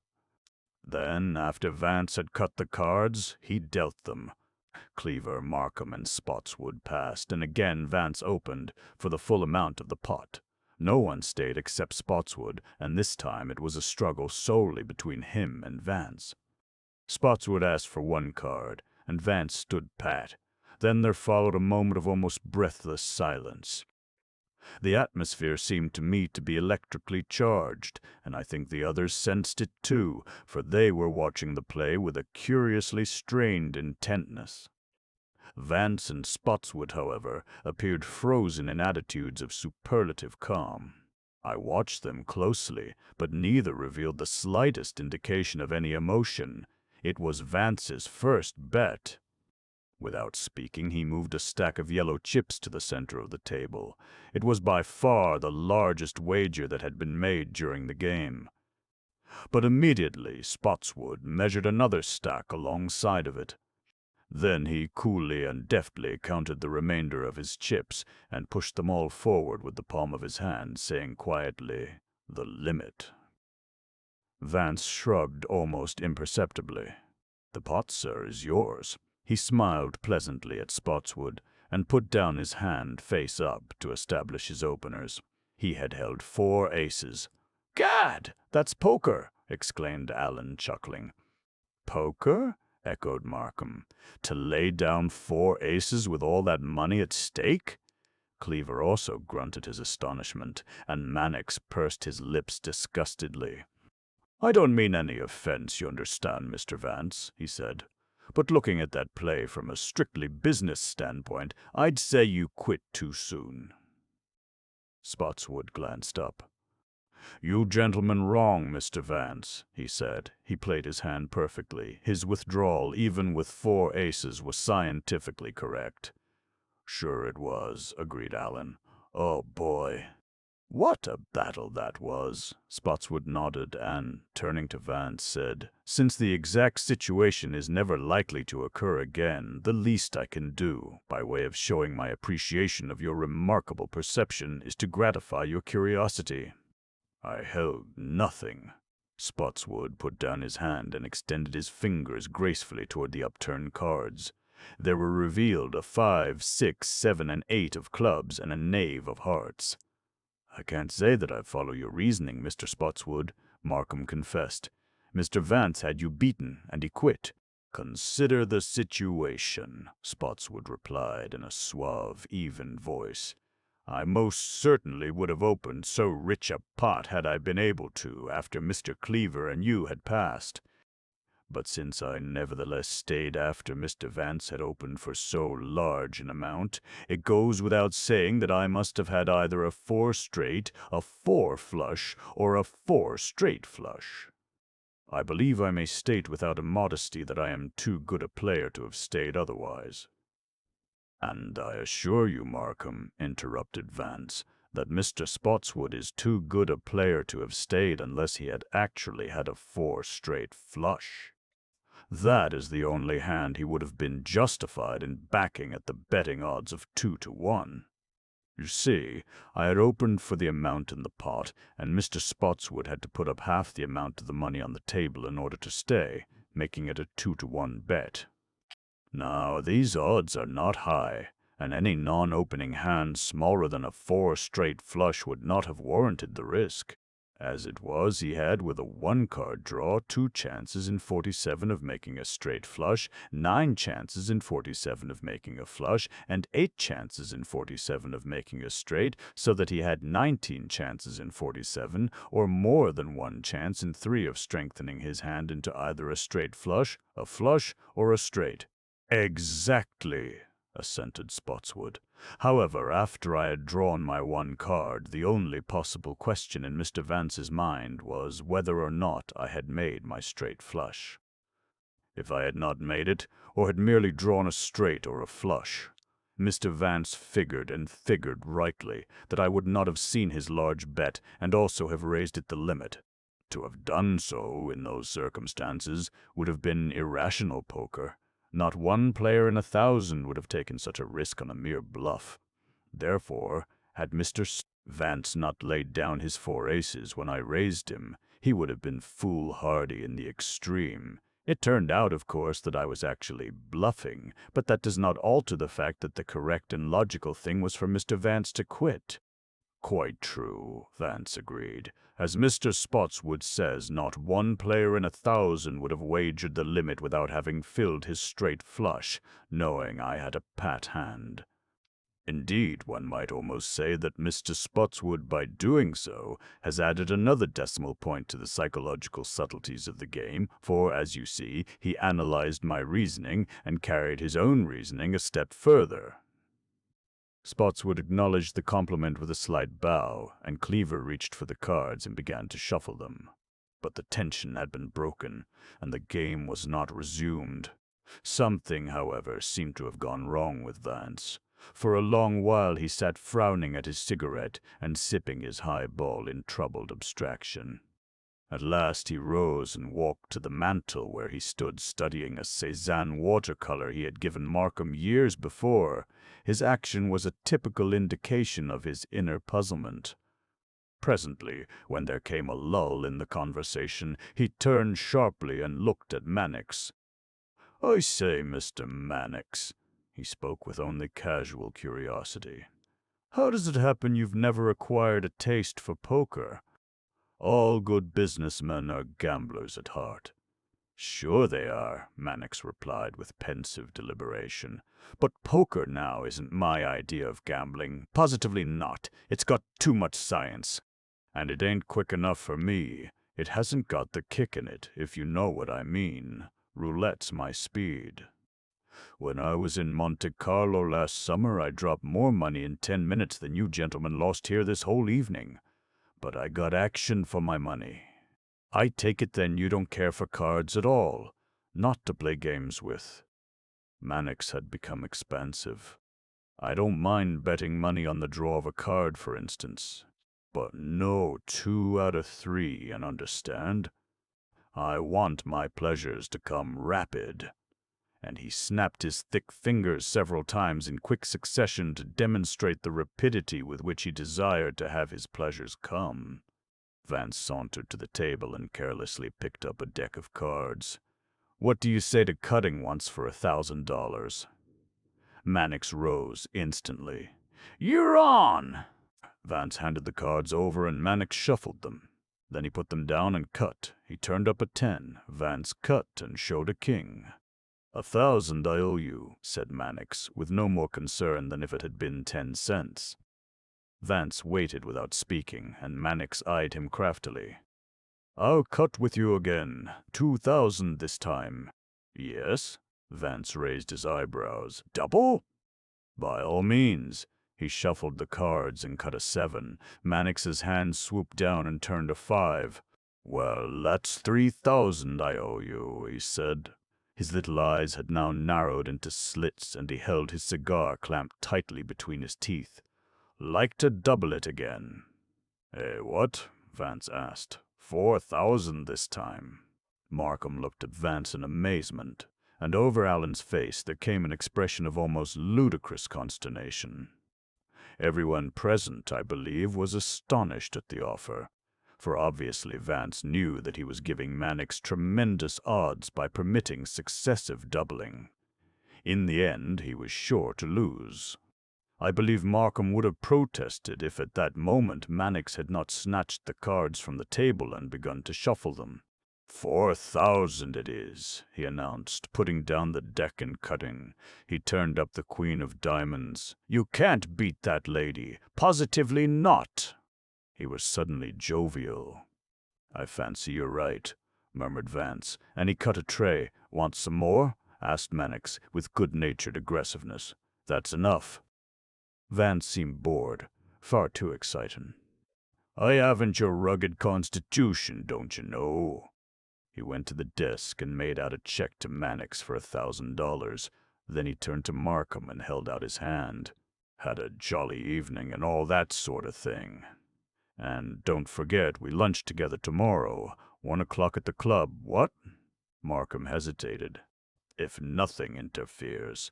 But really, you know it mustn't, insisted Vance. You've no idea how eager you are to see me. He was unusually silent and thoughtful during the ride home. Not one explanatory word could I get out of him. But when he bade me good night, he said, There's a vital part of the puzzle still missing, and until it's found, none of it has any meaning. Chapter 28. The Guilty Man, Tuesday, September 18, 1 p. Mont PM, Vance slept late the following morning, and spent the hour or so before lunch checking a catalogue of ceramics which were to be auctioned next day at the Anderson Galleries. At 1 o'clock we entered the Stuyvesant Club and joined Markham in the grill. The lunch is on you, old thing, said Vance, but I'll make it easy. All I want is a rasher of English bacon, a cup of coffee, and a croissant. Markham gave him a mocking smile. I don't wonder you're economizing after your bad luck of last night. Vance's eyebrows went up. I rather fancied my luck was most extraordinary. You held 4 of a kind twice and lost both hands. But, you see, blandly confessed Vance, I happen to know both times exactly what cards my opponents held. Markham stared at him in amazement. Quite so, Vance assured him. I had arranged before the game, do you see, to have those particular hands dealt. He smiled benignly. I can't tell you, old chap, how I admire your delicacy in not referring to my rather unique guest, Mr. Allen, whom I had the bad taste to introduce so unceremoniously into your party. I owe you an explanation and an apology. Mr. Allen is not what one would call a charming companion.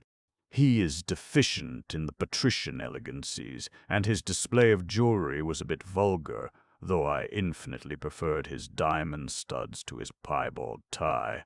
But, Mr. Storer, Allen has his points. Decidedly he has his points. He ranks with Andy Blakely, Canfield, and honest John Kelly as an indoor soldier of fortune. In fact, our Mr. Allen is none other than Doc Wiley Allen, of fragrant memory. Doc Allen, not the notorious old crook who ran the El Dorado Club, the same. And, incidentally, one of the cleverest card manipulators in a once lucrative but shady profession. You mean this fellow Allen stacked the cards last night? Markham was indignant. Only for the 2 hands you mentioned. Allen, if you happen to remember, was the dealer both times. I, who purposely sat on his right, was careful to cut the cards in accordance with his instructions. And you really must admit that no stricture can possibly attach to my deception, inasmuch as the only beneficiaries of Alan's manipulations were Cleaver and Spotswood. Although Alan did deal me four of a kind on each occasion, I lost heavily both times. Markham regarded Vance for a moment in puzzled silence and then laughed good-naturedly. You appear to have been in a philanthropic mood last night. You practically gave Mannix $1,000 by permitting him to double the stakes on each draw. A rather quixotic procedure, I should say. It all depends on one's point of view, don't you know? Despite my financial losses, which, by the by, I have every intention of charging up to your office budget, the game was most successful. You see, I attained the main object of my evening's entertainment. "Oh, I remember," said Markham vaguely, as if the matter, being of slight importance, had for the moment eluded his memory. "I believe you were going to ascertain who murdered the Odell girl." "Hammers in memory." "Yes, I let fall the hint that I might be able to clarify the situation today."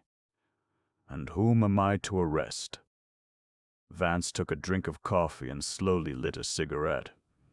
"I'm quite convinced, you know, that you won't believe me," he returned, in an even, matter-of-fact voice. "But it was Spotswood who killed the girl." "You don't tell me!" Markham spoke with undisguised irony. "So it was Spotswood? My dear Vance, you positively bowl me over.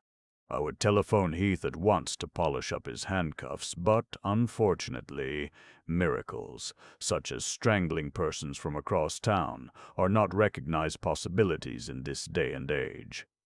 Do let me order you another croissant." Vance extended his hands in a theatrical gesture of exasperated despair. "For an educated, civilized man, Markham, there's something downright primitive about the way you cling to optical illusions. I say, you know, you're exactly like an infant who really believes that the magician generates a rabbit in a silk hat simply because he sees it done. Now you're becoming insulting." "Rather," Vance pleasantly agreed. "But something drastic must be done to disentangle you from the Lorelei of legal facts. You're so deficient in imagination, old thing. I take it that you would have me close my eyes and picture Spotswood sitting upstairs here in the Stuyvesant Club and extending his arms to 71st Street. But I simply couldn't do it. I'm a commonplace chap. Such a vision would strike me as ludicrous. It would smack of a hashish dream." "You yourself don't use cannabis indica, do you?" "Put that way, the idea does sound a bit supernatural. And yet, certum est quia impossibile est. I rather like that maxim, don't you know, for, in the present case, the impossible is true. Oh, Spotswood's guilty, no doubt about it, and I'm going to cling tenaciously to that apparent hallucination. Moreover, I'm going to try to lure you into its toils for your own, as we absurdly say, good name is at stake. As it happens, Markham, you are at this moment shielding the real murderer from publicity." Vance had spoken with the easy assurance that precludes argument, and from the altered expression on Markham's face I could see he was moved. "Tell me," he said, "how you arrived at your fantastic belief in Spotswood's guilt." Vance crushed out his cigarette and folded his arms on the table. "We begin with my quartet of possibilities: Mannix, Cleaver, Lindquist, and Spotswood. Realizing, as I did, that the crime was carefully planned with the sole object of murder, I knew that only someone hopelessly ensnared in the lady's net could have done it. And no suitor outside of my quartet could have been thus enmeshed, or we would have learned of him.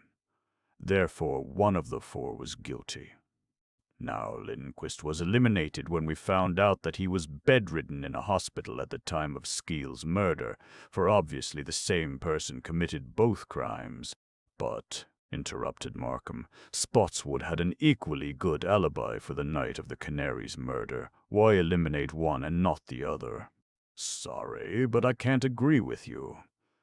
Being prostrated at a known place surrounded by incorruptible and disinterested witnesses, both preceding and during an event, is one thing, but being actually on the ground, as Spotswood was that fatal evening, within a few minutes of the time the lady was murdered, and then being alone in a taxicab for 15 minutes or so following the event, that is another thing.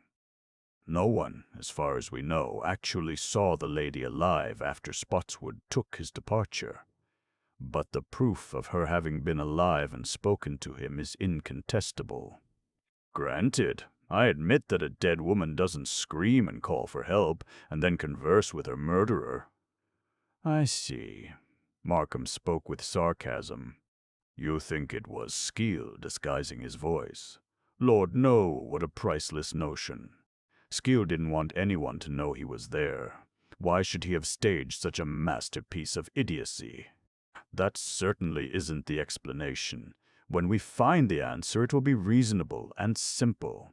That's encouraging, smiled Markham, but proceed with your reasons for Spotswood's guilt. 3 of my quartet, then, were potential murderers, Vance resumed.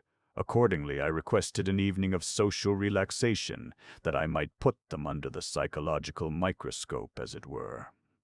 Although Spotswood's ancestry was wholly consistent with his having been the guilty one, nevertheless I confess I thought that Cleaver or Mannix had committed the crime, for, by their own statements, either of them could have done it without contradicting any of the known circumstances of the situation. Therefore, when Mannix declined your invitation to play poker last night, I put Cleaver to the first test. I wig-wagged to Mr. Allen, and he straightway proceeded to perform his Vance, paused and looked up. You perhaps recall the circumstances. It was a jackpot. Allen dealt Cleaver a 4 straight flush and gave me 3 kings. The other hands were so poor that everyone else was compelled to drop out. I opened, and Cleaver stayed. On the draw, Allen gave me another king, and gave Cleaver the card he needed to complete his straight flush. Twice I bet a small amount, and each time Cleaver raised me. Finally I called him, and of course he won. He couldn't help but win, do you see? He was betting on a sure thing. Since I opened the pot and drew 2 cards, the highest hand I could possibly have held would have been 4 of a kind. Cleaver knew this, and having a straight flush, he also knew, before he raised my bet, that he had me beaten. At once I realized that he was not the man I was after. By what reasoning? A poker player, Markham, who would bet on a sure thing is one who lacks the egotistical self-confidence of the highly subtle and supremely capable gambler. He is not a man who will take hazardous chances and tremendous risks, for he possesses to some degree what the psychoanalysts call an inferiority complex, and instinctively he grasps at every possible opportunity of protecting and bettering himself. In short, he is not the ultimate, unadulterated gambler. And the man who killed the Odell girl was a supreme gambler who would stake everything on a single turn of the wheel, for, in killing her, that is exactly what he did. And only a gambler whose paramount self-confidence would make him scorn, through sheer egotism, to bet on a sure thing, could have committed such a crime. Therefore, Cleaver was eliminated as a suspect. Markham was now listening intently. The test to which I put Spotswood a little later, Vance went on, had originally been intended for Mannix, but he was out of the game.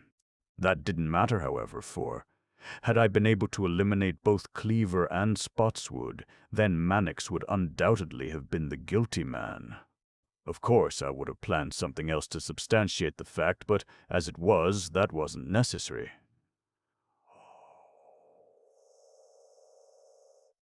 The test I applied to Spotswood was pretty well explained by the gentleman himself. As he said, not one player in 1,000 would have wagered the limit against a pat hand when he himself held nothing. It was tremendous, superb. It was probably the most remarkable bluff ever made in a game of poker. I couldn't help admiring him when he calmly shoved forward all his chips, knowing, as I did, that he held nothing. He staked everything, DC, wholly on his conviction that he could follow my reasoning step by step and, in the last analysis, outwit me. It took courage and daring to do that, and it also took a degree of self-confidence which would never have permitted him to bet on a sure thing. The psychological principles involved in that hand were identical with those of the Odell crime. I threatened Spotswood with a powerful hand, a pat hand, just as the girl no doubt threatened him, and instead of compromising, instead of calling me or laying down, he outreached me. He resorted to one supreme coup, though it meant risking everything. Tile, my word, Markham. Can't you see how the man's character, as revealed in that amazing gesture, dovetails with the psychology of the crime? Markham was silent for a while. He appeared to be pondering the matter. "But you yourself, Vance, were not satisfied at the time," he submitted at length. "In fact, you looked doubtful and worried." "True, old dear. I was no end worried. The psychological proof of Spotswood's guilt came so dashed unexpectedly. I wasn't looking for it, don't you know? After eliminating Cleaver, I had a party pris, so to speak, in regard to Mannix, for all the material evidence in favor of Spotswood's innocence. That is, the seeming physical impossibility of his having strangled the lady had, I admit, impressed me. I'm not perfect, don't you know? Being unfortunately human, I'm still susceptible to the malicious animal magnetism about facts and appearances, which you lawyer chaps are continuously exuding over the earth, like some vast asphyxiating effluvium. And even when I found that Spotswood's psychological nature fitted perfectly with all the factors of the crime, I still harbored a doubt in regard to Mannix. It was barely possible that he would have played the hand just as Spotswood played it. That is why, after the game was over, I tackled him on the subject of gambling. I wanted to check his psychological reactions. Still, he staked everything on one turn of the wheel, as you put it. Ah, but not in the same sense that Spotswood did. Mannix is a cautious and timid gambler as compared with Spotswood. To begin with, he had an equal chance and an even bet, whereas Spotswood had no chance at all. His hand was worthless. And yet Spotswood wagered the limit on a pure bit of mental calculation. That was gambling in the higher ether. On the other hand, Mannix was merely tossing a coin with an even chance of winning. Furthermore, no calculation of any kind entered into it. There was no planning, no figuring, no daring. And, as I have told you from the start, the Odell murder was premeditated and carefully worked out with shrewd calculation and supreme daring. And what true gambler would ask an adversary to double a bet on the second flip of the coin and then accept an offer to redouble on the third flip? I purposely tested Mannix in that way, so as to preclude any possibility of error. Thus I not only eliminated him, I expunged him, eradicated him, wiped him out utterly. It cost me $1,000, but it purged my mind of any lingering doubt. I then knew, despite all the contrary material indications, that Spotswood had done away with the lady. You make your case theoretically plausible, but practically I'm afraid I can't accept it. Markham was more impressed, I felt, than he cared to admit. "Damn it, man," he exploded after a moment. "Your conclusion demolishes all the established landmarks of rationality and sane credibility. Just consider the facts." He had now reached the argumentative stage of his doubt. "You say Spotswood is guilty. Yet we know, on irrefutable evidence, that 5 minutes after he came out of the apartment, the girl screamed and called for help. He was standing by the switchboard and, accompanied by Jessup, he went to the door and carried on a brief conversation with her. She was certainly alive then. Then he went out the front door, entered a taxicab, and drove away. 15 minutes later, he was joined by Judge Redfern as he alighted from the taxicab in front of the club here, nearly 40 blocks away from the apartment house. It would have been impossible for him to have made the trip in less time, and, moreover, we have the chauffeur's record. Spotswood simply did not have either the opportunity or the time to commit the murder between 11:30 and 10 minutes of 12 when Judge Redfern met him. And remember, he played poker in the club here until 3 in the morning, hours after the murder took place. Markham shook his head with emphasis. Vance, there's no human way to get round those facts. They're firmly established, and they preclude Spotswood's guilt as effectively and finally as though he had been at the North Pole that night. Vance was unmoved. I admit everything you say, he rejoined, but as I have stated before, when material facts and psychological facts conflict, the material facts are wrong. In this case, they may not actually be wrong, but they're deceptive. Very well, Magnus Apollo. The situation was too much for Markham's exacerbated nerves. Show me how Spotswood could have strangled the girl and ransacked the apartment, and I'll order Heath to arrest him. "'Pon my word, I can't do it," expostulated Vance. "Omniscience was denied me. But, deuce take it, I think I've done rather well in pointing out the culprit. I never agreed to expound his technique, don't you know? So, your vaunted penetration amounts only to that, does it? Well, well. Here and now I become a professor of the higher mental sciences, and I pronounce solemnly that Dr. Crippen murdered the Odell girl. To be sure, Crippen's dead, but that fact doesn't interfere with my newly adopted psychological means of deduction. Crippen's nature, you see, fits perfectly with all the esoteric and recondite indications of the crime. Tomorrow I'll apply for an order of exhumation." Vance looked at him with waggish reproachfulness and sighed. "Recognition of my transcendent genius, I see, is destined to be posthumous. Omnia post obitum fingit majora vetustas. In the meantime I bear the taunts and jeers of the multitude with a stout heart.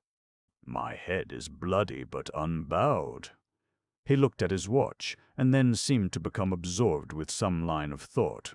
"Markham," he said after several minutes, "I've a concert at 3 o'clock, but there's an hour to spare. I want to take another look at that apartment and its various approaches. Spotswood's trick, and I'm convinced it was nothing more than a trick, was enacted there, and if we are ever to find the explanation, we shall have to look for it on the scene." I had got the impression that Markham, despite his emphatic denial of the possibility of Spotswood's guilt, was not entirely unconvinced. Therefore, I was not surprised when, with only a half-hearted protest, he assented to Vance's proposal to revisit the Odell apartment. Chapter 29. Beethoven's Andante, Tuesday, September 18, 2p. Less than half an hour later, we again entered the main hall of the little apartment building in 71st Street. Spively, as usual, was on duty at the switchboard. Just inside the public reception room, the officer on guard reclined in an easy chair, a cigar in his mouth. On seeing the district attorney, he rose with forced alacrity. "When you going to open things up, Mr. Markham?" he asked. "This rest cure is ruining my health." "Very soon, I hope, officer," Markham told him. "Any more visitors?" "Nobody, sir."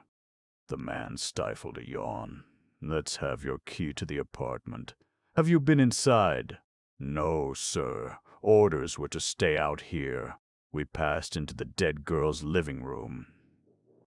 The shades were still up, and the sunlight of midday was pouring in. Nothing apparently had been touched, not even the overturned chairs had been righted. Markham went to the window and stood, his hands behind him, surveying the scene despondently. He was laboring under a growing uncertainty, and he watched Vance with a cynical amusement which was far from spontaneous. Vance, after lighting a cigarette, proceeded to inspect the two rooms, letting his eyes rest searchingly on the various disordered objects. Presently he went into the bathroom and remained several minutes. When he came out, he carried a towel with several dark smudges on it. "This is what Skeel used to erase his fingerprints," he said, tossing the towel on the bed. "Marvelous," Markham rallied him. "That, of course, convicts Spotswood." "Tut, tut, but it helps substantiate my theory of the crime." He walked to the dressing table and sniffed at a tiny silver atomizer. "The lady used Cody's chypre," he murmured. "Why will they all do it? And just what does that help substantiate? Markham, dear, I'm absorbing atmosphere. I'm attuning my soul to the apartment's vibrations. Do let me attune in peace.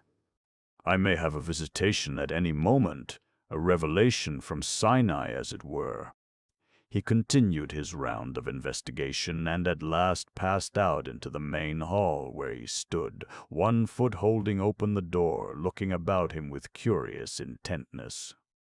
When he returned to the living room, he sat down on the edge of the rosewood table and surrendered himself to gloomy contemplation.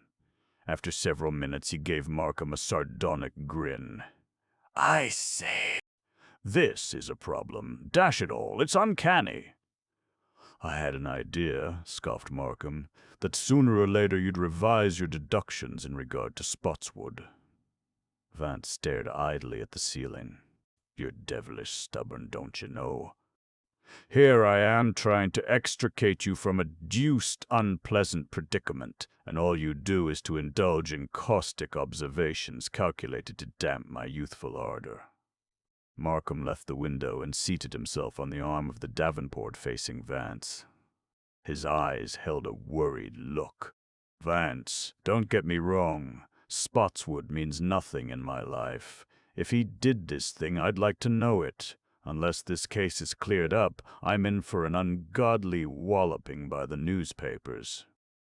It's not to my interest to discourage any possibility of a solution. But your conclusion about Spotswood is impossible. There are too many contradictory facts." "That's just it, don't you know? The contradictory indications are far too perfect. They fit together too beautifully. They're almost as fine as the forms in a Michelangelo statue. They're too carefully coordinated, DC, to have been merely a haphazard concatenation of circumstances. They signify conscious design." Markham rose, and, slowly returning to the window, stood looking out into the little rear yard. "If I could grant your premise that Spotswood killed the girl," he said, "I could follow your syllogism. But I can't very well convict a man on the grounds that his defense is too perfect. What we need, Markham, is inspiration. The mere contortions of the Sibyl are not enough." Vance took a turn up and down the room. "What really infuriates me is that I've been outwitted, and by a manufacturer of automobile access Rees. It's most humiliating." He sat down at the piano and played the opening bars of Brahms's Capriccio No. 1. "Needs tuning," he muttered, and sauntering to the buhl cabinet, he ran his finger over the marquetry. "Pretty and all that," he said, "but a bit fussy. Good example, though. The deceased's aunt from Seattle should get a very fair price for it." He regarded a pendant girandole at the side of the cabinet. "Rather nice, that, if the original candles hadn't been supplanted with modern frosted bulbs." He paused before the little china clock on the mantel. "Gingerbread. I'm sure it kept atrocious time." Passing on to the escritoire, he examined it critically. "Imitation French Renaissance. But rather dainty, what?" Then his eye fell on the wastepaper basket and he picked it up. "Silly idea," he commented, making a basket out of vellum. "The artistic triumph of some lady interior decorator, I'll wager. Enough vellum here to bind a set of Epictetus, but why ruin the effect with hand-painted garlands? The aesthetic instinct has not as yet invaded these fair states, decidedly not." Setting the basket down, he studied it meditatively for a moment. Then he leaned over and took from it the piece of crumpled wrapping paper to which he had referred the previous day.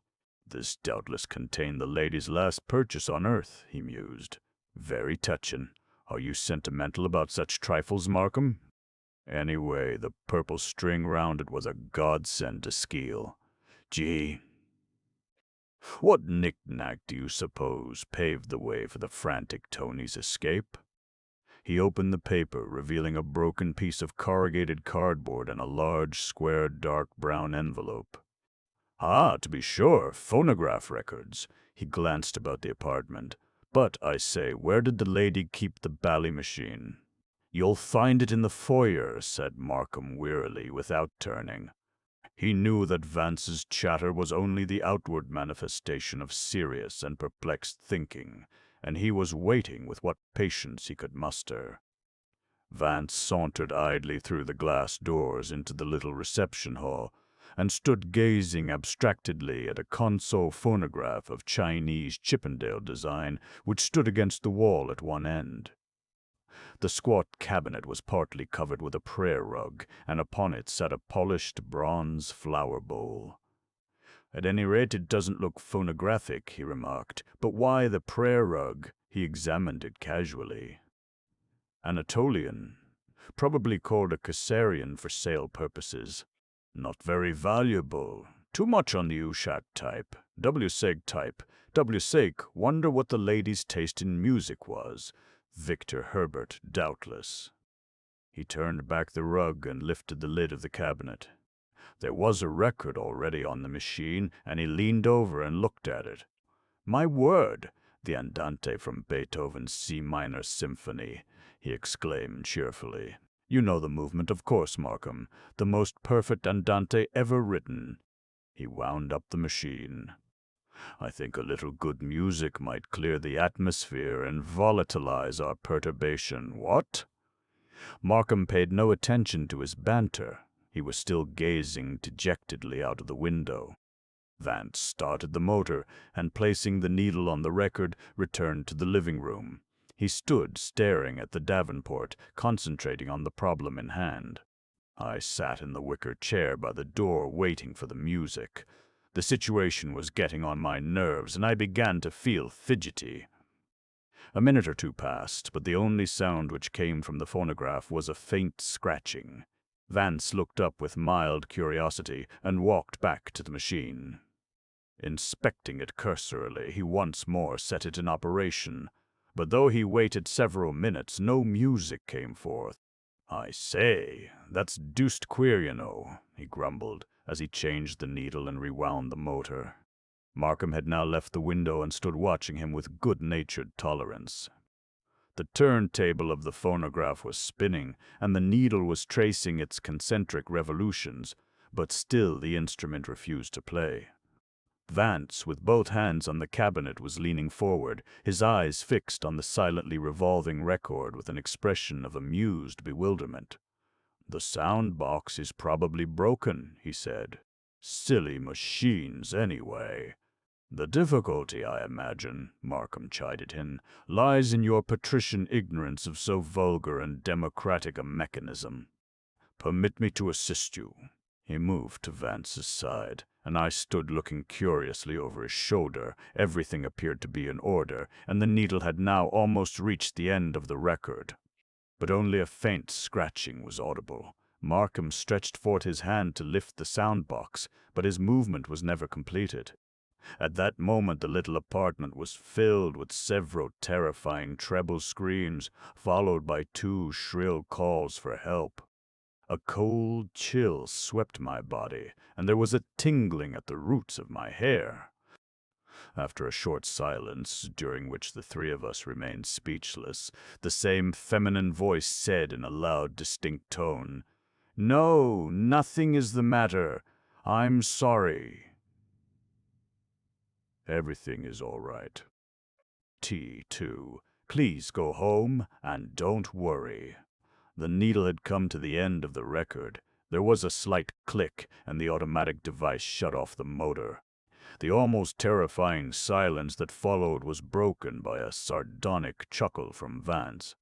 "Well, oh dear," he remarked languidly as he strode back into the living room. "So much for your irrefutable facts. There came a loud knocking on the door, and the officer on duty outside looked in with a startled face. "It's all right," Markham informed him in a husky voice. "I'll call you when I want you." Vance lay down on the davenport and took out another cigarette. Having lighted it, he stretched his arms far over his head and extended his legs like a man in whom a powerful physical tension had suddenly relaxed. "'Pon my soul, Markham, we've all been babes in the woods," he drawled. "An incontrovertible alibi. My word, if the law supposes that, as Mr. Bumble said, the law is a ass, a idiot. Oh, Sammy, why warn't there a alibi? Sam Markham, I blush to admit it, but it's you and I who've been the unutterable asses." Markham had been standing by the instrument like a man dazed, his eyes riveted hypnotically on the telltale record.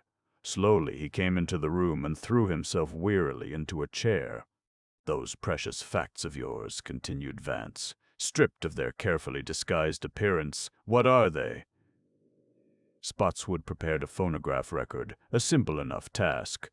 Everyone makes them nowadays. Oh, yes.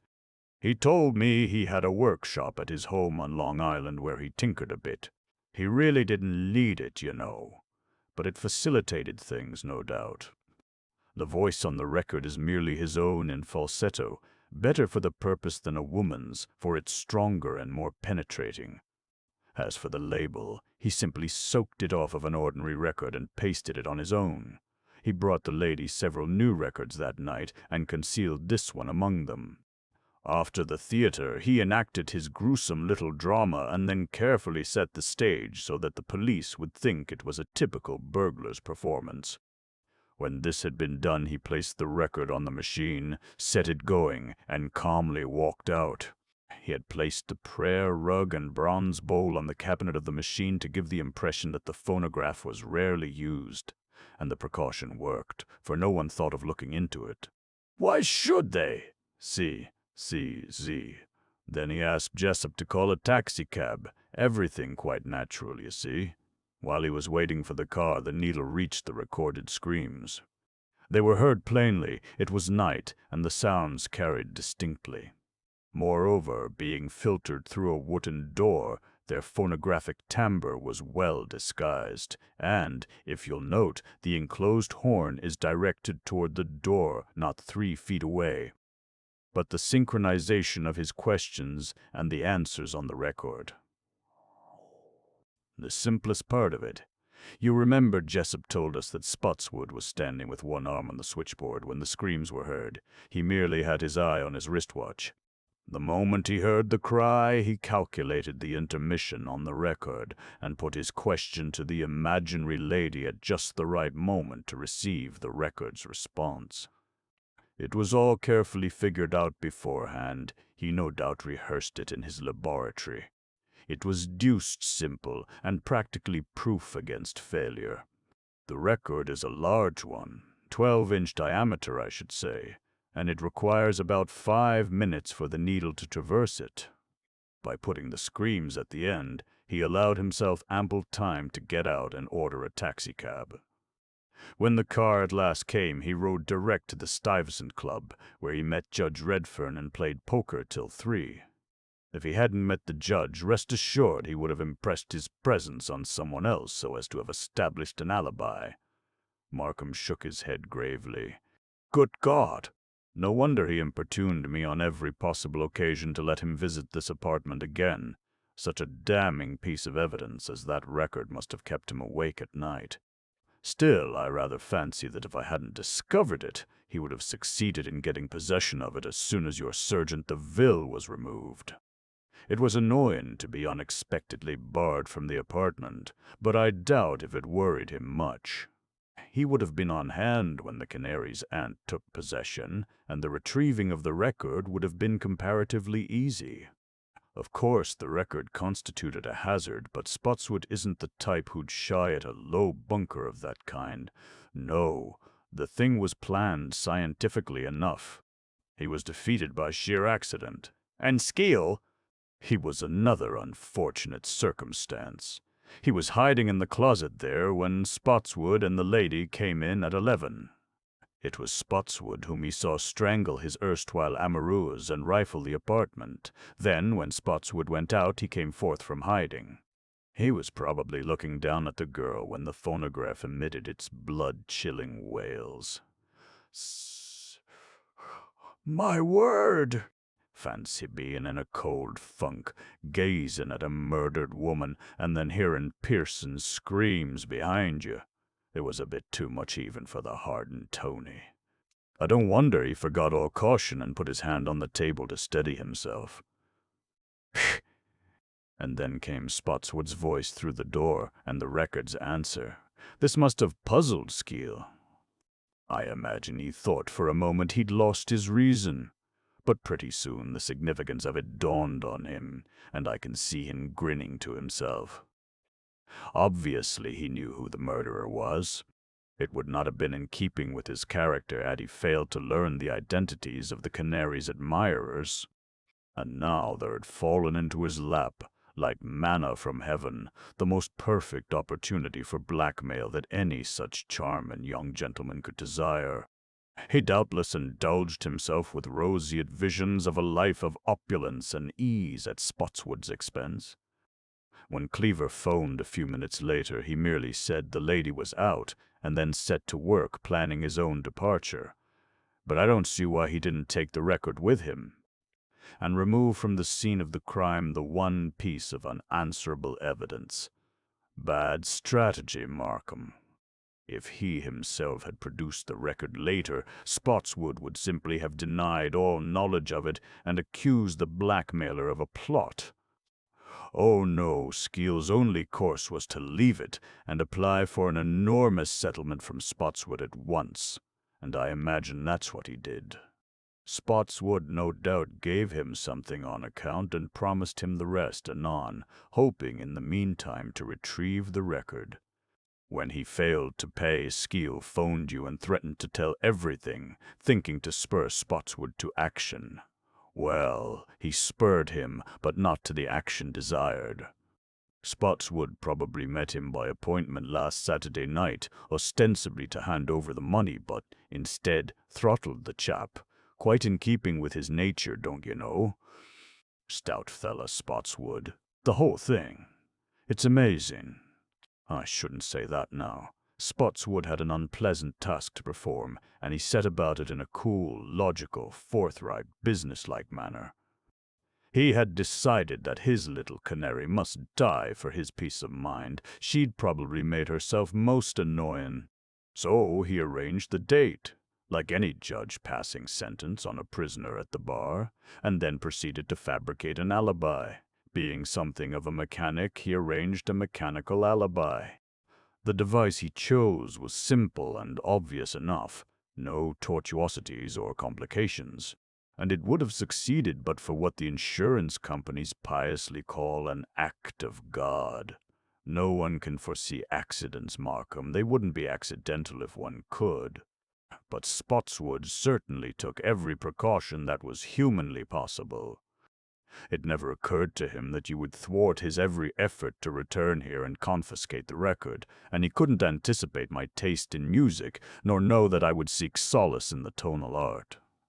Furthermore, when one calls on a lady, one doesn't expect that another suitor is going to hide himself in the clothes press. It isn't done, don't you know. All in all, the poor Johnny was beaten by a run of abominable luck.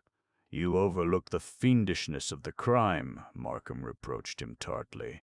Don't be so confoundedly moral, old thing. Everyone's a murderer at heart.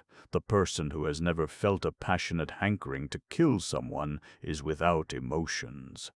And do you think it's ethics or theology that stays the average person from homicide? Dear no. It's lack of courage, the fear of being found out, or haunted or cursed with remorse. Observe with what delight the people en masse, to wit, the state, put men to death and then gloat over it in the newspapers. Nations declare war against one another on the slightest provocation, so they can, with immunity, vent their lust for slaughter. Spotswood, I'd say, is merely a rational animal with the courage of his convictions. Society, unfortunately, isn't ready for your nihilistic philosophy just yet, said Markham. And during the intervening transition, human life must be protected. He rose resolutely, and going to the telephone, called up Heath.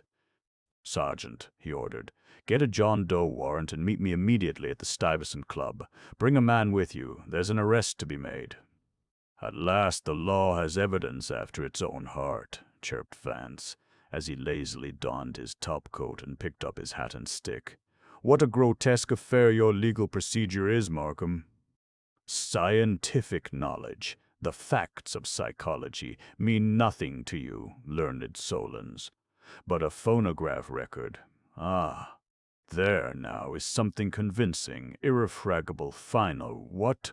On our way out, Markham beckoned to the officer on guard. Under no conditions, he said, is anyone to enter this apartment until I return, not even with a signed permit. When we had entered the taxicab, he directed the chauffeur to the club. So the newspapers want action, do they? Well, they're going to get it. You've helped me out of a nasty hole, old man. As he spoke, his eyes turned to Vance, and that look conveyed a profounder gratitude than any words could have expressed. Chapter 30. The End. Tuesday, September 18, 3:30 p.m. It was exactly 3:30 when we entered the rotunda of the Stuyvesant Club. Markham at once sent for the manager and held a few words of private conversation with him. The manager then hastened away and was gone about 5 minutes. Mr. Spotswood is in his rooms, he informed Markham on returning. I sent the electrician up to test the light bulbs. He reports that the gentleman is alone writing at his desk. And the room number? 341. The manager appeared perturbed. There won't be any fuss, will there, Mr. Markham? I don't look for any. Markham's tone was chilly. However, the present matter is considerably more important than your club. What an exaggerated point of view, sighed Vance when the manager had left us. The arrest of Spotswood, I'd say, was the acme of futility. The man isn't a criminal, don't you know? He has nothing in common with Lombroso's uomo delinquente. He's what one might term a philosophic behaviorist. Markham grunted but did not answer. He began pacing up and down agitatedly, keeping his eyes expectantly on the main entrance. Vance sought a comfortable chair and settled himself in it with placid unconcern. 10 minutes later, Heath and Snitkin arrived. Markham at once led them into an alcove and briefly explained his reason for summoning them. "Spotswood's upstairs now," he said. "I want the arrest made as quietly as possible." "Spotswood?" Heath repeated the name in astonishment. "I don't see." "You don't have to see, yet," Markham cut in sharply. "I'm taking all responsibility for the arrest, and you're getting the credit, if you want it. That suit you?" Heath shrugged his shoulders. "It's all right with me. Anything you say, sir." He shook his head uncomprehendingly. "But what about Jessup? We'll keep him locked up." "Material witness." We ascended in the elevator and emerged at the 3rd floor. Spotswood's rooms were at the end of the hall, facing the square. Markham, his face set grimly, led the way.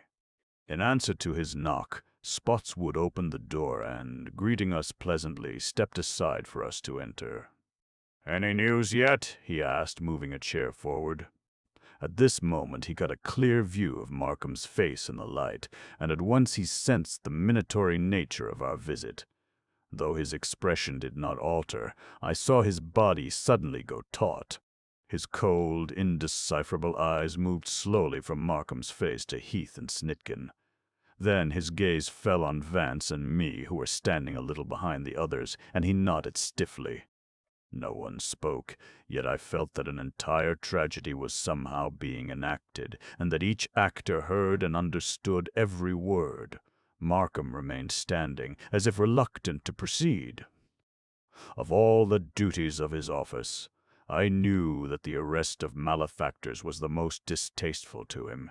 He was a worldly man, with the worldly man's tolerance for the misfortunes of evil.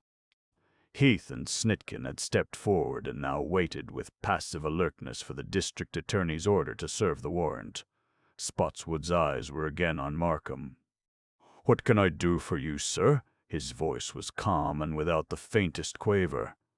"You can accompany these officers, Mr. Spotswood," Markham told him quietly, with a slight inclination of his head toward the two imperturbable figures at his side.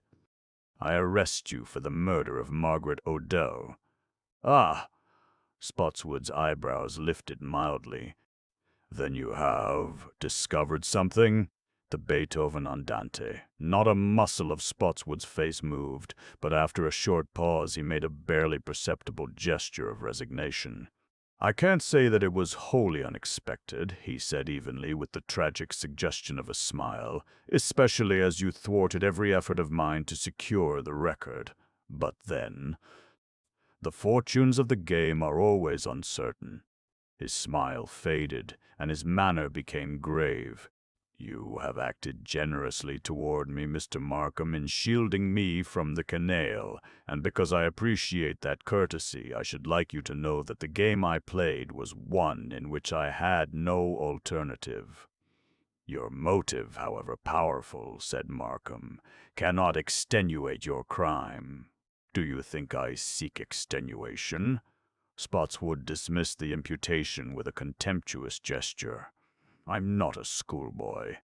I calculated the consequences of my course of action, and after weighing the various factors involved, decided to risk it.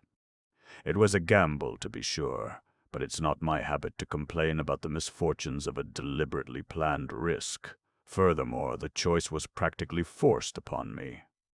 Had I not gambled in this instance, I stood to lose heavily, nevertheless." His face grew bitter. "This woman, Mr. Markham, had demanded the impossible of me. Not content with bleeding me financially, she demanded legal protection, position, social prestige, such things as only my name could give her. She informed me I must divorce my wife and marry her. I wonder if you apprehend the enormity of that demand. D'you see, Mr. Markham, I love my wife, and I have children whom I love. I will not insult your intelligence by explaining how, despite my conduct, such a thing is entirely possible. And yet, this woman commanded me to wreck my life and crush utterly those I held dear, solely to gratify her petty, ridiculous ambition. When I refused, she threatened to expose our relations to my wife, to send her copies of the letters I had written, to sue me publicly, in fine, to create such a scandal that, in any event, my life would be ruined, my family disgraced, my home destroyed." He paused and drew a deep inspiration. "I have never been partial to halfway measures," he continued impassively. "I have no talent for compromise. Perhaps I am a victim of my heritage. But my instinct is to play out a hand to the last chip, to force whatever danger threatens. And for just 5 minutes a week ago, I understood how the fanatics of old could, with a calm mind and a sense of righteousness, torture their enemies who threatened them with spiritual destruction. Thus, as I chose the only course which might save those I love from disgrace and suffering. It meant taking a desperate risk. But the blood within me was such that I did not hesitate, and I was fired by the agony of a tremendous hate. I staked my life against a living death on the remote chance of attaining peace. And I lost." Again he smiled faintly. "Yes, the fortunes of the game. But don't think for a minute that I am complaining or seeking sympathy. I have lied to others, perhaps, but not to myself. I detest a whiner, a self-excuser. I want you to understand that." He reached to the table at his side and took up a small limp leather volume. "Only last night I was reading Wilde's De Profundis. Had I been gifted with words, I might have made a similar confession. Let me show you what I mean, so that at least you won't attribute to me the final infamy of cravenness." He opened the book and began reading in a voice whose very fervor held us all silent. I brought about my own downfall. No one, be he high or low, need be ruined by any other hand than his own. Readily as I confess this, there are many who will, at this time at least, receive the confession skeptically.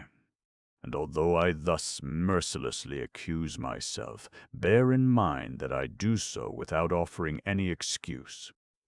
Terrible as is the punishment inflicted upon me by the world, more terrible is the ruin I have brought upon myself. In the dawn of manhood I recognized my position. Ness.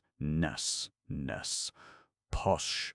I enjoyed an honored name, an eminent social position. Then came the turning point. I had become tired of dwelling on the heights and descended by my own will into the depths. I satisfied my desires wherever it suited me and passed on. I forgot that every act, even the most insignificant act of daily life in some degree, makes or unmakes the character, and every occurrence which transpires in the seclusion of the chamber will some day be proclaimed from the housetops. I lost control of myself. I was no longer at the helm and knew it not. I had become a slave to pleasure. One thing only is left to me, complete humility. He tossed the book aside. "You understand now, Mr. Markham." Markham did not speak for several moments. "Do you care to tell me about Skeel?" he at length asked. "That swine!" Spotswood sneered his disgust. "I could murder such creatures every day and regard myself as a benefactor of society. Yes, I strangled him, and I would have done it before, only the opportunity did not offer. It was Skeel who was hiding in the closet when I returned to the apartment after the theater, and he must have seen me kill the woman. Had I known he was behind that locked closet door, I would have broken it down and wiped him out then. But how was I to know? It seemed natural that the closet might have been kept locked. I didn't give it a second thought. And the next night he telephoned me to the club here. He had first called my home on Long Island and learned that I was staying here. I had never seen him before, didn't know of his existence. But it seems he had equipped himself with a knowledge of my identity. Probably some of the money I gave to the woman went to him. What a muck heap I had fallen into. When he phoned, he mentioned the phonograph, and I knew he had found out something. I met him in the Waldorf lobby, and he told me the truth. There was no doubting his word. When he saw I was convinced, he demanded so enormous a sum that I was staggered. Spotswood lit a cigarette with steady fingers. "Mr. Markham, I am no longer a rich man. The truth is, I am on the verge of bankruptcy. The business my father left me has been in a receiver's hands for nearly a year. The Long Island estate on which I live belongs to my wife. Few people know these things, but unfortunately they are true. It would have been utterly impossible for me to raise the amount Skeel demanded, even had I been inclined to play the coward. I did, however, give him a small sum to keep him quiet for a few days, promising him all he asked as soon as I could convert some of my holdings. I hoped in the interim to get possession of the record and thus spike his guns. But in that I failed, and so, when he threatened to tell you everything, I agreed to bring the money to his home late last Saturday night. I kept the appointment, with the full intention of killing him. I was careful about entering, but he had helped me by explaining when and how I could get in without being seen. Once there, I wasted no time. The first moment he was off his guard, I seized him and gloried in the act. Then, locking the door and taking the key, I walked out of the house quite openly and returned here to the club. That's all, I think." Vance was watching him musingly. "So, when you raised my bet last night," he said, "the amount represented a highly important item in your exchequer." Spotswood smiled faintly. "It represented practically every cent I had in the world. Astonishing." And would you mind if I asked you why you selected the label of Beethoven's Andante for your record? Another miscalculation, the man said wearily. It occurred to me that if anyone should, by any chance, open the phonograph before I could return and destroy the record, he wouldn't be as likely to want to hear the classics as he would a more popular selection. And one who detests popular music had to find it. I fear, Mr. Spotswood, that an unkind fate sat in at your game. Yes, if I were religiously inclined, I might talk poppycock about retribution and divine punishment. I'd like to ask you about the jewelry, said Markham. It's not sportsmanlike to do it, and I wouldn't suggest it except that you've already confessed voluntarily to the main points at issue. I shall take no offense at any question you desire to ask, sir, Spotswood answered. After I had recovered my letters from the document box, I turned the rooms upside down to give the impression of a burglary, being careful to use gloves, of course. And I took the woman's jewelry for the same reason. Parenthetically, I had paid for most of it. I offered it as a sop to Skeel, but he was afraid to accept it, and finally I decided to rid myself of it. I wrapped it in one of the club newspapers and threw it in a waste bin near the Flatiron Building. You wrapped it in the Morning Herald, put in Heath. Did you know that Pop Cleaver reads nothing but the Herald? Sergeant. Vance's voice was a cutting reprimand. Certainly Mr. Spotswood was not aware of that fact, else he would not have selected the Herald. Spotswood smiled at Heath with pitying contempt. Then, with an appreciative glance at Vance, he turned back to Markham. An hour or so after I had disposed of the jewels, I was assailed by the fear that the package might be found and the paper traced, so I bought another Herald and put it on the rack. He paused. Is that all? Markham nodded. Thank you. That's all, except that I must now ask you to go with these officers.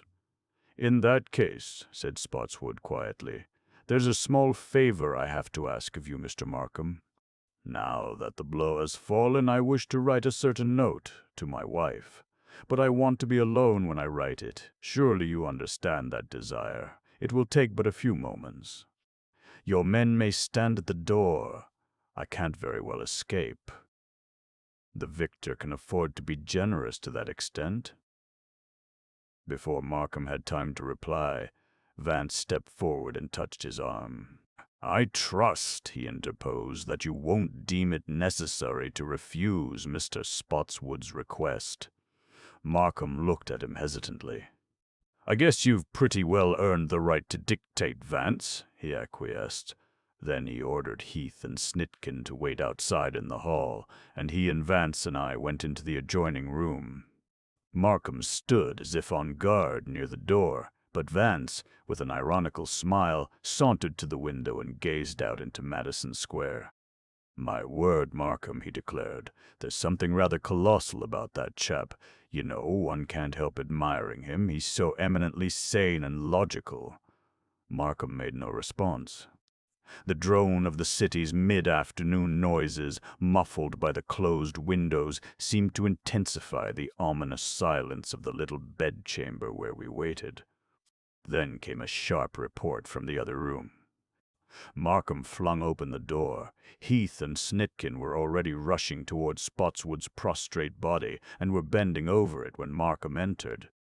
Immediately he wheeled about and glared at Vance, who now appeared in the doorway. He's shot himself. Fancy that, said Vance. You knew he was going to do that? Markham spluttered. It was rather obvious, don't you know? Markham's eyes flashed angrily. And you deliberately interceded for him, to give him the opportunity. Tut, tut, my dear fellow, Vance reproached him. Pray don't give way to conventional moral indignation. However unethical, theoretically, it may be to take another's life, a man's own life is certainly his to do with as he chooses. Suicide is his inalienable right. And under the paternal tyranny of our modern democracy, I'm rather inclined to think it's about the only right he has left. What? He glanced at his watch and frowned. "Do you know, I've missed my concert, bothering with your beastly affairs," he complained amiably, giving Markham an engaging smile. "And now you're actually scolding me. 'Pon my word, old fellow, you're deuced ungrateful."